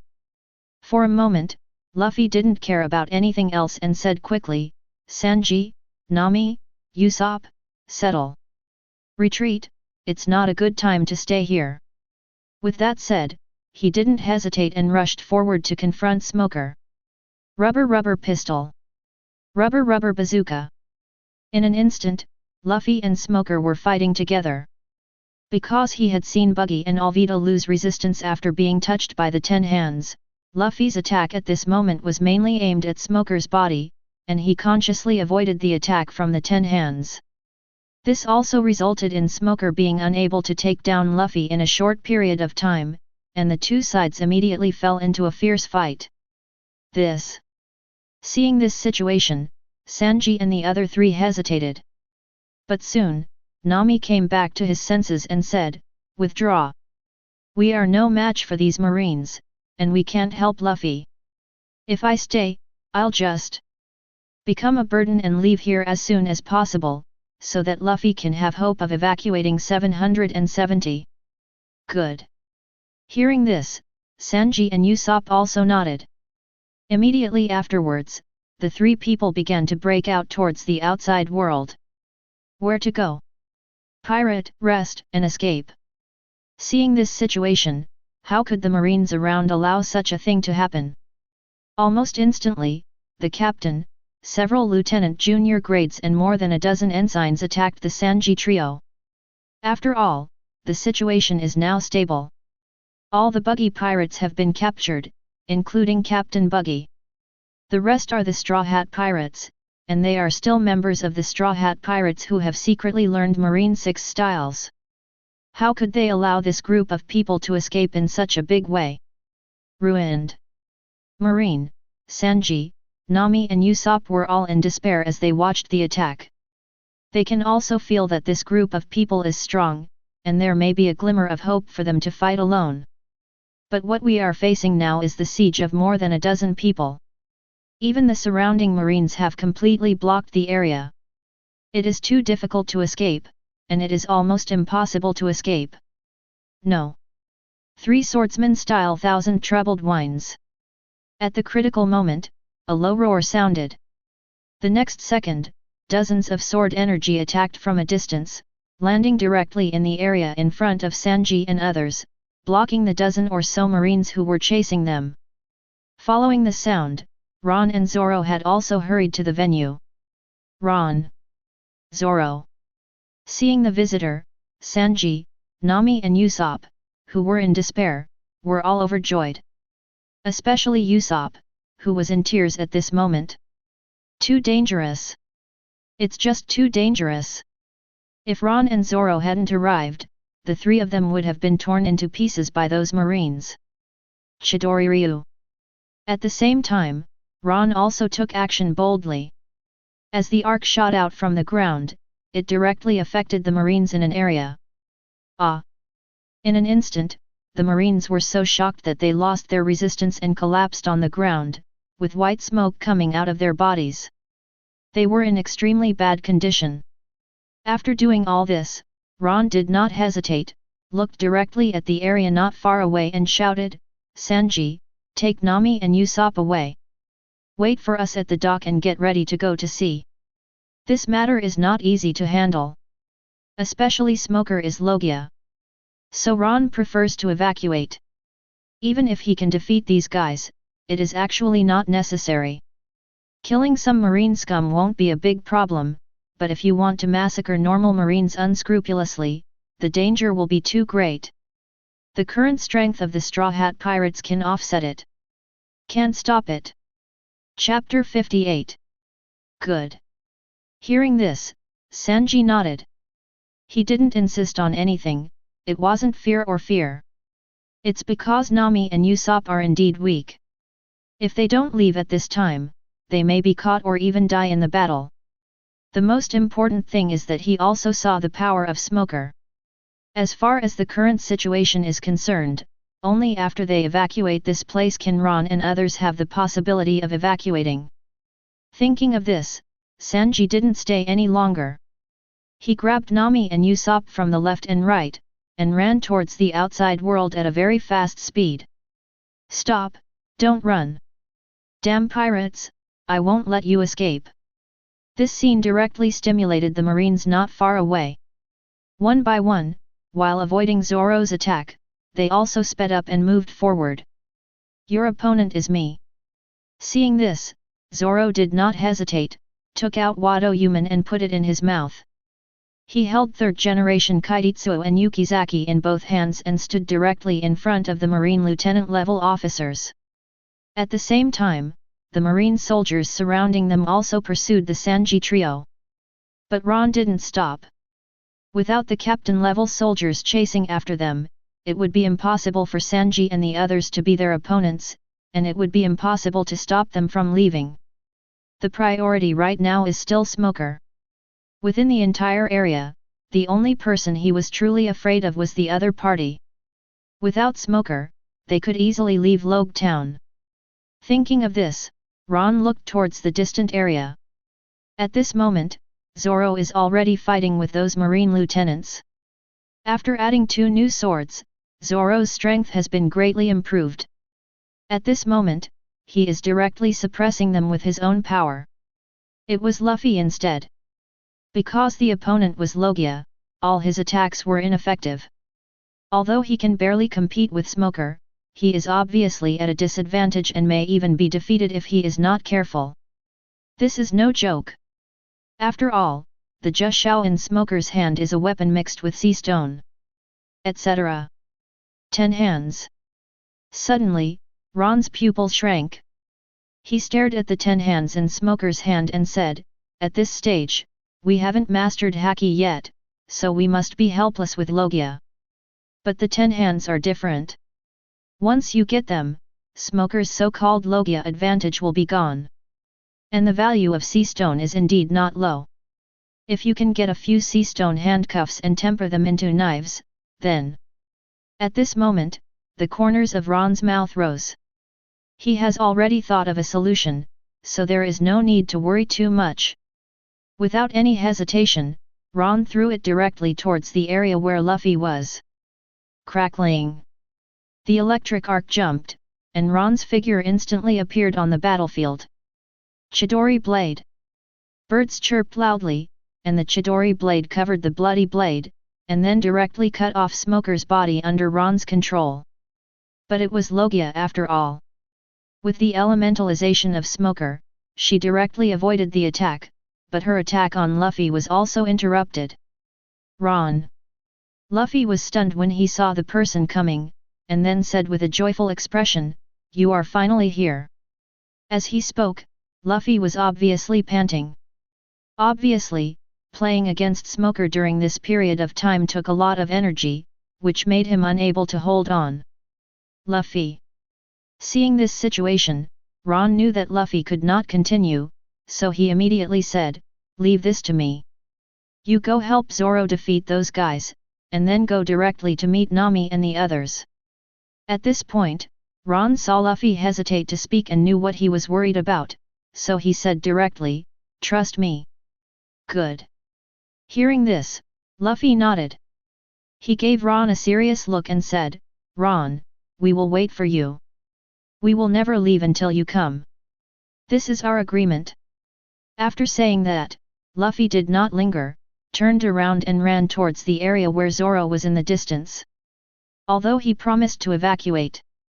But Luffy didn't plan to leave just like that, but planned to defeat the rest of the Marines with Zoro. There are those who can't sneak up on Ron. Only in this way can Ron be truly safe. Don't even think about escaping. Seeing this, Smoker was furious.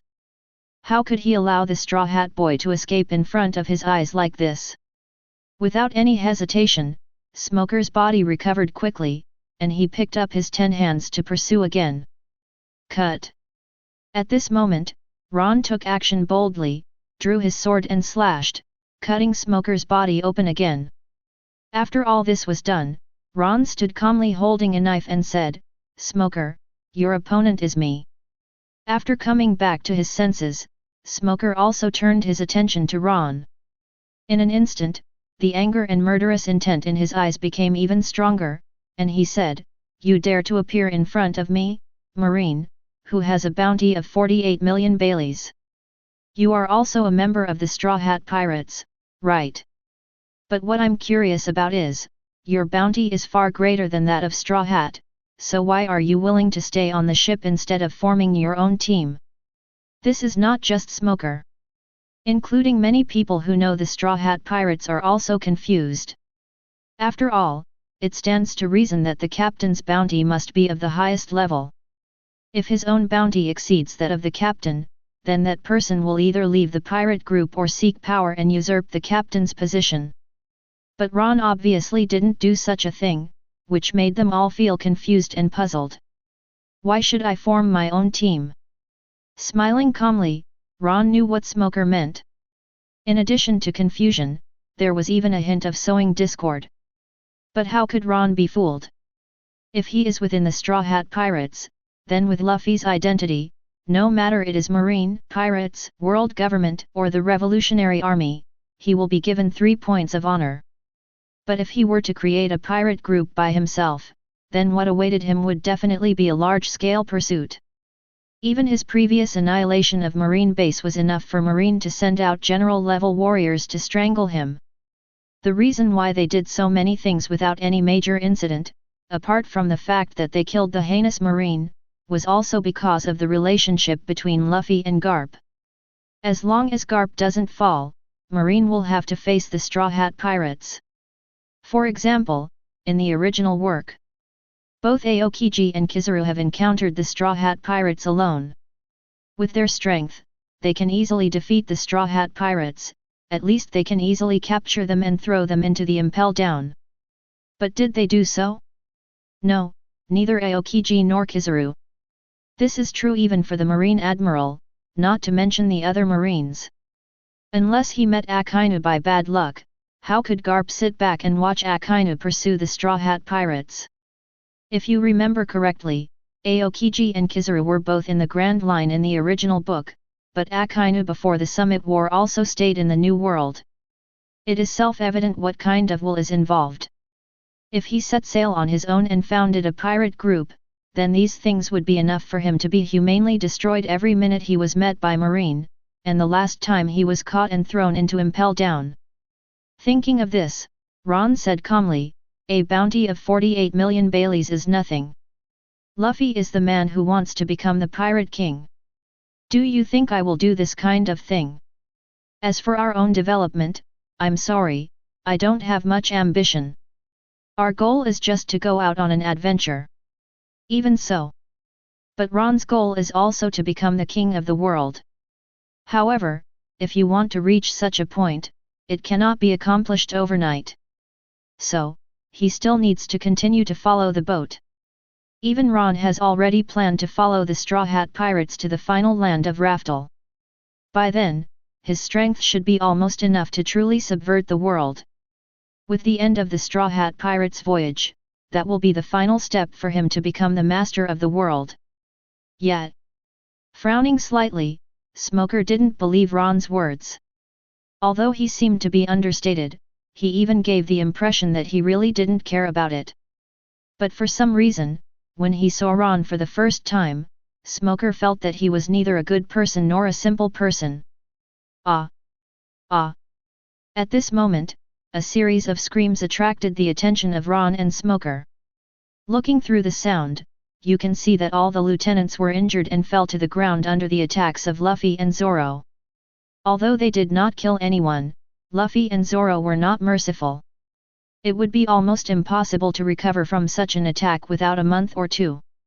But what is surprising is that Tashigi has also arrived, currently fighting with Zoro. As for Tashigi, Zoro didn't do anything cruel, and the two of them seemed to be sparring in swordsmanship. Damn it! Seeing this situation, Smoker's face suddenly became even more ugly. Marine's defeat made him feel extremely frustrated and angry. But in the current situation, he had no choice but to do anything, and even because of Ron's obstruction, there was no possibility of support at all. For a moment, Smoker didn't care what he was thinking about. He tightened his hands and attacked Ron without hesitation. "Pirate Ron, suppress you first. It's up to you." Hearing this, Ron smiled. He raised the famous sword with electric arc in his hand, and without any hesitation blocked Smoker's attack from Jushao. Fires flew everywhere, and Ron and Smoker immediately fell into a stalemate. But just for a moment, Ron also felt strenuous. Although its own strength is very strong, it is not inferior to the school level. But Smoker is a Marine colonel after all, and his own strength combined with Devil Fruit is not inferior to Commodore. Under such circumstances, it would be extremely difficult to confront Smoker head-on. It's still too weak. My hard work during this period of cultivation is still too slow. I couldn't help but sigh in my heart. After all, although Ron's strength has improved a lot during this period, he is still at the level of a captain. If you want to truly reach the school level, it cannot be accomplished overnight. But since he couldn't fight head-on, Ron didn't foolishly choose to fight to the death. With a thought, he disappeared from where he was. When Smoker's attack failed, his figure appeared next to him again, swinging the knife in his hand and cutting off Smoker's shoulder again. What a speed! What the hell did you eat, Devil Fruit? This scene immediately made Smoker's expression change drastically. Quick! Too fast! If it weren't for the fact that he immediately used elementalization, Ron's knife just now would have been enough to kill him. The most important thing is that he can clearly feel that besides shaving, Ron's method is more due to the blessing of the arc all over his body. But what devil fruit can be so fast? And Ron doesn't look like he has the ability to forever be Logia devil fruit. Otherwise, the news about him would have spread all over the place long ago, and it would be impossible for Marine to still not figure out his details and clues. It's now. However, Ron had no nonsense at the moment. The moment he saw Smoker lose his mind, the arc on his body suddenly intensified. At this moment, Ron directly raised his hand and pointed it at Smoker, shouting, "Discharge!" Crackling. In an instant, endless electric arcs were released from Ron's hands, directly covering the smoker that turned into smoke, including the 20 meters in front of Ron. This is Paramecia's ultimate. It can only exert a short attack range, and cannot directly destroy the world like Logia, which is enough to destroy towns, countries, and even islands. But even so, Smoker was unable to manifest his body under the power of the discharge, and he did not dare to touch his elemental form. It can be said that at this moment, he was completely restricted by Ron. At this moment, a flash of lightning flashed in Ron's eyes, and he directly entered the super speed force mode. The next second, his figure appeared 20 meters away. In addition to the famous sword in his right hand, there was also a Jushao in his left hand. At this moment, Smoker's arm holding 10 hands exploded directly, and countless arcs spread and his body was destroyed. Fortunately, he was elementalized, otherwise the blow just now would have killed him. But at this moment, Smoker couldn't care less. His figure turned into smoke and jumped out of the lightning range. He stood in midair and stared at Ron on guard, saying, "This is your purpose? Is this your true power? Seize my 10 hands, your target is actually it." Although he said this, Smoker was already confused inside. 10 hands roared. How could he not know the clues about his own weapons? It was precisely because he knew that he was panicking at this moment. Ron was too fast. It had already made him extremely surprised and horrified before, but after Ron turned on the super speed force mode, he was even more frightened. After all, with Jushao, his advantage of Logia devil fruit is gone, even. Chapter 59. Haha, otherwise how could I succeed? With the corner of his mouth raised, Ron put the knife into its sheath. After looking at the 10 hands in his hand playfully for a few times, he looked at Smoker and his eyes became playful. "Logia, I know. Elementalization, the ability to be immune to all physical attacks. If you want to deal with the Logia demon fruit power, you must either master the legendary Haki or rely on sea stone weapons. Your 10 hands must be mixed with sea stone, otherwise Buggy and Alvita wouldn't have been captured by you so easily. Now that this thing is in my hands, your so-called elementalization is no longer a threat to me. Smoker, do you have any other methods?" Once the items were in hand, Ron stopped pretending. After all, with the presence of 10 hands, Smoker's threat to him has been greatly reduced. To put it bluntly, if it was a life and death fight, he would still be very confident of killing it directly. This is no joke, and it's not Ron's fault. It was the sense of security and confidence that the super speed force and 10 hands gave him. Arrogant. His face darkened. Smoker didn't know what Ron meant. But now 10 hands is lost, which is also a huge loss for him. In addition, it can be seen from the previous fight that Ron has demon fruit power, and he is also extremely fast. This makes Smoker feel a little powerless. After all, even if he goes all out, his speed is not as fast as Ron's, and with the 10 hands in his hand. Yet, waving his hands disapprovingly, Ron said calmly, "Smoker, this matter has reached such a point, why don't we each take a step back? It would not be good for either of us to continue. As long as you let go, our Straw Hat pirates will evacuate from Logue Town immediately and will not disturb you anymore. What do you think?" Although I already have the confidence to fight. But to be honest, Ron still can't underestimate Smoker. After all, he is a Logia user. If he elementally transforms in advance, even having 10 hands will be of no value or significance. After all, it has been explained in the original work that whether it is sea stone or haki, they are all aimed at entities, and 977 can still avoid them by elementalizing them in advance. And Smoker is really crazy.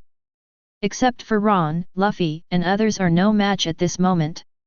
Once time becomes more and more troublesome, it will be detrimental to the Straw Hat Pirates, and it will also be detrimental to Ron. Impossible.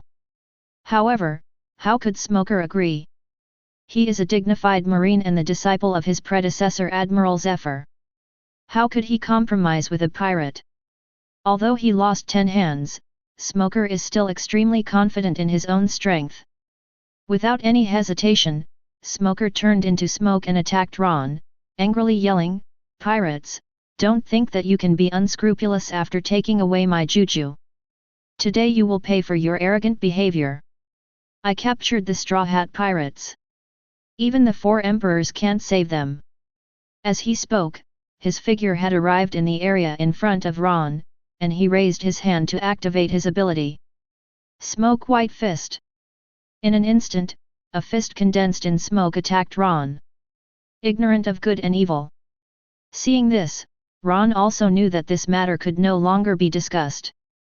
For a moment, he no longer had the intention to talk nonsense with him. With a thought, his figure disappeared from the place in an instant. As Smoker's attack failed, Ron's figure appeared next to him, waving his 10 hands and hitting his body directly. Bang! The smoke exploded, but it still did not pose a threat to it. Obviously, Smoker was already prepared when Ron took action. And at this moment, Ron also saw that although these 10 hands were sea stone weapons, they were actually not complete. There were only sea stone inlays in the top area of the 10 hands.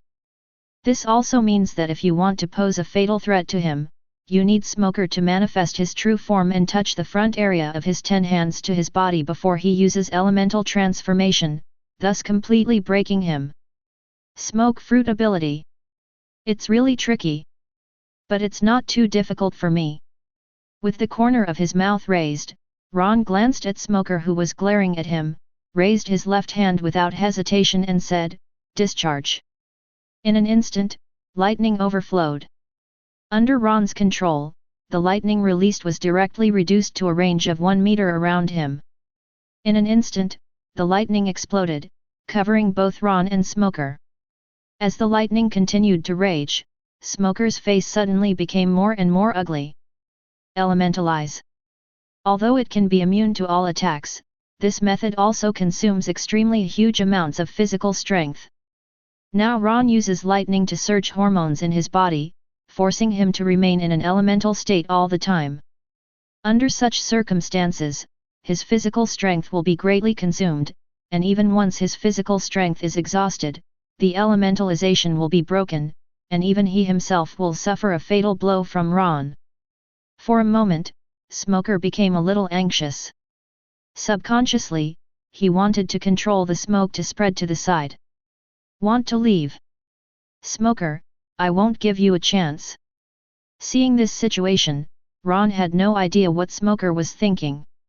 While the corners of his mouth raised slightly, he directly controlled the lightning in his hand to start moving to the side.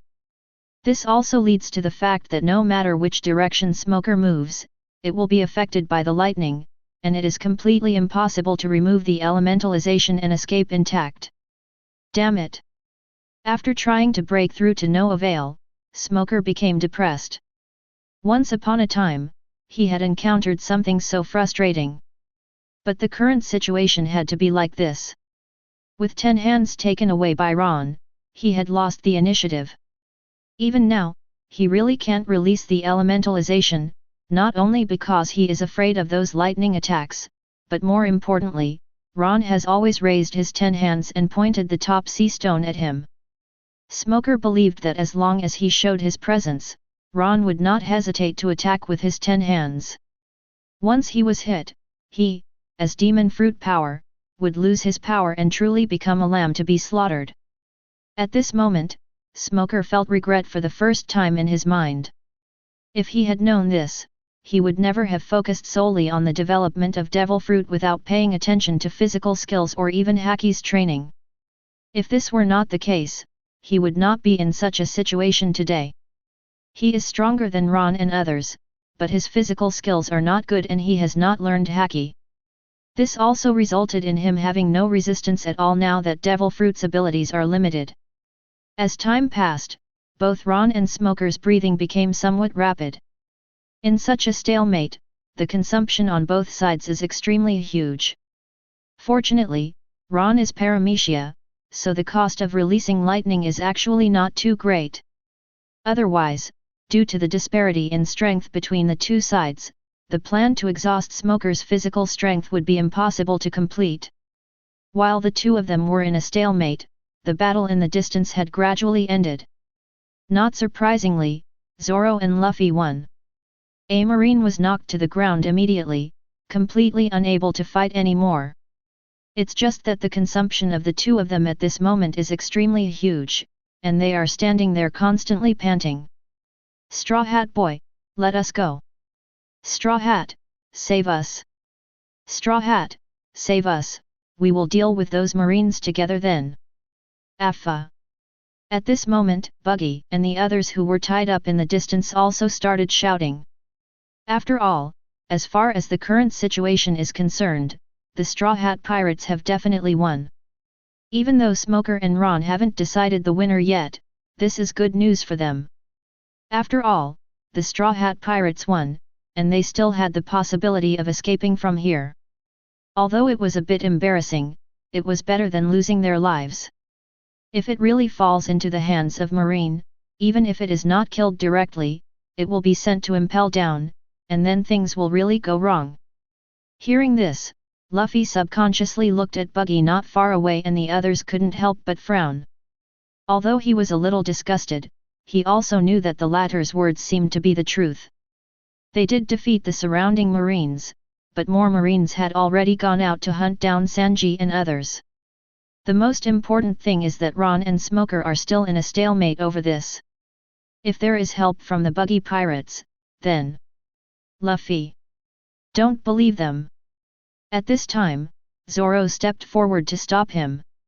He glanced disdainfully at the Buggy Pirate group and others who were captured not far away and said, that guy Buggy is not a good person.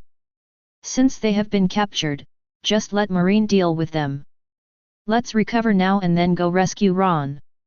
Looking at this posture, Ron is competing with the Marine Colonel in exhaustion and physical strength. As long as we win, we can escape unscathed. Even if we lose, Colonel Marine will be exhausted. Then we will take Ron and retreat directly. Good. Hearing this, Luffy nodded. I have to say that Zoro's proposal was good, and it even made him lose his inner tangle. After all, as Zoro said, Buggy and others are indeed not good people, and it would indeed be bad to rescue them. Thinking of this, Luffy and Zoro ignored the cursing Buggy and others and rushed straight to the area where Ron and Smoker were.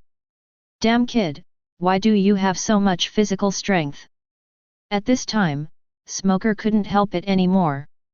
In the smoke state, his face turned red, and his eyes looking at Ron were filled with anger and aggrievedness. He knew he couldn't hold on any longer. The consumption of elementalization is not small, especially this kind of long-term elementalization. For someone like him who only focuses on ability development but ignores physical tempering, the longer he delays, the more he consumes, and even his recovery power is obviously insufficient. It's different if it's Marine Admiral like Aokiji, Kizaru, and Akainu. Even though they all tend to favor abilities, their physical strength is real, and their physical strength is extremely abundant. General elementalization is almost useless for them. After all, beings who have reached that level are extremely powerful in the deployment and control of their own physical strength, abilities, and it is not an exaggeration to even call them superb. Yet, I feel okay. Smoker, what if you can't hold on anymore? This is too vain, isn't it? You didn't get your position as Marine Colonel through connections, did you? Corner of mouth. As it rose, Ron was panting a little, but he was still able to hold on. These months of training are not in vain. Of course, the most important thing is that he is paramecia. Just this small-scale discharge does not consume much physical energy. A hole. Smoker's eyes widened when he heard Ron's question. His status was obtained in an upright manner, and it can even be said that his current position is the result of being suppressed. After all, this is Logia, and Marine is very protective of this type of talent. If Smoker hadn't offended people because of his bad temper, how could he have been sent to East Blue? To guard Logue Town. This was something that made him extremely angry, but now he was still being ridiculed by Ron. Smoker suddenly frowned and said, "Stop talking nonsense. Smoker, sit upright, and you can actually slander me. Pirate, die." With that said, Smoker brazenly came into contact with elementalization. Let the lightning strike on his body, and then mobilize all his strength to attack Ron. At this point, Smoker knew that he had no choice but to fight to the death. After all, if he continues to persevere, he will definitely be the first to run out of energy. When the time comes, whether it is Ron or Luffy, Zoro will be able to kill him easily.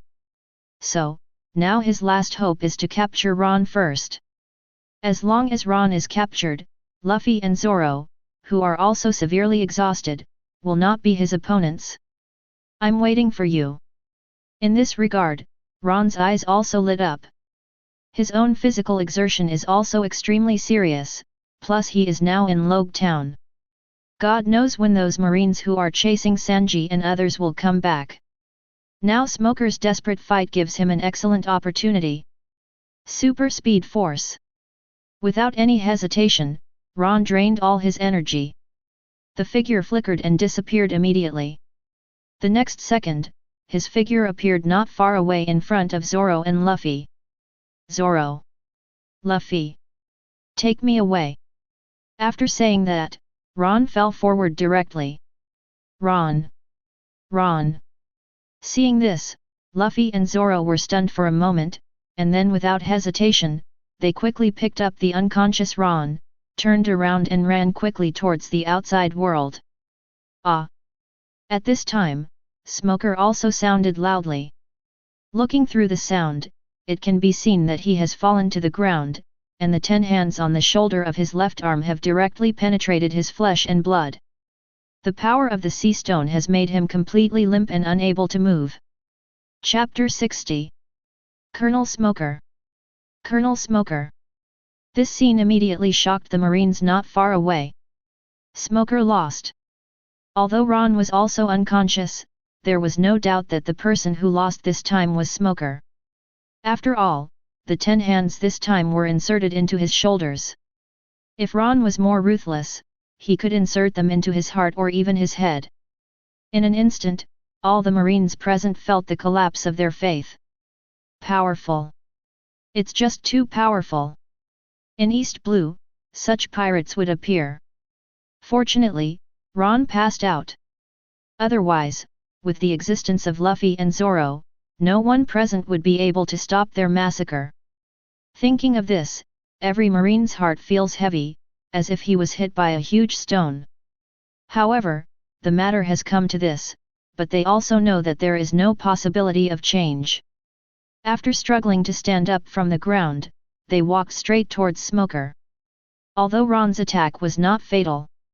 However, Smoker's bleeding was also very severe, and coupled with his extremely weak state, if he did not pull out the soldier's hand as soon as possible or even stop the bleeding, Smoker would still be at risk of death.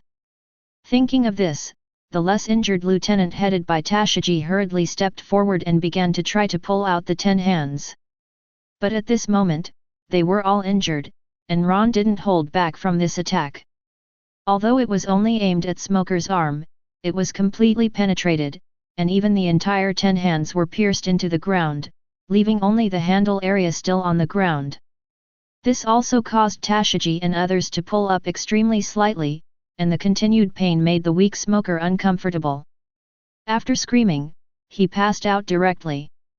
Interesting. It's so powerful. With his lieutenant-level strength, he actually defeated Colonel Marine of Logia.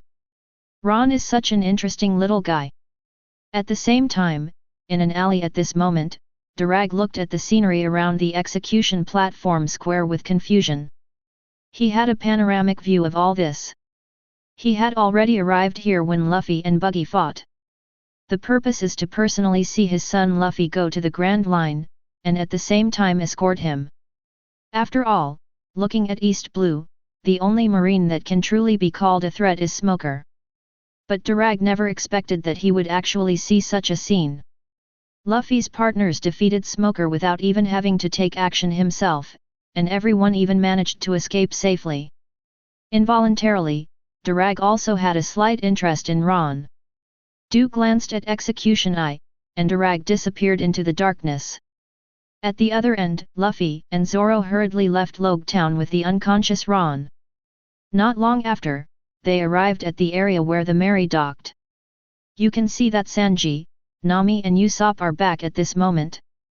They had escaped Marine's pursuit and were anxiously waiting for the return of Ron and the others in the bow area. It's Luffy. It's Luffy and the others who are back. At this time, Usopp, who has the best eyesight, immediately noticed Luffy and Zoro running towards them, and he instantly became excited. Are you back? Hearing this, Sanji and Nami on the side also had a panoramic view. Looking up, Luffy and Zoro were already approaching the Mary. Hey, Sanji, Nami, Usopp, we're back. At this time, Luffy's loud laughter sounded first. Very good. It's really Luffy and the others. Seeing this, Sanji and the three of them also cheered. Immediately afterwards, Nami seemed to have thought of something and said, Sanji, Usopp, pull up the anchor.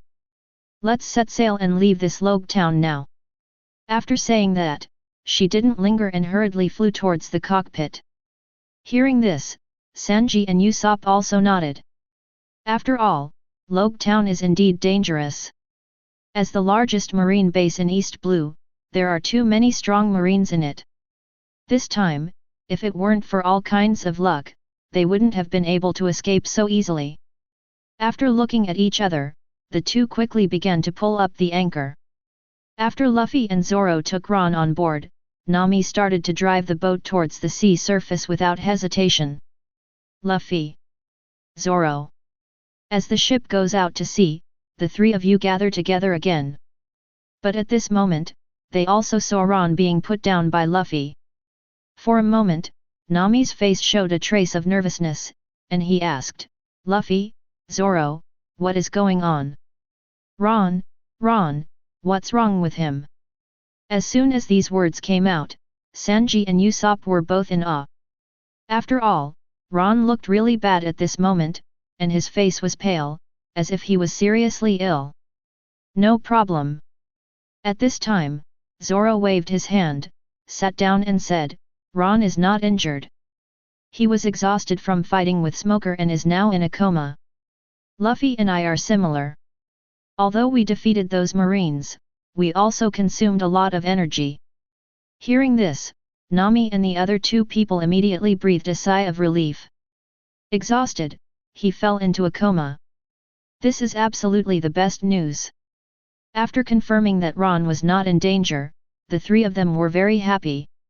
Especially Nami, she patted her heart at this moment and said, It's okay, it's okay, it's okay, I thought something happened to him. No, we are too weak.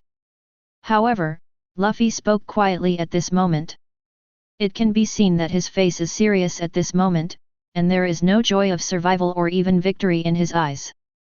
Not for anything else, because this matter was not done by him, Luffy.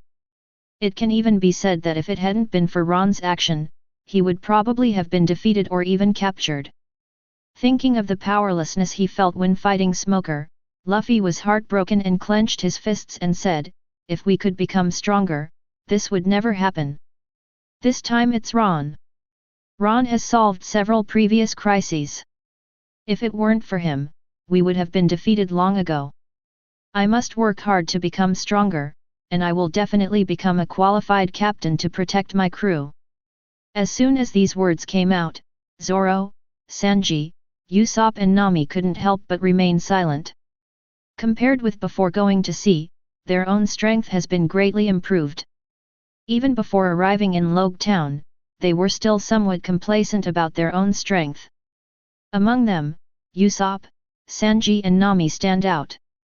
But now? After experiencing this incident, Sanji, Usopp and Nami knew clearly that they were holding back. If Luffy and Zoro still have the strength to fight and can block some enemies, then they have no possibility or confidence to compete with those powerful enemies. When they thought of this, their unwillingness became more and more intense. Become stronger. I also want to become stronger as soon as possible. Clenching his fists, Sanji slowly lit a cigarette. Then, without any hesitation, he walked directly to the side area and started practicing his kicking skills. Sanji's behavior immediately stimulated Usopp, Luffy and Zoro. Without hesitation, the three of them stood up and walked straight to the side to start exercising. Even the weak Luffy and Zoro did not yell or complain at this moment. Only Nami was not in a hurry to practice. Instead, she helped Ron up from the ground with difficulty and walked towards the cabin. After all, Ron's current condition is still a bit bad and he really needs a good rest. At the same time, Tashigi and others in Logue Town also successfully pulled out the last part of Juju. The severe pain immediately revived Smoker from unconsciousness. After sitting up suddenly, he gasped violently, "Hoo-hoo! Damn Pirate Ron! How could he be so fast at that last moment? Is he really an Esper who ate the Logia Thunder Fruit? But it's obviously impossible for Logia to be like this, so what devil fruit gave him the ability to discharge electricity?" At this moment, Smoker was filled with anger, but more importantly, he was unwilling and rational. He knew very well that this time he was defeated. And it was a failure in the true sense, with no excuse at all. Because of this, as one of the rare people in Naval Headquarters who has the ability to wake up naturally, he is also feeling deeply shocked and depressed at the moment. Colonel Smoker. At this time, Tashigi stepped forward and said, "According to reports from our people, the Straw Hat Pirates have already left on a boat. In addition, we are all seriously injured now, and there will definitely be a series of problems with the security in Logue Town. What should we do next? Zero, please give me flowers, Zero." As soon as these words came out, the other lieutenants also looked at Smoker. As Tashigi said, the current situation in Logue Town is not good, especially Marine's situation, which will definitely not be restored overnight. Report to Naval Headquarters. After coming back to his senses, Smoker struggled to stand up from the ground. He glanced around, glanced at the injured Marine, and the captured members of the buggy pirates on the ground, and the unwillingness in his eyes became stronger and he said, "I will report it to Naval Headquarters. This matter was caused by my negligence. When the time comes, I will lead a team out to sea to pursue the Straw Hat Pirates. Whether it is in the East Blue or the Grand Line, I must personally capture them. In addition, Ron of the Straw Hat Pirates cannot be underestimated. His potential and danger are extremely huge. I need to tell Naval Headquarters to respond as soon as possible." Speaking of this, Smoker seemed to have thought of something. He looked at where Buggy and the others were and said, "Come here, arrest everyone in Buggy's pirate group. Then contact the people over at Impel Down and throw them all into Impel Down. These guys are lawless, and the best option is to imprison them." "Yes." Hearing this, Tashigi and other lieutenants and marine present breathed a sigh of relief. Immediately afterwards, they no longer hesitated, quickly cleaning the battlefield and taking the buggy pirates and others into custody. Tashigi helped Smoker and hurried back to the marine base. 0. After entering the office, Smoker directly picked up the phone. "Dial, Marshal Sengoku, I am Smoker, I have something to report to you. Bang! Naval Headquarters, Marshal's office. Sengoku hung up the phone and slapped the table on the table, angrily saying, "Lawless, really lawless. Smoker, I am so disappointed." The dignified Colonel Marine, and even the Logia demon fruit power, was defeated by a brat. This is simply a shame and humiliation. As soon as these words came out, the Marshal's office fell silent. Looking around, you can see Crane Vice Admiral, Garp, Zephyr, and Aokiji sitting among them. Sengoku. Looking at the furious Sengoku, Zephyr, as Smoker's teacher, frowned subconsciously and said, "What happened? Smoker was defeated? Wasn't he guarding East Blue? It's just East Blue, who can threaten him?"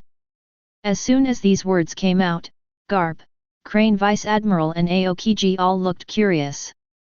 After all, this matter may not be considered big, but it may not be considered small. Especially when Smoker was defeated in the East Blue, this incident made Garp have some speculations. It's not because of Garp's grandson. Staring at Garp angrily, Sengoku explained, "The Straw Hat Pirates entered Logue Town, and Garp's grandson made a big fuss on the execution stage, and even started a war with the Buggy Pirates. After that, Smoker went to suppress it. The Buggy Pirates were captured, but they failed when facing the Straw Hat Pirates. He was even killed by Ron, a 16-year-old. The child was defeated, and defeated by exhausting his physical strength. This was simply a shame and humiliation." Colonel Marine, who came out of the Naval Headquarters elite training camp, actually lost to a little pirate in terms of physical strength. When did the young people of this generation have such poor physical health? As soon as these words came out, the whole place fell silent. Everyone's face was filled with astonishment. I highly doubt that Sengoku's words were wrong. They can understand defeat. After all, Logia is not invincible. Defeating Smoker is not a problem if he finds his weaknesses. But the reason for their defeat made them feel uncomfortable. They were defeated because of lack of physical strength. This is simply. With a slap on the table, Zephyr stood up angrily, gritted his teeth and said, "Smoker, this BD, I told you to focus on improving your own strength instead of. It's a single-minded effort to develop Devil Fruit's abilities. I'm fine now. I was killed by a brat. This is simply a shame and a great humiliation. Sengoku, give me an order to get Smoker back. I will personally train his weak body." Hearing this, Sengoku's mouth twitched. He knew what Zephyr meant, but he still shook his head and said, "No way. That guy Smoker has resigned from me. He will go out to sea to chase the Straw Hat Pirates after a night's rest. Obviously, this defeat will also hit him hard. I want to get my place back." Chapter 61. Hearing this, Garp and others frowned. Smoker resigned to hunt down the Straw Hat Pirates. This matter was indeed a bit emotional. But they can all understand. After all, if they encountered such an aggrieved thing, they couldn't just pretend it never happened. Thinking of this, Crane Vice Admiral said, "In that case, let Smoker go. Smoker is not bad in nature, but he is a little too aloof. We transferred him to East Blue to polish his temperament. Now with the emergence of the Straw Hat Pirates, this step can be accelerated. And I can also take this opportunity to thoroughly clarify some things, so that they can join the picket team I sent out to clean up all the scum in the Grand Line." Hearing this, Sengoku and others also nodded. Smoker's matter cannot be changed, but Crane Vice Admiral's arrangement is also the most reasonable. Correct. Suddenly, Aokiji raised his hand. "What's going on with Ron? A pirate who just went to sea is actually strong enough to defeat Smoker. Although Smoker has not yet reached the general level, he is among the best at the school level." As soon as these words came out, Zephyr, Crane Vice Admiral and Garp also looked at Sengoku. To be honest, they are all quite curious about Ron's situation at the moment. In the past, the Straw Hat Pirates were the most aggressive, the most ruthless, and the person with the highest bounty on their head was Ron. This time he actually defeated Smoker, which is even more incredible. I've got it figured out. Waving his hand, Sengoku reluctantly picked up a document from the side. This is the 880 that he asked people to prepare after receiving the news before. After picking it up, Sengoku threw it on the table in front of him and said, Ron, 17 years old, about the level of a captain. He is also demon fruit power. According to Smoker's report, his ability is lightning, but his speed is extremely fast, and he has a tendency to be second to Kizaru. According to Smoker, Ron has developed his fruit ability extremely well and can move at extremely fast speeds, even beyond the school level. Even Smoker can't catch up with him. Having said this, Sengoku seemed to have thought of something, and suddenly turned to look at Garp, his eyes full of anger. Sengoku, what do you see me doing? Realizing Sengoku's glare, Garp had a look of astonishment on his face, plucked his ears and said, my useless grandson did cause a lot of trouble, but the one who defeated Smoker was Ron, not him. Tisk, stop talking to me about him. With a cold snort, Sengoku angrily yelled, did you hand over Marine 6 styles to your grandson? Smoker reported that the entire Straw Hat Pirates know Marine 6 styles. Although they are only at the entry level, they are definitely authentic Marine 6 styles. What? Marine 6 styles? Hearing this, Vice Admiral Crane, Zephyr, and Aokiji all raised their heads and looked at Garp, their eyes full of astonishment. After all, Marine 6 styles is Marine's secret, at least it cannot be passed on to anyone other than Marine. The Straw Hat Pirates now all know Marine 6 styles. If it is really taught by Garp, then... What? Marine 6 styles? I didn't pass it to Luffy. Garp also had a look of astonishment on his face. He looked at Sengoku in disbelief and said, how is that possible? Marine 6 styles is an advanced physical technique within my Marine. Only elite Marines can learn and master it. Where did Luffy and the others get it? This. Seeing Garp's unfaithful expression, Sengoku and others hesitated for a moment. After looking at each other, Sengoku frowned and said, you really didn't teach me this. No. Shaking his head, Garp said solemnly, I will not do anything that violates Marine order. Hearing this, Sengoku and others nodded. Since Garp didn't teach it, it means it was spread through other channels. Crane, check thoroughly. Waving his hand, Sengoku said solemnly, continue talking about Ron. According to Smoker's report, Ron's control ability is not what Thunder Fruit should have, and his physical strength is not much higher than the same level, eliminating the possibility that it is Zoan.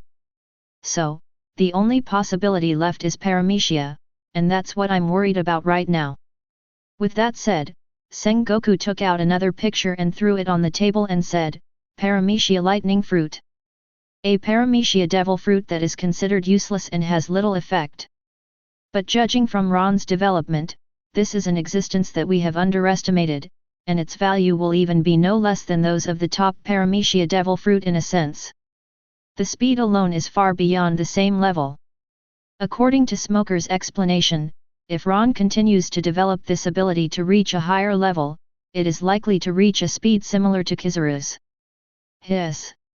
Hearing this, Garp and others couldn't help but take a deep breath.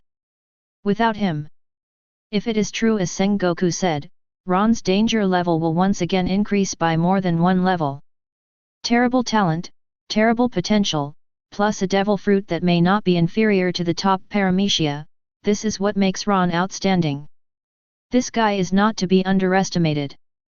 After a while, Zephyr raised his head and said, everyone knows what's going on with Logia's sparkling fruit.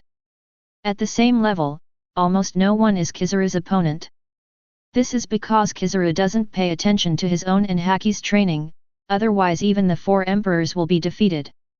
There is a possibility of defeat. Ron is different. He eats Paramecia. Although he also pays attention to the development of abilities, he pays more attention to his own tempering and improvement.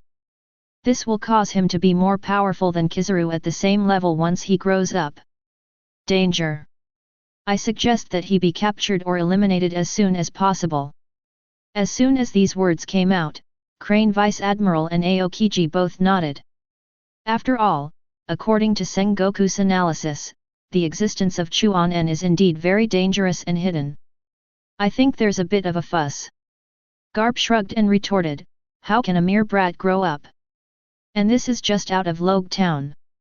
It hasn't even entered the Grand Line yet. I think. All right. However, before Garp could finish speaking, the 10 Emperors' siege was interrupted without hesitation. After giving Garp a fierce look, he immediately said, this matter has been settled. When Marine encounters the Straw Hat Pirates, he will focus on capturing Ron, and at the end of the day, he will eliminate them. From now on, the bounty for the Straw Hat Pirates will be increased. Straw Hat's bounty has been increased to 130 million belly, Zoro's bounty has been increased to 120 million belly, Sanji's bounty has been increased to 77 million belly, Usopp's bounty has been increased to 30 million belly, and Nami's bounty has been increased to 30 million belly. The gold was raised to 16 million belly. At this point, Sengoku was speechless. Then, he raised his head and said, Pirate Ron, the summer bounty has been increased to 300 million belly. The above is the decision on this matter. You start making preparations. Yes. Hearing this, Vice Admiral he stood up directly and walked out of the office. But in this scene, Garp also looked solemn. Although the target is Ron is also a member of the Straw Hat Pirates. Under such circumstances, this is not a good thing, not good news. Especially when a pirate group suddenly had 3 existences with bounties over 100 million, this was an extremely explosive thing for the sea. It can be said that even the Straw Hat Pirates have not yet entered the Grand Line, but now countless pirate hunters and bounty hunters are starting to get ready.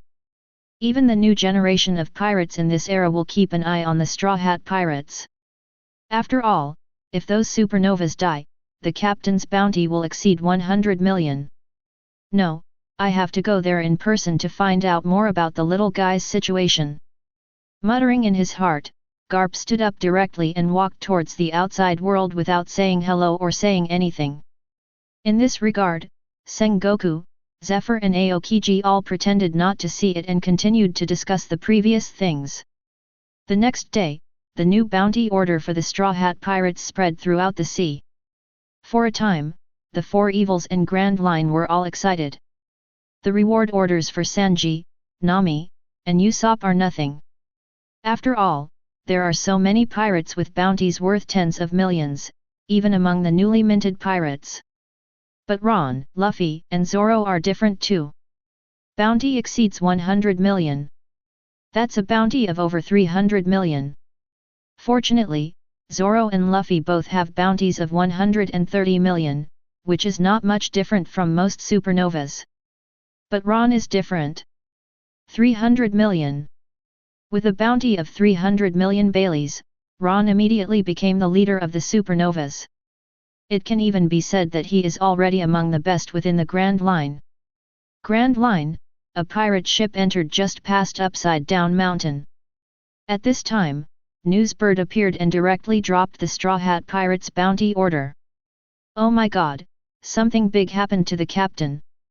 After getting the reward order, a crew member hurried to the area next to Kid and said anxiously, Captain Kid, Vice Captain Kira, something bad has happened. Our limelight has been stolen. The Straw Hat Pirates, there are 3 Straw Hat Pirates with bounties exceeding 100 million. Especially Ron, his bounty has jumped to 100 million Baileys. What? After hearing this, Kid, who was about to start a career in high spirits, was dumbfounded. You know, not long ago, he and Kira both posted a bounty of over 100 million and became supernovas. They were already extremely famous existences. 2 supernovae in one ship, this is a situation that has not happened for many years. But now? Among the Straw Hat Pirates, 3 people with bounties exceeding 100 million suddenly appeared. There is even an existence with a bounty of 300 million belly, which is simply stepping on his and Kira's face to climb up. Give me. With a low growl, Kid grabbed the reward order angrily. After seeing the bounty orders from Luffy, Zoro, and Ron, his face instantly distorted, and he destroyed the bounty orders with a slap, gritting his teeth and said, "Ron, Straw Hat Boy, Zoro, I will remember you. The Straw Hat Pirates, I look forward to meeting you. When the time comes, I will completely destroy you." At this point, Kid couldn't help roaring. The members of the Kid Pirates on the side also said with murderous intent, "Kill. Kill those guys from the Straw Hat Pirates. We must kill the Straw Hat Pirates. Captain, there's new news. On the other end, the Heart Pirates have now entered the Grand Line." A crew member hurried to Telfa with a reward. Next to Garo, he handed out the bounty orders for Ron and the others and said, "The Straw Hat Pirates, the Straw Hat Pirates bounty order has just been updated. The bounties for Captain Straw Hat and Pirate Hunter Zoro are both 130 million Baileys. But crew member Ron, his bounty is as high as 300 million belly." According to the information contained in this, the Straw Hat Pirates have received so much bounty before they even left the East Blue and entered the Grand Line. Oh! Hearing this, Taro was a little surprised. He reached out to take the bounty order and looked at it for a moment, then said thoughtfully, "The Straw Hat Master, the Ron Master, and the Zoro Master. There are 3 supernovas in one ship, and one even reached the level of 300 million belly. This shows how much Marine attaches importance to the Straw Hat Pirates. It would be nice to get in touch with such a dangerous existence. Maybe we can reach an agreement with them to complete the matter." Having said this, the figure of Doflamingo appeared in Telfagiro's mind, and he subconsciously clenched his fists. The killing intent and hatred in his eyes could not be concealed. 3.0 Godfather, Godfather. 3 supernovas appeared in the Straw Hat Pirates. And there is a supernova with a bounty of 300 million belly. Within the scope of West Blue's Upside Down Mountain, within the Flame Tank Pirates, a pirate hurriedly came to Capone Big's side, raised the bounty in his hand and said excitedly, "And they live there.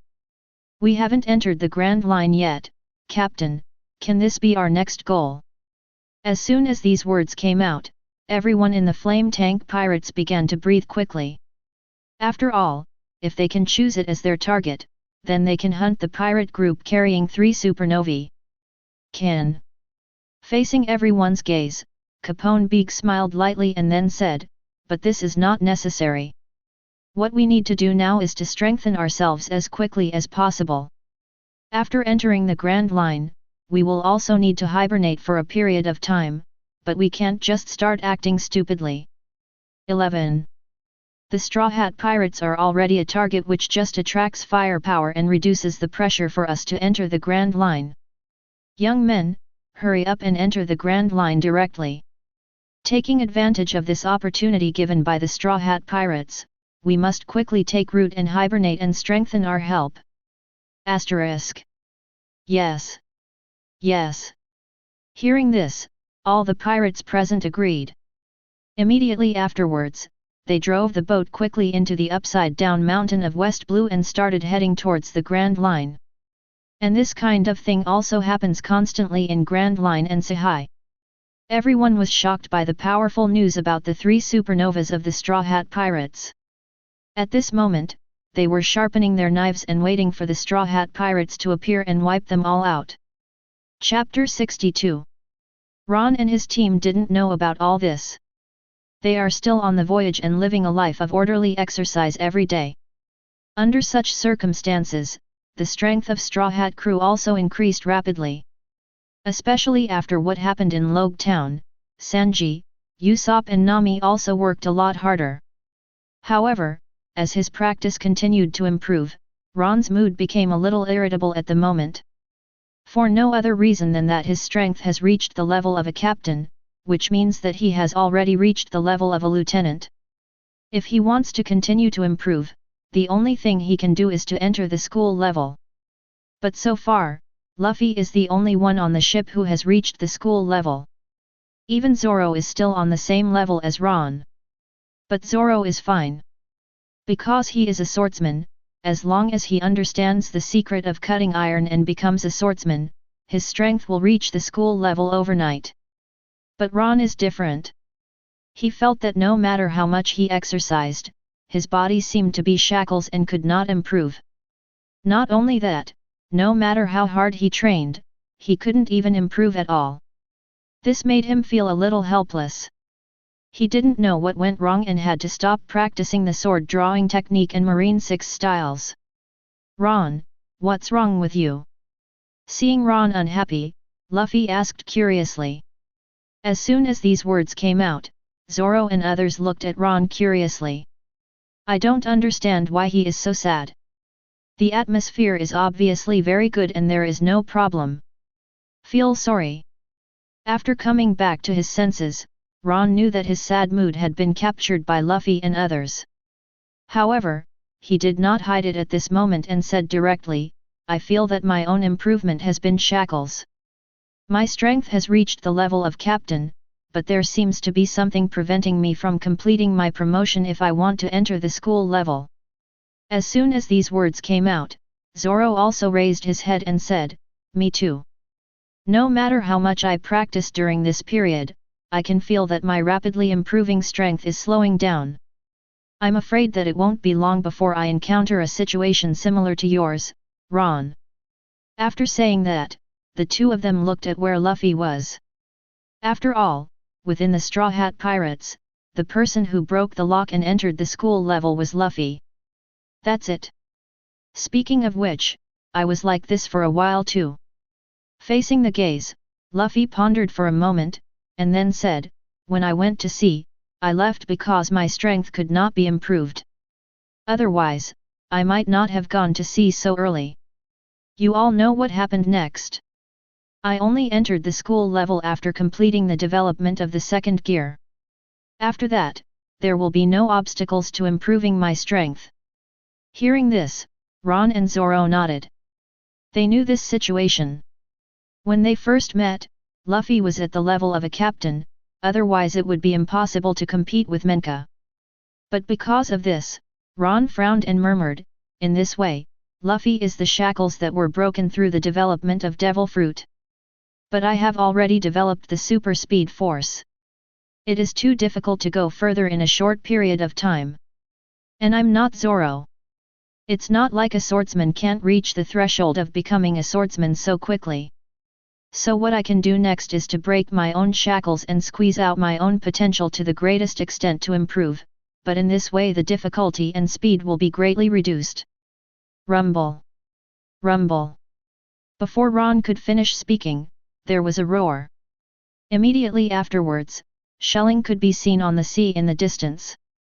A marine warship can be seen chasing a small boat. You can vaguely see a little girl rowing away in fear on the small boat. Marine. Seeing this scene, Ron and others frowned slightly. To be honest, they met a lot of Marines in East Blue, but in fact these Marines were almost all scum. Now we meet again. Marine is actually chasing a little girl who looks to be about 10 years old. This is simply crazy. Nami, speed up and let's go there. Almost instantly, Luffy spoke.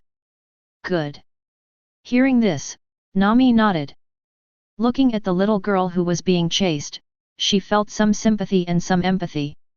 After all, when she first went to sea and became a pirate, her situation was very similar. But at that time, it was not only Marines who were chasing her, but also pirates. Soon, the melee approached the little girl. But at this time, a cannonball exploded next to the boat, and the boat burst into pieces, and the little girl in it fell into a coma. Luffy. Seeing this situation, Ron frowned and immediately said, "Rescue the little girl. I'll be back as soon as I go." After saying that, Ron jumped up, stepped on the moonwalk and flew quickly towards the ship in the distance. And Luffy was not idle either. He stretched out his hand, stretched his arms rapidly, and in just a moment, he picked up the little girl from the surface of the sea. Immediately afterwards, a group of people began to quickly treat the little girl. On the other end, Ron stepped on the moonwalk and arrived on the marine warship. Not surprisingly, this is the marine who chased the little girl in the original book. After taking a careful look, Ron's eyes were filled with murderous intent. A bunch of scum. I'm not in the mood for you to continue causing trouble. He was in a bad mood. When he saw these marine scum, Ron chose to take action without hesitation. Speed force open. With a low roar, Ron's figure turned into an electric arc and rushed directly into the warship. Immediately afterwards, he pulled out his knife, and as he swung the knife again and again, one person died tragically in his hands.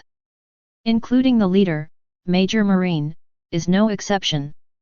10 minutes later, all the Marines on the warship were killed by Ron.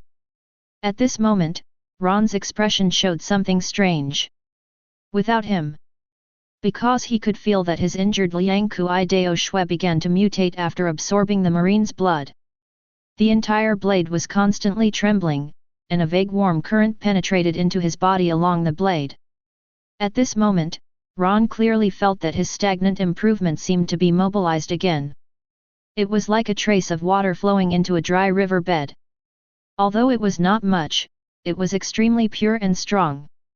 But in just a moment, this feeling disappeared, and the blood of Liangkui Dao returned to its original state, and part of the blade already showed a blood-red sheen. Does blood have special powers? Ron glanced thoughtfully at the famous sword in his hand, and Ron remembered what Tashigi said before in Logue Town. This blood used to be the weakest good sword, but after absorbing the blood, he has evolved into the strongest good sword, and may even be upgraded to a great sword. The current situation proves that Tashigi's words are true. But Tashigi didn't know that the improvement of blood was not only his own quality, but also could even feed back to the host. Judging from the current trend, this blood will obviously start to evolve into a sharp knife. Because of this, the power fed back can help Ron's strength improve. Although it cannot be said that it will be directly promoted to the school level, it at least gave Ron hope. If I were to be promoted to the great knife in a true sense, the feedback I would get would not say that I would be promoted to the school level, but it would definitely not be too far off. Blood. I need more blood. At this moment, Ron was extremely excited. When he finally found a way to break the situation, he didn't hesitate. Walk to the cabin area and gather all the cannonballs on the warship together. After taking out one and holding it in his hand, Ron stepped on the moonwalk and left the range of the warship. After reaching a safe distance, Ron didn't waste any time and directly mobilized the cross current to ignite the fuse of the cannonball, and then threw it towards the cabin area of the warship without hesitation. With a loud roar, the shell quickly exploded inside the warship. And its explosion also detonated the piled-up shells. In an instant, continuous explosions resounded, and the entire warship exploded directly, and finally sank into the sea. Ron, did you kill all those Marines? As Ron returned, Luffy and others asked in surprise and astonishment. Yes.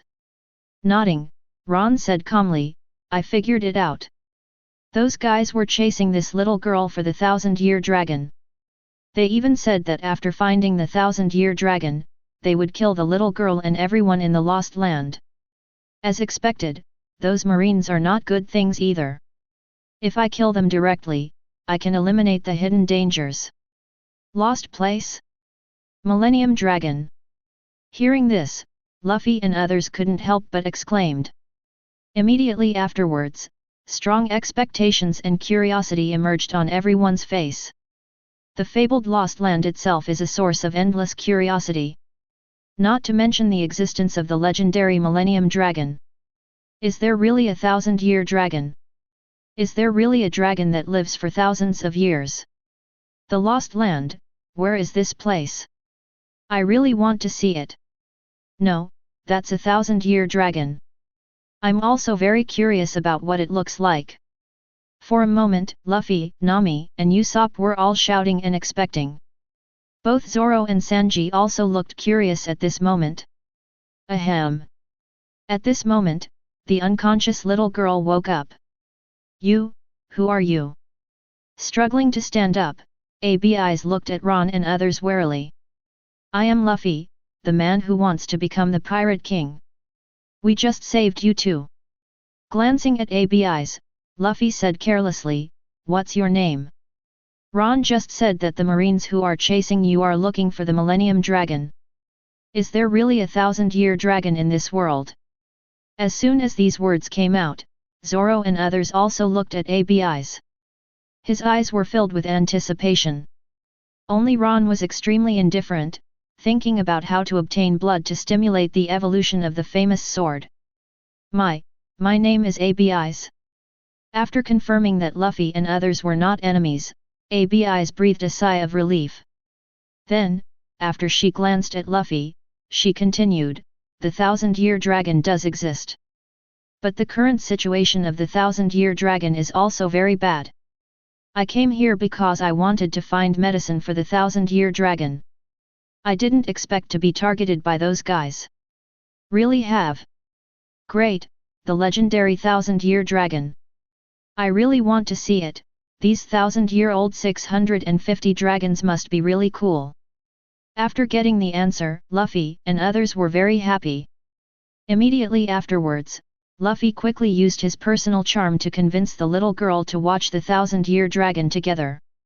As the ship moved forward, a group of people also fell into a happy atmosphere, including ABIs, who quickly integrated into it. But not long after, the ship also stopped moving. This time they entered a special sea area, which was similar to the calm belt. For a ship without oars like the Mary, it was immediately stopped and unable to move. What happened? The ship can't move. There is no wind and our ship is stuck. For a moment, Luffy and others didn't care about anything else and quickly came to the area around the ship. After seeing that the ship was completely unable to move forward, everyone looked a little panicked. After all, this is a vast sea. Once the ship cannot sail, then... bang! However, before they could recover, roars followed. As the sea surface exploded, super large sea kings suddenly appeared, and the Mary was pinned to the area above its head by a super large sea kings that resembled a sea snake. This scene immediately lifted Ron's spirits. Looking at those oversized sea kings, his breathing became rapid at this moment. Blood. Powerful blood. There is no doubt that these super large blood can also meet the needs of famous swords.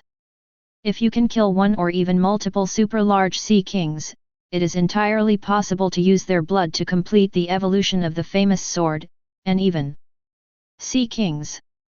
So big sea kings. It's over, how could we encounter so many super large sea kings? 11. At the same time, Nami and others on the deck couldn't help but exclaimed. At this moment, they were all desperate. After all, compared with these super large sea kings, the Mary is just as small as an ant, let alone people like them. Not urgent. Ron was very calm about this. After all, they are now in the body of a super large sea kings.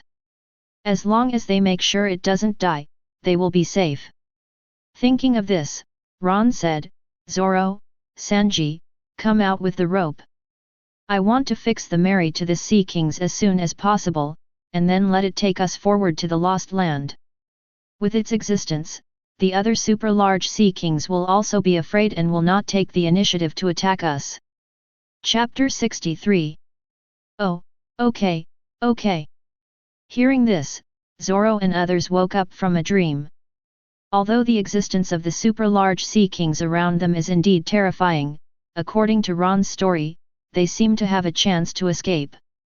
Thinking of this, a group of people took action quickly. Soon, they found the rope. After that, Ron directly stepped on the moonwalk to tie the Mary to a corner of the super large sea kings. After ensuring his own safety, Ron jumped up to the area above the head of the super large sea kings, and without hesitation took out his knife and stabbed it out. Zhang! Fire was flying everywhere, and although Ron's knife was a famous knife, it was unable to break through the skin of the super-large sea kings at this moment. Chidori Blade. In desperation, Ron could only mobilize his abilities. In an instant, the Chidori Blade covered the blade, and with the sharpness of lightning, it directly penetrated the corner of the Sea King's head. A trace of stinging pain was felt, and the super-large Sea Kings twisted its body but did not react much. After all, with his physique, Ron's attack was like a mosquito bite.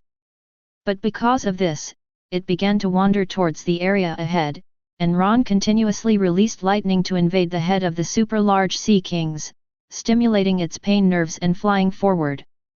Very good. Leave the range of those super-large Sea Kings. Great, with the help of these super-large Sea Kings, we can reach the legendary Lost Land faster. For a moment, Luffy and others on the boat cheered. After all, that moment just frightened them. There are so many super-large Sea Kings, if any one of them swallows them, they will all die. Even if they are in the sea, they will have no possibility of escaping. Under such circumstances, time flies by. As the super-large Sea Kings continued to gallop, the blade in Ron's hand gradually turned blood red. While continuously absorbing the blood of the super-large Sea Kings, the evolution of the famous sword blood has also begun, and even the feedback to Ron is constantly increasing. About half a day later, the evolution of the entire famous sword blood was completely completed. With a bright flash of blood, the blade of the famous sword in Ron's hand turned completely bloody red. Under the continuous action of the feedback power of the famous sword, Ron felt that his physical fitness had improved at least 10 times in just half a day. Although he still has not reached the major level, he is already only one step away from the major level. Even without the help of feedback from famous swordsmen, Ron is still confident that he can complete the breakthrough within a month and reach the school level in the true sense. Okay. For a moment, Ron burst into laughter. It can be said that I am extremely satisfied and happy with all this situation. If nothing else, the harvest this time is really too huge. Especially after the famous sword blood evolved, Ron has also figured out its abilities. This blood is a special sword. It is not a simple famous sword, but a material fused with devil fruit, which was later obtained and cast into a famous sword. The devil fruit that the blood blade is fused with is paramecia, the evolution fruit. This is a auxiliary devil fruit, which itself is useless in the devil fruit illustrated book. But it is different after being forged into a famous sword. It can evolve by absorbing blood and can also feed back to the sword owner. It's just that the limit of this sword has been reached. Even if it is integrated with the power of the evolutionary fruit, it is still a dead object and cannot reach the level of awakening. Therefore, the current state of this bloody blade is its ultimate, and there is no possibility of further reaching the supreme sharp knife sequence. Pity. Paramecia evolution fruit. This is a powerful fruit. If a person eats it, the benefits will be truly huge. After a while, Ron came back to his senses, sighed and looked at the bloody blade in his hand with regret. Evolution fruit. If someone eats this, it can be used as a weapon. Unfortunately, when the item is fused with it, without the power of awakening, its value is greatly reduced, and it becomes a low-end item. But now that it was over, Ron wasn't too disappointed. After all, he has accepted the benefits brought by the blood blade, and it is now a big sharp knife, and its value is indeed not weak. Look! That's the legendary Lost Land. At this moment, a shout came from behind. Looking up, you can see the looming outline of an island on the distant sea. Even the area ahead is out of the calm belt range. For a moment, Ron's expression changed, and without caring about anything else, he quickly used Moonwalk to return to the Mary. Cut! With a low growl, Ron immediately cut off the ropes tied to the super-large Sea Kings. Immediately afterwards, under the influence of huge inertia, the Mary flew out directly. After falling heavily on the sea, it moved forward rapidly under the influence of inertia, aiming directly at the legendary Lost Land. An hour later, Ron and others successfully entered the Lost Land on the Mary. Not surprisingly, without the obstruction of Marine, Ron and his team quickly arrived at the location of the Thousand-Year Dragon. Under the leadership of ABIs, Luffy and others also saw the Thousand-Year Dragon as they wished. Wow! This is the Millennium Dragon. Looks so big. But why do you look so depressed? Looking at the huge 1,000-year-old dragon in front of them, Luffy, Nami, Usopp and others couldn't help but exclaimed. Especially Luffy, who immediately ran forward to protect the 1,000-year dragon with a giggle. Ron, on the other hand, frowned slightly at this moment. In the original book, the 1,000-year dragon looks very big, but to be honest, it cannot be compared with those super-large sea kings in the outside world. But this time when he saw the 1,000-year dragon, Ron also felt that something was wrong. If nothing else, it's simply too small. Although the volume is larger than sea kings, it is incredible to say that a being that has lived for thousands of years is only as large as a large sea king's. The most important thing is that from the first moment he saw the Millennium Dragon, Ron felt a vague desire from his heart. But he didn't know where this desire came from, nor why he had such emotions. Finally waiting for you. The person with the dragon soul. Suddenly, a voice rang in Ron's ear. At this moment, Ron looked in all directions on alert. But there are still outsiders, and the voice just now does not belong to the Straw Hat Pirates and ABIs. It's you. But in just a moment, Ron's eyes were locked on the 1,000-year dragon.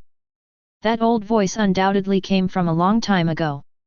There is no doubt that the age of the 1,000-year dragon in front of me is very long ago, and it is even possible that it belongs to it. But because of this, Ron was even more confused. Dragon soul? What it is?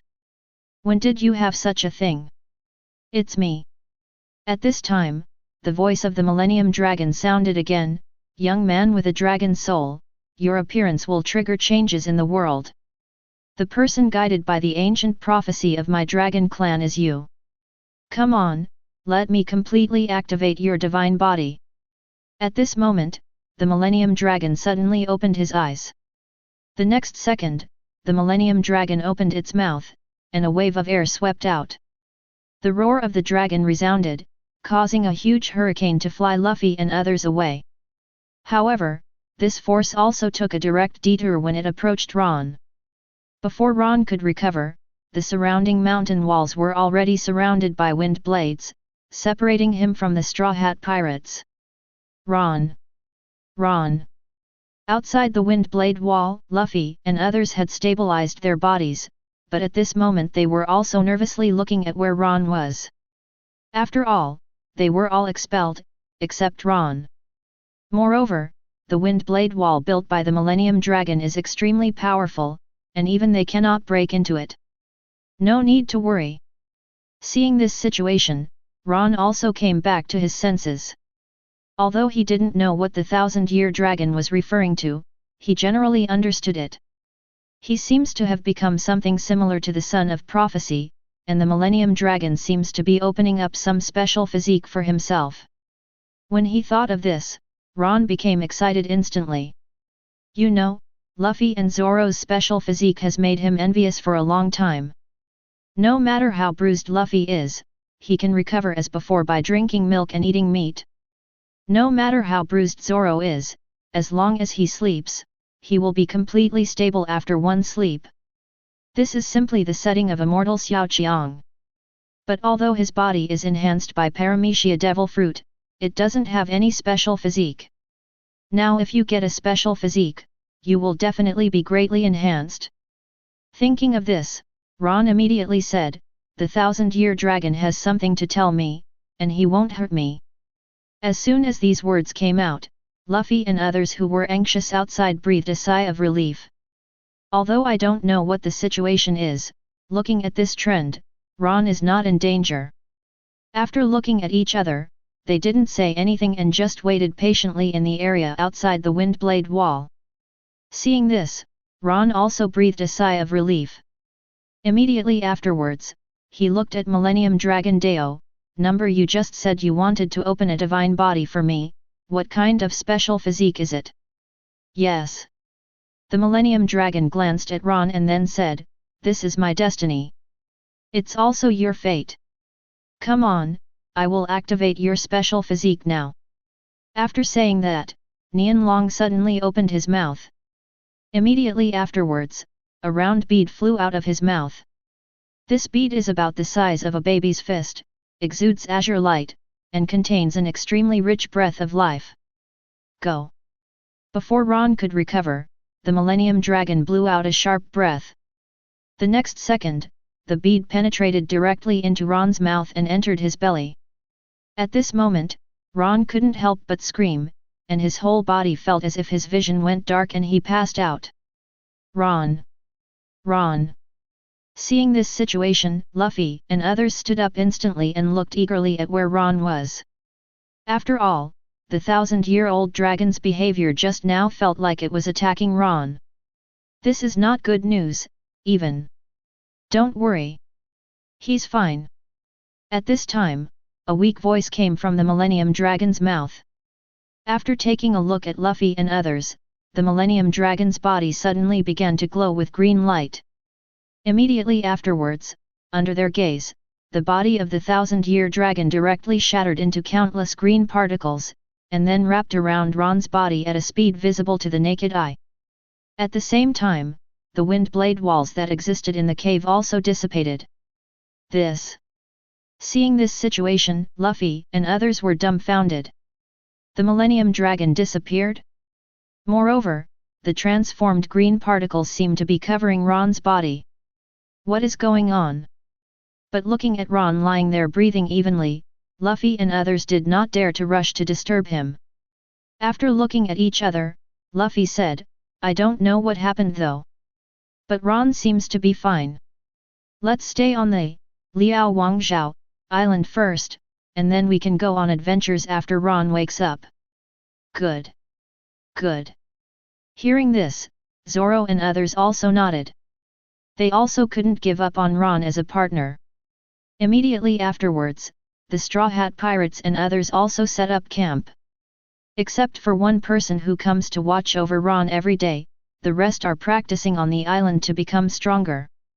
ABIs also started training under the leadership of Luffy and others. Day after day, 3 months passed in the blink of an eye. Comfortable. On this day, Ron's closed eyes opened, he stood up from the ground, stretched and felt comfortable all over. Immediately afterwards, he seemed to think of something and immediately began to check his situation. Hey! In just a moment, Ron felt the difference in himself at this moment. Now his physical fitness is at least 100 times stronger than before, and his strength has reached the school level, and has directly reached the level of a lieutenant colonel, or even close to a colonel. In addition, he can clearly feel the activity of his physical body and life energy. Especially on his shoulder, there was a tattoo of a 1,000-year dragon. As Ron moved his body, the 1,000-year-old dragon tattoo suddenly shone brightly, and then a message left by the 1,000-year-old dragon before it died was introduced into his mind. Immortal dragon body. Has resilience, destructive power, and potential comparable to dragons. With the body of an undead dragon, it can even transform into half-animals and beasts similar to the Zoan demon fruit power. But mine is dragon transformation and dragon transformation. Dragon transformation can increase one's strength, speed, and body 10 times. After dragon transformation, one can transform into a 1,000-year dragon, exerting about 50 times more strength than oneself. Chapter 64. After receiving the message from the Millennium Dragon, Ron was stunned for a moment.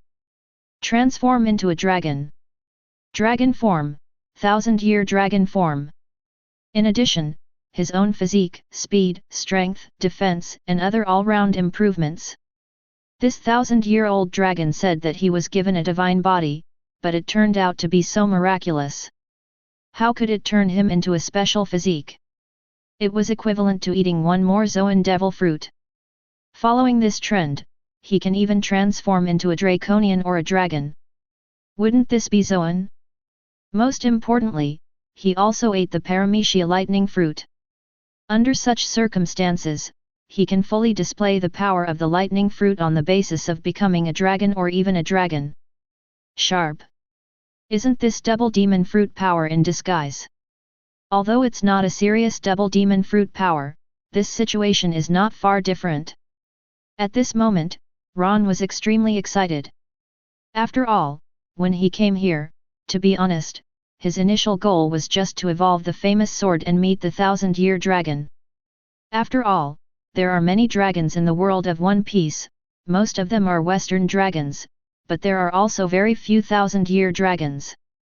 I never expected that there would be such words on it. Dragon soul? He still doesn't know where he got the dragon soul. But all this is no longer important. After all, the 1000-year dragon has died. Sacrificing himself to directly help him complete the undead dragon body will definitely make his strength improve by leaps and bounds. Especially after transforming into an undead dragon body, Ron's own potential has also been greatly enhanced. He can clearly feel that as long as he gives himself a period of time, he can reach the peak of the school level, and even there is a possibility of impacting the Commodore class. When he thought of this, the smile on Ron's face became even brighter. Ron! Ron, you wake up! At this time, Nami's surprised voice came. When she saw Ron standing up, Nami hurried forward and asked, "Are you okay? You have been in a coma for 3 months, and we are worried about you." "What? I was in a coma for 3 months." Hearing this, Ron's expression changed. He never expected that he would be unconscious for so long after transforming into an undead dragon body. Although it was well worth the money, to be honest, he was still a little bit regretful that Luffy and others had waited for him here for so long. Thinking of this, Ron immediately said, "Sorry, Nami, for making you worry. But this time it happened suddenly. I didn't expect it to be delayed for such a long time. It's okay." In response, Nami smiled slightly and said happily, "We have been practicing hard in the past 3 months. Ron, my current strength cannot be underestimated." As he spoke, Nami raised his hands and clenched his fists in a show-off manner. Hearing this, Ron's eyes showed a hint of surprise. You know, because of his intervention, Nami did develop differently from the original work. Especially now that she has been practicing hard for 3 months, I am afraid that she may really take a different path from the one in the original work. Thinking of this, Ron asked curiously, "Oh, Name, what stage has your strength reached?" 3 months. Although your qualifications are not bad, you have missed a lot of time. Ensign level. Before Ron could finish speaking, Nami took the lead and said, "Ron, I have reached the level of Ensign. According to what Luffy and Zoro said, I am now capable of fighting even those cotters of the buggy pirates." What? His pupil shrank, and Ron looked at Nami in disbelief. How is that possible? How could it have improved so much in just 3 months? At this moment, Ron was in disbelief. After all, Nami's qualifications are not bad, but she essentially doesn't have much fighting ability at all. Even if he had started exercising before going to Logue Town, he would not have reached this point in less than half a year. Hee. Smiling slightly, Nami winked playfully and said, "I'm lucky, I picked up a devil fruit. And it's a pretty awesome devil fruit." As he spoke, Nami stretched out his hand, and a cloud quietly gathered in his palm, then spread and covered the cave in a short time. This is... His pupil shrank, Ron's breathing quickened, he stared at Nami's arms that were gradually turning into clouds, and said with envy, "Logia. Nami, you actually ate Logia devil fruit." At this moment, Ron felt like a lemon, AFJ. Although his lightning fruit is also very strong, although he now has similar double demon fruit power. But this is Logia. Although Logia fell from the altar in the later stages of One Piece, it was also because Logia's awakening was not truly revealed. Whether it is Paramecia's awakening or Zoan's awakening, they are heaven-defying existences, and Logia's awakening cannot be a weak existence. If there had been a choice, even in the rubbish Logia, in Ron's opinion, it would still be stronger than Paramecia. Good. Grinning, Nami said happily, "It's Logia go she. I picked it up when I went to the beach a month ago. I just wanted to try it, but I didn't expect it to be so magical." Hearing this, Ron became even more sour. Although his own luck is also very strong, Nami's luck is simply invincible. Logia Devil Fruit. This fruit is not weak, it is even the top fruit of tobacco season fruit. According to Ron's imagination, there are even more development directions for this Yunyun fruit, such as Liun, such as Hua Sheyun. Once developed, lightning and fire will be able to be controlled. Coupled with the characteristics of the Yunyun fruit itself, and even the ability to fly, Nami can be said to have the potential to become an admiral-level powerhouse forever. Congratulations! After coming back to his senses, Ron congratulated Nami. "Nami, I have some tips on developing such fruits for you." With that said, Ron told Nami the information that the cloud fruit can be developed into thunder clouds, fire clouds, and other skills. Very good. After hearing Ron's ideas, Nami was overjoyed. After all, if it is developed in the direction Ron said, she will not only be able to transform into clouds, but also be able to control lightning, fire, and other natural forces to attack. For a moment, Nami didn't care about anything else. She pulled Ron and walked towards the outside world, saying, "Let's go find Luffy and the others first. They'll be happy to know you're awake. It just so happens that I'm also trying out the development ideas you mentioned in the outside area." Ron didn't stop him and let Nami pull him out. Soon, they arrived outside the cave, and under the leadership of Nami, they found Luffy, Zoro, Sanji and Usopp who were practicing in the woods. "Luffy! Zoro! Ron wakes up!" As soon as they got close, Nami shouted happily. As soon as these words came out, Luffy and others who were practicing were all refreshed. Subconsciously, he looked at where Ron and Nami were. After confirming that Ron was awake, they all stopped practicing and disappeared immediately. Obviously, in 3 months, they have become more and more skilled in the practice of Marine 6 styles, especially this one, whose speed is not inferior to that of Marine of the same level. "Ron, you finally woke up." Almost instantly, Luffy arrived in front of Ron and hugged Ron with a swoop.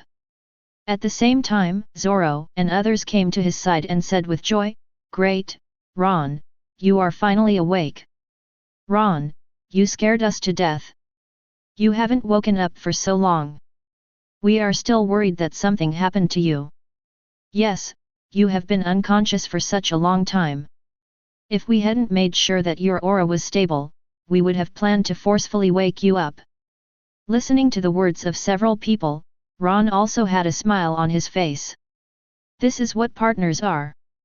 This is a companion.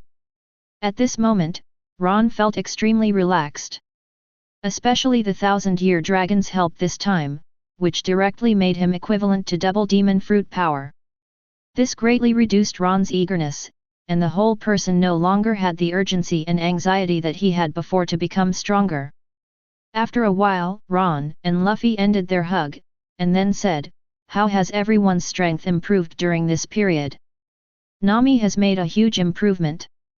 You guys are not idle, are you?"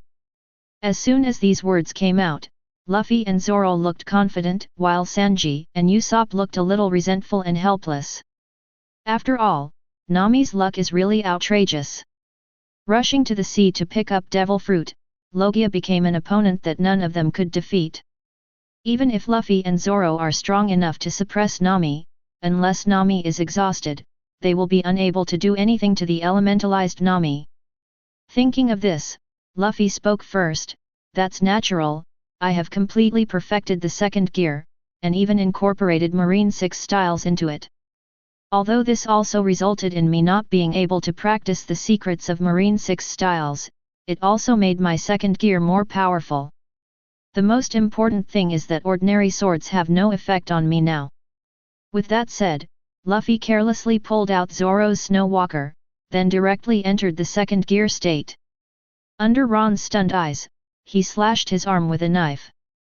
Zhang! Fire was flying, and just as Luffy said, the sword's damage to him was significantly reduced. Even a famous sword like Xuezhi only left a white mark on his arm at this moment, and it quickly returned to its original state. Is this the result of integrating the iron body into itself? This is simply too strong.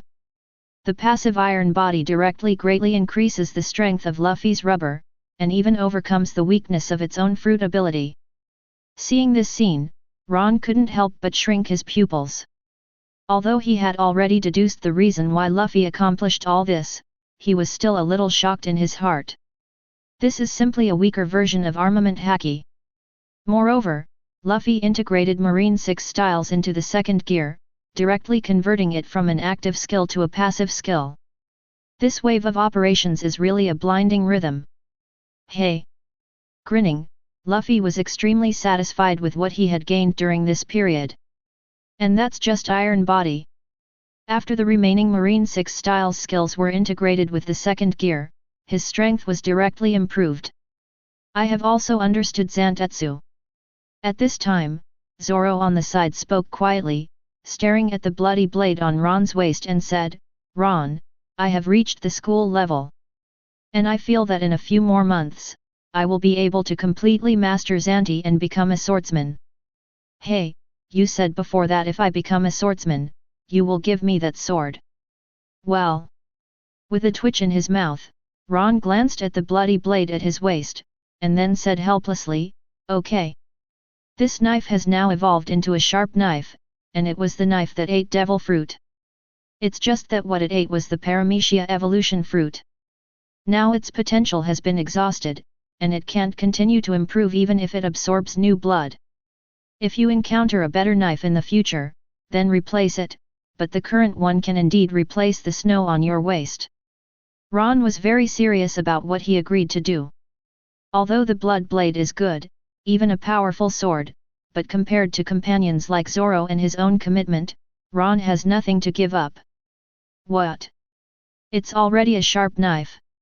Hearing this, Zoro's breathing became even more rapid. He never expected that Ron would evolve the blood blade in such a short time after getting it. For a moment, Zoro said anxiously, "Then I will continue practicing now." After saying that, without lingering any longer, Zoro turned around and hurried off to practice. Big sharp knife. That is a famous sword that is rare in the world. Now that he is his own as long as he becomes a swordsman, how could Zoro remain unmoved? As for Ron losing his knife, Zoro is not worried about that. After all, if he really wanted to replace him, then Xuezhi could be given to Ron, and he remembered that Ron said that his goal was within the Grand Line, and he would definitely go all out to help him when the time comes. Seize the knife it needs. What about you? Seeing this, Ron smiled and shook his head. Then, he looked at Sanji and Usopp and asked. We are still at the level of lieutenants. Looking at each other, Sanji and Usopp said helplessly. Immediately afterwards, Sanji said, but my strength has reached around lieutenant junior grade, and I have completely mastered Tempest Kick and Shave, so lieutenant cannot be my opponent. Seeing this situation, Usopp on the side also quickly said, Ron, I have just been promoted to ensign level. However, I have become proficient in moonwalk and shaving, especially the paper arts you told me before. I have reached the point of success. I tried with Zoro before. With my sniper's vision and the cooperation of paper arts, Zoro couldn't defeat me in a short time. At this point, Usopp changed his voice and said, by the way, where are you, Ron? You have been in a coma for the past 3 months. How are you doing now? What did the 1,000-year dragon do to you? Chapter 65. To be honest, Luffy and others were extremely curious at the moment. Even Zoro in the distance stopped moving. After all, everyone came out of curiosity to see the 1,000-year dragon this time. No one expected that so many stories would happen between the 1000-year dragon and Ron, and even put Ron in a coma for 3 months. The most important thing is that they can also feel the aura exuding from Ron's body at this moment, which is completely unmatched 3 months ago. It's a long story. With a calm smile, Ron glanced at Luffy and others. Immediately afterwards, he didn't mean to hide it, and said directly, "This matter is actually a bit unbelievable. Even I can't believe it. But it is indeed the case. The 1000-year-old dragon opened up a special physique for me." Special physique? What is that? Upon hearing this, Luffy and others looked at each other and did not understand Ron's words at all. Nami even asked directly, "What is a special constitution? Is it great? I actually made you coma for 3 months, and you seem to have become stronger." As soon as these words came out, the eyes of Luffy and others focused on him again. In this regard, Ron explained calmly, "Special physique, this thing itself is different from ordinary people. For example, Luffy can recover from his injuries by drinking milk and eating meat. For example, Zoro can recover after being injured by just sleeping. These are all special physiques." What? There is such a thing? Hearing this, Luffy and Zoro were thoughtful, but Sanji, Usopp and Nami on the side also looked at Luffy and Zoro as if they were looking at monsters. After all, according to what Ron said, the special physiques of these two guys are indeed a bit exaggerated. Regardless of whether he drinks milk, eats meat, or takes a nap to recover, this is a complete monster to ordinary people. My special physique can be called a dragon body. After taking in the whole scene, Ron pondered for a moment and then said. He had reservations, not because he wanted to be wary of anything, nor because he didn't believe Luffy and others. It's that his undead dragon body is too complex and the risks he takes are too great. The previous person who claimed to be immortal was 4 Emperors Kaido. If he still has the ability to die, I am afraid that Marine's pursuit and encirclement of him will be even more intense. Thinking of this, Ron continued, the special thing about it is that it allows me to transform into a dragon like the Zoan demon fruit power. After transforming into a dragon, my strength will be enhanced tenfold. Coupled with my own devil fruit ability, it feels like I have become a double devil fruit experiencer. What? Zoan demon fruit power like animal transformation? Shang Shalu's combat effectiveness? Double demon fruit power? For a moment, Luffy and others were in an uproar. They were all stunned by Ron's words at this moment, and even felt curious from the bottom of their hearts. After all, whether it's animal transformation or dual demon fruit power, this is something they have never been exposed to or known. Ron, have you really become a double demon fruit power? On the contrary, Luffy asked hurriedly at this moment, I remember Grandpa said that you can't eat the second devil fruit, otherwise you will explode and die. How did you do it? What? Is there such a thing? Hearing this, Nami, Sanji and others, who had been excited just now, suddenly changed their expressions. If you eat the second devil fruit, you will explode and die. Isn't it impossible for 2 demon fruit powers to be born? Then Ron's situation is... No no no. Waving his hand, Ron looked at Luffy helplessly and said, what you said is true, but I am not a double demon fruit power. The reason why I can transform into a dragon is because of my special physique, and because the Millennium Dragon helped me accomplish this at the cost of its own life. Although it is similar to the double demon fruit power, in fact, I only have the power of Paramecia's shining fruit in my body. Let's put it this way, I am still a single fruit ability user, but I just have a physique comparable to Zoan devil fruit. I see. After listening to Ron's explanation, Luffy suddenly understood. Then, he looked at Ron with envy in his eyes, it's so cool. Ron, you are almost a combination of Paramecia and Zoan now. You are so handsome, so handsome. I also want to have one more kind of fruit ability, but it's a pity that the Millennium Dragon didn't choose me. As soon as these words came out, Sanji and others on the side also nodded. After all, according to Ron's story, the 1000-year dragon's help was to create a devil fruit ability that had no side effects and was compatible with Ron out of thin air. It's a pity that the person chosen by the Millennium Dragon was Ron. If it were him, wouldn't he be able to become stronger quickly? Hee. The corners of his mouth twitched, and Ron looked at Luffy speechlessly. There is no problem with anyone saying this, including Blackbeard and Ron. After all, the dual fruit ability in this form is indeed shocking. But the person who said this was Luffy, and he couldn't help but complain. You are indeed a crotchless rubber fruit now, but as it awakens, it will be Zoan, human fruit, phantasmal beast species, and Nika form. The only super god devil fruit in the world of One Piece. It even carries the special fruit of Joey Boy's will 800 years ago. Once fully mastered, Luffy will truly stand on the top of the world. Thinking of this, Ron clapped his hands and said, Okay, I've finished my business. We've been delayed for so long, it's almost time to leave here. After all, the Lost Land is not the end. Our goal is the Grand Line, the New World, and even the final land of Raftel. As soon as these words came out, Luffy and others were immediately in awe. As Ron said, their adventure cannot stop here. Under the current circumstances, they have been stuck here for 3 months, and it is time to continue their journey. Goo. At this moment, there was a sound of stomach growling. Ron scratched his head awkwardly. After not eating or drinking for 3 months, even though I have the energy of a 1000-year dragon to sustain me, I can't stand it now. Goo. At this moment, a sound of stomach growling resounded.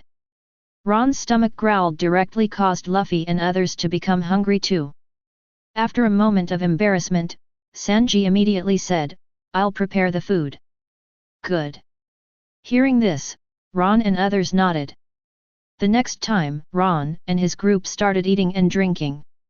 After they were full of wine and food, a group of people stopped, and after collecting some materials from the island, they left on the Mary.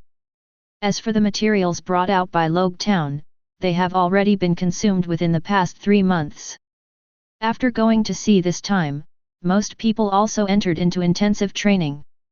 Especially Ron.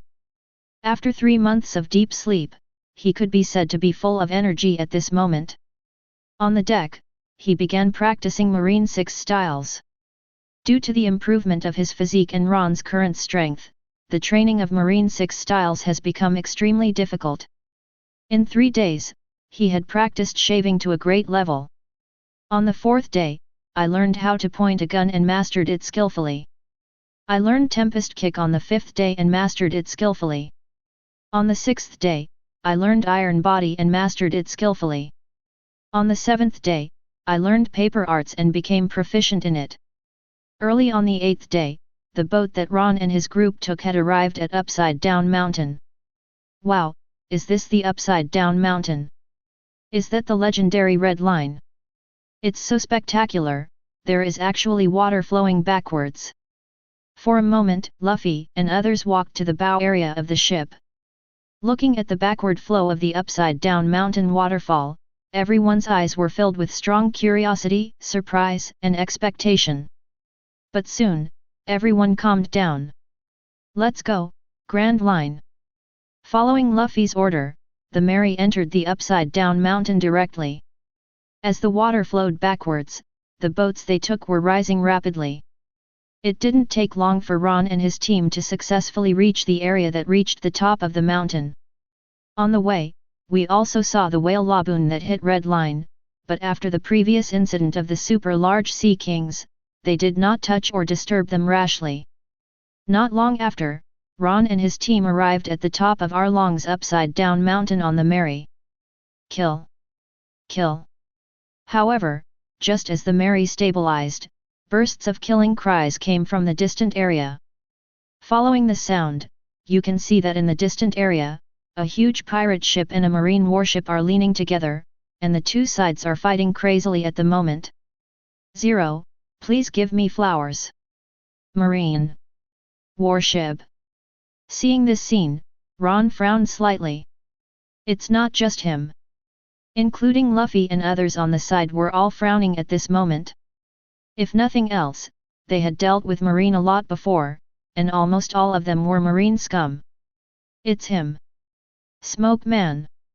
Suddenly, Luffy seemed to notice something. He stared at Smoker speeding on the warship in the distance, and the fighting spirit in his eyes burst out at this moment. It's not just him. Even Zoro and Sanji on the side are full of fighting spirit at this moment. After all, when they were in Logue Town Square before, the pressure the latter put on them was extremely huge, and it could even be said to be despairing.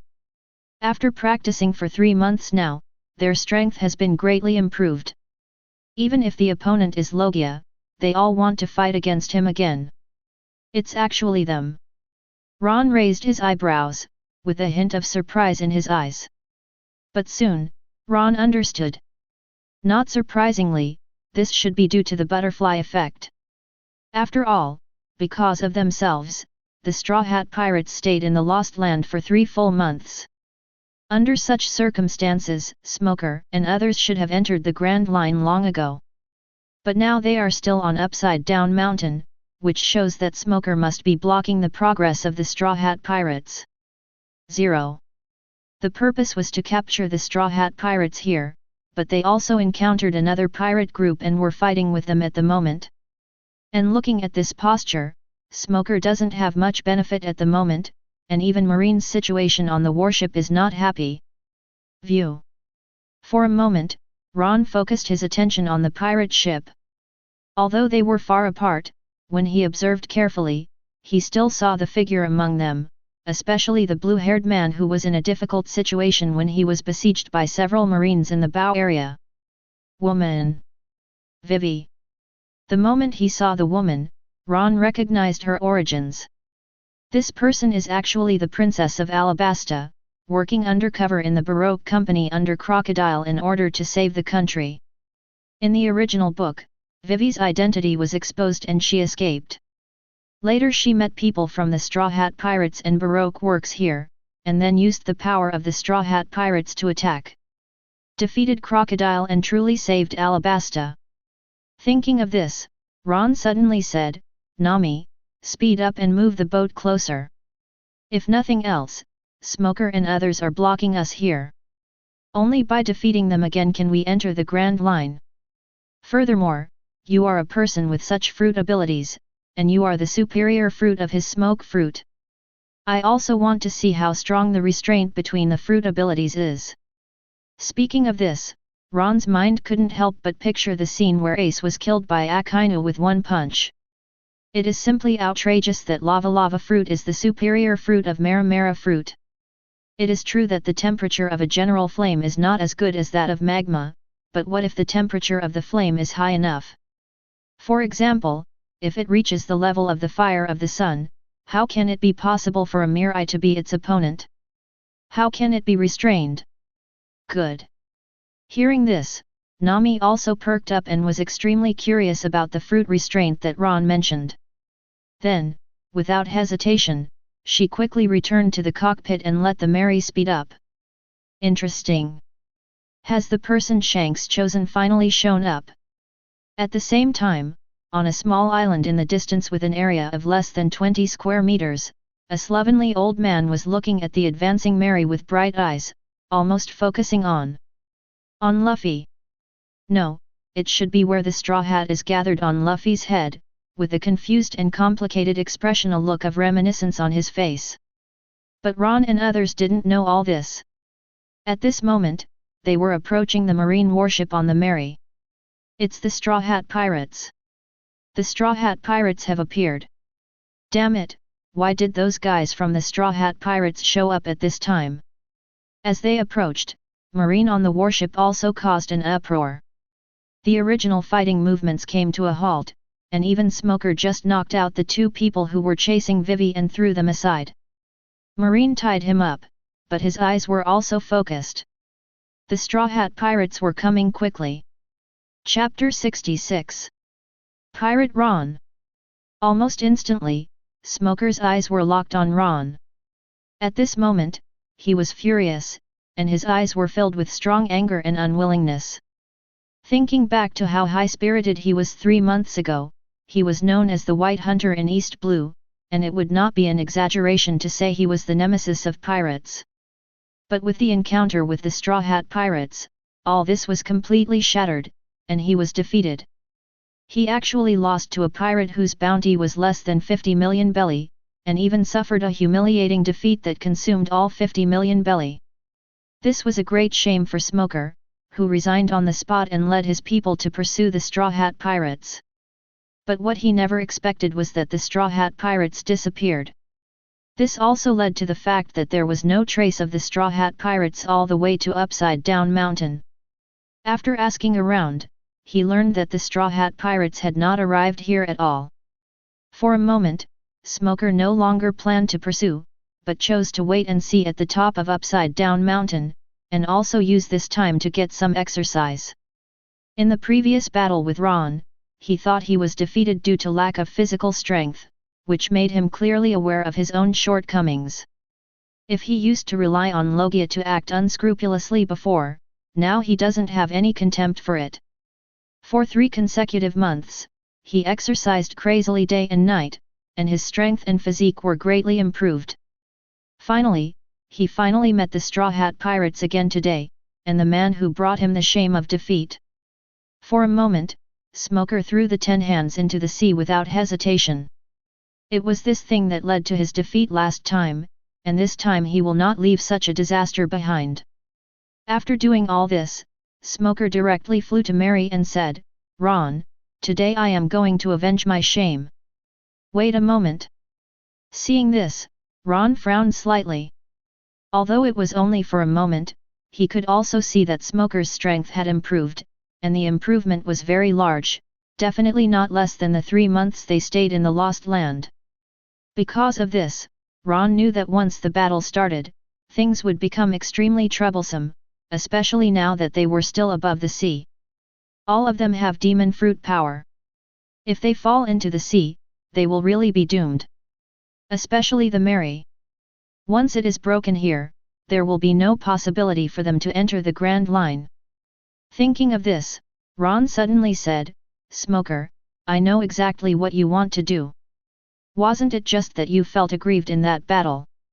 To be honest, I wasn't very satisfied with the ending, and it was just right for me to decide the outcome with you. But you and I both know very well that almost all of us are demon fruit power. Once the ship is destroyed, we will all die here. How about we enter the Grand Line and go directly to the nearest island to have a showdown? I can guarantee that the Straw Hat Pirates will not back down. The winner of this battle must be decided before the winner leaves. What do you think?" As soon as these words came out, Luffy and others, who were at war with each other, and Marine on the opposite side also fell silent. Although I don't want to admit it. But Ron's words are indeed true. Now we are on the top of Upside Down Mountain, and the only land is the small island less than 30 square meters in the distance. If they really fell into the sea, there would be very few people who could survive. The most important thing is that Smoker and the Marines behind him are unwilling to give in. Not only was Smoker unwilling to lose to Ron, but the officers under his command were also dissatisfied that so many of them had been defeated by Luffy and Zoro. However, no one spoke. At this moment, they were all looking at Smoker in mid-air. After all, Ron's words have been spoken, and it is Smoker's choice whether to agree or not. "You sure? What if I believe you will actually fulfill your promise? What if after entering the Grand Line, you just choose to escape?" After pondering for a moment, Smoker did not choose to take the risk. As Ron said, they both have demon fruit power. When they are really in a fight, destroying the opponent's ships is one of the most effective methods. His smoke fruit has good destructive power, but it cannot destroy a ship instantly like Mara fruit and lava fruit. In this way, once Luffy and others break into the warship and start killing, he will have no way, or even be able to stop them. Even if he can fly, it doesn't mean that he can survive safely with the hundreds of Marines under his command. "Smoke Man, what nonsense are you talking about? Before Ron could speak, Luffy beside him couldn't bear it anymore and said angrily, I am a man who wants to become the Pirate King, how could I back down from a duel? Ron defeated you last time, I will defeat you this time too. Hee hee. Upon hearing this, Smoker smiled coldly. He already knew roughly Luffy's situation. He was also a demon fruit power, but he was just a garbage paramecia, posing no threat to him at all. Even though he still wanted to defeat himself, Smoker only felt that the latter was delusional. However, he could tell from Luffy's words that Ron and others would not back down. After all, Ron is just a crew member, but Luffy is also the captain. If they escape at this time, their reputation will be completely ruined and they will not be able to continue to hang out. Thinking of this, Smoker nodded and said, okay. That's how it went. The nearest land ahead is Whiskey Peak, let's go directly there for a duel. It's done. Hearing this, Ron breathed a sigh of relief. He didn't want to fight Smoker here, but it was different on land. Without the threat of sea water, their safety factor is very high. As for winning, although the strength of Smoker and others have also been greatly improved, Ron has never doubted the combat effectiveness of the Straw Hat Pirates. The most important thing is that they have no food on the ship. The food brought out by the Lost Land has been eaten up long ago, and now their condition is not very good. Once there is a large-scale duel, even if you win, it will be extremely troublesome. Without food supplements and without knowing where Whiskey Peak is, dangers and problems can easily arise. Thinking of this, Ron said, in that case, Marine, please lead the way. We will follow you on the ship to Whiskey Peak. J. Nodding, Smoker then said calmly, but I don't believe you. So, you Ron are going to work with me on the warship? Of course, I will also let my people enter your pirate ship. What do you think? Although he was sure that Luffy and others would not escape, Smoker did not want any accidents to happen. No problem. After a brief pause, Ron knew what Smoker meant. Basically, it is a means of exchanging hostages to ensure that the Straw Hat Pirates will not escape early.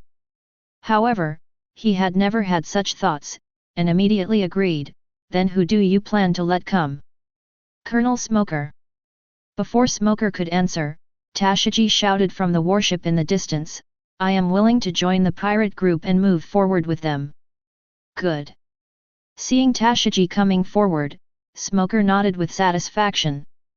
Then, he stopped talking nonsense and waved his hand, let's go, Ron. Ron did not refuse. He turned to look at Luffy and the others and said, let's go too. This time is a test for us to be in seclusion for so long. Good. Good. Hearing this, Luffy and others also nodded. They are all extremely satisfied with their efforts over the past 3 months, and are eager to find out how far their strength has improved. Especially Nami. After eating the Logia devil fruit, she also wanted to know that she could exert such power now. Immediately afterwards, the Mary approached the warship. As Ron entered the warship, Tashigi also stepped into the Mary. Colonel Smoker, what should we do with these guys? At this time, a marine came forward and stood beside Smoker, pointing at Vivi and others who had been captured on the ground not far away and asked.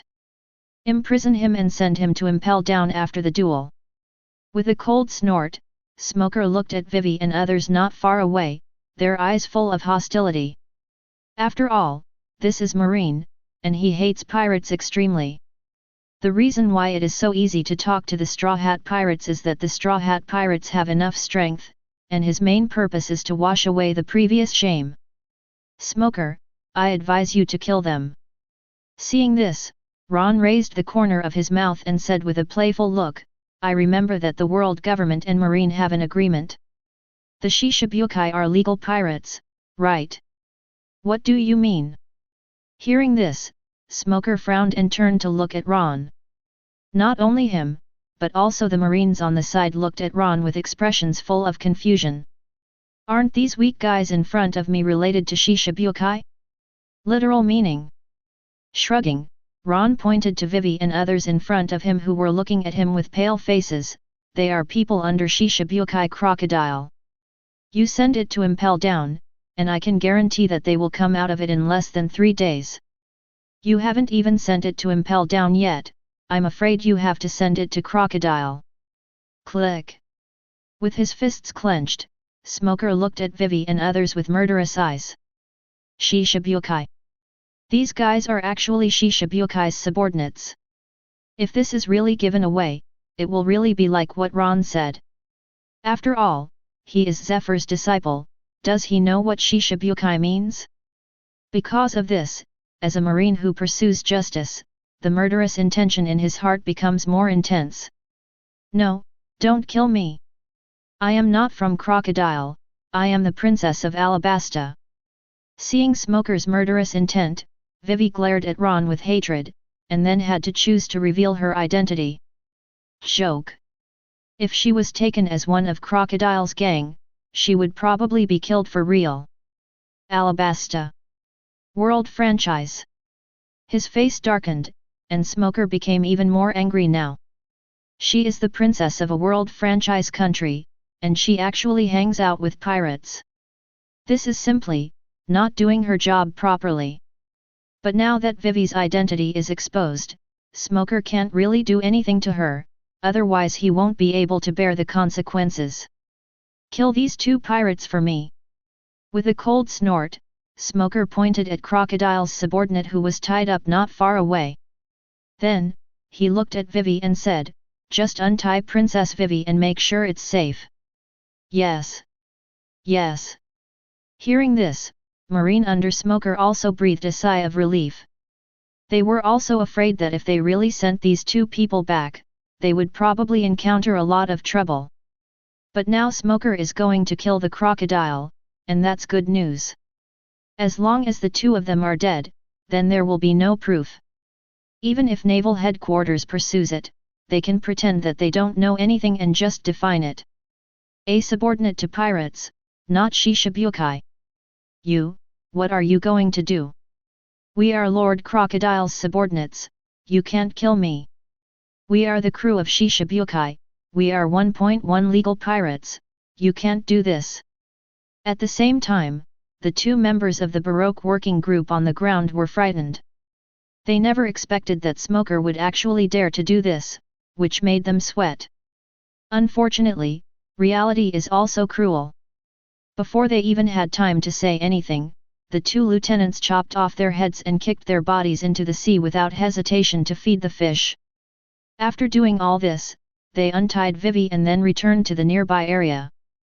Hey! At this point, Vivi breathed a sigh of relief. Fortunately, my identity prevents these Marines from acting rashly, otherwise the consequences will be disastrous. But right after, Vivi was also furious, staring at Ron, walked up and said angrily, "Hey, who are you? Do you know you almost killed me just now?"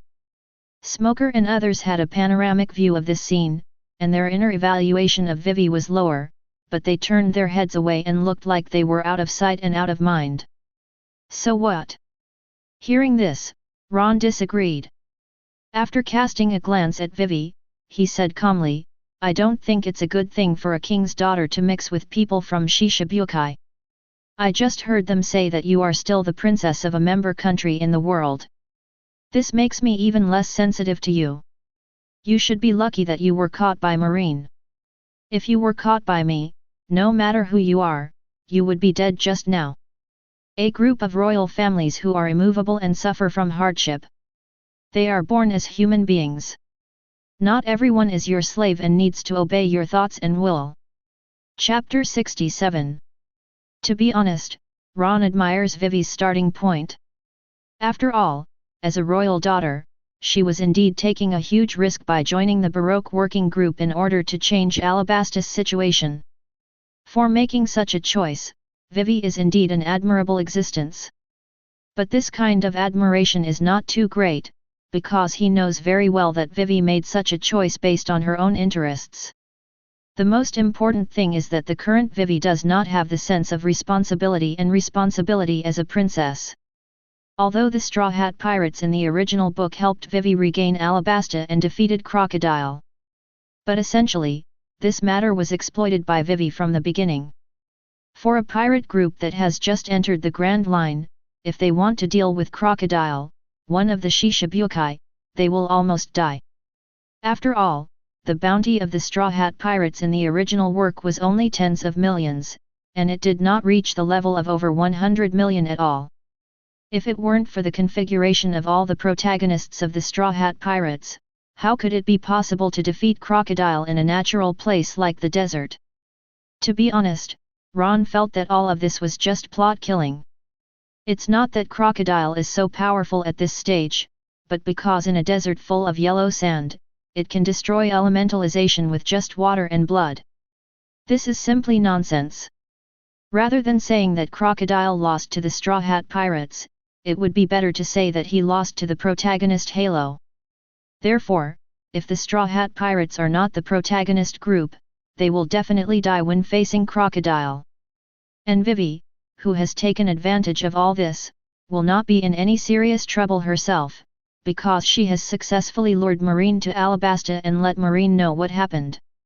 Even if Shishibukai is recognized by the world government, Alabasta is a member country, and Marine cannot remain unmoved after knowing the situation. Crocodile's defeat and arrest are inevitable. The most important thing is that a down-and-out princess is actually yelling at him. Ron's sense of her is naturally even worse, and he has no intention of taking the initiative to get close to her. U05. Opening her mouth, Vivi glared at Ron, wanting to cut him into pieces. Even Marine, a majestic princess, must be respectful to her. How could he, a mere pirate, be so arrogant? Subconsciously, she couldn't help but recall what happened in Alabasta. In the same situation, their royal family was also dominated by Crocodile and had no power to resist. A hole! I'll destroy you! In a rage, Vivi walked up and kicked Ron towards him. Get out! Seeing this, Ron swerved to avoid Vivi's attack. Immediately afterwards, he raised his hand and slapped him without hesitation. Snapped! There was a loud slap, and Vivi was knocked to the ground, and her cheeks became red and swollen. You dare to hit me! At this moment, Vivi was stunned and looked at Ron in disbelief, unable to believe that he was so bold. Immediately afterwards, the princess's explosive temper made Vivi completely furious. She pointed at Ron and gritted her teeth and said, Damn guy, you dare to hit me, I want you to die. I'm going to arrest you, and I'm going to throw you into prison for the rest of your life. Immediately afterwards, she turned to look aside and said, Marine, what are you doing? Didn't you see that I was beaten? I am the princess of Alabasta, and I am the princess of a country that joins the world government. Are you just looking at me like this? If you don't hurry up and arrest this guy, I want him to pay the price for his actions. However, no one paid attention to her words. Even Smoker just pretended not to hear or see. It's not that they really turn a blind eye to Ron's behavior, but they are honestly disdainful of Vivi's existence. Although Ron's words are a bit far-fetched, that's the fact.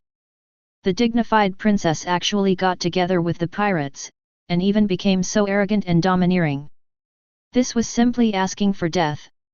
As for Ron hitting Vivi, to be honest, it has nothing to do with them. If it weren't for Vivi's special identity, they would have just treated her as a pirate and got rid of her. You guys. At this moment, Vivi was dumbfounded. She wasn't an idiot. She couldn't tell that these Marines didn't care about her at all. At this moment, her heart was full of bitterness and unwillingness.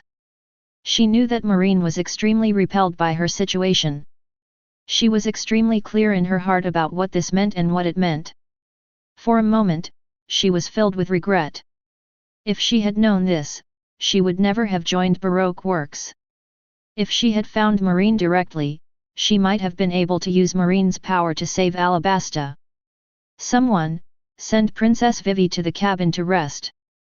Seeing that Vivi was not making a fuss, Smoker was not talking nonsense at the moment and gave orders with a wave of his hand. Yes.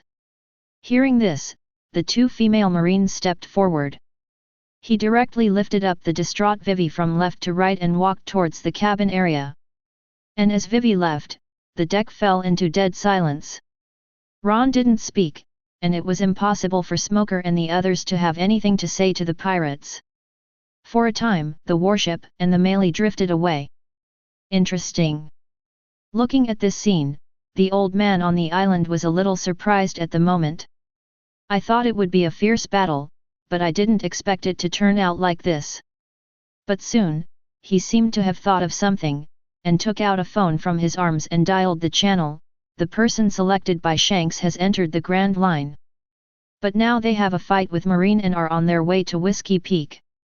I don't know how it will turn out, but it seems like a good start. Whiskey Peak. Ron and his party successfully arrived on the warship and the Mary. As they arrived, snow began to fall throughout the Whiskey Peak area.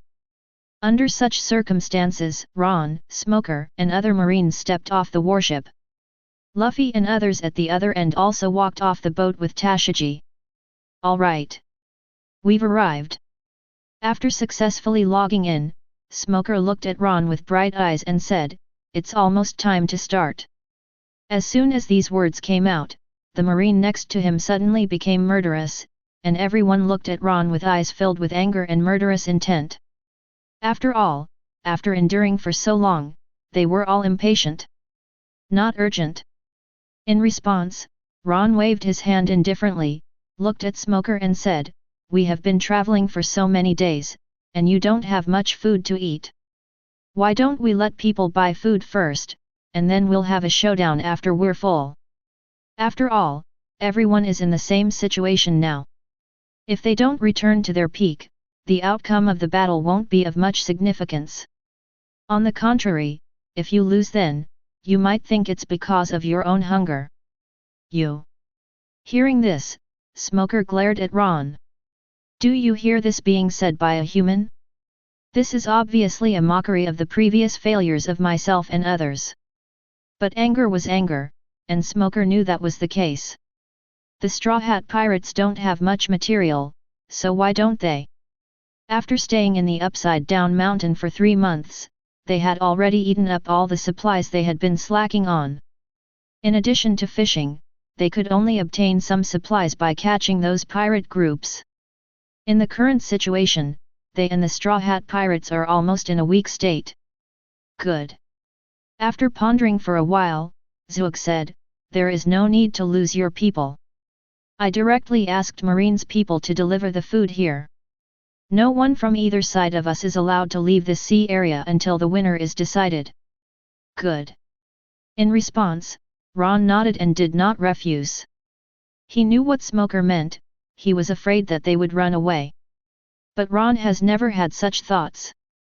Before, he was afraid of starting a battle on the sea, but now he wants to let Luffy and others regain their full strength. Otherwise, it would still be very difficult for the Straw Hat Pirates to face the siege in their weak state. Then I'll go there first. Thinking of this, Ron didn't hesitate, turned around and walked towards the Straw Hat Pirates. "Colonel Smoker, is this really necessary?" Seeing this situation, a Marine captain stepped forward and asked, "The situation of the Straw Hat Pirates is worse than ours, what if?" Enough. However, before he could finish speaking, Smoker was the first to interrupt and said, "Didn't you hear that guy Ron's weird and sarcastic tone just now? This is a conspiracy. If we, as Marines, take advantage of someone's danger and arrest him and spread the word, what will happen to our face? Especially when we are still defeated in Logue Town, once we do this, we really can't hold our heads high." "Yes. My subordinate made a mistake." Hearing this, Captain Marine immediately lowered his head. Not only him, but also Marine behind him. As Smoker said, they are the losers, and now is their chance to avenge their past humiliation. Because of this, what they need to do is to defeat the Straw Hat Pirates in an upright manner instead of taking advantage of others' danger, otherwise it will be difficult for them to wash away their previous shame. All right. After waving his hand, Smoker said calmly, contact the mayor of Whiskey Peak and ask him to send food. After we finish eating, it's time for us to avenge our shame. Yes. Hearing this, Captain Marine did not dare to neglect, quickly walked aside and took out the phone bug to start contacting. On the other side, Ron has also returned to the Straw Hat Pirates. And his return also resulted in Tashigi not staying around. After saying goodbye to Luffy and others, he hurried towards Marine's camp. Ron, do you want to start now? After Tashigi left, Luffy and others also stepped forward and asked. At this moment, they are also full of fighting spirit. After all, apart from Marine, they were also very dissatisfied with the battle in Logue Town. Not urgent. With a calm smile, Ron looked at Luffy and the others and said, I've already made an agreement with Smoker. He will ask people to send food, and we will start the war after we both recover. After all, everyone's consumption is not small, and they themselves have not reached their peak state. Is that so? Luffy and others also lost their fighting spirit. Being able to have a full meal before the war is something they are willing to accept. In this situation, about an hour later, a large number of townspeople came 087 to the coastline area. Hello everyone, I am Akaram, the mayor of Whiskey Peak. At this time, a curly-haired man strutted into the area between Marine, Ron, and others. Looking at the scattered things, his eyes wandered and he noticed Vivi's existence at the first moment. For a moment, Akaram's eyes flashed with murderous intent, but he quickly restrained himself and said, I have delivered the food as ordered. I don't know who will pay the bill. Tashigi, throw Bailey away. Seeing this, Smoker waved his hand and ate big mouthfuls of food. Yes. Colonel Smoker. After agreeing, Tashigi didn't care about eating anymore, picked up the Bailey beside him and walked forward. I'll go. Seeing this, Nami also stood up and prepared for Bailey to give money. After all, these things are sent to you for real, but they are not free either. No need, Nami, just keep eating. Seeing this, Ron smiled lightly, took Bailey in his hand and said, I'm going to meet this guy. At this point, Ron's eyes flashed with murderous intent. Akaram. This guy is also a member of Baroque Works and one of the people working for Shishibukai. The most important thing is that not only Akaram, but also the surrounding townspeople, should also be under his command. After that, they will have a duel with Marine, and Ron doesn't want this group of people to follow him. Here you go, here's our Marine's money to buy food. At this time, Tashigi had already walked to Akaram's side, handed out the prepared Bailey and said, Thank you for your help. Easy to say, easy to say.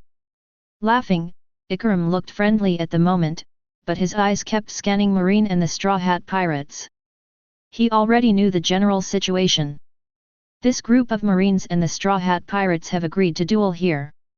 No matter what the outcome is, once both sides suffer, then your chance will come.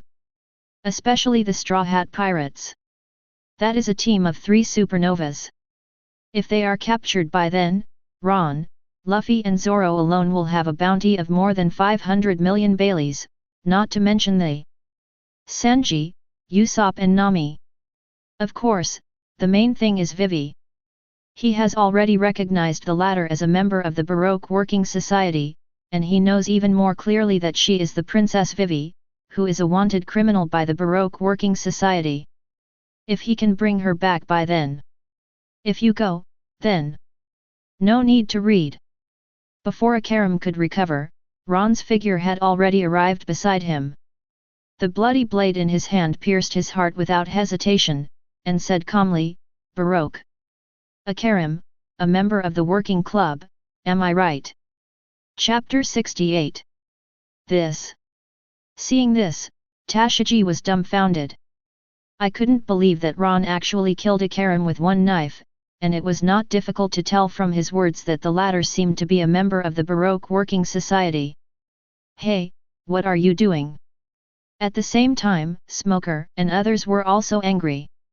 Seeing Ron's behavior, everyone said angrily, Ron, how dare you kill innocent people indiscriminately?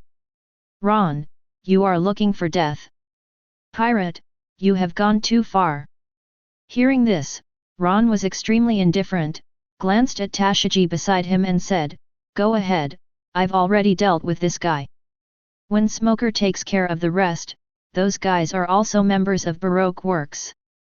If we don't deal with it, we will probably be missed by them after the duel. Oh. Recovering from a dream, Tashigi agreed and quickly retreated to Smoker's side. Looking at the Marines who were about to move, Tashigi quickly said, Colonel Smoker, Ron said these guys are all from Baroque Works, let us. What? People from Baroque Works? The pupil shrank, and murderous intent suddenly appeared on Smoker's face. If this is true, doesn't it mean that these guys are subordinates of Shishibukai? Thinking of this, Smoker accelerated suddenly and grabbed one person's neck, saying coldly, Are you from Baroque Works? How do you know? The man's face turned red when he was choked, but the look he looked at Smoker was also extremely shocked. Really? After getting the answer he needed, the killing intent surged out of Smoker's eyes. He knew why Ron wanted to kill someone. Since they are Shishabukai's subordinates, this group of people will definitely become a threat to them. Once they really fight, they will go all out, even if they win, they will pay a high price. If we are attacked by this group of guys who are eager to watch, the losses will be huge. Thinking of this, Smoker suddenly said, Human. Arrest all the guys from the surrounding Baroque Works. Anyone who dares to disobey will be killed without mercy. Yes. Yes.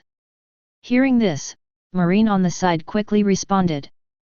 Immediately afterwards, they did not hesitate and quickly moved towards arresting those people on the side.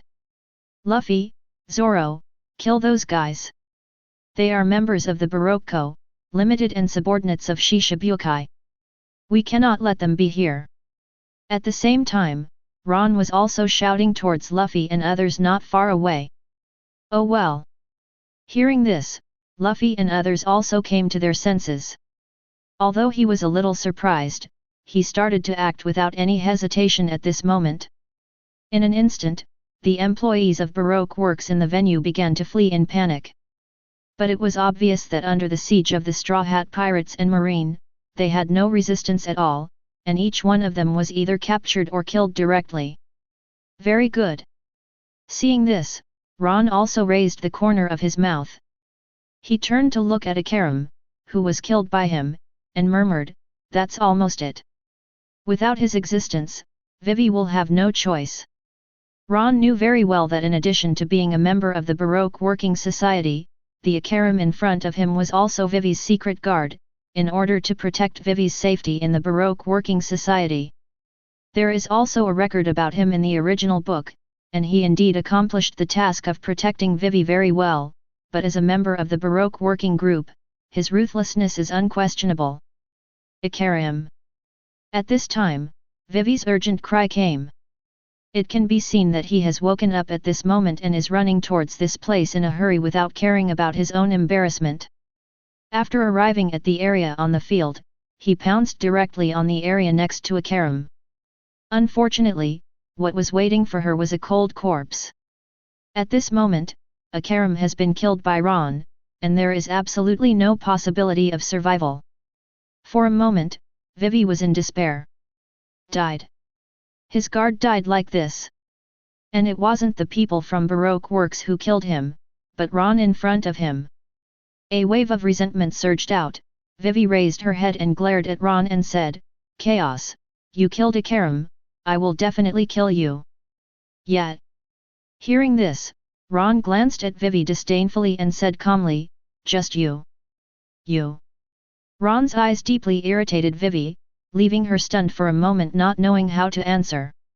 With this scene in full view, Ron raised the corners of his mouth, turned around and walked towards the Straw Hat Pirates without paying any attention. He didn't really want to be hostile to Alabasta, but he wanted to figure something out. That is Vivi's true psychology. Is she as kind as in the original work, or is it just a disguise? Someone, take Princess Vivi back to the warship and protect her. At the same time, Smoker also noticed Vivi's situation. A trace of dissatisfaction and anger flashed in his eyes, and with a wave of his hand, Marine was told to take Vivi away. Although I don't know the specific situation, judging from the current situation, Vivi, as the Princess of Alabasta, has such a close relationship with the people of Baroque works, which can't help but make people wonder. But after all, she is the princess of a World Alliance country. No matter how bad it is, or even colludes with Shishibukai, as a marine, he can't do anything to her. Yes. Yes. Hearing this, the two female marines immediately stepped forward. He took Vivi directly towards the warship, regardless of her yelling and clamoring to take Akaram's body with her. Ron! Why did you do this? At the same time, as Ron returned, Nami and others in the team asked curiously. The rest was fine, but Ron was so decisive in killing now, which was completely unexpected. And they could also see that the relationship between Akaram and Vivi seemed unusual. No reason. Smile calmly. Ron looked at Luffy and others and said, I just want to prevent others from being left behind. After all, in 3 months, the strength of Smoker and others will also be improved. We cannot be careless. As for that guy knowing Vivi, so what? Do you think it's a good thing for a princess to hang out with pirates? Hearing this, Luffy and others fell silent. Indeed. The most important thing now is the battle safety issue between them and Smoker and others. If we don't deal with those people in the Baroque working group well, I'm afraid someone will take advantage of them. Thinking of this, Luffy and others stopped asking, picked up the food and handed it to Ron. Here, Ron, eat. Good. With a laugh, Ron took the food and ate it without hesitation. Half an hour later, Ron and others finished the food. Smoker and others opposite have also finished their meals. After completely recovering their physical strength, both sides began to become tense. Ron, come on. Smoker stepped forward and looked at Ron with piercing eyes, full of fighting spirit. Good. Hearing this, Ron also stepped forward and prepared to take action. Wait a moment.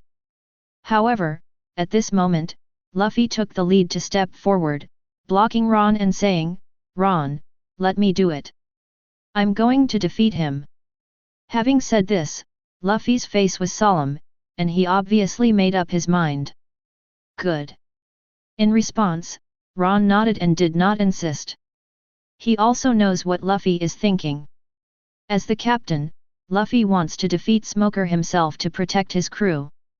Instead of defeating Smoker with the help of Ron and others, let the crew protect themselves. Great. With Ron's permission, Luffy was extremely happy at the moment.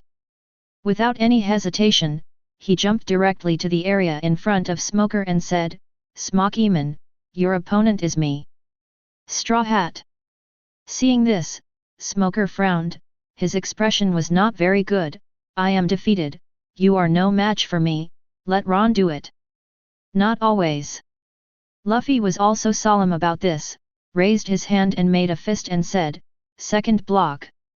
In an instant, smoke appeared, Luffy's skin turned red, and his whole body went into second gear.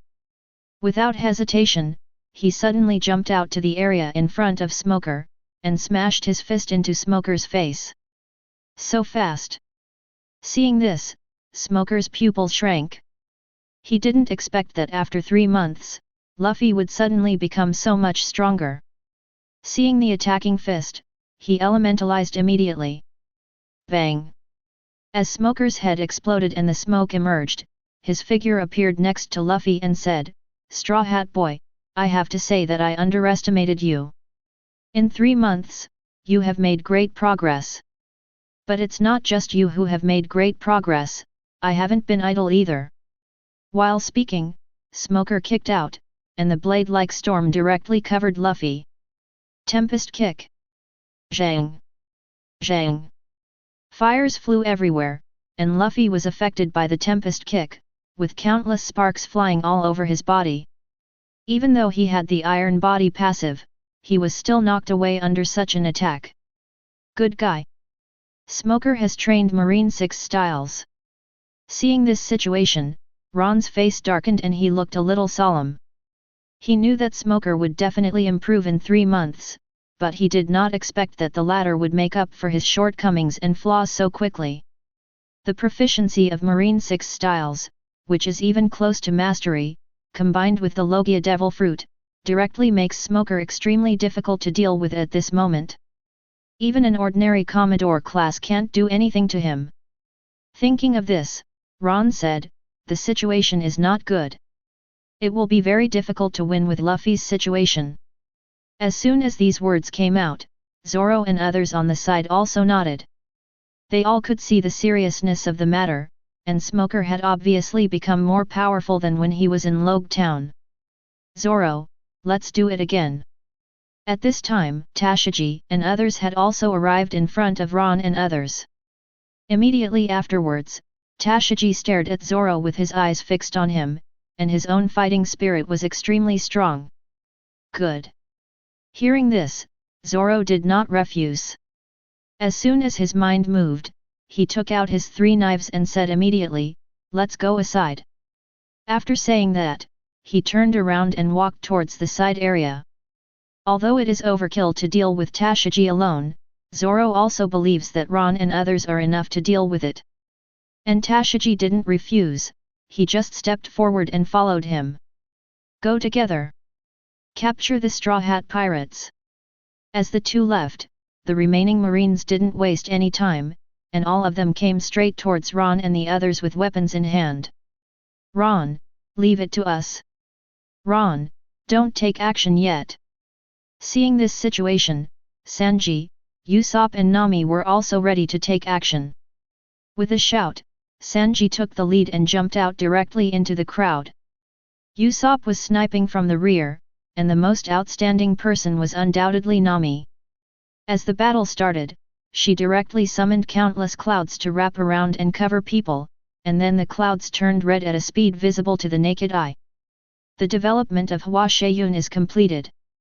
As the flames shot into the sky, all the Marines covered by the fire cloud were burned by the fire. Ah! It's demon fruit power! Damn, that's Logia's power! For a moment, Marine present was in an uproar. With Nami's move, more than half of the Marines were burned by flames. Even within 3 months, Smoker required rigorous training and he was greatly improved. But in the face of the flames of Logia, for money, they couldn't hold on. Fortunately, the area next to us is the sea. Although they felt uncomfortable, they extinguished the flames after jumping into the sea. What followed was almost a one-man show by Nami. Sanji and Usopp protected Nami one after another, while Nami controlled the power of such fruits to continuously attack those Marines. In an instant, endless flames bloomed, and Marines' collective defeat became a fact. How so? This scene made Smoker couldn't help but look sideways. After seeing that it only took Nami to defeat all the Marines under his command, his face became extremely ugly. The most important thing is that the fruit ability displayed by Nami is obviously the power of his own smoke fruit, Logia Yue fruit. At this moment, he was shocked and angry inside. He gritted his teeth and said, "Damn it, she is actually Logia. Straw Hat, where did you get the Logia devil fruit?" Smoker was speechless. "I thought it was just a small transparent existence, but I didn't expect Nami to give such a huge shock." "Hey," Nami picked it up from the beach. Grinning, Luffy was filled with joy at the moment. After all, Nami's strength is indeed terrifying. Although it is only at the level of ensign, with Logia's power, even the school-level experts cannot do anything to her, and they are not even her opponent. Of course, if this group of people breaks through to Nami's side, there is still a glimmer of hope, but with Sanji's obstruction and Usopp's sniper, they have no chance of even getting close to Nami. Even Ron didn't need to take action, but the defeat of these more than 100 marines was already determined at this moment. Picked it up. The corner of his mouth twitched, and Smoker felt that his whole body was not well. This is Logia devil fruit. When did it become so easy to obtain? Chapter 69. At this moment, Smoker's heart collapsed. After all, no one expected that a Logia demon fruit power would appear in the Straw Hat Pirates. The most important thing is that this Logia is the superior fruit of his own smoke fruit, which is simply heart-wrenching. Yan Nan, don't be distracted. Your opponent is me. At this time, Luffy's voice sounded again, bringing Smoker's thoughts back to reality. Immediately afterwards, Luffy's fist attacked him. For a moment, Smoker didn't care what he was shocked about. After quickly avoiding the attack by elementalization, he turned around and attacked Luffy without hesitation. In an instant, the two figures fought together. However, as the battle continued, Luffy gradually began to fall below. At this moment, Smoker is no longer the being who focused on Devil Fruit's ability 3 months ago. Marine 6 Styles is close to the level of Dachin. Coupled with his own strong strength and Logia's ability, Rao has integrated Marine 6 Styles into the second generation. Luffy, who was in the block, was also a little unable to resist. Amazing! Is this also the power of Logia Devil Fruit? On the other side, the fight between Tashigi and Zoro continued, but at this moment, she looked at Nami with some surprise. Even though Nami's strength is not high yet, with the power of this Logia, it is enough to control the range of the captain level. In particular, the Union fruit itself is not weak, and the fire cloud was developed at Ron's suggestion, which directly caused Nami's destructive power to soar significantly. It may not be as good as the fire-based Maramara fruit, but with the combination of clouds and flames, the flames can also cause explosions, and their power has reached the forefront of Logia Devil Fruit. Good. It's Logia indeed. When asked, Zoro replied calmly, but we are swordsmen, and Devil Fruit does not have much value or significance to us. Yet. Hearing this, Tashigi is complicated. To be honest, she also knew very well that it was best for swordsmen not to eat Devil Fruit. But after this period of practice, she is also very aware of her own weaknesses and flaws. It can be said that the gap between girls and men is indeed obvious. Regardless of whether it is Big Mom or Momousagi, they are not just ordinary people in essence, but women of a special race. Only then can they become great swordsmen or even top powerhouses. But Tashigi is also an ordinary person, without any special physique or bloodline. Because of this, she clearly felt that her limits seemed to be blocked during these 3 months. Subconsciously, Tashigi said, but if you can eat the powerful devil fruit, you should be able to change the woman's own weaknesses and flaws. Hearing this, Zoro fell silent. He knew the meaning of Tashigi's words. But soon, he calmed down, looked at Nami not far away, and said, it's true. Nami has almost never practiced before, and his ultimate may even be at the ensign level. But after eating the Logia devil fruit, I immediately reached the current level and became stronger quickly. But if you want to eat it, I suggest Paramecia or the powerful Zoan. Having said this, Zoro hesitated for a moment, then raised his head and said, but I can't give an accurate judgment. It's better to ask Ron about this matter. He still knows devil fruit very well. Saying that, Zoro didn't hesitate. He tightened the knife in his hand and sped out. Santoryu climbed the stairs. The next second, the sword flashed brightly, and before Tashigi could even react, Zoro's sword was already on her neck. You lose. No harm to Tashigi, Zoro said complexly. Yeah, I lost. Tashigi was not upset about this, but smiled in relief, raised his head and looked at Zoro and said, then you have to work hard. I hope you can fulfill your dream and become the world's greatest swordsman. I will. Nodding, Zoro also looked at Tashigi seriously and said, I will reach the top of the world with my childhood friend's dream and become the world's greatest swordsman. After saying that, Zoro sheathed the sword and walked directly towards Ron with Tashigi. Ron. Soon, the two came to Ron's side, and Zoro asked, "If you are a female swordsman, what type of devil fruit is better to eat?" With a raised brow, Ron looked at Zoro in surprise. I really didn't expect that he would ask such a question. But after seeing Tashigi behind Zoro, Ron was relieved. At the same time, Ron raised the corner of his mouth and said, "If you are a female swordsman with excellent swordsmanship, then I suggest eating Zoan."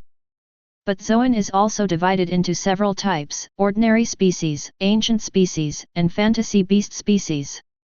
The common species among them are almost all garbage. Don't choose to eat them unless you have to. The phantom beast species is the strongest Zoan devil fruit, even rarer and rarer than the Logia devil fruit. But I don't recommend her to eat devil fruit from the phantom beast species. Why? Hearing this, Zoro and Tashigi were both stunned and asked in confusion. After all, Ron had just said that Zoan, the phantom beast species, was the strongest, even surpassing Logia. In this case, why not choose to eat phantom beast species? Even if there is little hope, it is logically impossible to be treated like this. Because it doesn't fit. With a calm smile, Ron looked at Tashigi and said, "Female swordsman, her swordsmanship talent must be good, and she should stick to swordsmanship instead of devil fruit ability." Speaking of this, Ron couldn't help but feel filled with emotion. To be honest, whether it is Tashigi or Kuina, there is no doubt about the talent of swordsmanship, otherwise it would be impossible to suppress the young Zoro. But precisely because of her physical problems, she was unable to become stronger or even fully utilize her talents. If Kojiro had found a Zoan devil fruit for Kuina to eat, it would have been difficult for Zoro to defeat him in kendo. It's a pity that Kojiro is a pure swordsman, a swordsman from Wano Kuni. Because of this, they are disdainful and even disapproval of external forces like devil fruit. This also caused the limits of women in their minds to be locked, completely destroying a swordsman genius. But now that Tashigi wants to eat devil fruit, this is also a very good opportunity. As long as you make up for your own shortcomings and rely on your swordsmanship talent, it is entirely possible to catch up from behind and even reach a higher level. Indeed, I will not give up swordsmanship. At this time, Tashigi also spoke solemnly. For kendo, her persistence is deep in her bones. Even if she chooses to eat devil fruit, she wants to strengthen her physique, improve her flaws and become stronger in the sword. That's it. With a calm smile, Ron looked at Tashigi and said, "So the most suitable one for you is the devil fruit grown by Zoan Ancient. Unlike the devil fruit of the phantom beast species, which is rare and difficult to obtain, there are a lot of devil fruits of the ancient species, and as an ancient species, the enhanced physique is also extremely huge, and even the increase after half-animal transformation is greater than that of the phantom beast species after half-animal transformation. Stronger. If you are an ancient species of dragon, tiger, or elephant type, then your growth rate can reach ultimate, allowing you to always far exceed the limit of physical strength, speed, and defense of men. Goodoo. After listening to Ron's story, Tashigi couldn't help but swallowed. Without him.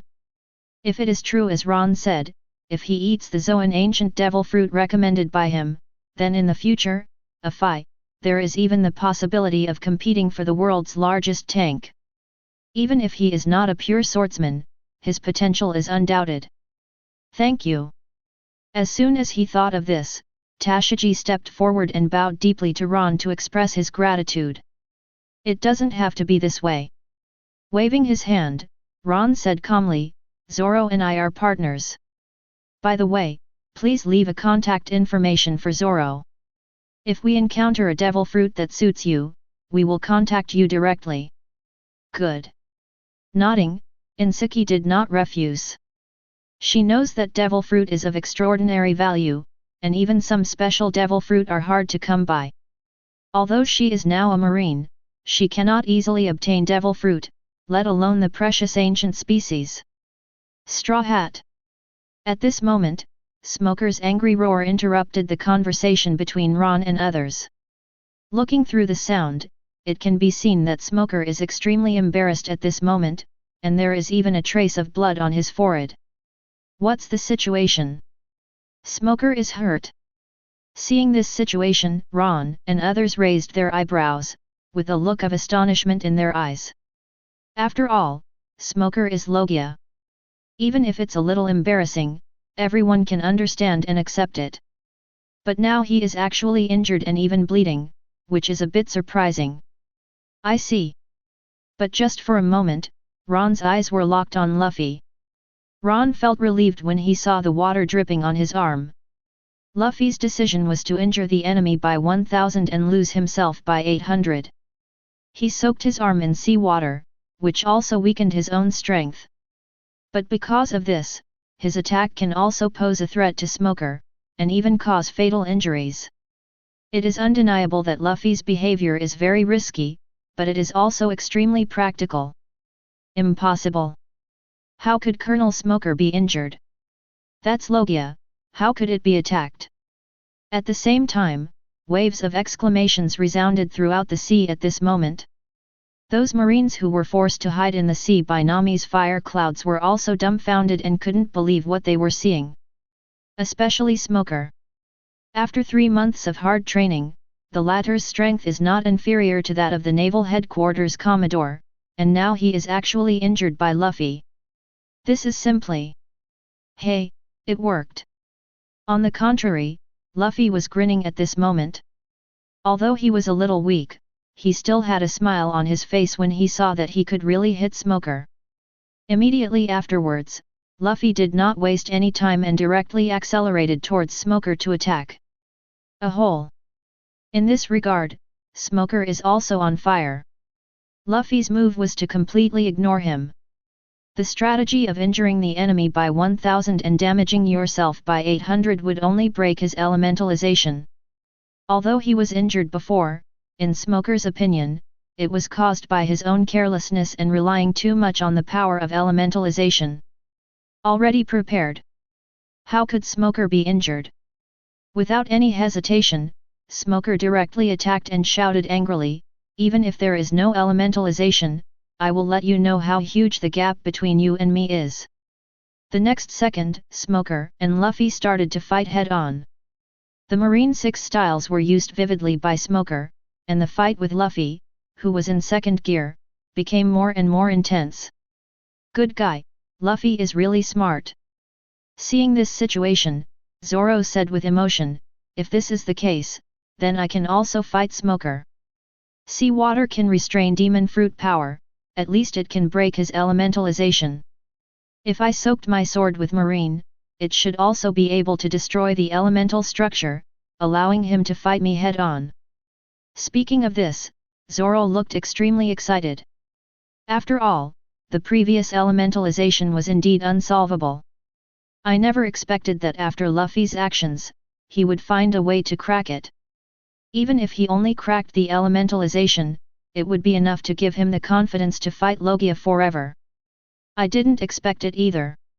Ron also twitched the corner of his mouth. He also didn't expect that such a cool operation like Luffy could really succeed. From this, it seems that it is not impossible that Luffy used blood and water to break Crocodile's elementalization in the original work. This is really an outrageous setting. When did Logia have so many weaknesses? After shaking his head, Ron looked at the figures fighting each other, and then said, "Zoro, you can go too. Luffy is a demon fruit power. Although he used the power of sea water to break Smoker's elementalization, he himself is also weak and cannot stop Smoker at all. You can also give it a try, just in time to test your guess just now." Good. Hearing this, Zoro did not refuse. He could also see that Smoker was indeed strong when he was in a rage. Luffy's strategy of injuring the enemy by 1000 and damaging himself by 800 is right, but since he is an ability user, he may have damaged more than 1200. Thinking of this, Zoro ran directly to the seaside area, soaked his 3 knives, turned around and attacked Smoker. "Luffy, Let me help you. Smoker, look at the knife. Accompanied by a low shout, he asked to intervene. The seawater-stained blade passed by and slashed straight towards Smoker's body. Chapter 70. Roronoa Zoro. Smoker's eyes narrowed slightly as the sword light illuminated him. Looking at the attacking Zoro and the obvious seawater droplets still on the blade, his face darkened. He never expected that there would be such a way to crack the elemental transformation. Just relying on the power of a little seawater directly disrupted the elementalization ability, which made him feel extremely aggrieved. I even doubt whether it is true that Logia is so powerful. Otherwise, how could the most proud elementalization be cracked so easily? Shave. Although depressed, Smoker did not choose to fight head-on. He lost his 10 hands before, and now he doesn't have any weapons in his hands. Faced with the swordsman's surprise attack, even Smoker dared not say that he could block it 100%. Zoro, why are you here? As Smoker avoided it, Luffy also got a chance to breathe at this moment. He turned to look at Zoro and asked. If you can't hold on any longer, I will naturally come to help you. With a calm smile, Zoro looked at Luffy and said, Luffy, can you still hold on? Certainly. Grinning, although tired, Luffy had no intention of giving up at this moment. Well, let's go together. Seeing this situation, Zoro also laughed and said, although we can't do anything to him this time, we don't need Ron to take action. Hearing this, Luffy also nodded. Indeed. What happened in Loguetown last time made both of them extremely frustrated. Even working together can't help Smoker, and is even suppressed by him in all aspects. Now we finally have a chance. Although we can't defeat Smoker alone, we still have a lot of confidence in joining forces. Thinking of this, Luffy and Zoro did not hesitate and immediately attacked Salu. A hole. Seeing this situation, Smoker couldn't help but grit his teeth. Facing the attacking Luffy and Zoro, he dodged directly to the side area and picked up a knife, and then fought with Luffy and Zoro again. Zhang! Zhang! In an instant, fire burst out. The blades collided constantly, and Smoker was 1 against 2. Although he was a little embarrassed and in a hurry, he was still able to cope with it with his strong strength. And as Luffy and Zoro's water gradually decreased, Smoker became more comfortable during the battle. Ron! We won! At the same time, Nami, Sanji and Usopp happily came to the area next to Ron. Although a little tired, the 3 of them were extremely excited at this moment. With the 3 of them working together, the more than 100 Marines had already been defeated. At this moment, they are all in the sea, and the fire cloud created by Nami has blocked the shore. Once those Marines try to break into it, the flames in the fire cloud will be instantly ignited, and they will definitely be seriously injured or even die directly. After all, almost all of the Marines at this moment were injured, and their combat effectiveness was probably weakened. Well done! Seeing this, Ron couldn't help but praise him. It can be said that the 3 months in the Lost Land this time directly opened a huge gap between the Straw Hat Pirates and the original work. Especially Nami. Having directly mastered the power of this fruit, she can now be said to be one of the main combat forces within the Straw Hat Pirates. Thinking of this, Ron immediately said, since those Marines have been defeated, there is no need to kill them all. After all, these guys are not the Menka and rats we encountered before. Now we just have to wait for Smoker's defeat, and this matter will be completely over. As soon as these words came out, they immediately aroused the recognition of Sanji and others beside him. None of them were indiscriminate killers. Almost all of the Marines they had killed before were serious criminals. On the contrary, although the group of people in front of them were all Marines, under the leadership of Smoker, no one dared to do those unscrupulous things. Rumble! Rumble! Suddenly, a roaring sound suddenly attracted everyone's attention. Following the sound, you can see the warship quietly exploding in the distance, countless flames rising up, and you can vaguely see two figures floating there. Among them, a woman holding an umbrella floated, and a man with an afro was grabbed by one hand. At this moment, the man with the afro kept digging out his nose and threw it at the marine warship, causing a series of big explosions. What's the situation? Who is attacking the marine warship? Seeing this situation, Usopp and others were dumbfounded. I didn't expect such a thing to happen at all. The marine warship was directly attacked by him. Even looking at this posture, it was obvious that the other party came with the intention of completely destroying the warship. It's them. Mr.5 and Miss Valentine. Seeing this, Ron narrowed his eyes slightly. He remembered that these two people also appeared here in the original book, in order to hunt down Vivi and Akaram. But now that Akaram is dead, Vivi is also protected in the warship. This time, the two Mr.5s attacked the marine warship. There is no doubt that they wanted to kill Vivi who was inside. Thinking of this, Ron immediately said, "This is a member of the Baroque working group and a subordinate of Shishibukai Crocodile. The woman's name is Miss Valentine. She is a paramecia light lion fruit user. She can make her body weigh 10,000 kilograms or even heavier. She can also fly as light as a feather. That man is Mr.5. He is a paramecia explosive fruit user. He can turn his boogers into cannonballs to attack." Having said this, Ron couldn't help but curl his lips and looked at the two of them with disdain. For no other reason, whether it is a light lion fruit or an explosive fruit, in Ron's opinion, it is an extremely powerful paramecia devil fruit. It's a pity that the development of these two guys is simply stretched to ultimate. Although the light lion fruit only acts on itself and cannot affect the objects it comes into contact with, it is also extremely powerful in nature. Whether it is floating or the blessing of weight, it is an extremely powerful method. If you can specialize in physical skills and reach a certain level of physical skills, then combined with the power of the light lion fruit, you can make your movements extremely fast, and even the intensity of the attack is extremely terrifying. Speed plus strength, coupled with weight, what a powerful blessing and increase this is. It's a pity that Miss Valentine only uses herself as a heavy object to hit the opponent. With your small body, can't you avoid it in seconds? In the original book, Valentine charged up his energy for such a long time to launch an attack, but Zoro just avoided it by turning sideways. This is simply nonsense development. As for Mr.5's explosive fruit, it's even more terrifying.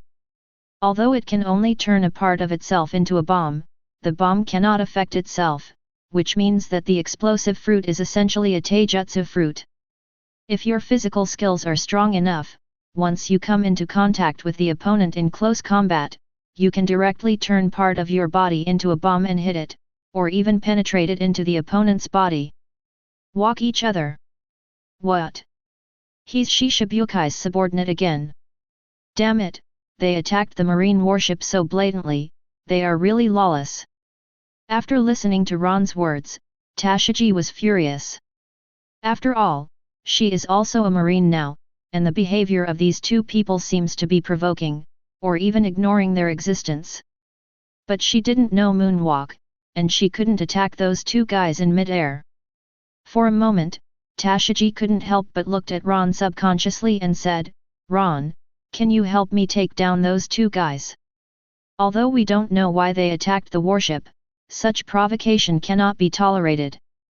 As soon as these words came out, Sanji, Usopp and Nami on the side also looked at Ron. They also want to help, but after all, they are enemies, so it would be inappropriate to help Marine when the outcome has not yet been determined. No problem. Hearing this, Ron was extremely indifferent. Looking at the figure in mid-air, he immediately said, "Just leave this matter to me." But the purpose of their attack on the marine warship is the Alabasta princess who is being protected. Go and get her out.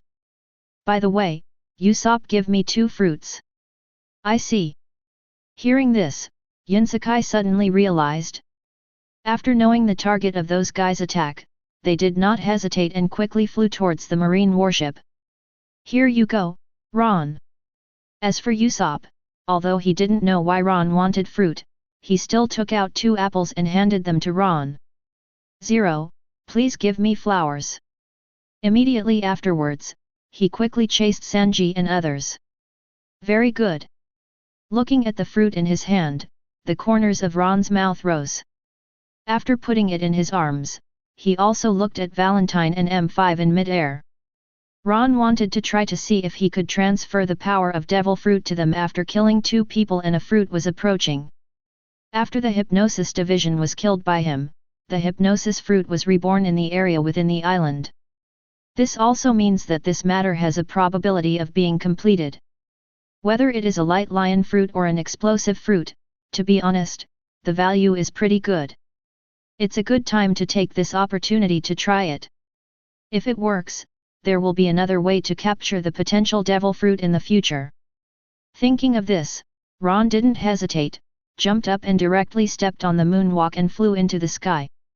A moment later, his figure appeared in the area where Miss Valentine and MR5 were. Discharge. Without giving the 2 a chance to react, Ron directly raised his hand and activated his ability. Neither Valentine nor Mr. 5 are actually very strong, they are only at the captain level. After all, in the original work, the bounties for the 2 of them were only a few million and more than 10 million. The next second, lightning shot out and fell on the native. "Ah!" The screams resounded, and Miss Valentine and Mr. 5 immediately rolled their eyes and passed out. "Zero. Waste." Seeing this, Ron curled his lips in disdain. He grabbed the 2 of them and took them back to the ground using moonwalk. But Ron did not stay at the coastline, but grabbed the 2 of them and flew quickly, and soon they came to a mountain forest. After casually throwing the 2 of them on the ground, Ron locked his eyes on them and pulled out the bloody blade from his waist and stabbed them out without hesitation. Pfft! Blood splattered, and the M5 died tragically without even waking up. At the same time, Ron went to stay with the fruit in his arms without hesitation. 1 minute. 5 minutes. 10 minutes.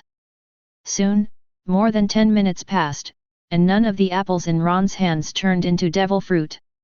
No. Seeing this scene, Ron frowned with a hint of disappointment in his eyes. After all, this can be regarded as proving one thing, that is, after killing the demon fruit power, its devil fruit power will be reborn immediately, instead of being fixed at the nearby area. Mr. 5. At this time, there was a loud voice. Miss Valentine has awakened while Ron was waiting for the fruit to be reborn. After seeing the dead MR5, his whole body collapsed, and his eyes were filled with fear and terror. She knew that she was no match for Ron. The man in front of them was extremely terrifying, and he defeated them with just 1 move. Under such circumstances, she didn't even have the possibility of escaping. For a moment, Miss Valentine's heart collapsed. "Are you awake?" After coming back to his senses, Ron turned to look at Miss Valentine beside him. I have to say that there are many beauties in the One Piece world. Although Miss Valentine's outfit is not in good taste, her long legs are really attractive.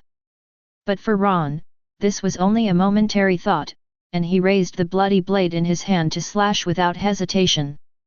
Pfft! Before he could even say his last words, Miss Valentine was killed by Ron. She has a good figure and looks okay. But to be honest, Ron didn't have much interest in this kind of woman who did many evil things. After successfully killing Miss Valentine, Ron didn't intend to stay any longer and turned around to leave. After all, I have been delayed here for more than 10 minutes, and I don't know how the battle on the coastline is going. Hey! Suddenly, Ron's steps stopped for a moment. For no other reason than because one of the 2 apples he threw on the ground actually began to change at this moment. No way! Will it really be transferred? With a raised brow, Ron quickly stepped forward with a hint of anticipation in his eyes.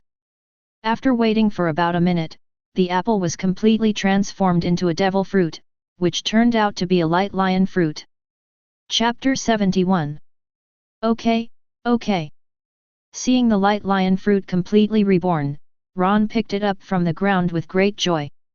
After looking at it for a few times, Ron raised the corners of his mouth and said, although it's not stable. But there is no doubt that when the demon fruit power dies, the probability of the fruit reborn nearby will be much greater. It's just that I can't achieve 100% control, and I can't reach the level of Blackbeard in the original work. I think he wrapped his body in black cloth just to block his ability to capture the devil fruit, instead of just a black cloth that can ensure that the devil fruit will be 100% reborn next to him. But such a discovery is not bad. At least in the future, if you stock up on some fruits during some battles, you can increase the possibility of collecting devil fruit. After saying that, Ron put the light lion fruit into his arms, turned around and walked towards the outside world. Soon, Ron returned to the coastline area. Looking around, the battle is over at this moment. All three lose. Luffy, Zoro, and Smoker were all tied up, and they were all lying there unable to move. In an area not far away, Vivi has also been rescued by Tashigi and others, but she is extremely embarrassed at this moment, with wounds all over her body. She looks extremely frightened. Tashigi, Sanji, Usopp and Nami were not seriously injured, but there were two corpses in the area next to them. They were the two female marines who were sent to protect Vivi before. It's over. But I'm afraid what happened this time will continue to stimulate the continued progress of Zoro, Luffy, and Smoker. Feeling relieved, Ron walked straight to the 620 area. Soon he arrived at where Luffy and the other three were. Luffy, Zoro, how do you feel? Can you still stand up? Hearing this, Luffy and Zoro nodded. Immediately afterwards, the two struggled to get up from the ground. The battle has been over for a while, and they have all recovered some strength at this moment. At this time, Smoker also stood up from the ground. After giving Luffy and Zoro a complicated look, he glared at Ron and said, "You guy, I will definitely defeat you." Although there was no fighting this time. But Smoker already knew that Ron was stronger than Luffy and Zoro. He thought he could avenge his disgrace this time, but who would have thought that he would end up in a tie with Luffy and Zoro, which made him feel extremely uncomfortable and depressed. Unfortunately, he doesn't have much power now, and there is no possibility of keeping Ron and others at all. To put it bluntly, if Ron were to take action, all Marine including him would be destroyed today. Okay, I'm looking forward to it. Shrugging, Ron scoffed. It is undeniable that Smoker's talent is there and his potential is good. Although Smoke Fruit is a bit weak, he still has some potential. The most important thing is that Smoker's righteous heart is unquestionable. Although his zero tolerance towards pirates is somewhat hawkish, he himself is not a single-minded existence and knows how to be grateful and protect the people. It can be said that Smoker is one of the very few Marines in the world of One Piece who truly has a righteous heart. Ron will not kill him unless it is absolutely necessary. After all, with such an existence, to be honest, if he becomes the king of the world in the future, Smoker will definitely be a good subordinate.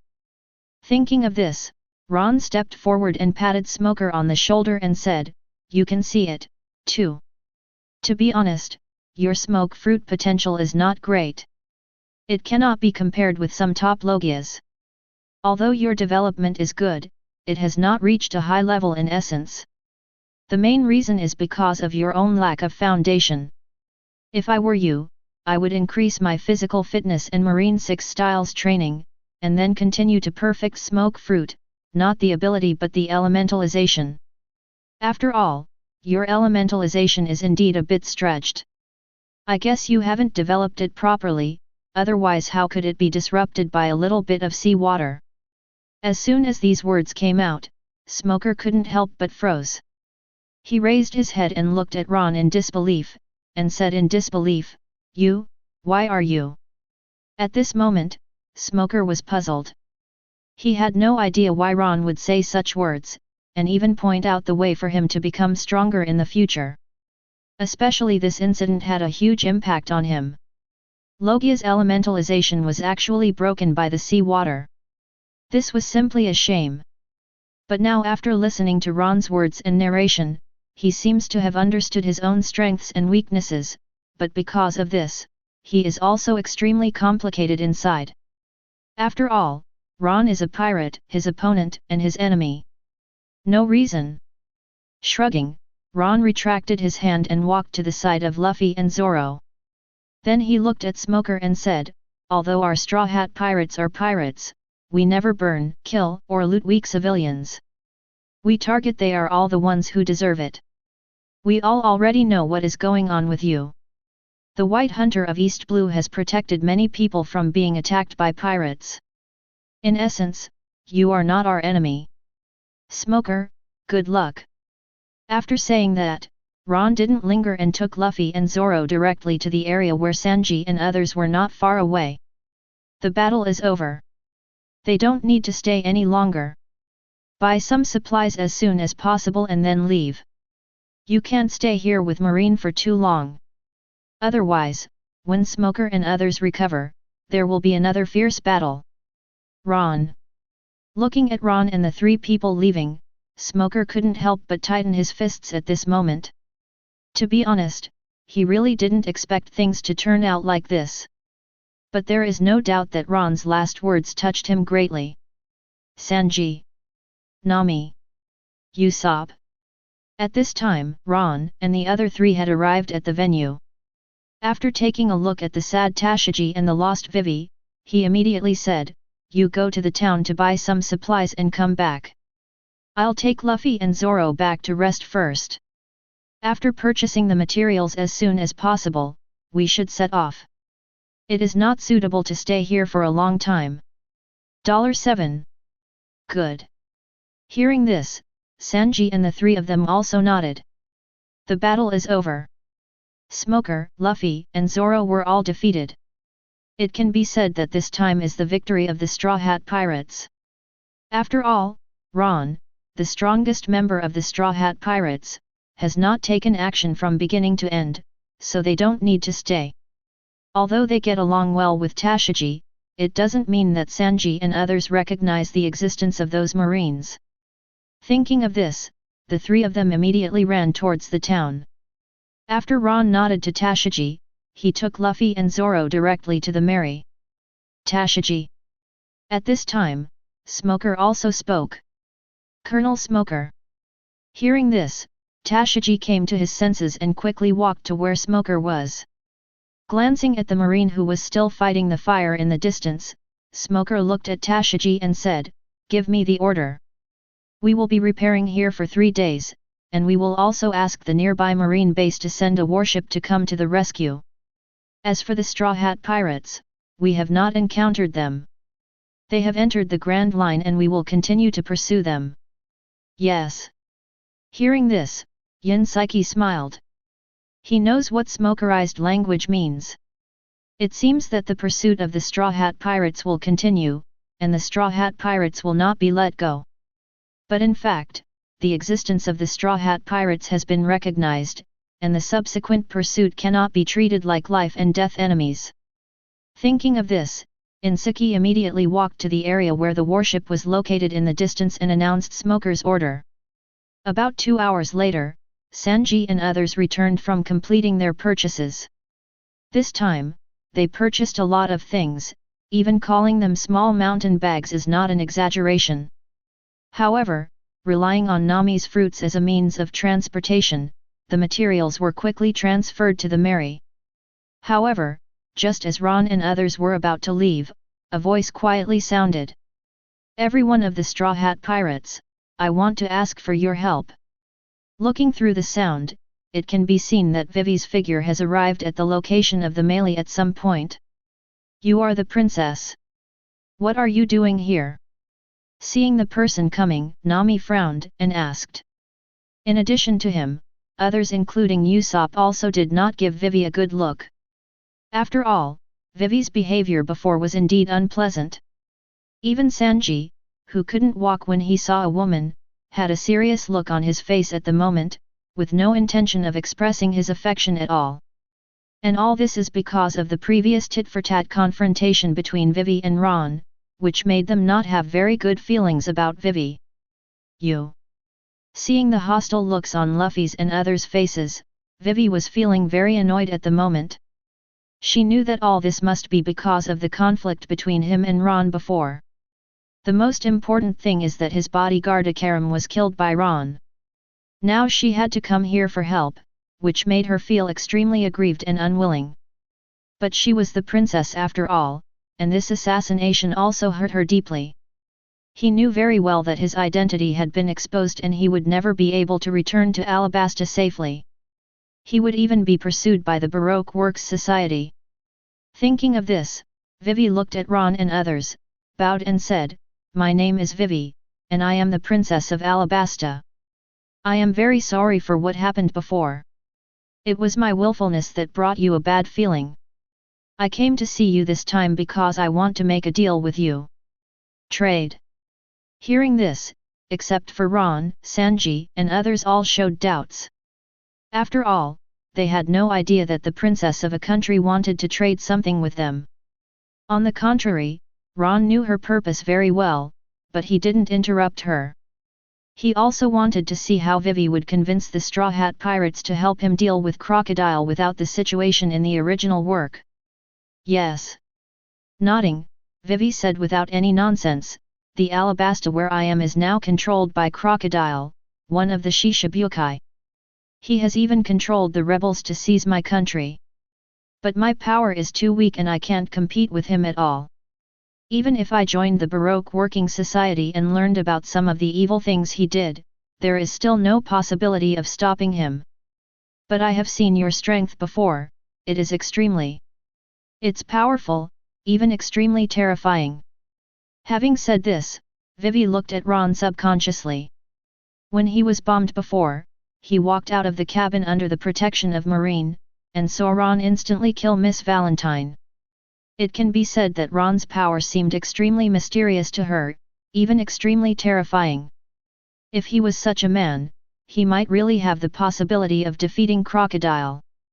Thinking of this, Vivi continued, "So, I hope to hire you to help me save Alabasta so that the people in the country will no longer encounter Crocodile of poison."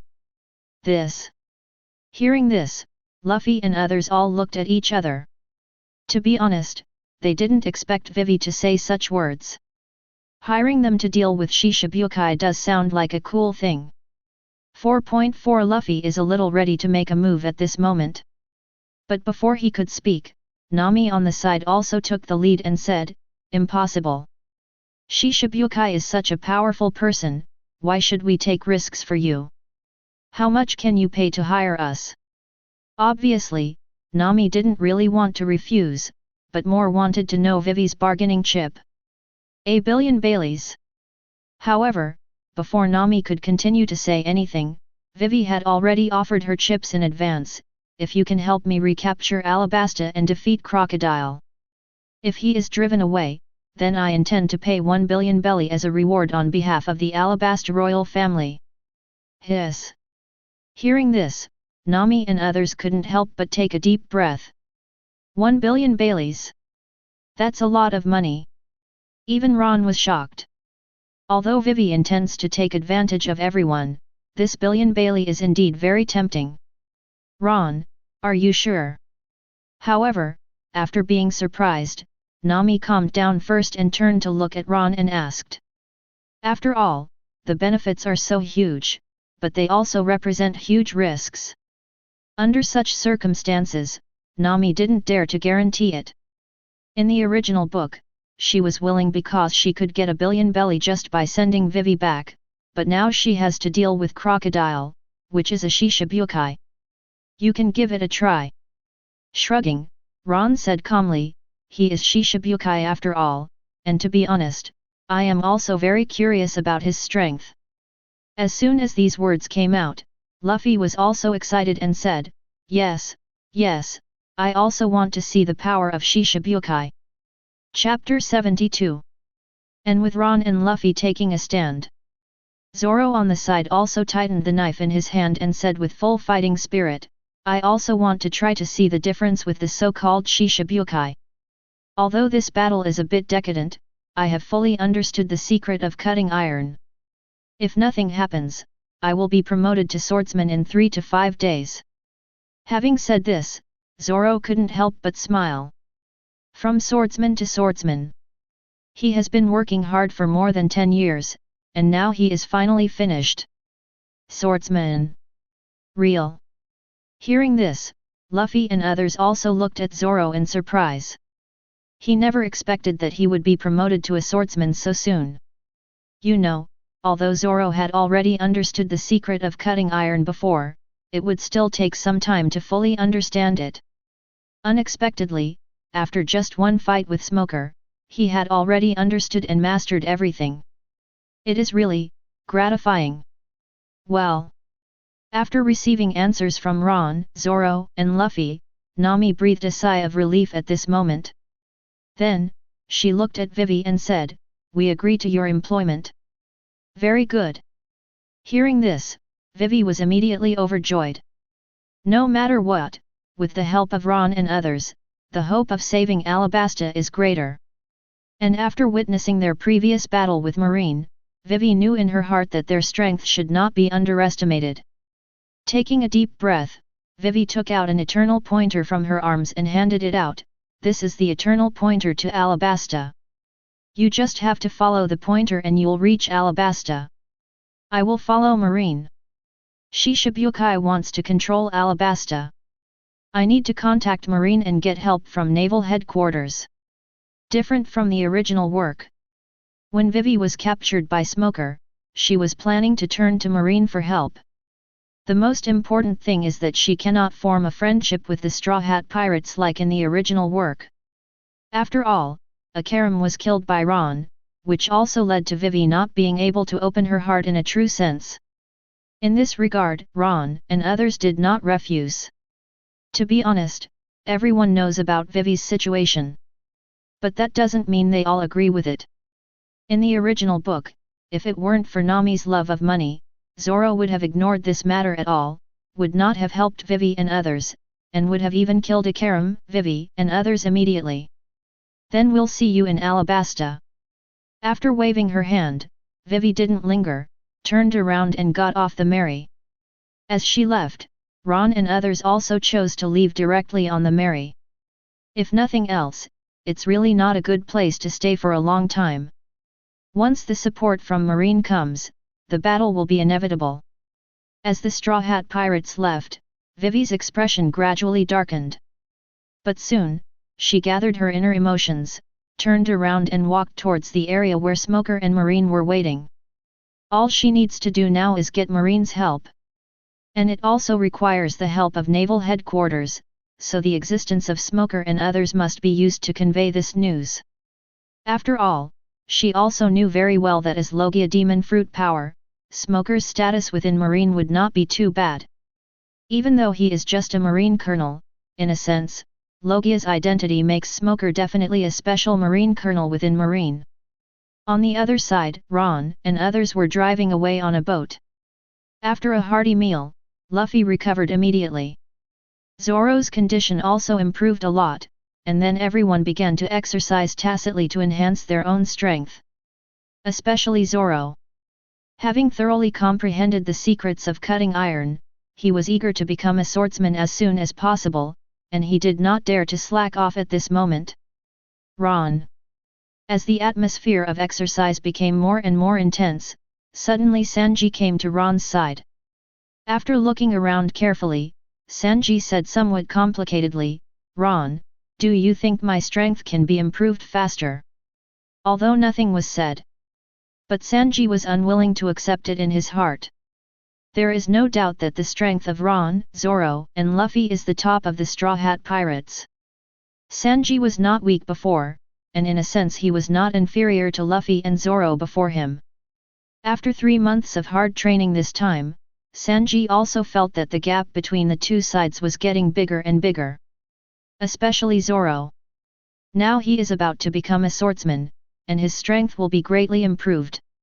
Luffy's second gear is even more powerful after being integrated into Marine 6 styles. Only Sanji. While mastering Shave, Moonwalk and Tempest Kick. But Sanji also understands that his progress is limited, and it can even be said that he is in a special confinement and shackles at this moment. He is now eager to take another step forward, from captain level to school level, but no matter how hard he trains and practices, he cannot complete it, which makes him feel extremely confused. You. After giving Sanji an appraising look, Ron said, "To be honest, your potential is not inferior to that of Luffy and Zoro, and your own physique is also extremely special. It's just that Sanji, you haven't activated the power in your body, which is why you are almost like an ordinary person now. But there is no doubt that if you want to go further, you will need more training and fighting. Only by thoroughly improving your own attack methods and even your own path can you reach the school level. But this doesn't happen overnight. If you want to complete it in a short time, you must either activate the bloodline factor dream in your body or eat the devil fruit like Nami." As soon as these words came out, Sanji's expression changed drastically. It wasn't because of what Ron said about devil fruit, but because Ron actually knew that he had the blood factor in his body. This is the method of the Vinsmoke family, and it is also his father's technological skills. Being able to inject bloodline factors into a child's body is equivalent to turning it into a paramecia demon fruit power or even an existence without any demon fruit power defects. It's a pity that Sanji's blood factor has not awakened, and it has not even revealed any clues so far. Because of this, Sanji's expression was extremely complicated. He looked at Ron and said, "Ron, who are you? How could you possibly know such a thing? Even Jafo and the others don't know about this." Hearing this, Ron smiled lightly. He knows that Sanji resists the Vinsmoke family. But there is no doubt that the main reason why Sanji will be able to stably become one of the Straw Hat Pirates poster boys in the future is because of the awakening of the blood factor in his body. Comparable to Big Mom's body of steel. Endless physical strength and potential. Coupled with Germa's battle uniform, it can be said that he can be compared to the Emperor's deputy. Thinking of this, Ron immediately said, "Sanji, there is no point in blindly avoiding and escaping. Although rumors say that you are a failed work, in my opinion you are a successful existence in the true sense. Although your brothers and sisters are indeed famous and have even awakened extraordinary powers, they have essentially broken away from human nature. This also leads to the fact that even if they become works, their own limits will not be too great. Even reaching the admiral level is impossible. But you are different. It seems that you have failed, but I think it is because the blood factor is completely integrated with you. As long as you can activate the bloodline factor, this power will make your strength leap forward, and even reach a more powerful level." As soon as these words came out, Sanji's body trembled. "Are you the truly successful work?" Sanji couldn't believe this, and even felt extremely ridiculous. But looking at Ron's serious expression, Sanji stopped speaking. "Is it true? Am I the truly perfect work?" Muttering in his heart, Sanji was a little worried about what was going to happen and said, "Thanks for the advice." After saying that, he didn't linger, turned around and walked aside. The information in this matter was too big, which made him unable to react for a while, and even found it difficult to accept it. "Ron." Seeing this, Nami walked up to him and asked in confusion, "What's wrong with Sanji?" After all, Sanji usually has a very optimistic attitude, so why does he look a little depressed and gloomy now? "Nothing." After coming back to his senses, Ron smiled calmly and said, "It's just that he hasn't figured out some things yet and can't accept it yet. I believe that sooner or later he will be able to figure these things out." "Oh." Nami nodded, not knowing what was going on. But since Ron didn't tell her, it was hard for her to find out any secrets about Sanji, and she didn't really care. Thinking of this, Nami immediately walked to Ron's side and said, "Ron, I've finished Huo Xiao Yun. But I don't have any clue about Liyun's development. Is there anything you can do?" Obviously, although Nami is satisfied with her own strength, she is not complacent either. Even after the incident on Orange Island, Nami's love had changed from a simple money-obsessed to a money-obsessed in pursuit of strength. Because she knows the importance of strength. If her own strength is insufficient, then what happened on Orange Island might happen to her again. This is something she doesn't want to see or accept. Not urgent. Hearing this, Ron smiled calmly, looked at Nami and said, "If you want to develop Thunder Cloud, you have to wait until the storm period. By then, you will be able to find opportunities with more understanding." 17. Moreover, the development of Devil Fruit is from weak to strong, and it is not just the end after developing new abilities.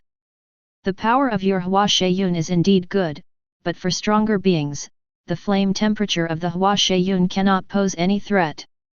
In this way, your Huo-Shao-Yun will become a useless existence, so instead of focusing on the development of Lei-Yun, you might as well continue to develop Huo-Shao-Yun. Transform the fire clouds into forms, such as dragons, snakes, and birds. Then the fire attribute in Hua-She-Yun is enhanced, so that its temperature is greatly reduced.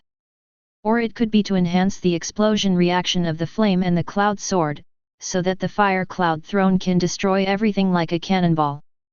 As Ron told her story, Nami became very excited for a moment. Not for anything else, because the development ideas provided by Ron made her extremely excited. And these can all be developed. Although it may be difficult and troublesome, she also knows that once completed, she will definitely get huge benefits. When she thought of this, Nami was very excited. She gave Ron a hug and said, "Then I will go to 767 to continue development. I will definitely develop Huo-She-Yun to be even more powerful." After saying that, Nami didn't linger, turned around and hurriedly ran towards the side area. In response, Ron smiled calmly. After mentioning Nami, he fell into deep thought. At the current stage, his lightning fruit ability will be mainly based on the speed force. Therefore, he does not care about the intensity of the lightning itself, but the power in the super speed force mode still needs to be enhanced. Therefore, he still needs to further develop and enhance his own lightning, and even make it more powerful. Decided. First develop the strength of the lightning fruit itself, and then continue to strengthen the speed force and other methods. You can't stop practicing the sword drawing technique of Kendo, you need to speed up the completion. Having made up his mind, Ron took action without hesitation. In the morning, practice the art of drawing swords. The afternoon and evening are devoted to developing Devil Fruit. Time flies, and a week has passed in the blink of an eye. Cut! With a low cry, Ron drew his sword and slashed, and a bolt of lightning sword energy shot out, landing directly on the sea in the distance. In an instant, the electric light flashed. You can clearly see that the power of lightning spreads, and the fish floats directly due to the electricity, and the smell of roasting is emitted all over their bodies. Medium swordsman. At this time, Zoro's voice sounded. Following the sound, it can be seen that he is striding forward. After taking one look at the damage caused by Ron, Zoro took off the snow and handed it out. "Congratulations, your sword practice is really fast. I have reached the level of an intermediate swordsman so quickly, which I was only able to accomplish a few years ago." Seeing this, Ron smiled lightly. He reached out to grab the thrown snow and hung it around his waist. Immediately afterwards, he threw the bloody blade to Zoro and said with an upward smile, "Congratulations to you too, for successfully becoming a swordsman.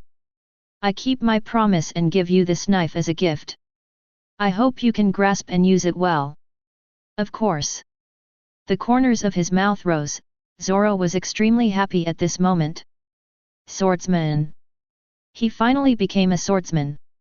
Look, there is an island somewhere. At this moment, a cry came.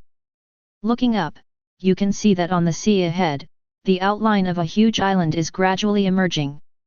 At this moment, a huge sword energy came out from the island. The next second, the sea was directly separated. Under the terrifying sword energy, a huge sea waterfall took shape. The huge fluctuations even pulled the Mary towards the sea. The island sailed away. Chapter 73. B. Amidst the turbulence of the sea water, the Mary spun crazily. Usopp and others who were in it had to hold on to the hull next to them to maintain balance. Seeing the Mary getting closer and closer to the cut sea surface, Ron's face became ugly. Although Little Garden is within easy reach, they can definitely cast Moonwalk and enter it. But as a result, the melee will definitely be damaged, and it is very likely that it will be directly destroyed. This is definitely something that no one can accept, and it is something that they are not willing to bear. Thinking of this, Ron couldn't care less about anything else and immediately said, "Nami. I made clouds to cover the hull of the ship, so that the Mary took time to fly and could no longer move forward." Good. Hearing this, Nami, who was in panic, also calmed down. Without any hesitation, she jumped to the mid-air minister. Immediately afterwards, Nami quickly controlled the cloud fruit and began to make clouds. Not long after, the entire hull of the Mary was wrapped in clouds and lifted away from the sea at a speed visible to the naked eye. At this point, the turbulence of the Mary came to an abrupt end. However, Nami's expression was not very good at this moment. If the strength was not strong, it would be very difficult to forcibly lift the melee Chuan with the power of the Waiwei fruit. What is that? The sword energy actually cut the sea surface. Is this the great swordsman fighting on that island? Staring blankly at the water pouring in from the sea in the distance, Zoro swallowed, his eyes full of envy and yearning. Although he has been promoted to a swordsman, but after seeing the sword energy cutting the sea surface, every bit of excitement in his heart was shattered. Although Hawkeye had done similar things back then, Hawkeye at that time only struck casually, without using much power, and the damage caused was limited. But this attack was obviously different. The raging sea surface and the pouring water all declared that the person who made the move was extremely powerful. Very scary. Is this the power of the great swordsman? It's so powerful that it actually cut off the surface of the sea. At the same time, Usopp and others couldn't help but sigh. Even at this moment, they felt a sense of fear in their hearts. After all, if it hadn't been for Ron's rationality and Nami's action, they would have been involved in it by now, and would have been swept into the seabed by the incoming sea water. Rumble. Rumble. As time goes by, the roaring sound of the sea gradually decreases. You can clearly see that the sea surface that was cut has been restored at this moment. I can't hold on anymore. At the same time, May's weak voice resounded. As the clouds dispersed, the Mary returned directly to the sea. At this moment, Nami also fainted due to excessive consumption. Nami. Seeing this, Ron's pupils shrank. He jumped up and hugged Nami. After floating to the ground, Ron looked to the side and said, "Speed up and land on the island as soon as possible. The battle on the island is not over yet, and I don't know if there will be another sword attack." Good. Good. Hearing this, Luffy and others also nodded. By now, they are all aware of the dangers of continuing to stay on the sea. Although it can use moonwalk to land, the Mary cannot withstand such damage. Immediately, a group of people broke into the cab. Although Nami was unconscious, they were driving the ship rapidly forward at this moment. About half an hour later, Ron and his team successfully landed on the island. At this point, a group of people also breathed a sigh of relief. After placing the Mary in a bay, they quickly disembarked and arrived at the island. It's considered a landing. I was scared to death. I almost thought I was going to die on the sea. After successfully landing, Usopp sat down on the beach and said with a pale face. As soon as these words came out, Sanji and others on the side also nodded. The scene just now was too shocking. This was the first time they saw a strong swordsman since Hawkeye. Ron. I'm going to check it out. At this time, Zoro was the first to come back to his senses and looked towards the direction where the sword energy stood before, his eyes full of heat and yearning. Good. I will go with you. Nodding, Ron didn't refuse. Although I know that there are 2 giants among them. But to be honest, Ron has never witnessed the giant situation with his own eyes. Just take this opportunity to see something. The most important thing is that these 2 giants master the secret skills of the giant clan, Heikoku and Waiguo. These 2 sword skills are extremely powerful. Auntie has mastered it, and the power she exerts is extremely terrifying. And this is because Auntie is an ordinary person. If she were a giant, the power she would exert would be even more terrifying. Now that Dori and Bragi are here, maybe we can try to learn their sword skills. Even if it fails, the friendship from the giants is extremely valuable. Look around the world. If a single race were to be ranked, the giants would definitely be number 1. After all, even those with poor talent can reach the level of vice admiral when they reach adulthood. Not to mention those giants with good, even outstanding, and extraordinary talents. It's a pity that he didn't see the plot of the giant kingdom in his previous life, and he didn't know what the specific situation was and how powerful it was. I am coming too. I am coming too. At this time, Luffy, Sanji, Usopp and Nami also spoke one after another. Although dangerous. But they are also extremely curious inside. What kind of existence can produce such terrifying sword energy? Good. Then let's act together. In response, Ron smiled calmly. He knew very clearly that if he wanted to convince Dori and Bragi, he would either have to be strong enough to crush them, or he would have to show his affection. Ron can't do the former. As for the latter, the only one who can do it is Luffy. Go together. After agreeing on their opinions, several people did not hesitate and quickly began to move towards the area where the sword energy was slashed. After about an hour, Ron and his team successfully reached the battle range. You can see that this area has been completely destroyed, and there are fallen trees and destroyed trees all around. Giant, giant. Oh my god, this is too high. Similarly, Bragi and Dori, who were still fighting, also came into their sight. Looking at the 2 huge giant figures, Luffy, Usopp, Sanji, Zoro and Nami could not help but exclaim. Among them, Luffy and Usopp's eyes were shining brightly, staring directly at Dori and saying, "How cool! Is this the legendary giant?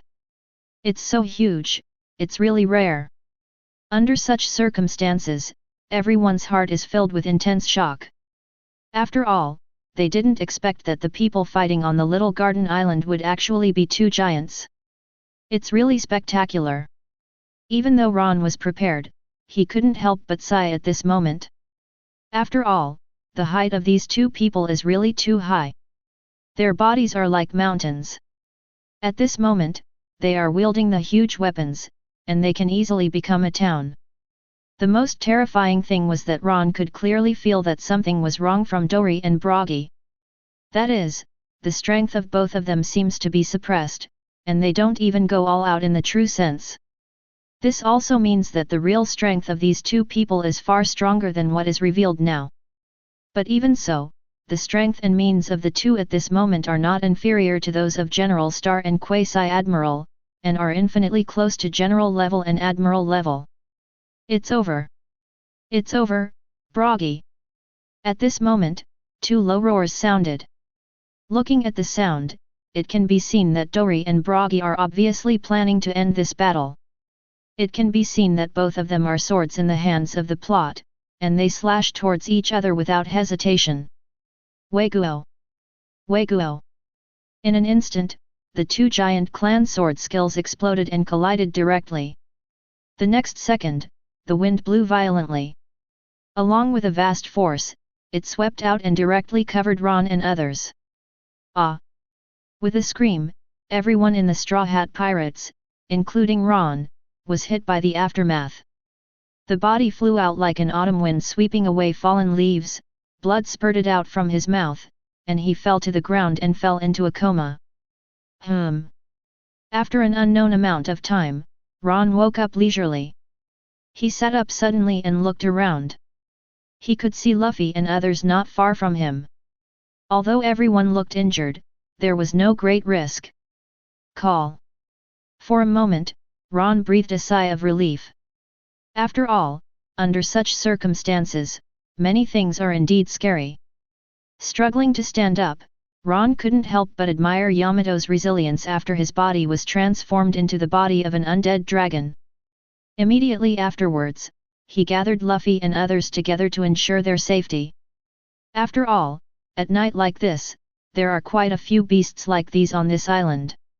It seems that it is a bit difficult to reach an agreement or even gain friendship with Dori and Bragi. Rubbing his forehead, Ron murmured without condom, "If I had known this, I wouldn't have killed the M.5. Without this guy's troubles and his schemes against Dori, it would be too difficult to get to know the two of them."